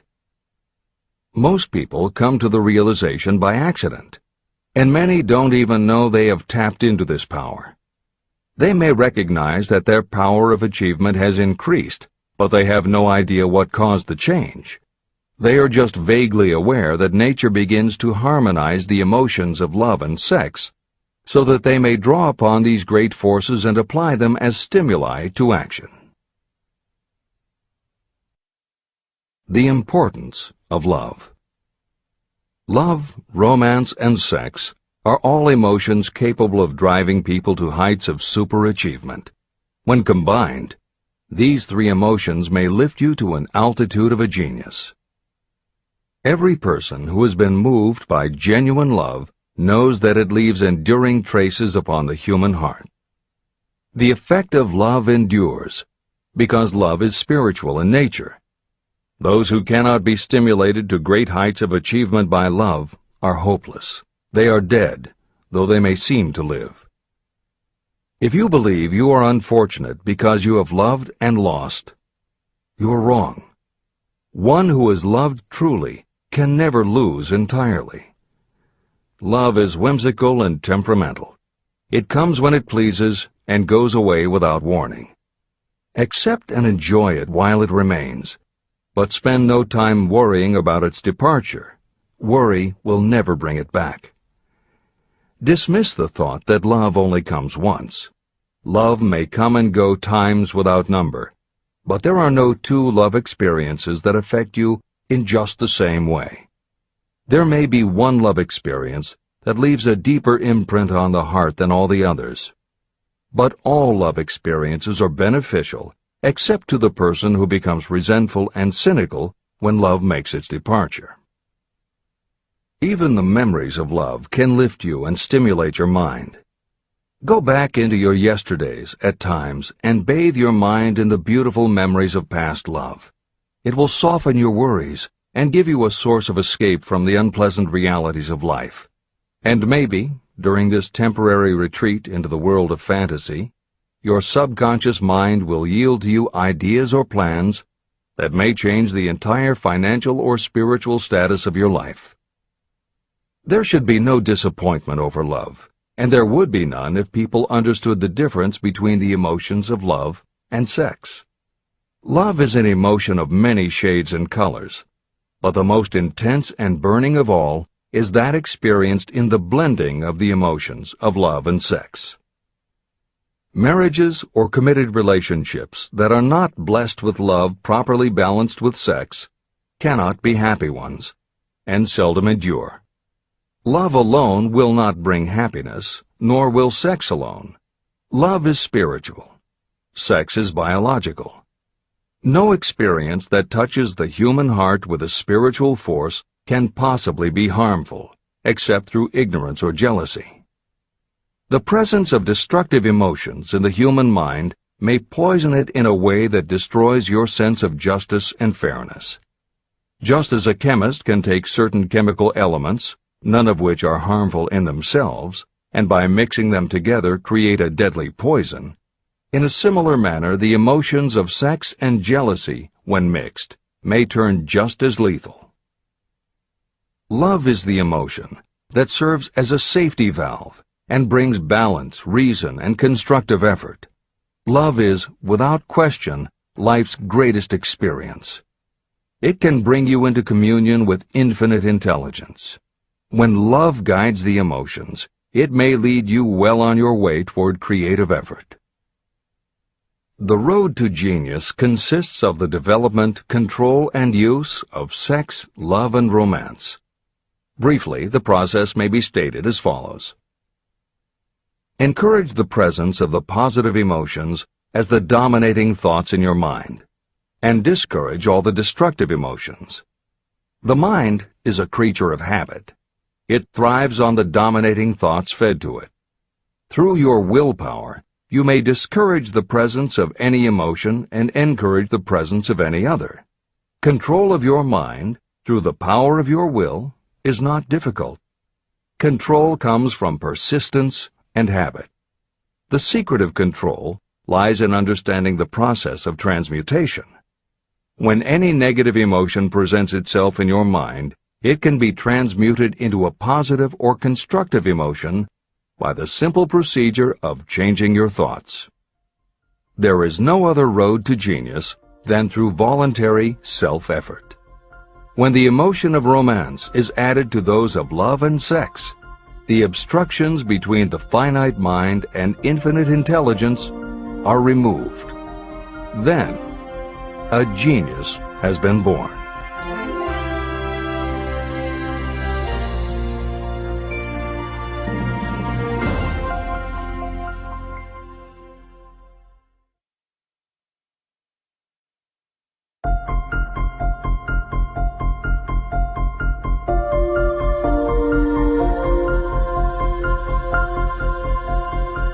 Success requires no explanations.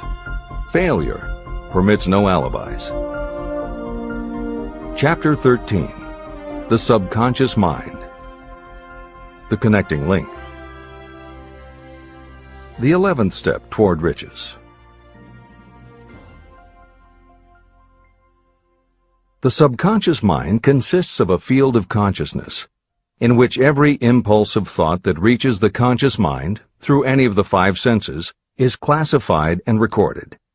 The subconscious receives and files sense impressions or thoughts regardless of their nature. You can plant in your subconscious mind any plan, thought, or purpose that you desire to translate into its physical or monetary equivalent. Those desires that have been mixed with emotional feeling and faith in your ability are the ones that are strongest. Therefore, they are the first to which the subconscious responds. The subconscious mind works day and night, and in some way which is not fully understood, the subconscious seems able to draw upon the forces of infinite intelligence for the power to transmute your desires into their physical equivalent. And it does it in the most straightforward and practical way. You cannot entirely control your subconscious mind, but you can hand over to it any plan, desire, or purpose that you wish transformed into concrete form. Refer again to the instructions for using the subconscious mind in Chapter 5, Autosuggestion. Editor's comments. In the chapter on autosuggestion, the four primary methods for planting and reinforcing suggestions in your subconscious are: 1. The formulation and writing out of your desire. 2. The repetition of positive affirmations. 3. The creative visualization of your goal. And 4. By acting as though the goal is already yours. This is the end of the editor's comment. From my research, I have concluded that the subconscious mind is the connecting link between the finite mind of man and infinite intelligence. It is the intermediary through which you may draw upon the forces of infinite intelligence. From my research, I have concluded that the subconscious mind is the connecting link between the finite mind of man and infinite intelligence. It is the intermediary through which you may draw upon the forces of infinite intelligence. Only the subconscious mind contains the process by which mental impulses, thoughts, are modified and changed into their spiritual, energy, equivalent. It alone is the medium through which prayer, desire, may be transmitted to the source capable of answering prayer, infinite intelligence. How to energize your subconscious mind for creative effort. The possibilities of what you can do when you connect creative effort with the subconscious mind are stupendous. They inspire me with awe. I never approach the discussion of the subconscious mind without a feeling of littleness and inferiority, due to the fact that man's entire stock of knowledge on this subject is so pitifully limited. First, you must accept as a reality the existence of the subconscious mind and what it can do for you. This will enable you to understand its possibilities as a medium for transmuting your desires into their physical or monetary equivalent, and then you will comprehend the full significance of the instructions given in Chapter 3, Desire. You will also understand the importance of making your desires clear and putting them in writing. You will understand as well the necessity of persistence in carrying out instructions. The 13 principles that are the basis of this book are the stimuli with which you acquire the ability to reach and to influence your subconscious mind. Do not become discouraged if you cannot do this on your first attempt. Remember that the subconscious mind can be directed only through habit. You have not yet had time to master faith. Be patient. Be persistent. Editor's comments. There are two aspects to Hill's theory of the subconscious mind. There are two aspects to Hill's theory of the subconscious mind. One is the concept of the subconscious as the storehouse of all information and thoughts that you have ever experienced.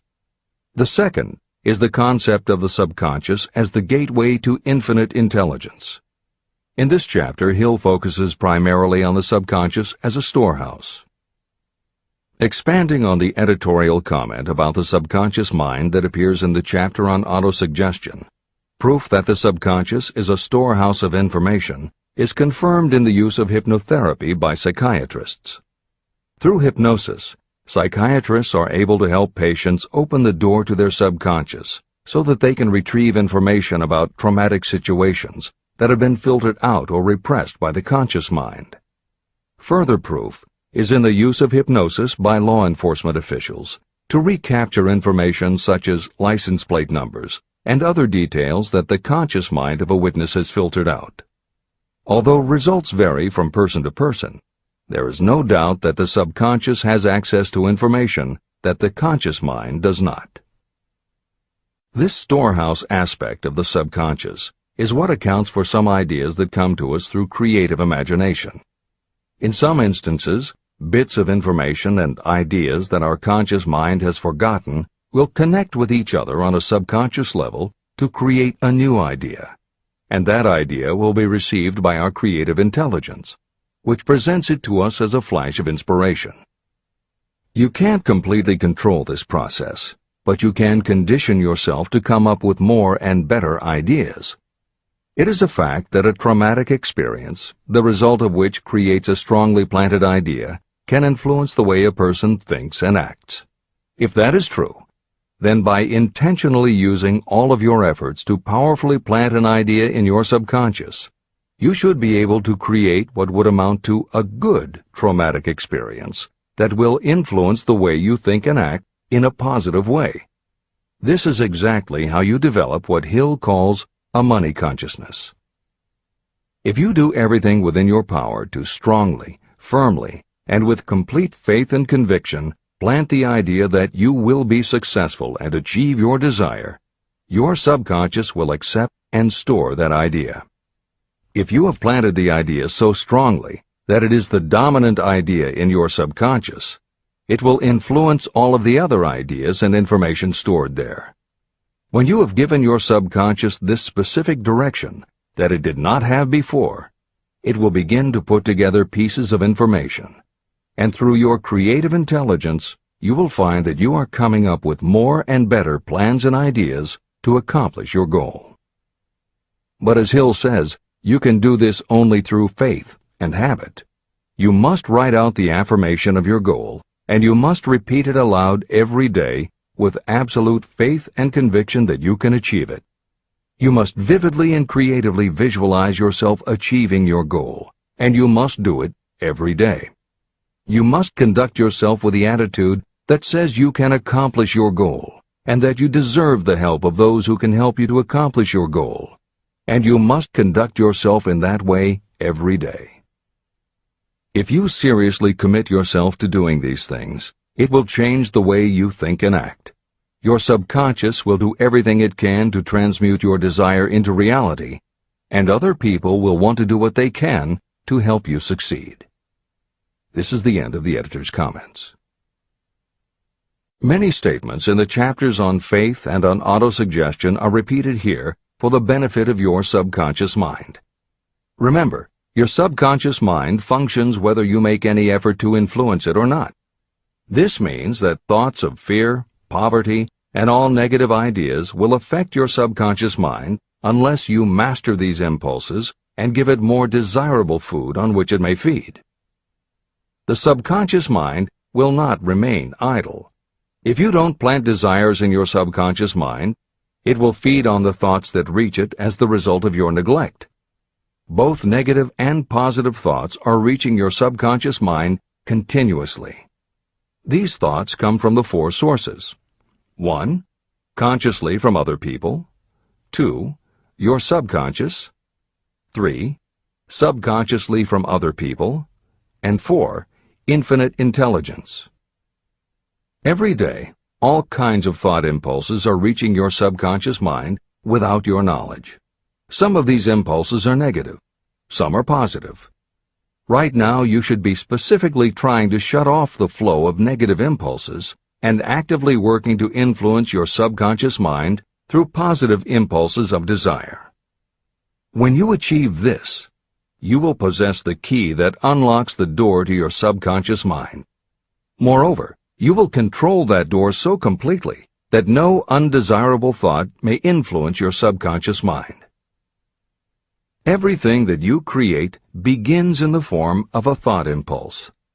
You can create nothing that you do not first conceive as a thought.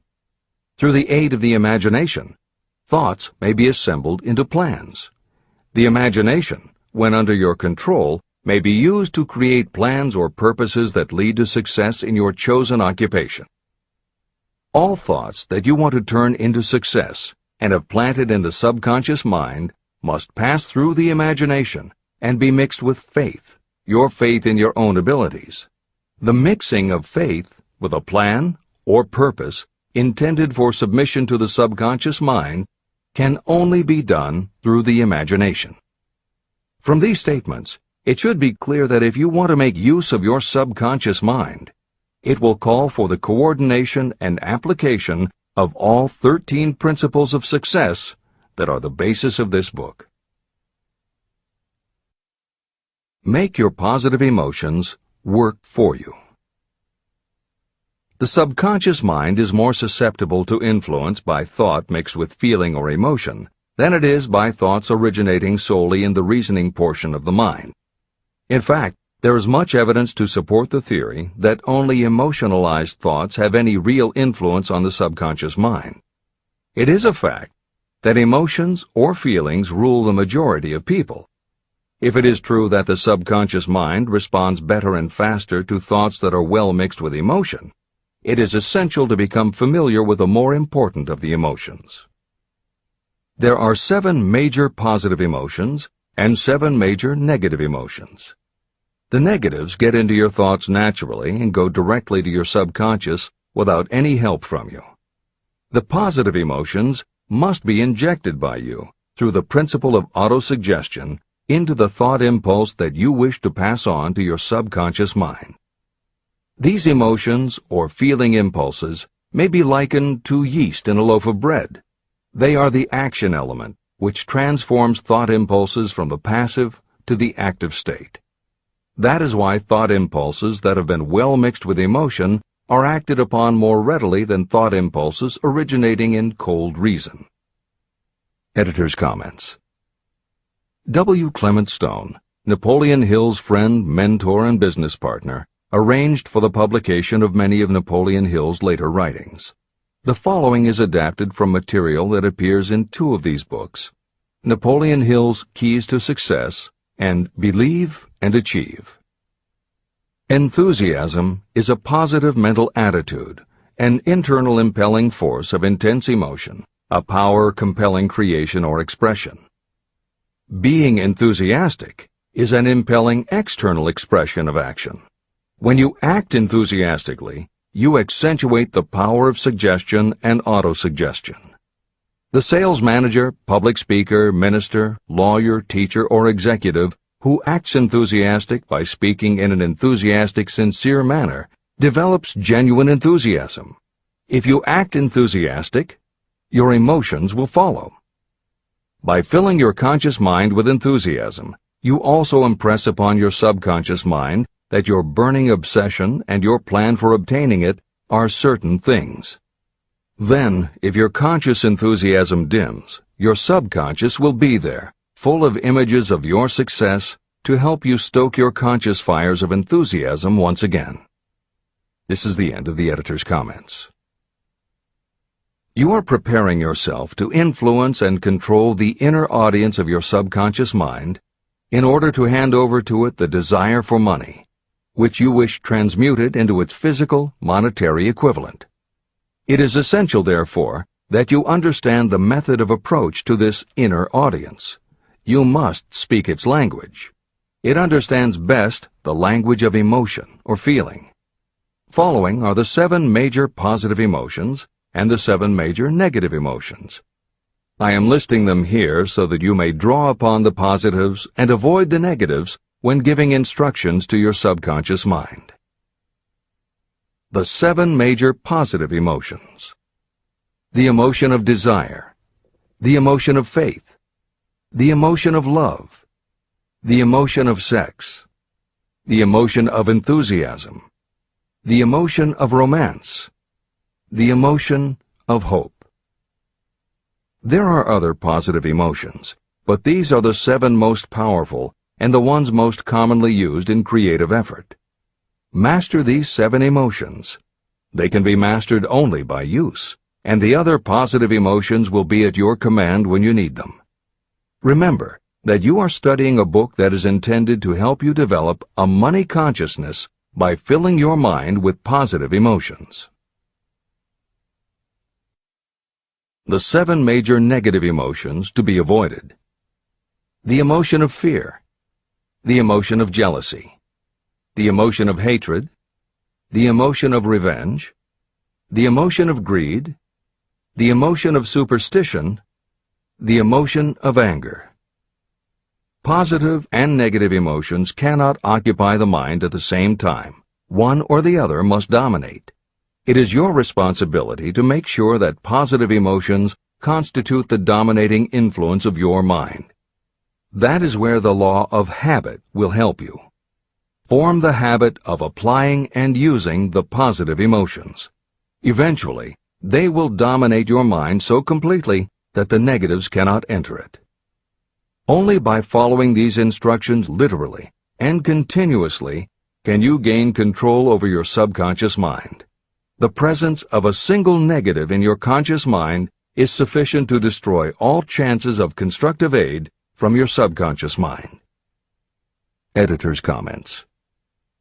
Napoleon Hill's concern about the susceptibility of the subconscious mind to negative thoughts, emotions, and comments is well known to professionals who work with these techniques.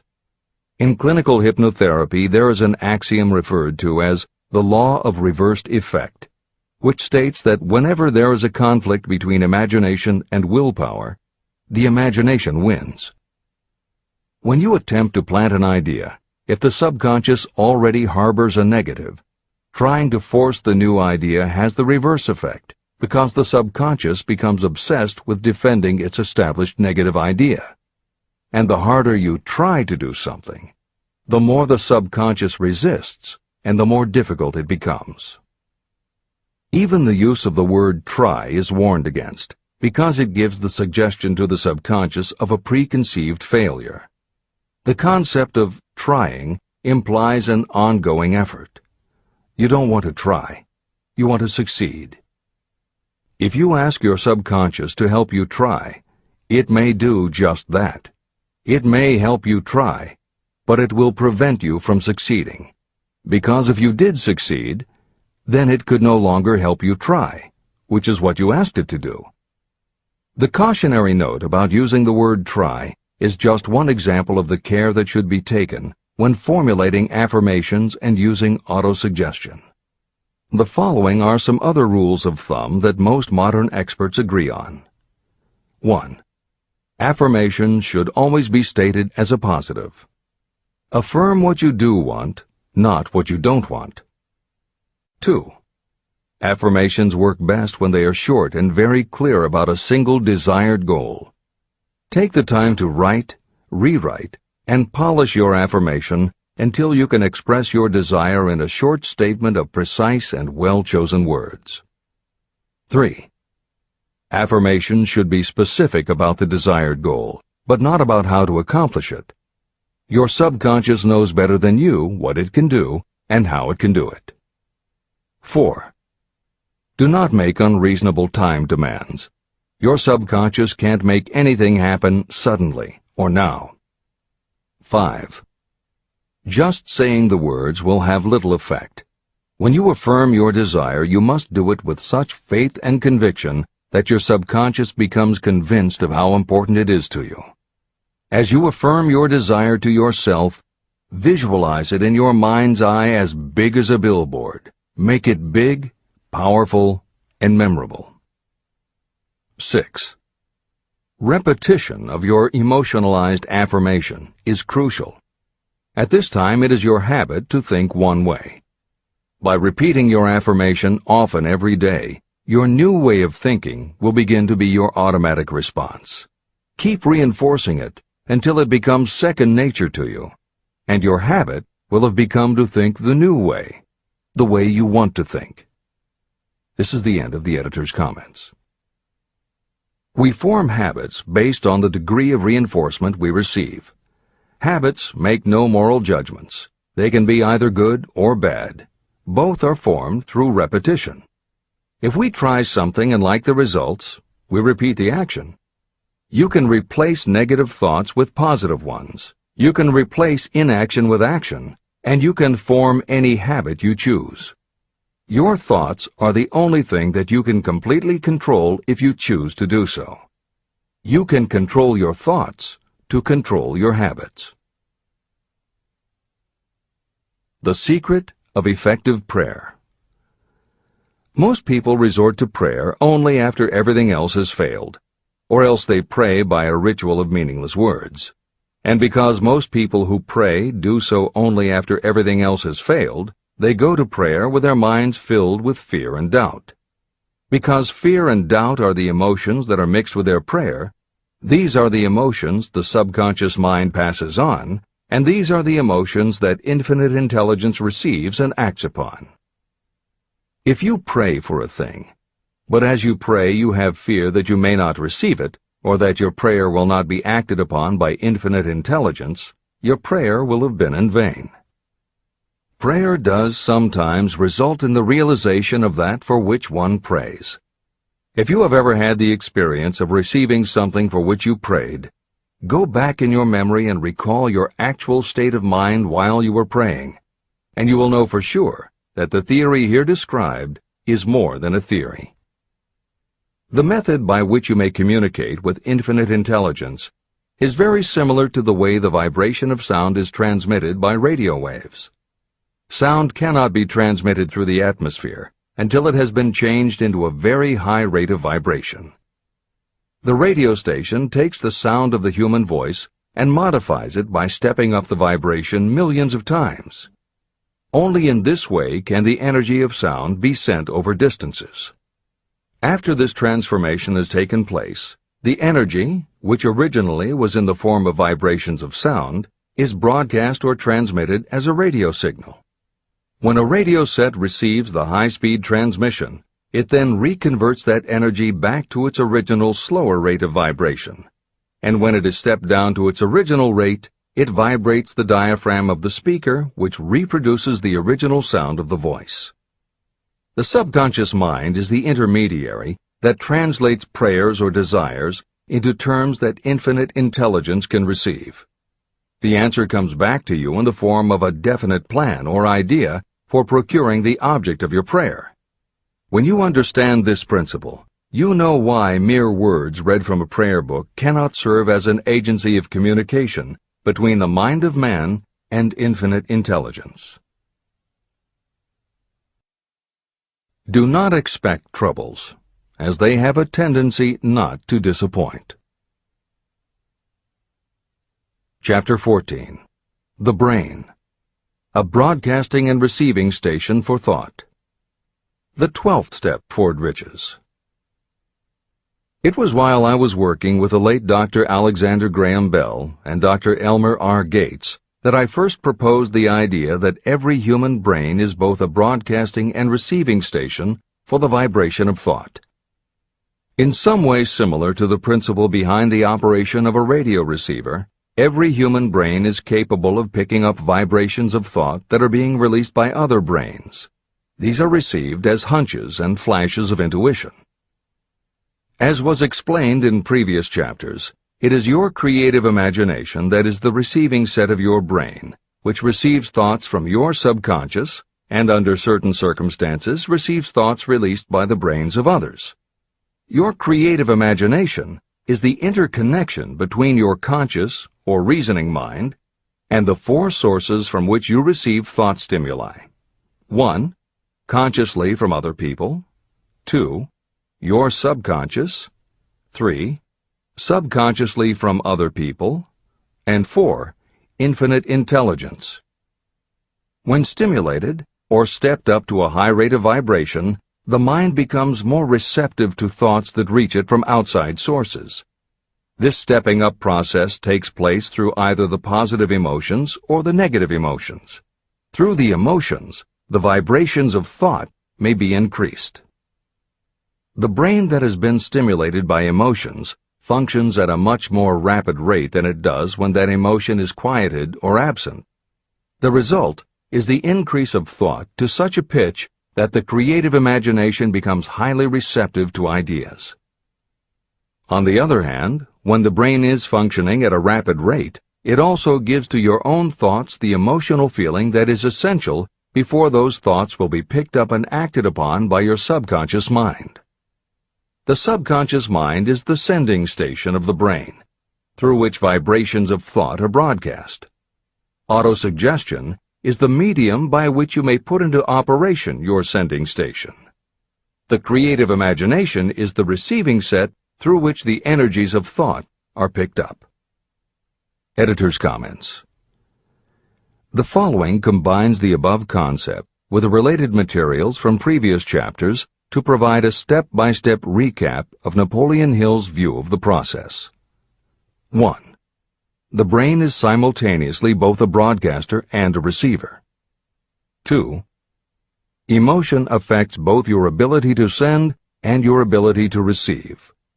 When under the effect of strong emotion, the more powerfully you can send thoughts. When under the effect of strong emotion, the more receptive you are to receiving thoughts. 3. When you send thoughts, to where do you send them? You send them to your subconscious by using autosuggestion. 4. When you receive thoughts, where do they come from? They come from your subconscious and you receive them through your creative imagination. 5. Your subconscious mind has two aspects. Your subconscious is a storehouse of information, as explained in the previous chapter. Your subconscious is your connection to infinite intelligence. 6. Infinite intelligence is the medium through which you receive thoughts from other brains. Infinite intelligence is Hill's term for describing the following basic law of physics.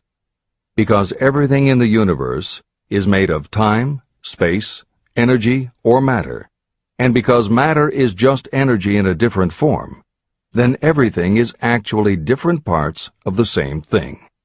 This means that your subconscious mind, energy, has a common base with every other subconscious mind, energy. 7. Thoughts from other brains come to you as follows. When you are under the effect of a strong emotion and your receiver is especially receptive, sometimes its pull is so strong that it attracts a thought from the subconscious mind of another brain. It is able to do this because infinite intelligence interconnects your subconscious with the subconscious of the other brain. 8.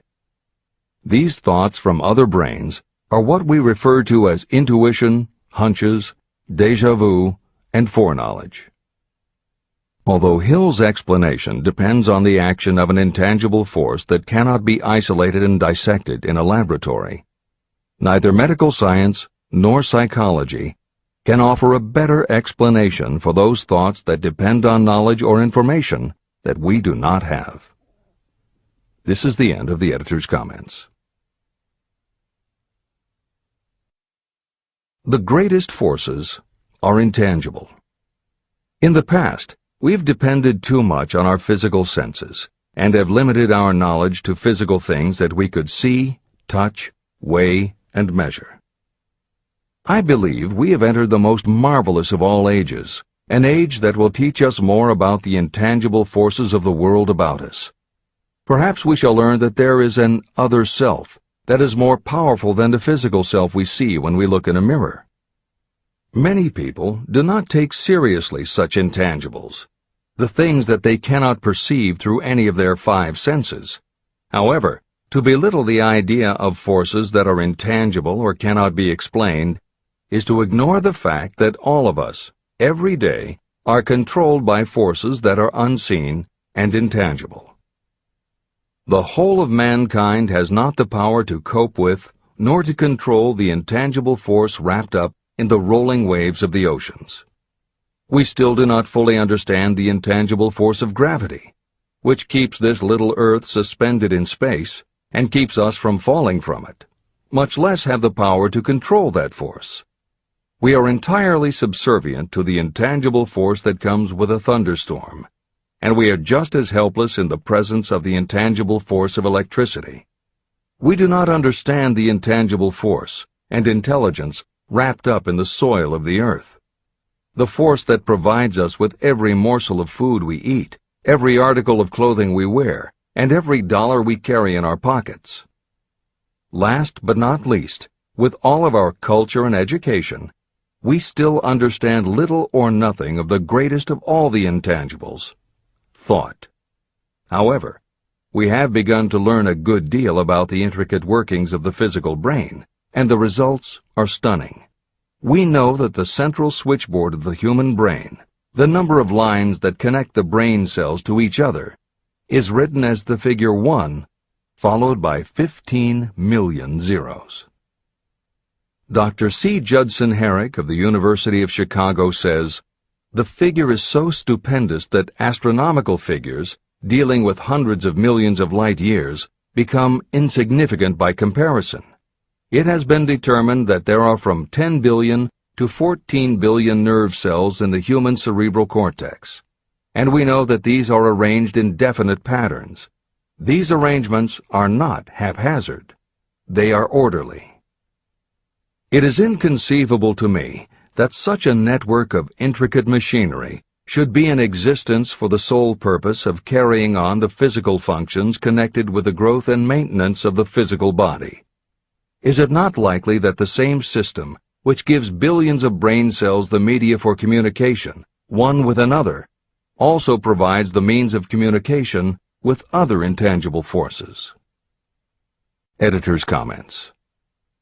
In the time since Hill wrote the above comments, we have learned a great deal more about the physical brain and how it operates. We understand much about the chemistry of the brain. We can measure the energies it releases. We know which areas control the various functions of the body and which areas affect memory, emotions, reasoning, and many other subtleties related to the thinking process. Through surgery, medication, and other techniques, we know how to prevent the brain from having certain kinds of thoughts. And we know how to encourage the brain to produce certain other kinds of thoughts when we want it to. For instance, a specific area can be stimulated, and you will have pleasurable thoughts.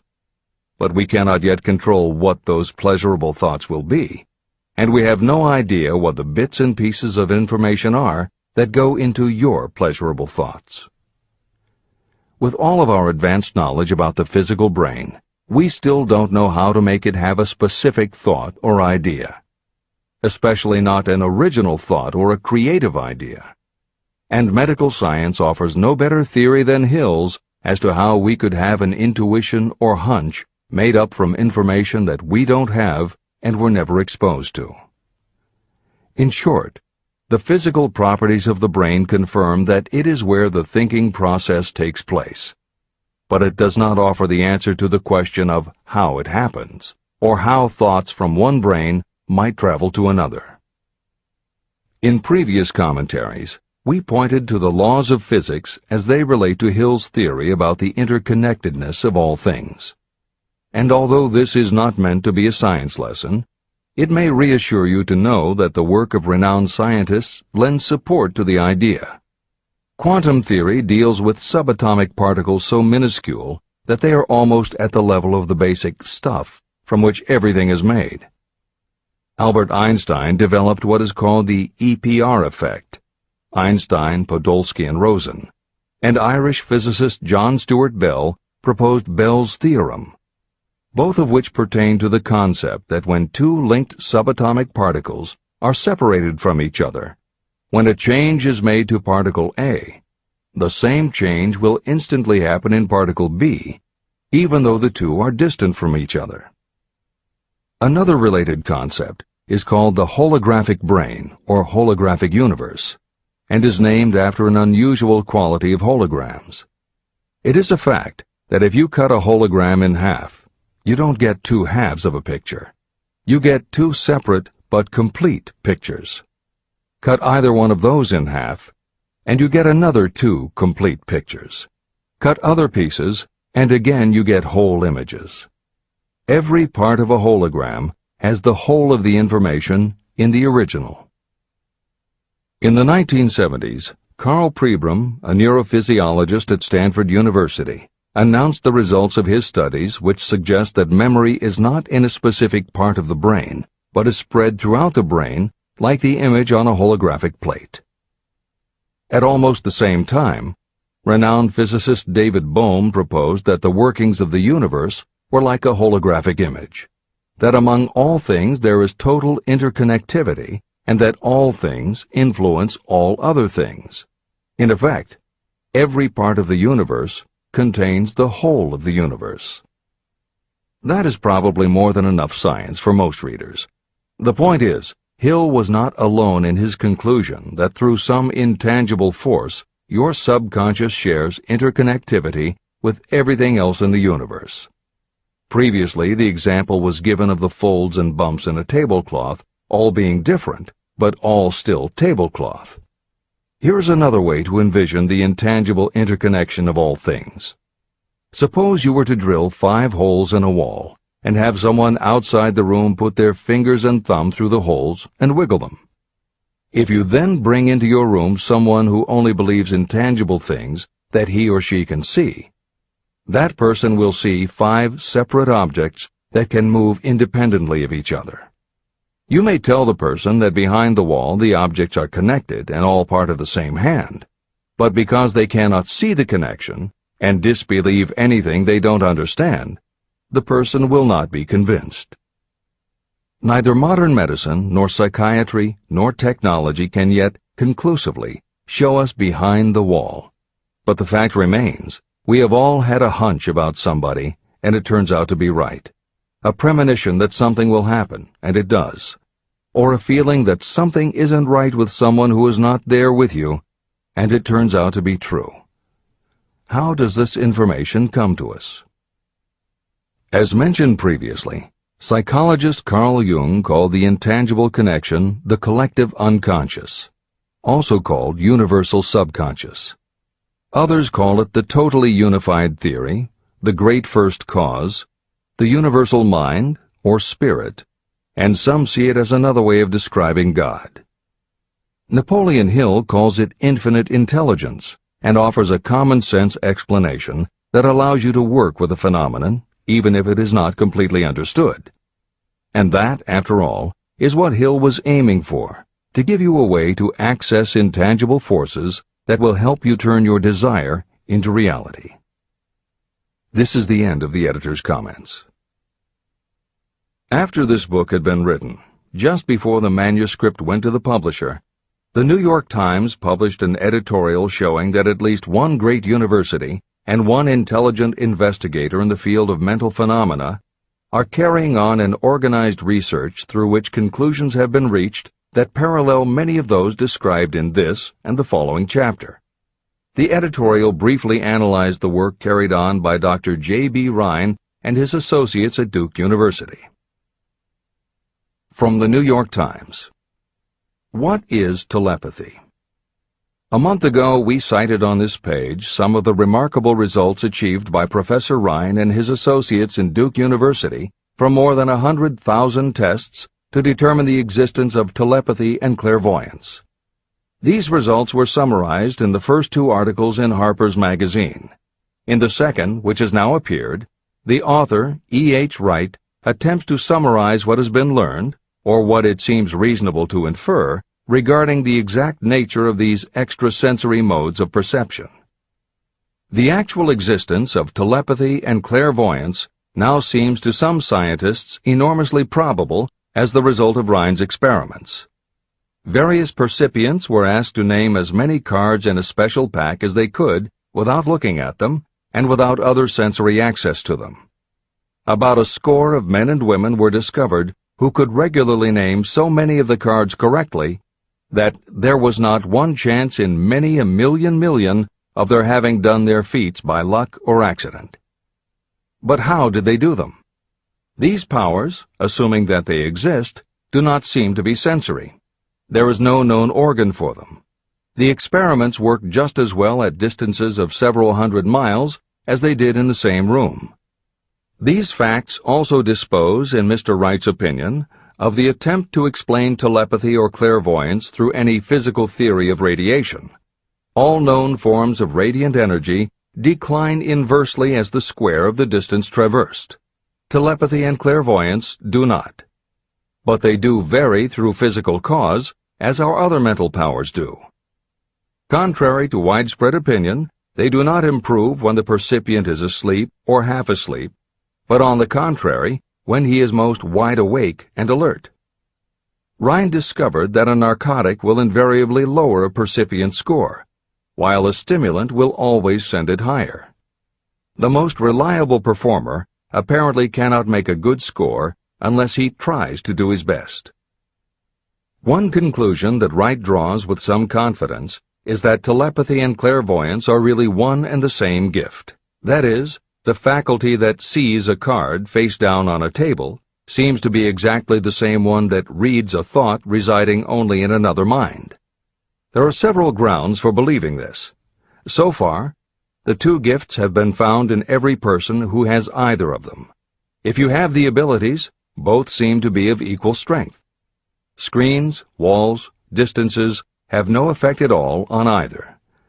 Wright expresses his hunch that other extrasensory experiences, such as prophetic dreams, premonitions of disaster, and the like, may also prove to be part of the same faculty. The reader is not asked to accept any of these conclusions, but the evidence that Rhine has piled up must remain impressive. In 1927, Dr. J.B. Rhine and his wife, Dr. Louisa E. Rhine, joined Professor William McDougall, chairman of the psychology department at Duke University, to create a lab that would apply strict scientific procedures to the study of psychic phenomena. They developed scientific methodologies and procedures to study, identify, and test individuals who demonstrated unusual abilities. It was Dr. Rhine who coined the term extrasensory perception, ESP, and he adopted the word parapsychology to describe their studies. It is fair to say that the research done at the Rhine lab is some of the most advanced work on the entire subject. In 1962, they created the Foundation for Research into the Nature of Man in order to continue their studies independent of the university and to publish related works. In 1995, the name was changed to the Rhine Research Institute. This is the end of the editor's comments. How to join minds in teamwork. In view of Dr. Rhine's findings about the conditions under which the mind responds to what he terms extrasensory modes of perception, I would like to add my own observations. My associates and I have discovered what we believe to be the ideal conditions under which the mind can be stimulated so that this sixth sense can be made to function in a practical way. To begin with, I should explain that there is a close working alliance between myself and two members of my staff. Through experimentation and practice, we have discovered how to stimulate our minds so that we can, by a process of blending our three minds into one, find the solution to a great variety of problems that are submitted by my clients. The procedure is very simple. We sit down at a conference table, clearly state the nature of the problem we have under consideration, then begin discussing it. Each contributes whatever thoughts may occur by applying the principle used in connection with the invisible counselors described in the next chapter. The strange thing about this method of mind stimulation is that it places each participant in communication with unknown sources of knowledge definitely outside their own experience.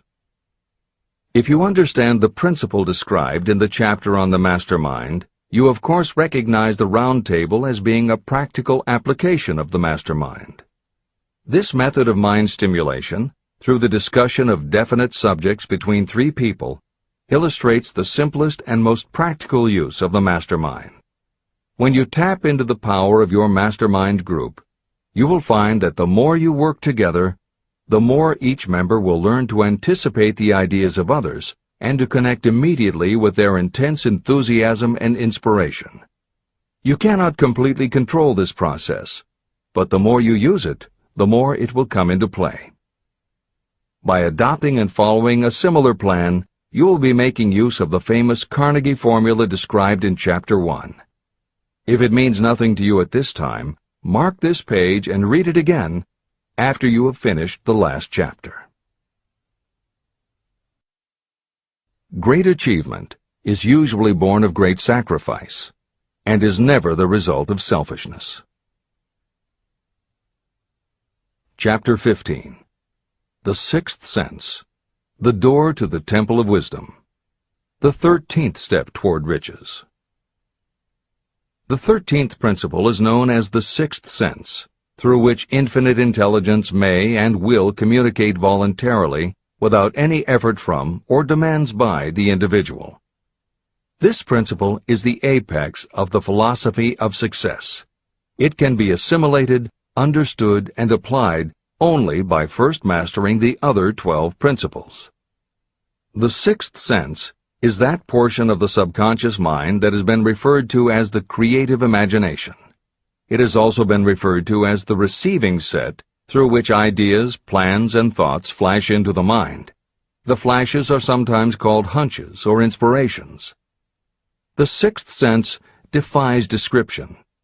It cannot be described to a person who has not mastered the other principles of this philosophy, because such a person has no knowledge and no experience with which the sixth sense may be compared. After you have mastered the principles in this book, you will be prepared to accept as truth a statement that may otherwise be incredible to you.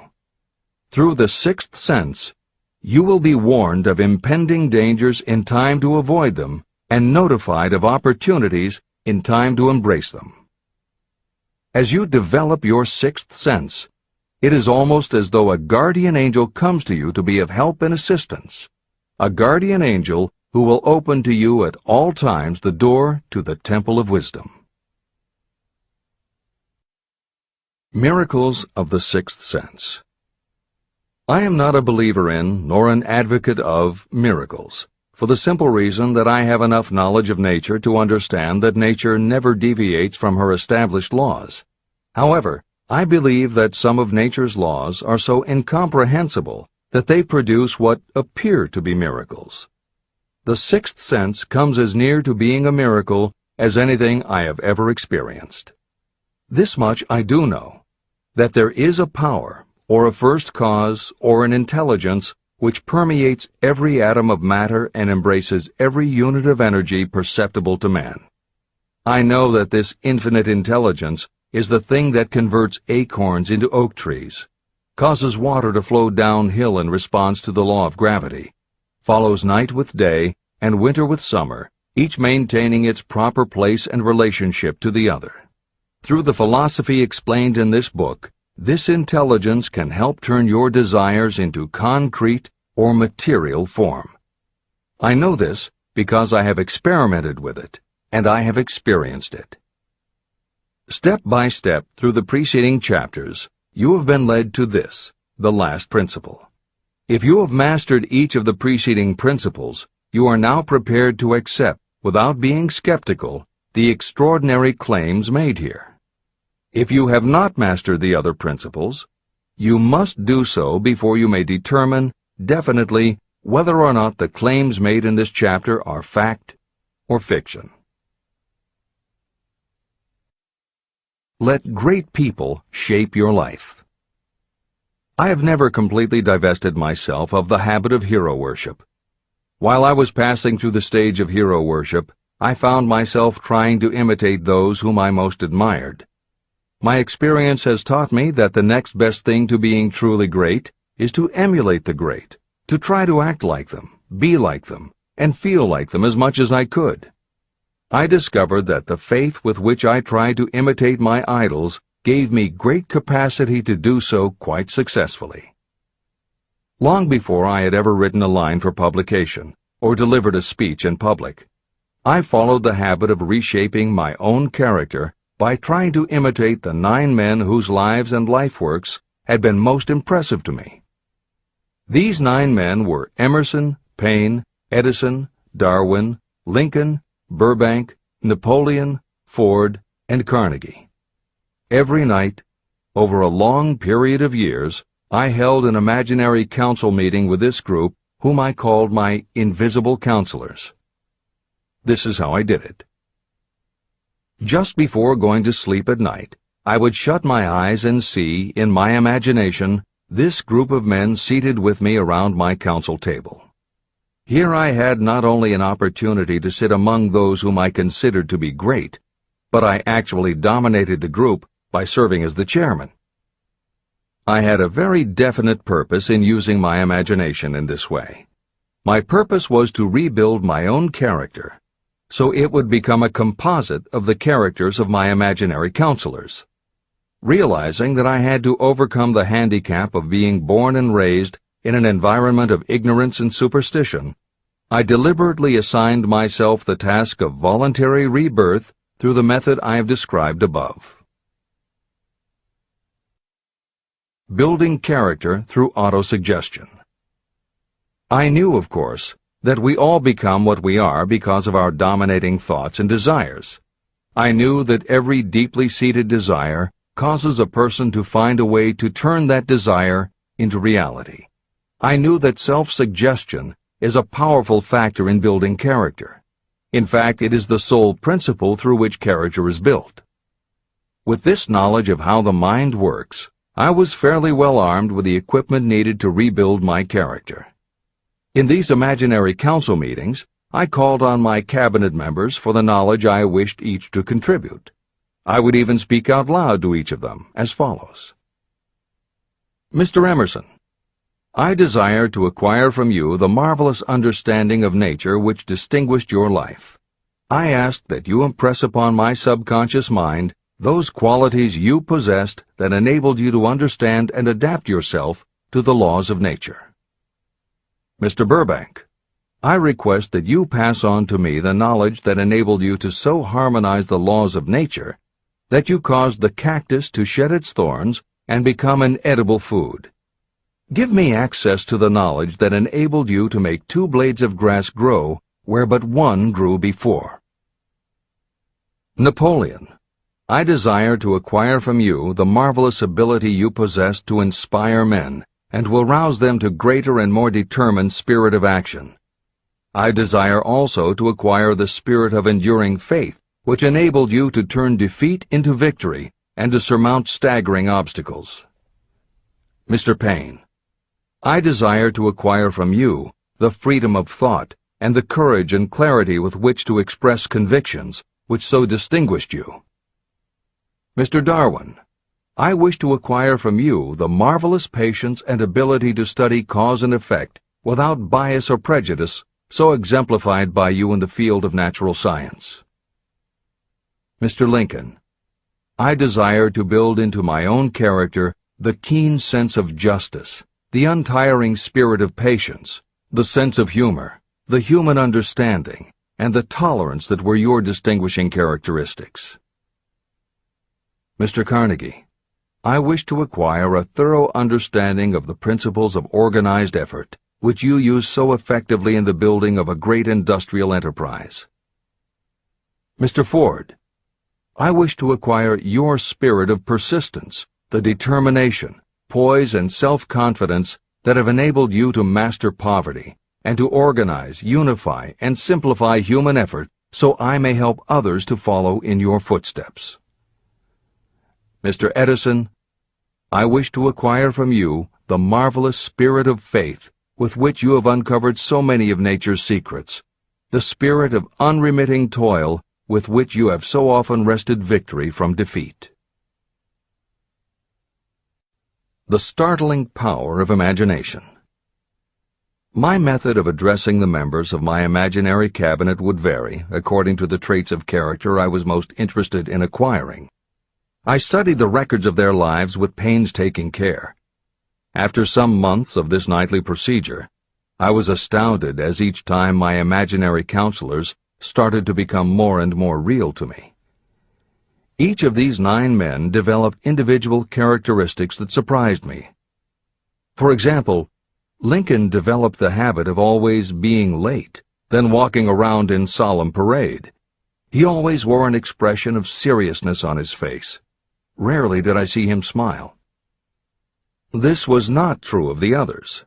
Burbank and Payne often indulged in witty repartee, which seemed at times to shock the other members of the cabinet. On one occasion, Burbank was late.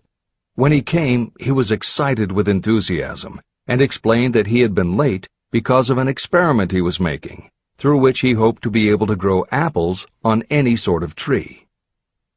Payne chided him by reminding him that it was an apple that started all the trouble between man and woman. Darwin chuckled as he suggested that Payne should watch out for little serpents when he went into the forest to gather apples, as they had the habit of growing into big snakes.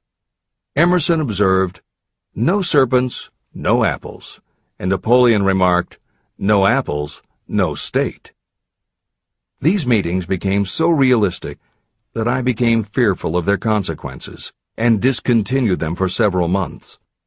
The experiences were so uncanny, I was afraid that if I continued them, I would lose sight of the fact that the meetings were purely experiences of my imagination. In writing this book, this is the first time that I've had the courage to mention this.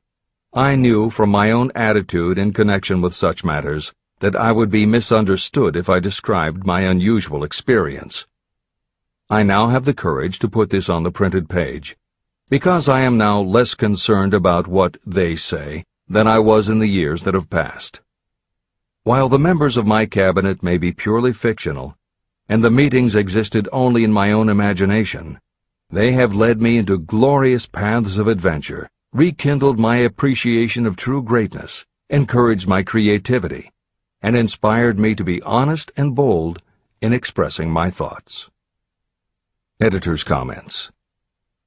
Napoleon Hill's experience with his imaginary counselors is not as uncommon as it may seem on first reading. In fact, it happens to novelists all the time. As an author proceeds with the writing of a book, there will come a point when the characters in the novel become so well defined in the author's mind that the personalities of the characters themselves begin to suggest plot points and dialogue that the author never planned. Often the thoughts that come to the author when he or she is in the character are completely original, and in real life would never have occurred to the author. Psychiatrists, therapists, and motivational experts also use this phenomenon when they work with role-playing. The usual procedure is to ask 2 people to act out a scenario as if they were in each other's shoes. If this is done in a situation where the participants do not feel embarrassed or self-conscious, and if the people will allow themselves to become submerged and seriously try to become the other person, the results can be stunning. Depending on the faith with which you approach it, you can get not just a general sense of what the other person is going through, but also have flashes of insight, actually feel what the other person feels, and gain a real understanding about the reactions or motivations of others. Why it works is just as much a mystery as why you get hunches. It may be simply that when your imagination creates a character, it doesn't give the character inhibitions. So when you think through the character, your mind is less restricted. Regardless, the fact is that by using your imagination to project yourself into other characters, you can open yourself to ideas that you don't normally have access to, and you can use this mental phenomenon as one of the tools that will help you turn your desire into success. This is the end of the editor's comments. Tapping the source of inspiration. Somewhere in the cell structure of the brain is something that receives the vibrations of thought ordinarily called hunches. So far, science has not discovered where this sixth sense is located, but this is not important. The fact remains that human beings do receive accurate knowledge through sources other than the physical senses. Generally, such knowledge is received when the mind is under the influence of extraordinary stimulation. Any emergency that arouses the emotions and causes the heart to beat more rapidly may bring the sixth sense into action. Anyone who has experienced a near accident while driving knows that the sixth sense often comes to your rescue and by split seconds helps to avoid the accident. I mention this as background to the following statement of fact. On many occasions when I have faced emergencies, some of them so grave that my life was in jeopardy, I have been miraculously guided past these difficulties through the influence of my invisible counselors. My original purpose in conducting council meetings with imaginary beings was solely to use autosuggestion to impress upon my subconscious mind certain characteristics that I wanted to acquire. In more recent years, my experimentation has taken on an entirely different trend. I now go to my imaginary counselors with every difficult problem that confronts me and my clients. During my meetings with these invisible counselors, I find my mind most receptive to ideas, thoughts, and knowledge that reach me through the sixth sense. The results are often astonishing, although I do not depend entirely on this form of counsel. The sixth sense is not something that one can take off and put on at will. Ability to use this great power comes slowly, through application of the other principles outlined in this book. No matter who you are, or what may have been your purpose in reading this book, you can profit by it even if you don't fully understand how or why the principle described in this chapter works. This is especially true if your major purpose is that of accumulation of money or other material things. This chapter on the sixth sense was written because the book is designed to present a complete philosophy by which individuals may unerringly guide themselves in attaining whatever they ask of life. The starting point of all achievement is desire. The finishing point is the kind of knowledge that leads to understanding. Understanding of yourself, understanding of others, understanding of the laws of nature, and the recognition and understanding of happiness. Full understanding of this comes only through familiarity with and use of the principle of the sixth sense. In reading this chapter, you may have found yourself lifted to a high level of mental stimulation. Splendid! Come back to this again a month from now, read it once more, and observe that your mind will soar to a still higher level of stimulation. Repeat this experience from time to time, giving no concern as to how much or how little you learn at the time. Eventually, you will find yourself in possession of a power that will enable you to throw off discouragement, master fear, overcome procrastination, and draw freely upon your imagination. Then you will have felt the touch of that unknown something that has been the moving spirit of every truly great thinker, leader, artist, musician, writer, or statesman. Then you will be in a position to transmute your desires into their physical or financial counterpart as easily as you may lie down and quit at the first sign of opposition.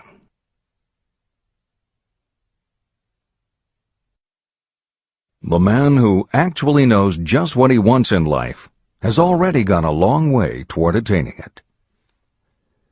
Chapter 16. The Six Ghosts of Fear. How many are standing in your way? Take inventory of yourself as you read this closing chapter, and find out how many of the ghosts are standing in your way. Before you can put any portion of this philosophy into successful use, your mind must be prepared to receive it. The preparation is not difficult. It begins with study, analysis, and understanding of three enemies that you will have to clear out: indecision, doubt, and fear. The sixth sense will never function while these three negatives, or any one of them, remain in your mind. The members of this unholy trio are closely related. Where one is found, the other two are close at hand. Indecision is the seedling of fear. Remember this as you read. Indecision crystallizes into doubt. The two blend and become fear. The blending process often is slow. This is one reason why these three enemies are so dangerous. They germinate and grow without their presence being observed. The remainder of this chapter describes a state of mind that you must attain before the philosophy can be put into practical use.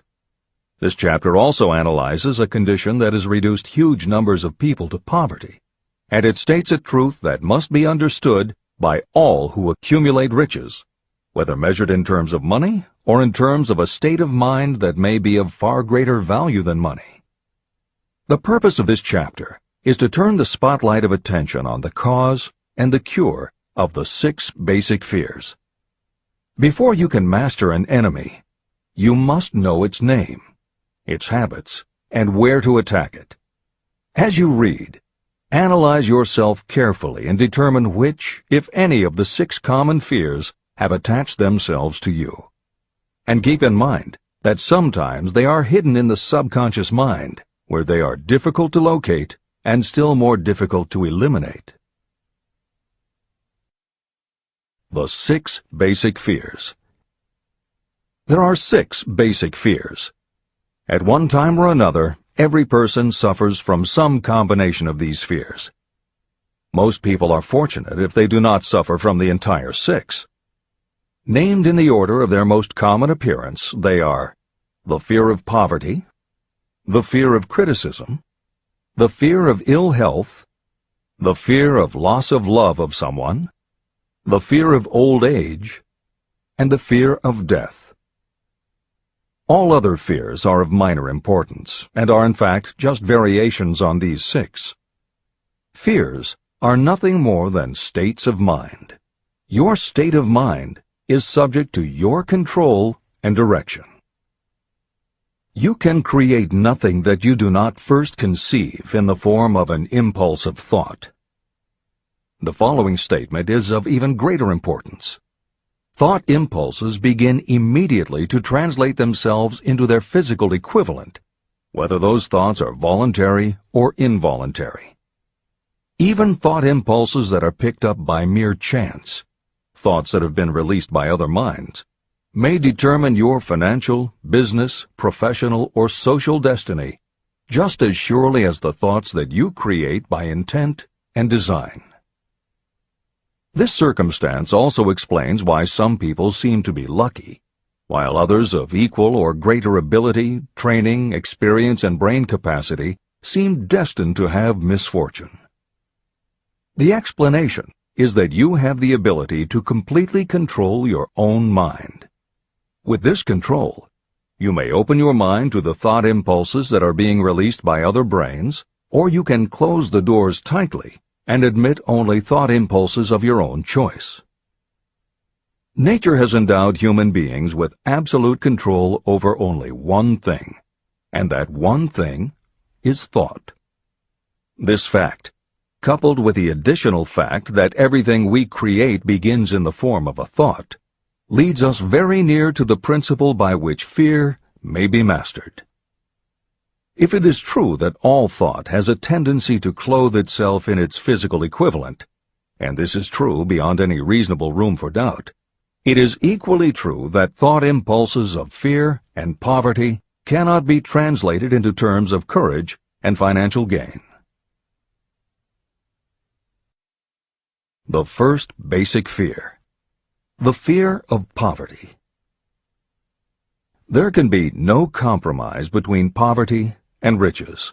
The two roads that lead to poverty and riches travel in opposite directions. If you want riches, you must refuse to accept any circumstance that leads toward poverty. The word riches is used in its broadest sense, meaning financial, spiritual, mental, and material wealth. The starting point of the path that leads to riches is desire. In Chapter 3, you received full instructions for the proper use of desire. In this chapter on fear, You have complete instructions for preparing your mind to make practical use of desire. Here is the place to give yourself a challenge, which will definitely determine how much of this philosophy you have absorbed. Here is the point at which you can tell what the future holds in store for you. If, after reading this chapter, you are willing to accept poverty, you may as well make up your mind to receive poverty. This is one decision you cannot avoid. But if you demand riches, determine what form and how much will be required to satisfy you. You know the road that leads to riches. You have been given a road map. If you follow it, it will keep you on that road. If you neglect to make the start, or stop before you arrive, no one will be to blame but you. This responsibility is yours. No excuse will save you from accepting the responsibility if you now fail or refuse to demand riches of life. All you need is one thing. Incidentally, the only thing you can control, and that is a state of mind. A state of mind is something that is up to you. It cannot be purchased. It must be created.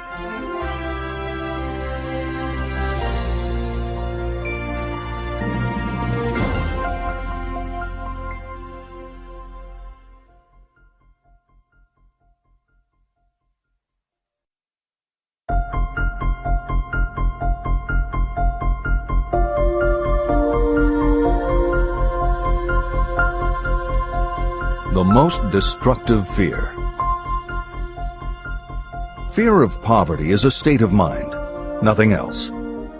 But it is sufficient to destroy your chances of achievement in any undertaking. This fear paralyzes your ability to use reason, destroys the imagination, kills off self-reliance, undermines enthusiasm, discourages initiative, leads to uncertainty of purpose, encourages procrastination, wipes out enthusiasm, and makes self-control an impossibility. It takes the charm from your personality, destroys the possibility of accurate thinking, diverts concentration of effort. It defeats persistence, turns willpower into nothingness, destroys ambition, clouds the memory, and invites failure in every conceivable form. It kills love and assassinates the finer emotions of the heart, discourages friendship and invites disaster in 100 forms, leads to sleeplessness, misery, and unhappiness, and all this despite the obvious truth that you live in a world of overabundance of everything your heart could desire, with nothing standing between you and your desires except lack of a definite purpose. The fear of poverty is, without doubt, the most destructive of the 6 basic fears. It has been placed at the head of the list because it is the most difficult to master. The fear of poverty grew out of our inherited tendency to prey upon our fellow human beings economically. Nearly all animals lower than us are motivated by instinct, but their capacity to think is limited, and therefore they prey upon one another physically. We, with our superior sense of intuition, with the capacity to think and to reason, do not eat others bodily. Human beings get more satisfaction out of eating others financially. Humans are so avaricious that every conceivable law has been passed to safeguard us from one another. Nothing brings so much suffering and humility as poverty. Only those who have experienced poverty understand the full meaning of this. It is no wonder that we fear poverty. Through a long line of inherited experiences, we have learned for sure that some people cannot be trusted where matters of money and earthly possessions are concerned. So eager are we to possess wealth that we will acquire it in whatever manner we can, through legal methods if possible, through other methods if necessary or expedient. Self-analysis may disclose weaknesses that you do not like to acknowledge, but this form of examination is essential if you are going to demand of life more than mediocrity and poverty. Remember, as you check yourself point by point, that you are both the court and the jury, the prosecuting attorney and the attorney for the defense, and that you are both the plaintiff and the defendant. You are on trial. Face the facts squarely. Ask yourself definite questions and demand direct replies. When the examination is over, you will know more about yourself. If you do not feel that you can be an impartial judge, call upon someone who knows you well to serve as judge while you cross-examine yourself. You are after the truth. Get it, no matter at what the cost, even though it may temporarily embarrass you. The majority of people, if asked what they fear most, would reply, "I fear nothing." The reply would be inaccurate, because few people realize that they are bound, handicapped, whipped spiritually and physically through some form of fear. So subtle and deeply seated is the emotion of fear that you may go through life and never recognize its presence. Only a courageous analysis will disclose the presence of this universal enemy. When you begin such an analysis, search deeply into your character. The following is a list of the symptoms to look for. Symptoms of the fear of poverty. 1. Indifference. Commonly expressed through lack of ambition, willingness to tolerate poverty, and the acceptance of whatever compensation life may offer without protest. Also mental and physical laziness, and lack of initiative, imagination, enthusiasm, and self-control. 2. Indecision. The habit of permitting others to do your thinking. Sitting on the fence. 3. Doubt. Generally expressed through alibis and excuses designed to cover up, explain away, or apologize for your failures. Sometimes expressed in the form of envy of those who are successful, or by criticizing them. 4. Worry. Usually expressed by finding fault with others, a tendency to spend beyond your income, neglect of personal appearance, scowling and frowning, nervousness, lack of poise, self-consciousness, and often the use of alcohol or drugs. 5. Overcaution.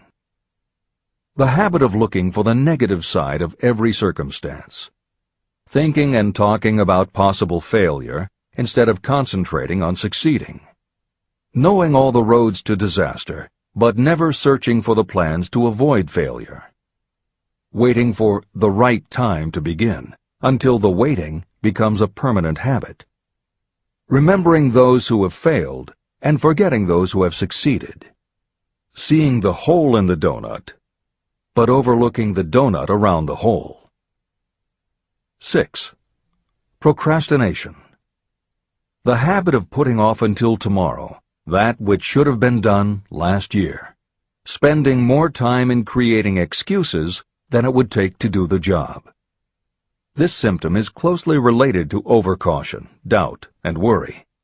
Refusal to accept responsibility. Willingness to compromise rather than put up a fight.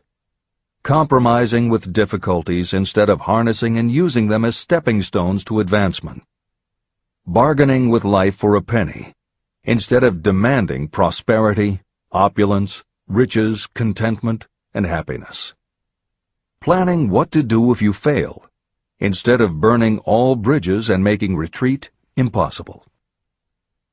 Weakness of, and often total lack of, self-confidence, definiteness of purpose, self-control, initiative, enthusiasm, ambition, thrift, and sound reasoning ability.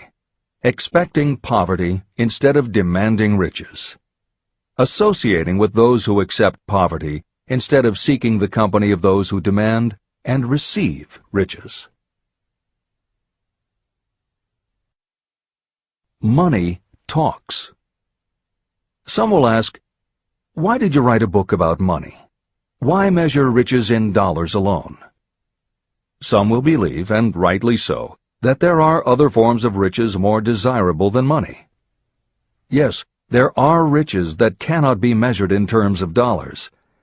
But there are also millions of people who say, "Give me all the money I need," and I will find everything else I want. The major reason why I wrote this book on how to get money is that millions of men and women are paralyzed with the fear of poverty. What this sort of fear does to one was well described by Westbrook Pegler. Editor's comments. James Westbrook Pegler was a controversial newspaper columnist for the Chicago Daily News and the Washington Post. Although his career lasted into the 1960s, he was most widely read and quoted during the 1930s and 1940s. During that period, he went from being a public supporter of Franklin Roosevelt and the New Deal policies to the opposite end of the political spectrum, championing conservative points of view. Pegler was also the author of 3 books based on his columns, and in 1940 won the Pulitzer Prize for his exposé of union racketeering.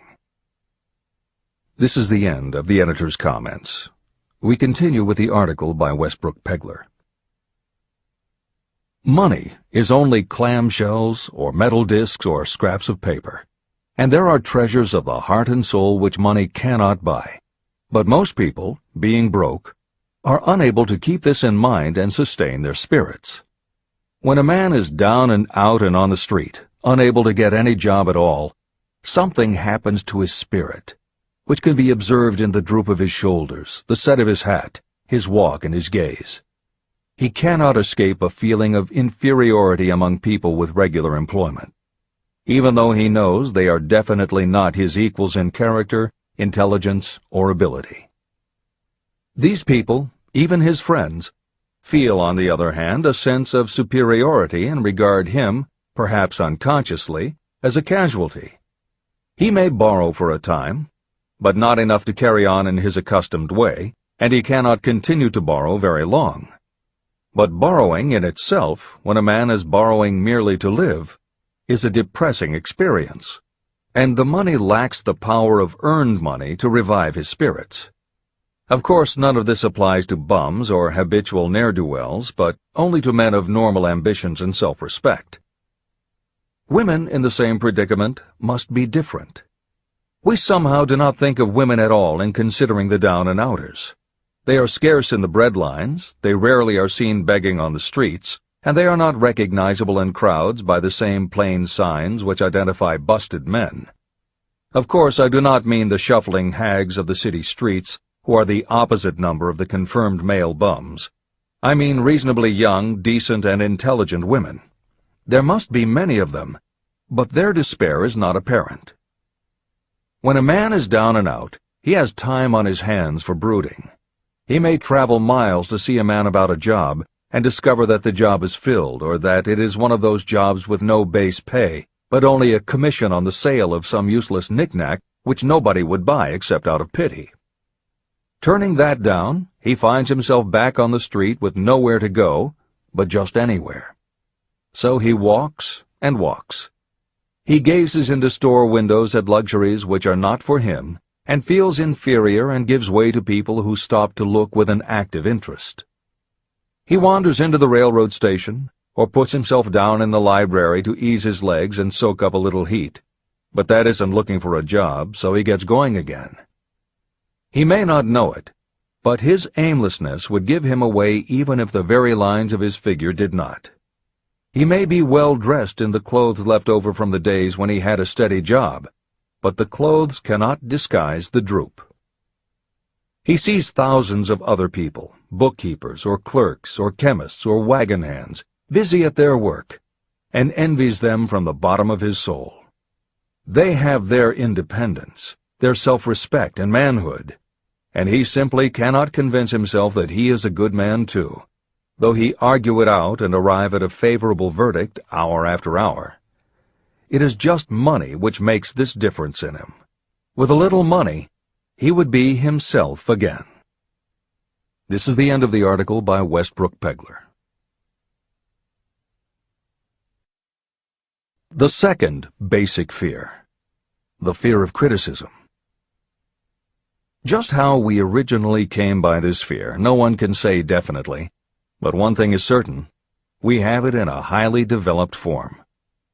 I am inclined to attribute the basic fear of criticism to that part of our inherited nature that prompts us not only to take away other people's goods and wares, but also to justify our actions by criticism of the character of others. It is well known that a thief will criticize the man from whom he steals, that politicians seek office not by displaying their own virtues and qualifications, but by running negative campaigns against their opponents. Designers and clothing manufacturers have not been slow to take advantage of this basic fear of criticism. Every season, styles change. Who establishes the styles? Certainly not the purchaser. It is the designers and manufacturers. Why do they change the styles so often? The answer is obvious. They change the styles so they can sell more clothes. The fear of criticism robs people of their initiative, destroys their power of imagination, limits their individuality, takes away their self-reliance, and does them damage in 100 other ways. Parents often do their children irreparable injury by criticizing them. The mother of one of my friends used to punish him with a switch almost daily, always completing the job with the statement, "You'll land in the penitentiary before you are 20. He was sent to a reformatory at the age of 17. Editor's comments. Modern psychotherapy is well aware of the circumstance that Hill describes in the preceding paragraph. In the chapters on autosuggestion and hypnosis, reference was made to childhood traumas that result in phobias, compulsive behaviors, fixations, or complexes. However, there are instances in which the implanting of a suggestion is much more subtle. Hypnotherapists have found that common phrases such as, "Don't you ever say no to me again," "I'm afraid she'll never get over it," or "You're just like your father," can hamper a person's abilities later in life if such phrases were said often enough, or at a time when a child was particularly vulnerable. This is the end of the editor's comments. Criticism is the one form of service of which everyone has too much. Everyone has a stock of it, which is handed out gratis whether called for or not. Your nearest relatives are often the worst offenders. It should be recognized as a crime. In reality, it is a crime of the worst nature for any parent to build inferiority complexes in the mind of a child through unnecessary criticism. Employers who understand human nature get the best there is in people not by criticism, but by constructive suggestion. Parents may accomplish the same results with their children. Criticism will plant fear in the human heart, or resentment, but it will not build love or affection. Symptoms of the fear of criticism. This fear is almost as universal as the fear of poverty, and its effects are just as fatal to personal achievement, mainly because this fear destroys initiative and discourages the use of imagination. The major symptoms of the fear are 1. Self-consciousness, generally expressed through nervousness, timidity in conversation and in meeting strangers, awkward movements, and shifting of the eyes. 2.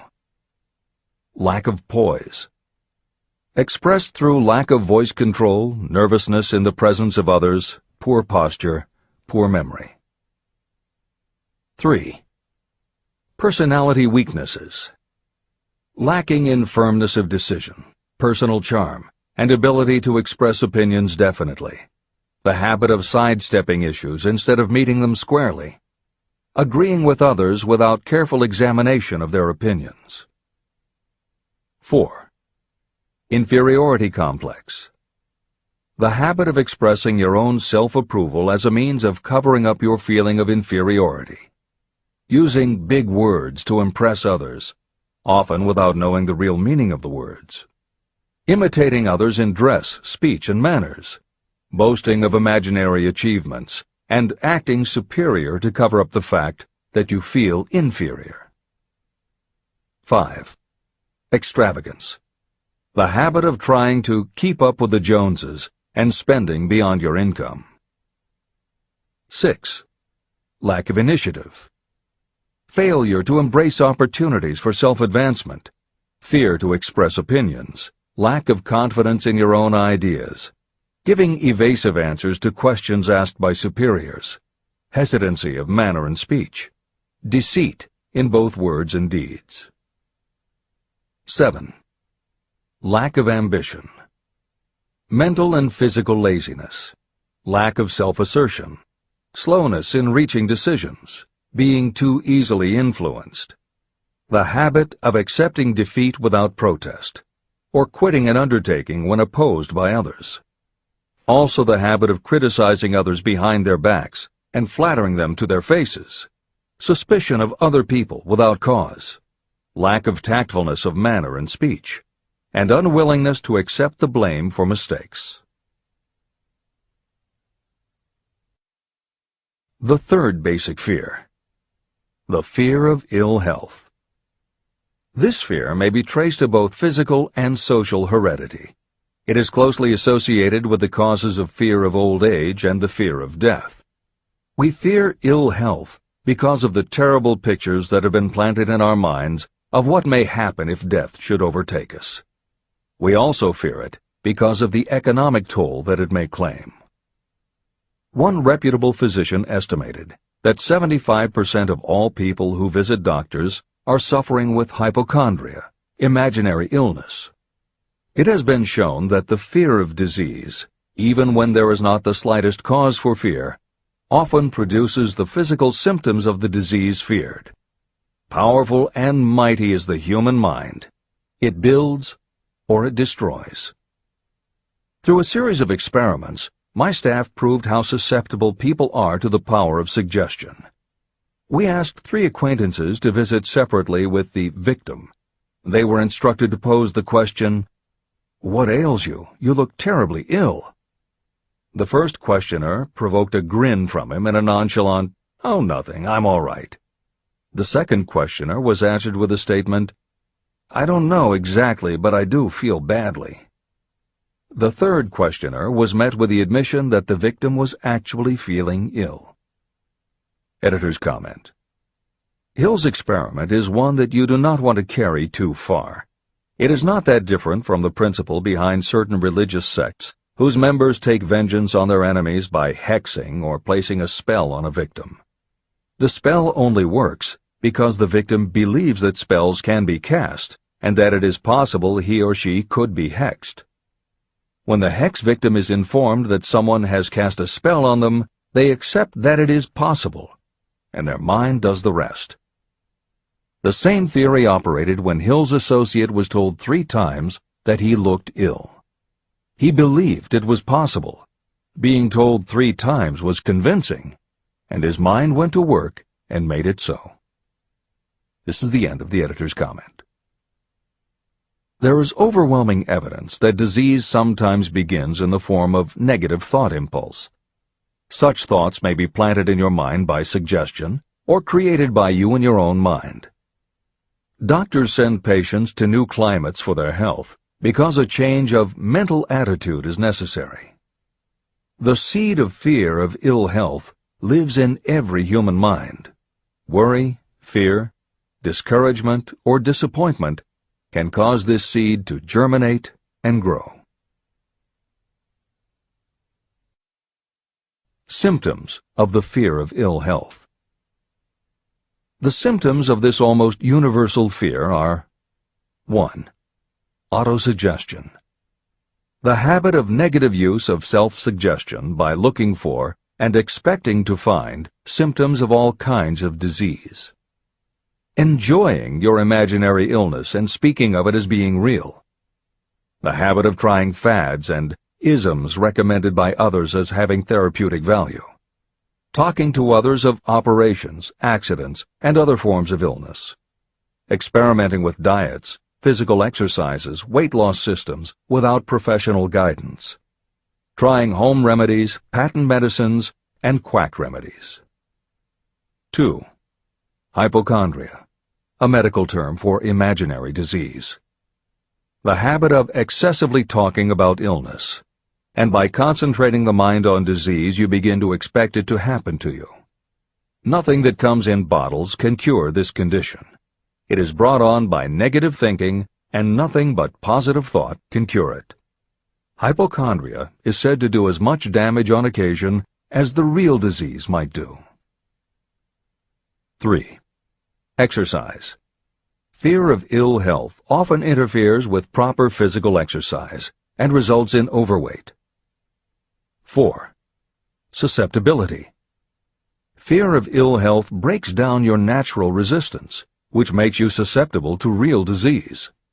The fear of ill health is often related to the fear of poverty, especially in the case of the hypochondriac, who constantly worries about the possibility of having to pay doctor's bills, hospital bills, etc. This type of person spends much time preparing for sickness, talking about death, saving money for cemetery plots, burial expenses, and such. 5. Self-coddling. The habit of seeking sympathy. The habit of feigning illness to cover your laziness or to serve as an alibi for lack of ambition. People often resort to this trick to avoid work. 6. Intemperance. The habit of using alcohol or drugs to destroy pain instead of eliminating the cause. 7. The habit of reading about illness and worrying over the possibility of being stricken by it. The fourth basic fear. The fear of loss of love. Jealousy and other similar forms of neurosis grow out of our fear of the loss of love of someone. This fear is the most painful of all the 6 basic fears. It probably plays more havoc with the body and mind than any of the other basic fears. Editor's comment. By way of introduction to each of the 6 basic fears, Napoleon Hill usually postulates how the fear originated in humans.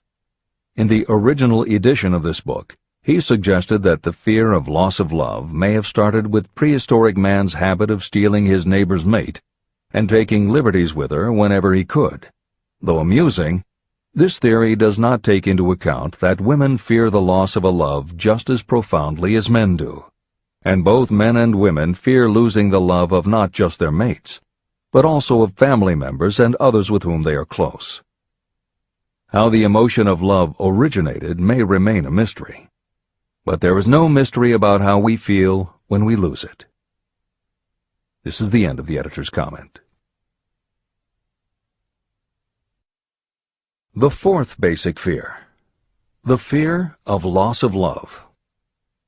Jealousy and other similar forms of neurosis grow out of our fear of the loss of love of someone. This fear is the most painful of all the 6 basic fears. It probably plays more havoc with the body and mind than any of the other basic fears. Editor's comment. By way of introduction to each of the 6 basic fears, Napoleon Hill usually postulates how the fear originated in humans. In the original edition of this book, he suggested that the fear of loss of love may have started with prehistoric man's habit of stealing his neighbor's mate and taking liberties with her whenever he could. Though amusing, this theory does not take into account that women fear the loss of a love just as profoundly as men do, and both men and women fear losing the love of not just their mates, but also of family members and others with whom they are close. How the emotion of love originated may remain a mystery, but there is no mystery about how we feel when we lose it. This is the end of the editor's comment. Symptoms of the fear of loss of love. The distinguishing symptoms of this fear are 1. Jealousy. The habit of being suspicious of friends and loved ones. The habit of accusing wife or husband of infidelity without grounds. General suspicion of everyone and absolute faith in no one. 2. Fault-finding. The habit of finding fault with friends, relatives, business associates, and loved ones upon the slightest provocation, or without any cause whatsoever. 3. Gambling.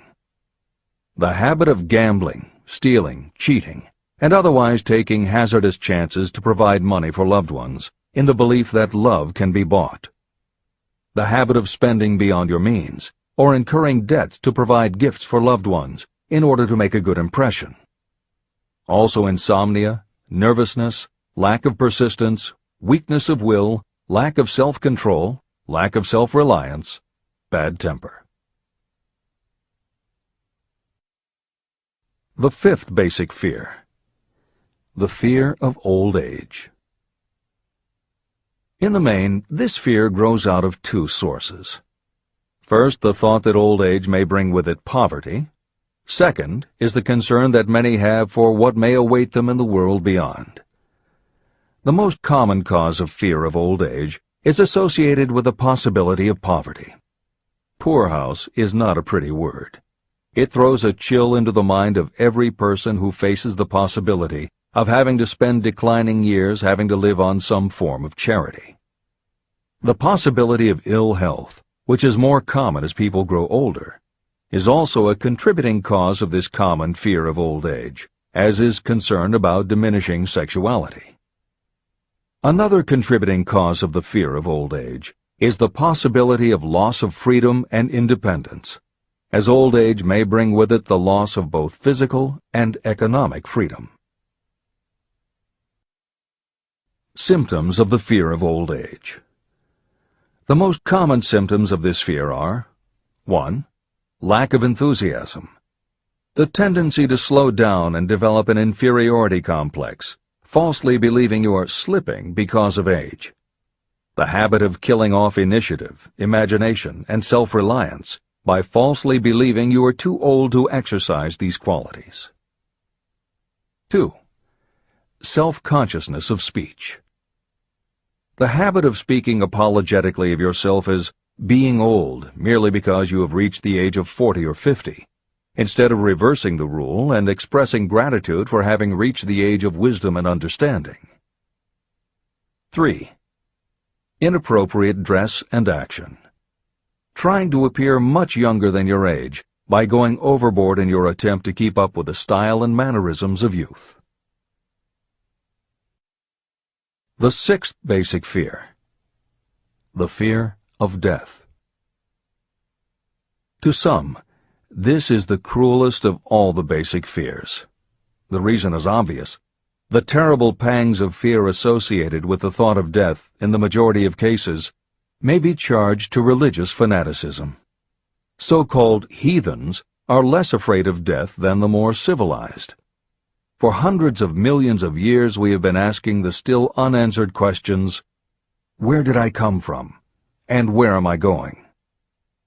During the darker ages of the past, the more cunning and crafty were not slow to offer the answer to these questions for a price. Come into my tent, embrace my faith, accept my dogmas, and I will give you a ticket that will admit you straight into heaven when you die, says the religious leader. Remain out of my tent, says the same leader, and the devil will take you and burn you throughout eternity. The thought of eternal punishment destroys interest in life and makes happiness impossible. While the religious leader may not actually be able to provide safe conduct into heaven or send you to hell, the possibility of the latter seems terrible.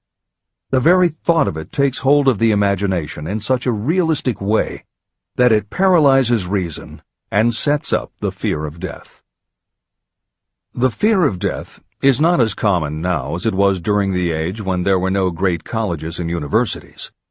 People of science have turned the spotlight of truth upon the world, and this truth is rapidly freeing men and women from this terrible fear of death.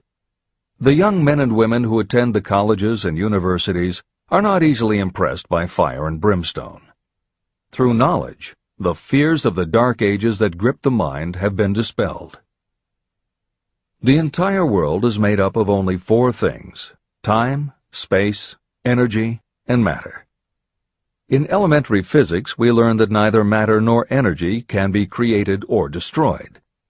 Both matter and energy can be transformed, but neither can be destroyed.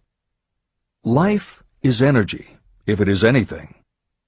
If neither energy nor matter can be destroyed, of course life itself cannot be destroyed. Life, like other forms of energy, may be passed through various processes of transition or change, but it cannot be destroyed. Death is mere transition. And if death is not mere change or transition, then nothing comes after death except a long, eternal, peaceful sleep. And sleep is nothing to be feared. If you can accept the logic of this, you may forever wipe out your fear of death. Symptoms of the fear of death. The general symptoms of this fear are: 1. The habit of thinking about dying, instead of making the most of life. This is generally due to lack of purpose or lack of a suitable occupation. This fear is more prevalent among the aged, but sometimes the more youthful are victims of it. The greatest of all remedies for the fear of death is a burning desire for achievement, backed by useful service to others. A busy person seldom has time to think about dying. A busy person finds life too thrilling to worry about death. 2. Sometimes the fear of death is closely associated with the fear of poverty, where death would leave loved ones poverty-stricken. 3. In other cases, the fear of death is caused by illness and the breakdown of physical body resistance. 4. The most common causes of the fear of death are ill health, poverty, lack of appropriate occupation, disappointment over love, insanity, and religious fanaticism. The disaster of worry and destructive thinking. Worry is a state of mind based upon fear. It works slowly but persistently. It is insidious and subtle. Step by step, it digs itself in until it paralyzes the reasoning faculty and destroys self-confidence and initiative. Worry is a form of sustained fear caused by indecision. Therefore, it is a state of mind that can be controlled. An unsettled mind is helpless. Indecision makes an unsettled mind. Most individuals lack the willpower to reach decisions promptly and to stand by them after they have been made. We do not worry over conditions once we have reached a decision to follow a definite line of action. I once interviewed a man who was sentenced to be electrocuted 2 hours later. The condemned man was the calmest of the 8 men who were in the death cell with him.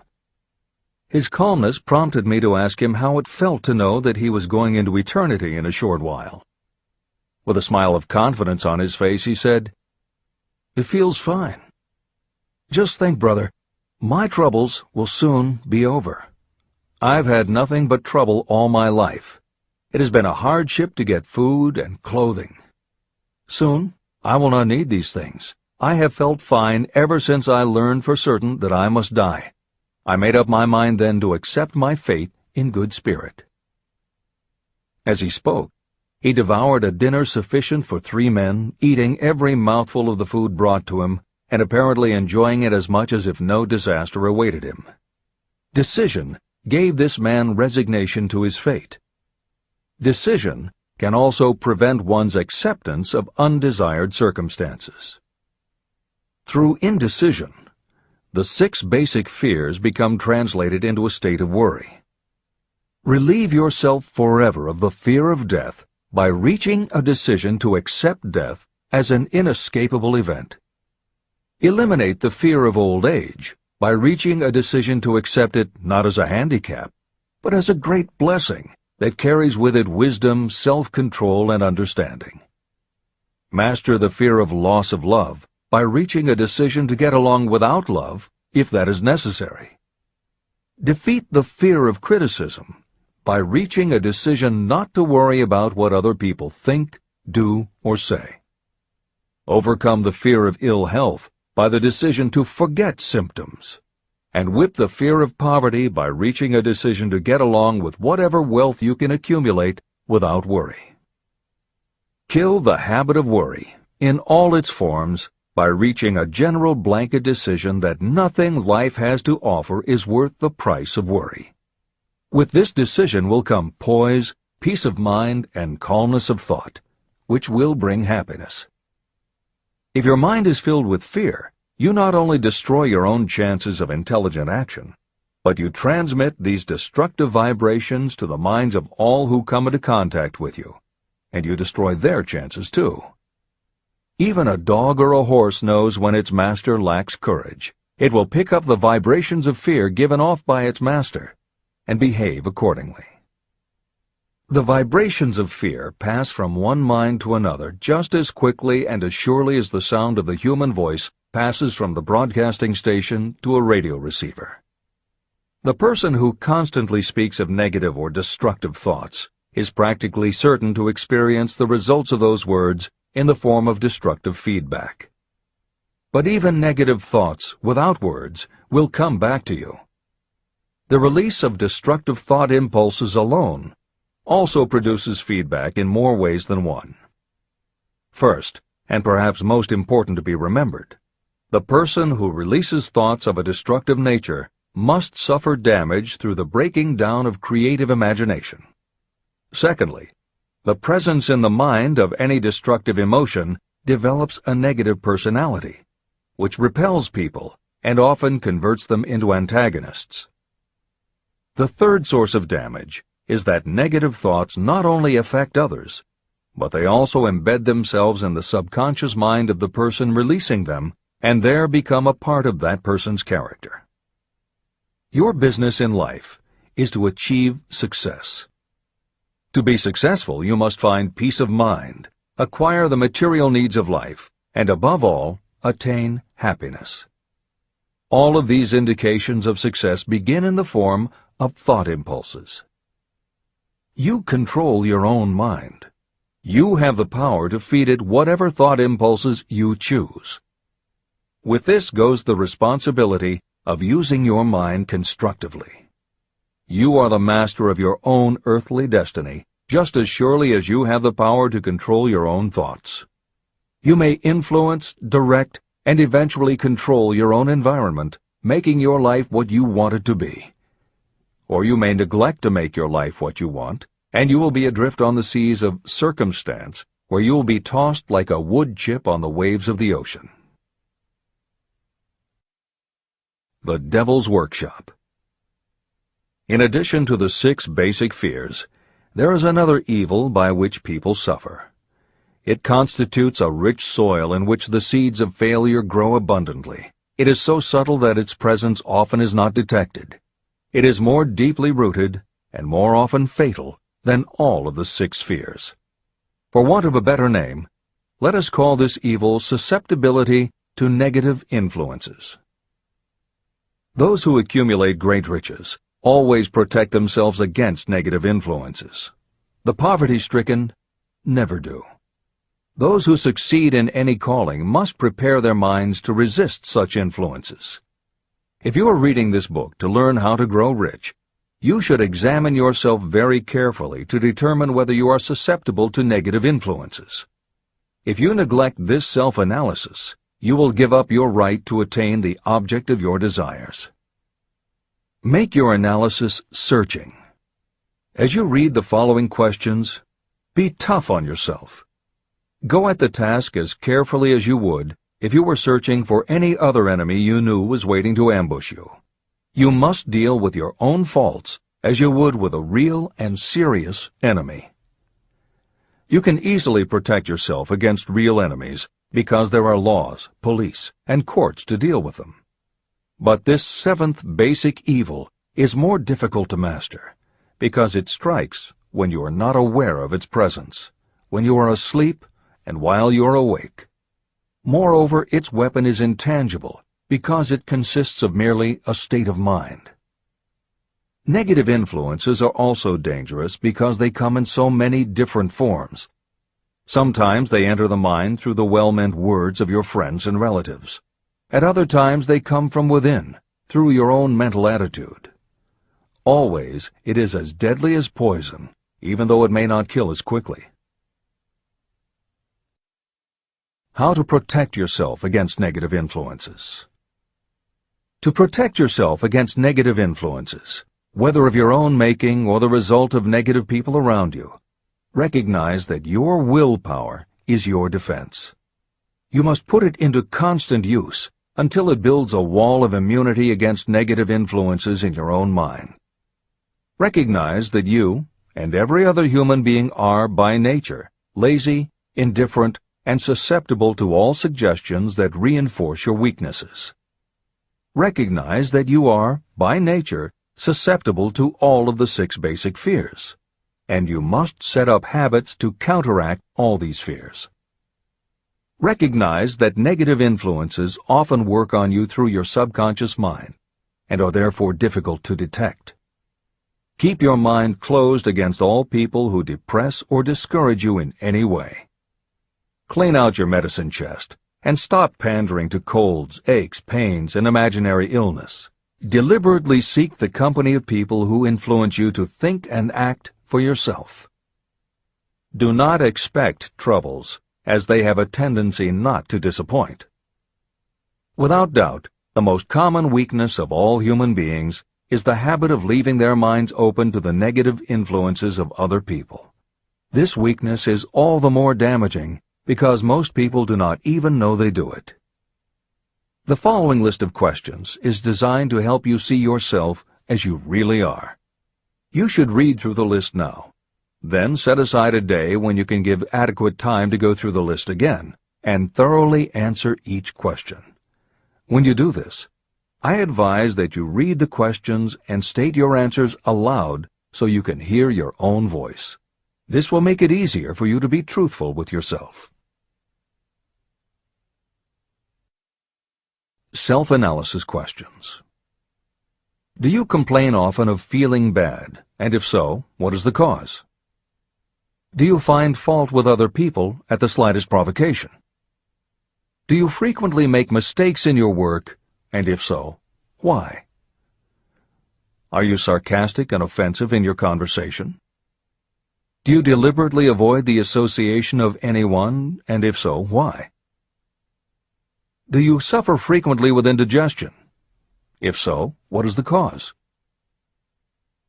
Does life seem futile and the future hopeless to you? Do you like your occupation? If not, why? Do you often feel self-pity? And if so, why?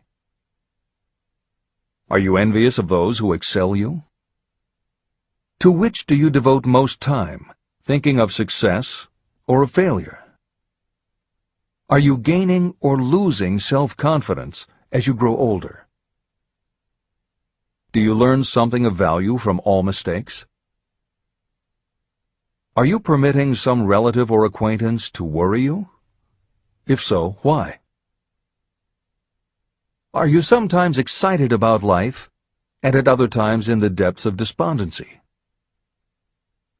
Who has the most inspiring influence upon you, and for what reason?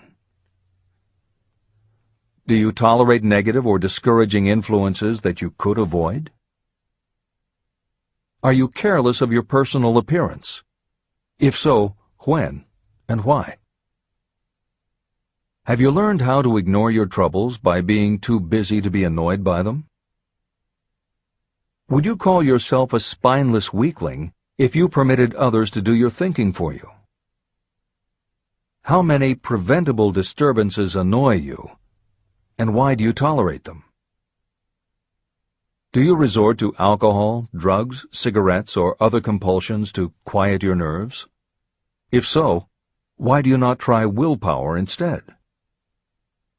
Does anyone nag you, and if so, for what reason? Do you have a definite major purpose? And if so, what is it, and what plan do you have for achieving it? Do you suffer from any of the 6 basic fears? If so, which ones? Have you developed a method to shield yourself against the negative influence of others? Do you use autosuggestion to make your mind positive? Which do you value most, your material possessions or your privilege of controlling your own thoughts? Are you easily influenced by others against your own judgment? Has today added anything of value to your stock of knowledge or state of mind?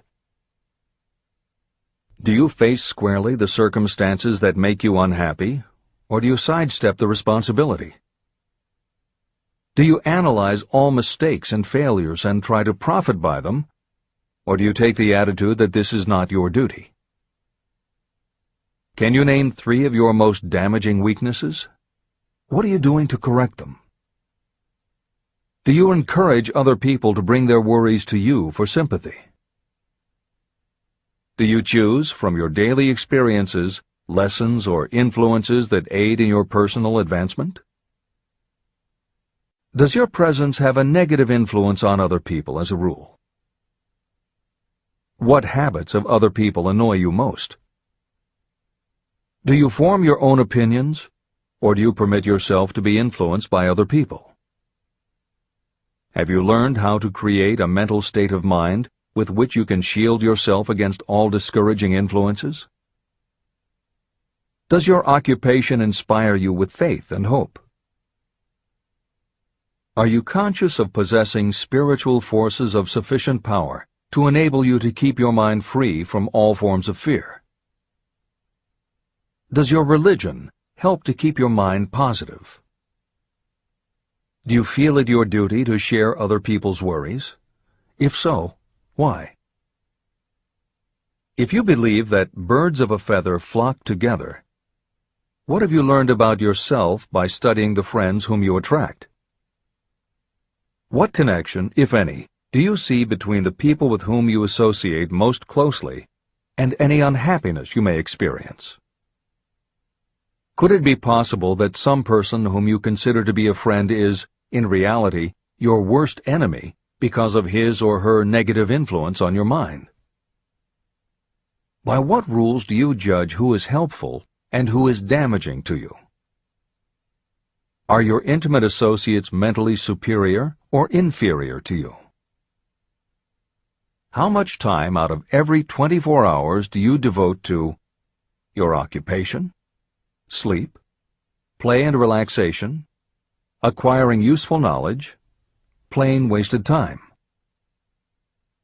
Who among your acquaintances encourages you most, cautions you most, discourages you most?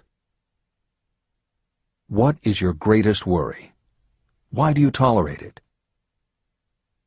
When others offer you free, unsolicited advice, do you accept it without question, or do you analyze their motive? What, above all else, do you most desire? Do you intend to acquire it? Are you willing to subordinate all other desires for this one? How much time daily do you devote to acquiring it? Do you change your mind often? If so, why? Do you usually finish everything you begin? Are you easily impressed by other people's business or professional titles, college degrees, or wealth? Are you easily influenced by what other people think or say about you? Do you cater to people because of their social or financial status? Whom do you believe to be the greatest person living? In what respect is this person superior to yourself? How much time have you devoted to studying and answering these questions? At least one day is necessary for the analysis and the answering of the entire list. If you have answered all these questions truthfully, you know more about yourself than the majority of people. Study the questions carefully. Come back to them once each week for several months, and be astounded at the amount of additional knowledge of great value to yourself you will have gained by the simple method of answering the questions truthfully. If you are not certain about the answers to some of the questions, seek the counsel of those who know you well, especially those who have no motive in flattering you, and see yourself through their eyes. The experience will be astonishing. The one thing over which you have absolute control. You have absolute control over only one thing, and that is your thoughts. This is the most significant and inspiring of all facts known to humans. It reflects our divine nature. This ability to control your thoughts is the sole means by which you may control your own destiny. If you fail to control your own mind, you may be sure you will control nothing else. Your mind is your spiritual estate. Protect and use it with the care to which divine royalty is entitled. You were given your willpower for this purpose. Unfortunately, there is no legal protection against those who, by design or through ignorance, poison the minds of others with negative suggestion. Those with negative minds tried to convince Thomas A. Edison that he could not build a machine that would record and reproduce the human voice, because, they said, no one else has ever produced such a machine. Edison did not believe them. He knew that the mind could produce anything the mind could conceive and believe. That knowledge was the thing that lifted the great Edison above the common herd. Men with negative minds told F.W. Woolworth he would go broke trying to run a store on 5 and 10-cent sales. He did not believe them. He knew that he could do anything within reason if he backed his plans with faith. Exercising his right to keep the negative suggestions of others out of his mind, he piled up a fortune of more than $100 million. Doubting Thomases scoffed scornfully when Henry Ford tried out his first crudely built automobile on the streets of Detroit. Some said the thing would never become practical. Others said no one would pay money for such a contraption. Ford said, "I'll belt the earth with dependable motor cars." And he did. For the benefit of those seeking vast riches, let it be remembered that practically the sole difference between Henry Ford and a majority of workers is this: Ford had a mind, and he controlled it. The others have minds that they do not try to control. Mind control is the result of self-discipline and habit. You either control your mind, or it controls you. There is no halfway compromise. The most practical method for controlling your mind is the habit of keeping it busy with a definite purpose, backed by a definite plan. Study the records of those who achieve noteworthy success, and you will see that they have control over their own minds, and that they exercise that control and direct it toward the attainment of definite objectives. Without this control, success is not possible. 55 Famous Alibis by Old Man If. People who do not succeed have one distinguishing trait in common. They know all the reasons for failure and have what they believe to be airtight alibis to explain away their own lack of achievement. Some of these alibis are clever, and a few of them are justifiable by the facts, but alibis cannot be used for money. The world wants to know only one thing: have you achieved success? A character analyst compiled a list of the most commonly used alibis. As you read the list, examine yourself carefully and determine how many of these alibis you use. Remember, the philosophy presented in this book makes every one of these alibis obsolete. If I didn't have a wife and family. If I had enough pull. If I had money. If I had a good education. If I could get a job. If I had good health. If I only had time. If times were better. If other people understood me. If conditions around me were only different. If I could live my life over again. If I did not fear what they would say. If I had been given a chance. If I now had a chance. If other people didn't have it in for me. If nothing happens to stop me. If only I were younger. If I only could do what I want. If I had been born rich. If I could meet the right people. If I had the talent that some people have. If I dared to assert myself. If only I had embraced past opportunities. If people didn't get on my nerves. If I didn't have to keep house and look after the children. If I could save some money. If the boss only appreciated me. If I only had somebody to help me. If my family understood me. If I lived in a big city. If I could just get started. If I were only free. If I had the personality of some people. If I were not so fat. If my real talents were known. If I could just get a break.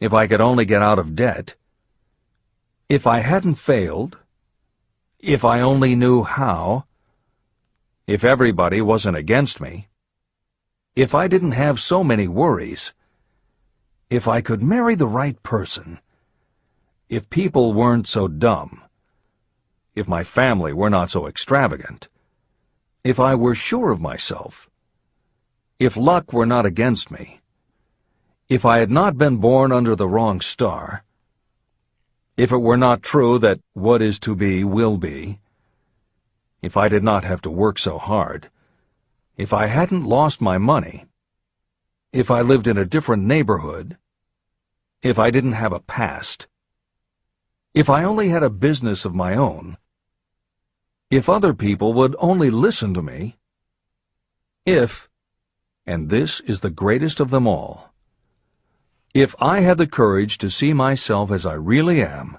I would find out what is wrong with me and correct it. And I know that something must be wrong with the way I have done things, or I would already have the success that I desire. I recognize that something must be wrong with me, otherwise I would have spent more time analyzing my weaknesses and less time building alibis to cover them. Building alibis to explain away failure is a national pastime. The habit is as old as the human race and is fatal to success. Why do people cling to their pet alibis? The answer is obvious.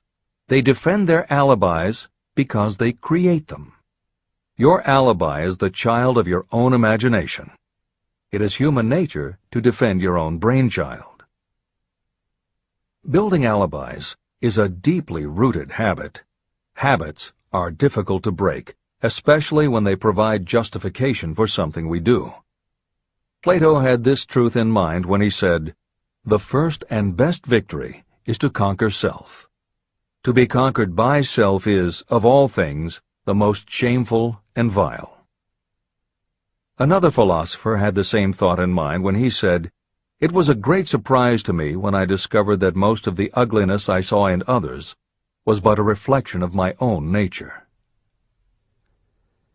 Elbert Hubbard, philosopher, author, publisher of the Fra magazine, and founder of the Roycrofters community of artists, said, "It has always been a mystery to me why people spend so much time deliberately fooling themselves by creating alibis to cover their weaknesses.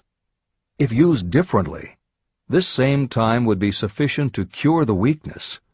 Then no alibis would be needed."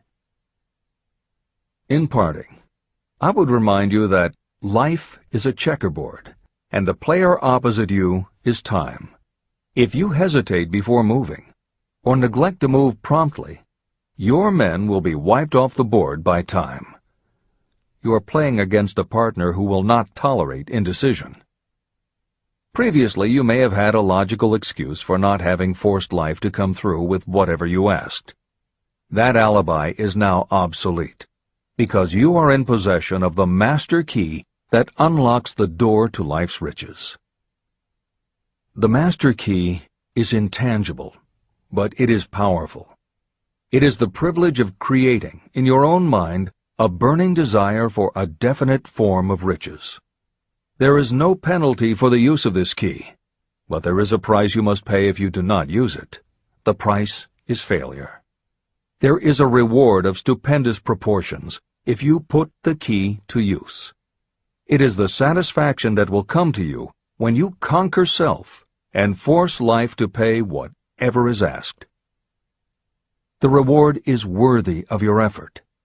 Will you make the start and be convinced? "If we are related," said the immortal Emerson, "we shall meet." In closing, may I borrow his thought and say, if we are related, we have, through these pages, met.